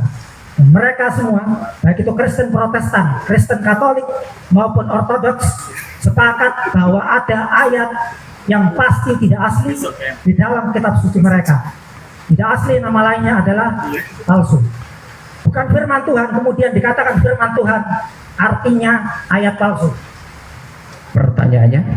Baik itu sengaja maupun tidak sengaja. Dan saya bawa buktinya. Kemudian, ini langsung pertanyaan saja. Saya bawa buktinya. Iya. Pertanyaannya langsung ke pertanyaan. Lantas di manakah letak kesucian Alkitab? Padahal ada satu ayat yang tidak asli. Wah, Alkitab yang asli tidak ada lagi. Autograf. 3, karangan manusia walaupun diilhami oleh Tuhan. 4, ada cerita porno. 5, jika diamalkan bisa mati untuk menguji keimanan Kristen. Itu pertanyaannya. Ya. Lantas di manakah letak kesucian Alkitab? Ya, terima kasih. Mohon maaf jika ada. Ya, terima kasih. Harusnya judul kita hari ini, kalau dari sudut kami memang menguji kesucian Al-Quran. Kalau dari segi Islam, bukan menguji kesucian Bible, tapi asli apa palsu. Itu judulnya. baru cocok. Ditanya-tanyakan lah kode-kode. Tapi kalau bicara kesucian, Bapak itu benar, Nanda. Tapi kalau judul kita menguji apakah Bible kita asli atau palsu, itu baru cocok. Oh, serang kodeksnya. Tapi kalau bicara kesucian, kami yang cocok sama kalian. Karena aku tanya, apa ini kau definisikan? Ya. Nah, begini Pak, saya sudah mendefinisikan tadi sesuai dengan 2 Timotius 3:16. Segala tulisan, kenapa dikatakan kitab? Karena ditulis. Mana ada kitab diucapkan? Kitab karena ditulis. Makanya harusnya mereka tadi bertanya itu dulu sama saya. Apa definisi kitab? Ditulis. Saya bilang kan, ditulis. Ya, segala kitab yang ditulis berasal dari ilham daripada Allah untuk pengajaran. Makanya kalau tidak ada di sini pengajaran, ini bukan kitab suci. Itu definisinya. Tapi kita lihat di sini pengajaran banyak. Itu ya Pak ya. Terima kasih Pak. Baik.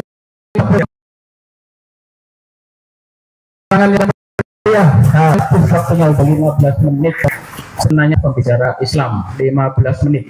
Silahkan dari perwakilan Kristen. Ada enggak ya? Enggak ada yang hadir? Kaulo ya. Atau bisa mau bertanya, tapi harus murtad dulu kali ya. Jadi jatuhnya penanya Kristen. Atau kita teruskan, yang Islam mau bertanya kepada Kristen, biar puas. Nah itu. Ya.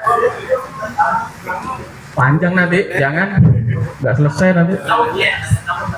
Jadi penanya khusus. Kristen gak ada yang nonton.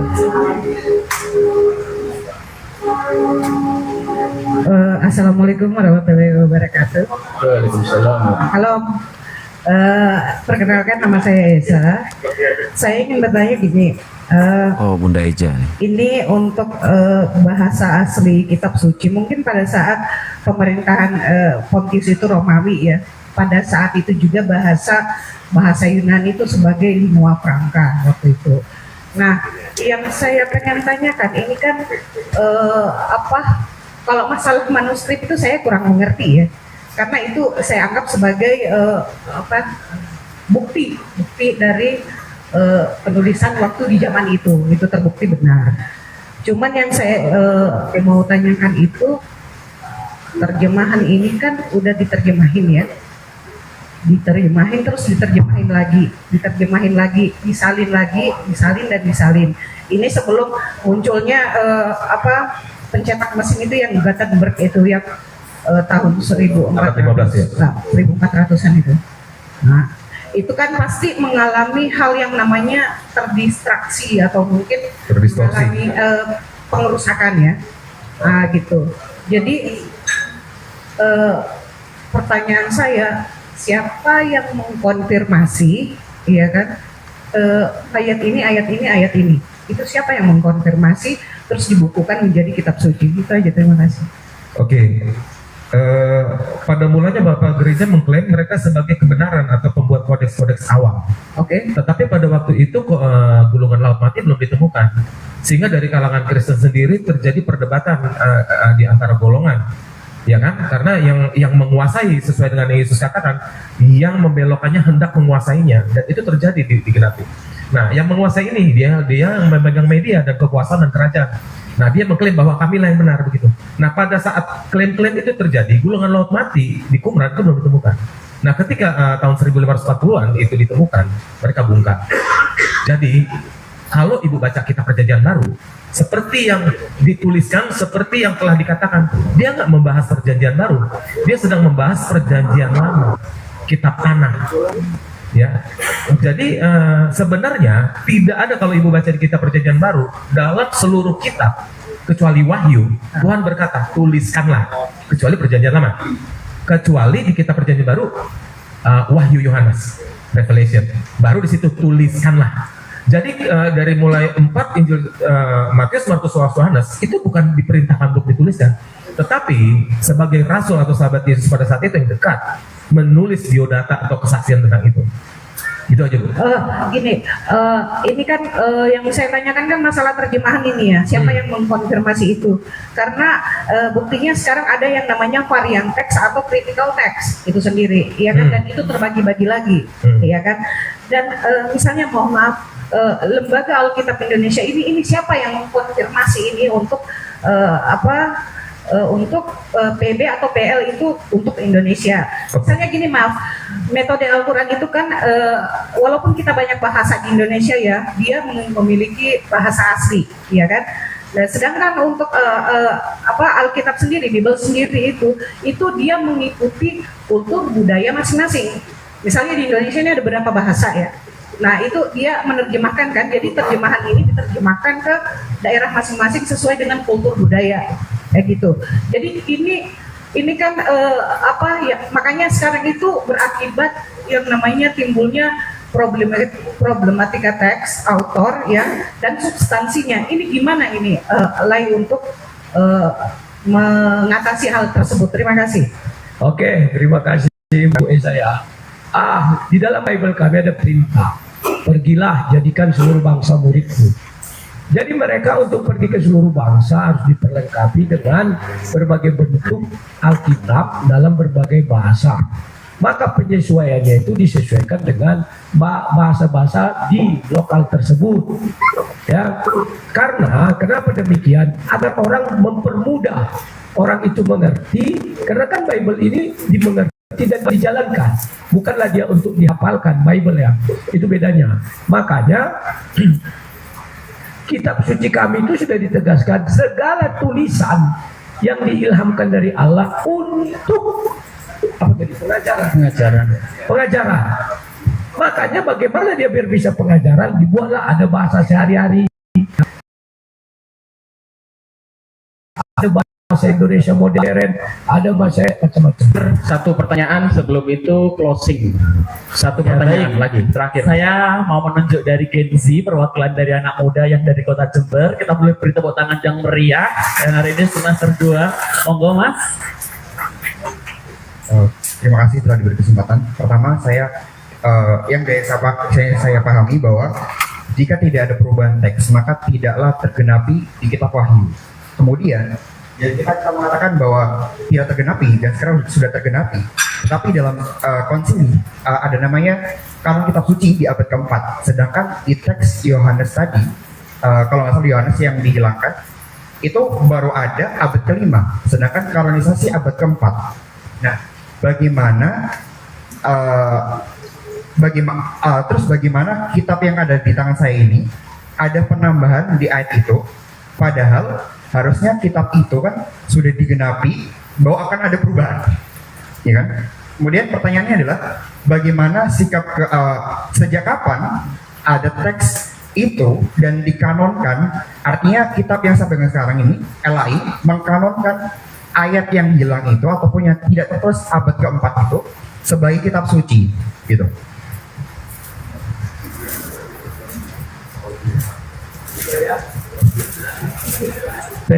Gitu aja pertanyaannya. Iya. Jawab langsung Pak Edia. Oke, terima kasih ya. Nah, makanya kami kalau berbicara tentang kitab itu adalah tulisan, ya. Segala tulisan yang dihilangkan Allah untuk pelajaran, ya begitu ya. Nah, yang dibaca adik tadi Wahyu daripada 22 ayat 18 dan 19. Barang siapa menambah maka akan ditambahkan. Barang siapa dari kita kehidupan yang bencana atau kesusahan, barang siapa yang mengurangi maka akan dikurangi juga, ya. Nah, ayat itu jujur ya, saya dari dulu selalu mengatakan di dalam Bible ini ada tulisan pengarang. Memang selalu saya katakan itu penulis. Ada apa di situ buah pikiran penulis. Contoh Yohanes 6 ayat 71. Dibilang bahwa yang dimaksud adalah si pengkhianat itu kan Yudas. Dari mana penulis tahu Yudas? Artinya sudah terjadi kegiatan itu, sudah terjadi peristiwa itu, maka dituliskannya lah di situ. Tapi kenapa dia dituliskan? Karena memang ada peristiwa itu. Ya, dan itu dihilangkan dari Roh Kudus. Gunanya itu apa? Untuk mengajar. Jadi penambahan-penambahan yang ada di situ, kalaupun ada pengurangan, itu kan untuk pengajaran. Berhasil nggak dia pengajaran? Jadi kalau dibilang definisi kitab suci bagi Kristen tidak ditambah, tidak dikurang, nggak begitu juga. Ya, karena itu dihilangkan Roh Kudus dan ada penulisnya. Penulisnya siapa? Manusia. Manusia bisa salah, bisa kilap, bisa. Ya, terima kasih. Tepuk tangan yang meriah. Tambahin boleh? Sesi, ya silakan. Ya. Jadi kalau tadi diambil ayat barang siapa menambahkan dan barang siapa mengurangi maka menambahkan hukuman, kurangi pahala, misalnya begitu ya. Terus terjadilah di abad sekarang. Ternyata nggak ada yang nambahin, nggak ada yang ngurangin. Saya ngomong sama Tuhan, Tuhan, ternyata yang kau katakan di masa depan ada yang nambahin ngurangin, nggak ada. Terus nggak jadi nih nambahin ngurangin. Berarti kau ngomong nggak sesuai dong dengan, bukankah kau maha tahu bahwa di masa depan ada yang menambahkan dan mengurangi? Begitu jadinya. Jadi hal itu memang harus terjadi. Bahkan jangankan dituliskan, Yesus ngomong saat itu, atau Yehova ngomong di perjanjian lama, ada nabi yang mengatakan yang berbeda. Jangankan menuliskan dulu. Jangankan abad 5, saat itu cuma beda jam. Bisa seperti itu. Itu aja. Baik, terima kasih. Tepuk tangan saudara-saudara sekalian karena sesinya udah selesai, tinggal closing. Masing-masing tak kasih waktu 5 menit, silakan dibagi. Closing sedikit-sedikit ya, karena waktunya sudah mau maghrib sampai setengah 6. 5 menit ya, silakan. Dari Kristen dulu atau dari Islam? Iya, Islam dulu, karena dari tadi diam semua ini, nggak ada yang tanya soalnya. Silakan. Pakai ini, pakai.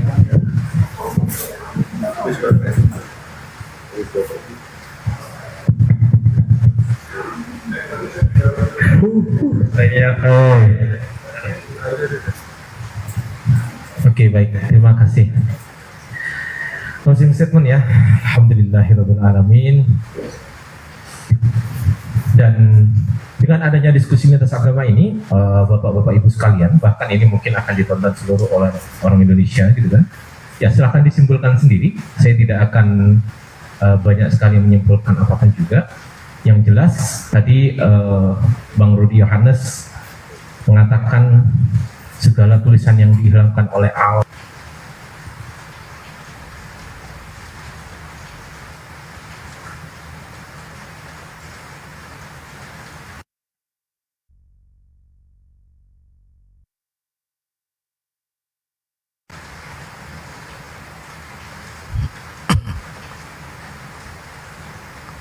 Waduh, kok terjeda ya? Bentar, teman-teman, bentar. Oh, di sananya terjeda. Bentar ya, saya ini dulu. Di sananya terjeda.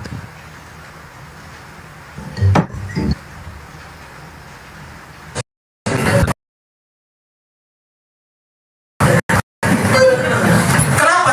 Ya karena ada bukti di abad keempat, muncul di abad kelima. Loh, pertanyaannya adalah kalau ternyata Yesus gak pernah ngomong itu pada abad pertama, berarti penulis abad keempat dan kelima itu memfitnah Yesus mengatakan demikian. Itu dari saya bagi Pak Manda.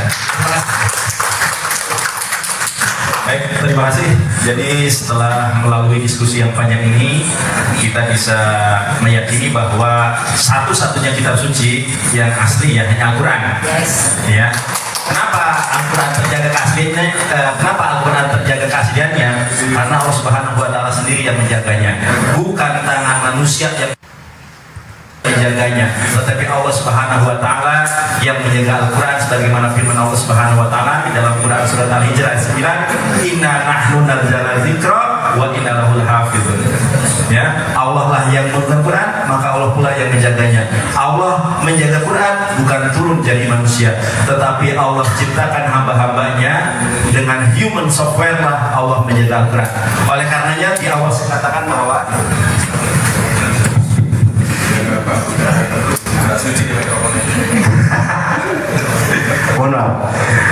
di awal saya katakan bahwa seandainya ada sebuah kejadian yang sangat besar semua kitab suci agama-agama ini hilang dengan suatu cara.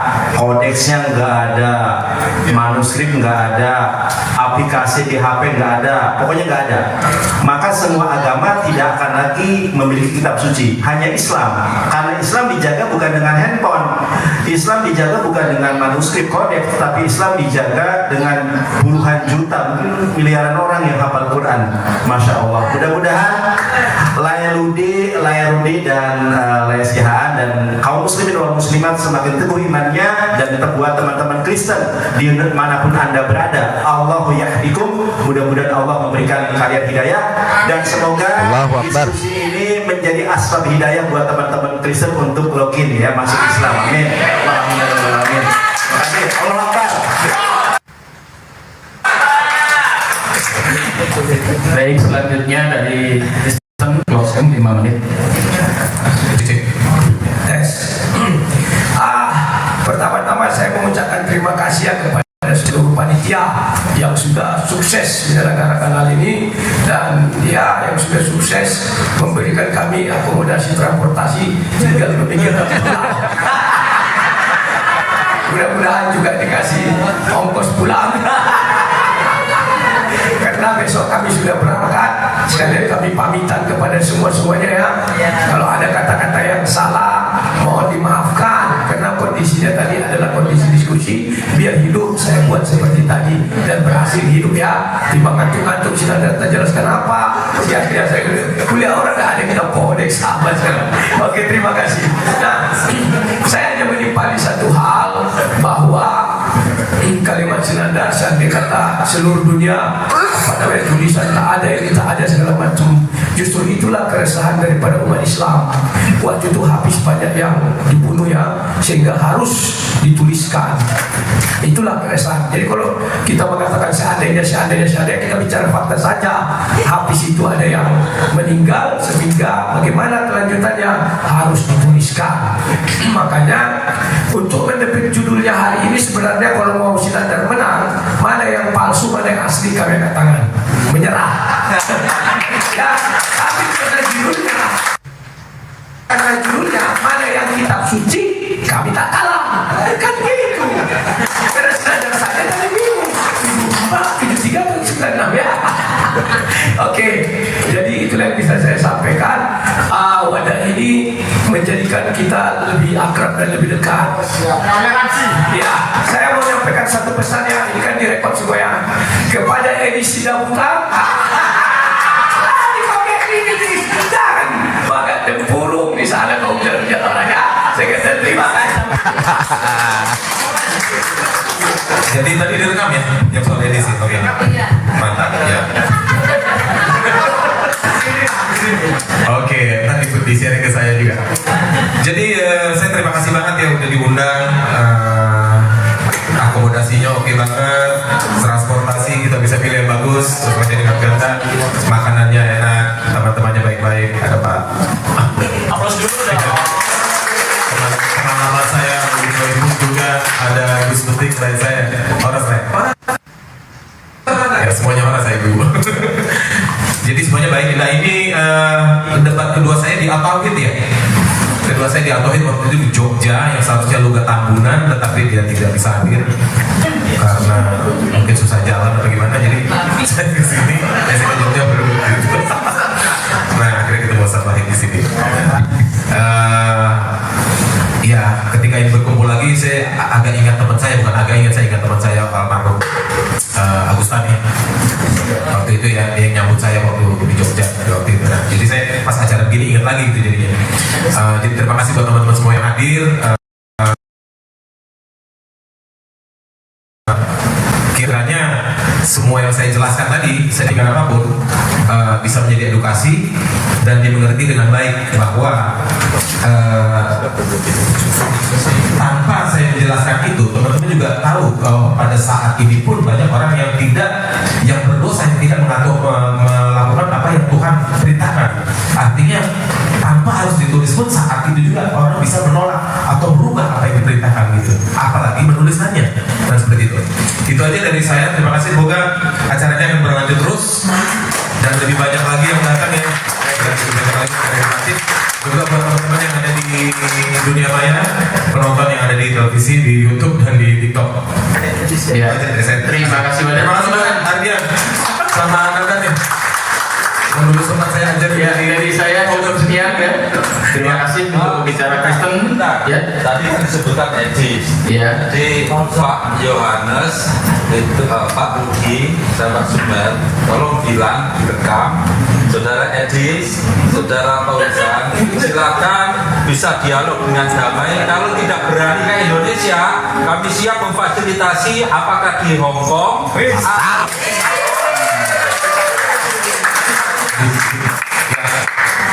Jadi buat Edis, ini direkam ya? Ya. Ya, buat Edis Tidak Butar dan sahabat saya juga Fauzan, teman-teman muslim di sini sudah mengatakan untuk bisa berdiskusi secara langsung ya, offline ya. Mau di mana saja di Indonesia. Ya, risiko ditangkap karena mereka takut kan. Gak usah. Gak usah takut. Apa karena diskusi ya. Bukan, karena kan dia itu dia akan bisa nanti ditangkap. Oh ya. Datang ke Indonesia kan gitu. Oke. Ya, jadi bisa di luar negeri ya. Di Singapura, di Hong Kong. Ayo kita. Oke.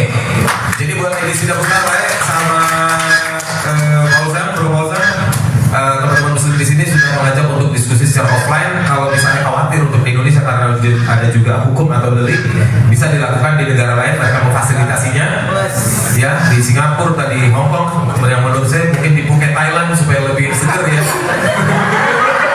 Di Pattaya gitu. Nah itu aja. Ini baik loh. Ini diajukan kepada Edis dan Fauzan.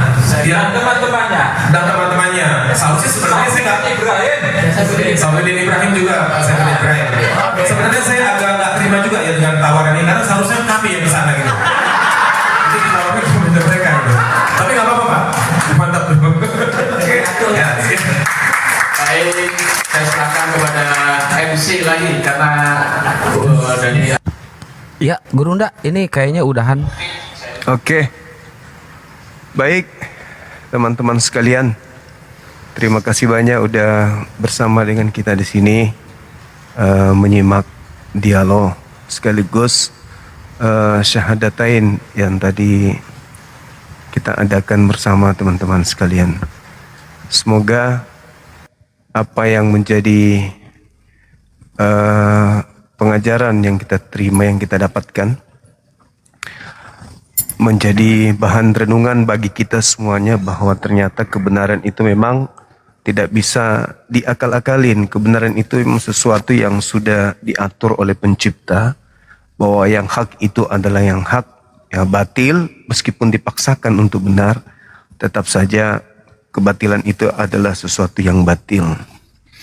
Baik rekan-rekan sekalian, di sini masih monitorkah semuanya atau sudah pada tidur? Cek. Masih Bang. Masih. Indah Kores? Masih. Saudari Nur Izzi juga ya, masih monitor. Kita istirahat dulu boleh kan ya? Nanti kita lanjut lagi. Setuju, Guru Nda? Iya.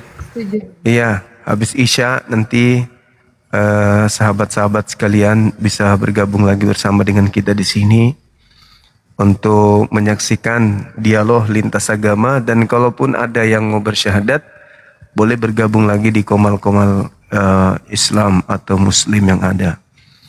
Yang pastinya materi yang kita sajikan ya tentu melibatkan pemahaman dua agama, yaitu Islam dan Kristen. Bukan apa istilahnya ya, bukan satu arah saja, tetapi dua arah, berbicara mengenai Islam, berbicara mengenai Kristen. Jadi bukan cuman satu agama yang kita bahas. Seperti tema tadi terkait dengan siapa nabi dan rasul palsu atau rasul palsu. Itu teman-teman Kristen yang hadir juga bisa kok menjelaskan bahwa yang dimaksud nabi dan rasul palsu itu adalah dari pihak Islam, dengan menyajikan data-data yang bisa dipertanggungjawabkan. Sebagaimana dari pihak Islam menyajikan materi dilengkapi dengan data-data juga, sehingga data ini memperkuat argumentasi kita, sehingga yang mendengarkan bisa memahami dengan seksama, tujukan kepada oknum yang dimaksud, yaitu yang bersangkutan. Kan begitu teman-teman. Mungkin sebelum kita tutup masih ada yang ingin disampaikan barangkali. Dinda Huang Serlin, silakan. Atau yang lain? Kalau yang ingin saya sampaikan untuk sementara itu dulu, karena saya juga masih belajar. Masya Allah. Iya. Belajar, perdalam lagi tentang Islam. Dekatkan diri dengan orang-orang yang taat ibadah. Gitu ya. Iya. Jangan lagi. Lebih banyak belajar lagi dari Bang Zuma, dari Insya Allah. Iya. Oke. Nutup diri dari orang-orang yang tadi yang memurtadkan itu. Tutup dulu hubungannya. Nanti setelah kuat baru berhubungan lagi. Kalau perlu dia yang harus menjadi yang ikut kembali ke kita. Jangan malah kita yang ikut ke mereka. Mereka juga mungkin kebetulan nonton, jadi sudah kayak DM gitu. Oh iya, syukurlah. Nanti kalau mereka keberatan, suruh aja naik ke sini, Dinda. Ya udah naik ke atas. Saya mau lihat kebenaran yang kamu maksud itu di hadapan Bang Suma itu kayak mana modelnya. Coba naik hadap Bang Suma, bawa materimu ke atas. Kan gitu. Sampaikan aja gitu. Karena yang menjadi sasaran mereka memang yang buta Bible. Tapi orang-orang kita yang paham Bible itu tidak mungkin berani. Seperti yang kita tonton tadi. Babak belur dari mereka bukan terkait manuskrip kitab suci. Jadi bulan-bulanan. Malah yang closing tadi itu malah membahas tentang uang transfer aja closingnya. Bukan membahas daripada tema yang dibahas. Saya kira begitu, Dinda. Insya Allah aman semuanya. Kalau ada apa-apa boleh tanya ke kita, tanya ke Bang Handi, kan beliau yang ada nomor HP-nya kan. Kalau ada apa-apa silakan komunikasi dengan beliau. Dari beliau nanti meneruskan ke teman-teman kita di Apologet. Seperti itu. Iya. Saudari Nur Lizi ada monitor? Ada. Oke, ada yang ingin disampaikan sebelum kita tutup? Karena baru jadi kayaknya butuh diajar cara. Oke, baik. Tadi sudah ada nomor kontaknya Bang Handi kan? Iya. Iya, nanti kalau misalnya butuh arahan, nanti kita arahkan ke tim kita yang membidangi pembinaan terhadap mu'alaf. Oke? Iya. Nanti komunikasi juga dari Bang Handi, pintunya lewat Bang Handi. Terima kasih banyak. Semoga istiqomah, belajar Islam dengan baik, pelan-pelan, baca Quran pelan-pelan. Iya. Oke. Yang lain ada yang ingin disampaikan, Dinda Kores? Saya, Gurunda. Nggak usah. Dinda Nora? Rudi butuh ongkos, Gurunda.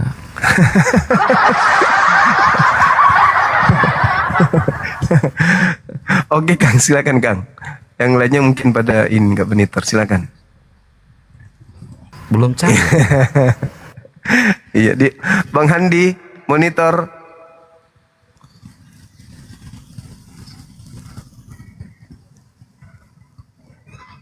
Bang Handi monitor. Oh. Ada yang mau disampaikan kepada dua mu'alaf kita yang cantik ini? Silakan. Yang mau disampaikan tetap semangat, jangan sampai balik lagi, balik maning, nyesal jadinya kan gitu. Belajar sedikit demi sedikit. Kalau ada masalah, tanyakan kepada yang mempunyai ilmu. Jangan salah tanya ke misionaris. Kayak itu aja sih. Makasih. Makasih Bang Handi. Lupa, mohon maaf. Buat teman-teman yang masih belum punya atribut atau kaosnya berlogokan atau bergambarkan Gurunda Juma ya, silakan menghubungi ke saya ya. Kaos Gurunda Juma ini keren banget loh kaosnya, Masya Allah. Sampai kemarin Pak Kapolsek aja bilang kok ini murah tapi bahannya bagus gitu ya. Bang Handi kebetulan yang ngasih ke Pak Kapolsek kemarin, Masya Allah, di pesantren juga ya. Ya, bagi teman-teman yang ingin mengorder atau pesan kaos Gurunda Juma, silakan menghubungi ke saya 081 21 474 9002. ya, 081214749002. Silakan teman-teman ya yang mau order, yang mau pesan silakan. Itu aja Gurunda. Iya, makasih Kang. Betul itu, bajunya sudah bertahun, dicuci sudah berapa kali, tidak melar kan? Bagus. Tidak pudar, warnanya tetap. Betul, Masya Allah. Dinda Nora, masih monitor kah? Sudah tidur dia jam begini nih, jam tidurnya dia nih. Sudah tidur dia teman-teman. Udah ngorok. Enggak Bang. Oh Enggak masih ada. Bang. Iya. Ya. Mana dek, ada yang mau disampaikan sama saudari kita ini? Oh enggak ada lagi Bang, tadi sudah Bang. Alhamdulillahirrahmanirrahim. Medan masih mati lampu ya? Kalau untuk satu hari ini belum ada, tapi mudah-mudahan gak ada, karena tadi malam dari jam 9 sampai jam malam. Oh. Ini belum mandi. Kalian belum mandi, makanya di sana PLN jadi gangguan. Bukan Medan aja Bang, seluruh Sumatera Bang. Iya, makanya semuanya berarti. Tapi yang pasti Tinora ini yang malas mandi, makanya jadi polusi besar-besaran. Astagfirullah. Kayak itu loh dek, itu Kayak apa, opa Bang? siapa itu yang Fanna siapa itu yang orang tua kita yang kemarin tidak pakai baju, keteknya penuh tawas, siapa namanya? Opung. Ya, si Siapa itu? Pano. Bukan Vano itu enggak lah. Kan, yang itu loh yang tiba-tiba muncul Kingdom. Itu pendeta. Kok Opung sih? Pendeta Kingdom itu. Oke, Dinda Kores ada monitor. Wah, ada pula tuh yang berbicara di bawah. Sherlyn cintaku karena Allah. Nakal. Orang sudah punya calon, kalau pingin kali itu bom mualafkan. Manggil saya barusan? Enggak apa-apa. Bom ya? Saya calon. Kirain manggil saya Gurunda. Enggak, kan di bawah. Di bawah. Dinda Kores monitor.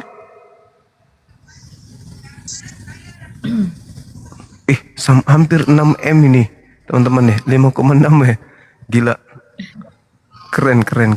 Banyak yang nonton berarti hari ini ya. Berapa yang nonton itu teman-teman? Oh, 400.000 yang nonton. Wow, mantap kali bah. Luar biasa ya. Iya deh, ini total tayang 400,6K. Iya. Wih. Gila. Aku ada ingin berkeluh kesah ini. Nah, gimana? Bisa memberikan solusi gitu loh. Ini loh Bang Juma dan yang lain. Siap. Saya itu kalau nggak merokok susah napas saya. Kenapa ya? Oh, solusinya gampang Bang. Gampang Andi. gimana?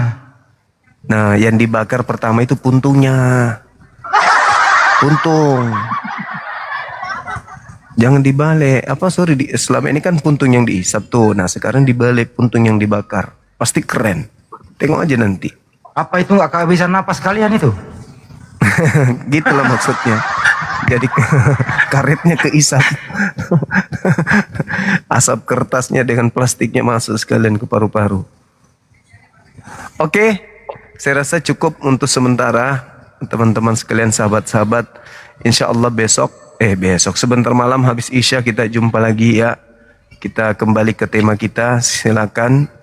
Siapakah Nabi atau Rasul palsu tersebut? Kajian ini saya rasa masih perlu untuk kita bahas beberapa saat supaya teman-teman kita itu paham bahwa selama ini mereka mengikuti ajaran Nabi palsu atau Rasul palsu. Oke, kita tutup ya. Oke ya. Terima kasih Bang. Baik. Terima kasih juga Sama-sama. yang lainnya atas bimbingannya. Amin. Ya, sama-sama. Kepada rekan-rekan, sahabat-sahabat sekalian yang telah mendukung live kita, baik yang ada di YouTube atau yang ada di sini, kami mengucapkan banyak terima kasih banyak. Apologet Islam Indonesia bersama manajemen mengucapkan terima kasih banyak dan mohon maaf ketika ada kekurangan yang ada selama kita live. dan kepada saudara-saudara saya non-muslim, bila mana kebenaran yang kami sampaikan itu menyentuh hati kalian, segeralah sambut hidayah. Kalau ternyata menyakiti hati kalian, kami mohon maaf, karena kebenaran itu mutlak wajib harus kami sampaikan meskipun adanya pahit. Itu semua untuk menyelamatkan kalian dari api neraka jahanam. Sekali lagi mohon maaf dan terima kasih banyak. Kita tutup. Dinda Kores, ada yang mau disampaikan Dinda Kores? Oke, baik, kita tutup. Subhanakallahumma bihamdi asyhadu an la ilaha illa anta astaghfiruka wa atubu ilaik. Salam tauhid, salam satu Tuhan. Jayalah Islam kita, jayalah Indonesia kita. Takbir, Allahu Akbar. Assalamualaikum warahmatullahi wabarakatuh. Waalaikumsalam warahmatullahi wabarakatuh. Makasih, dadah Bang Handi. Kita tutup ya teman-teman. Dinda Kores.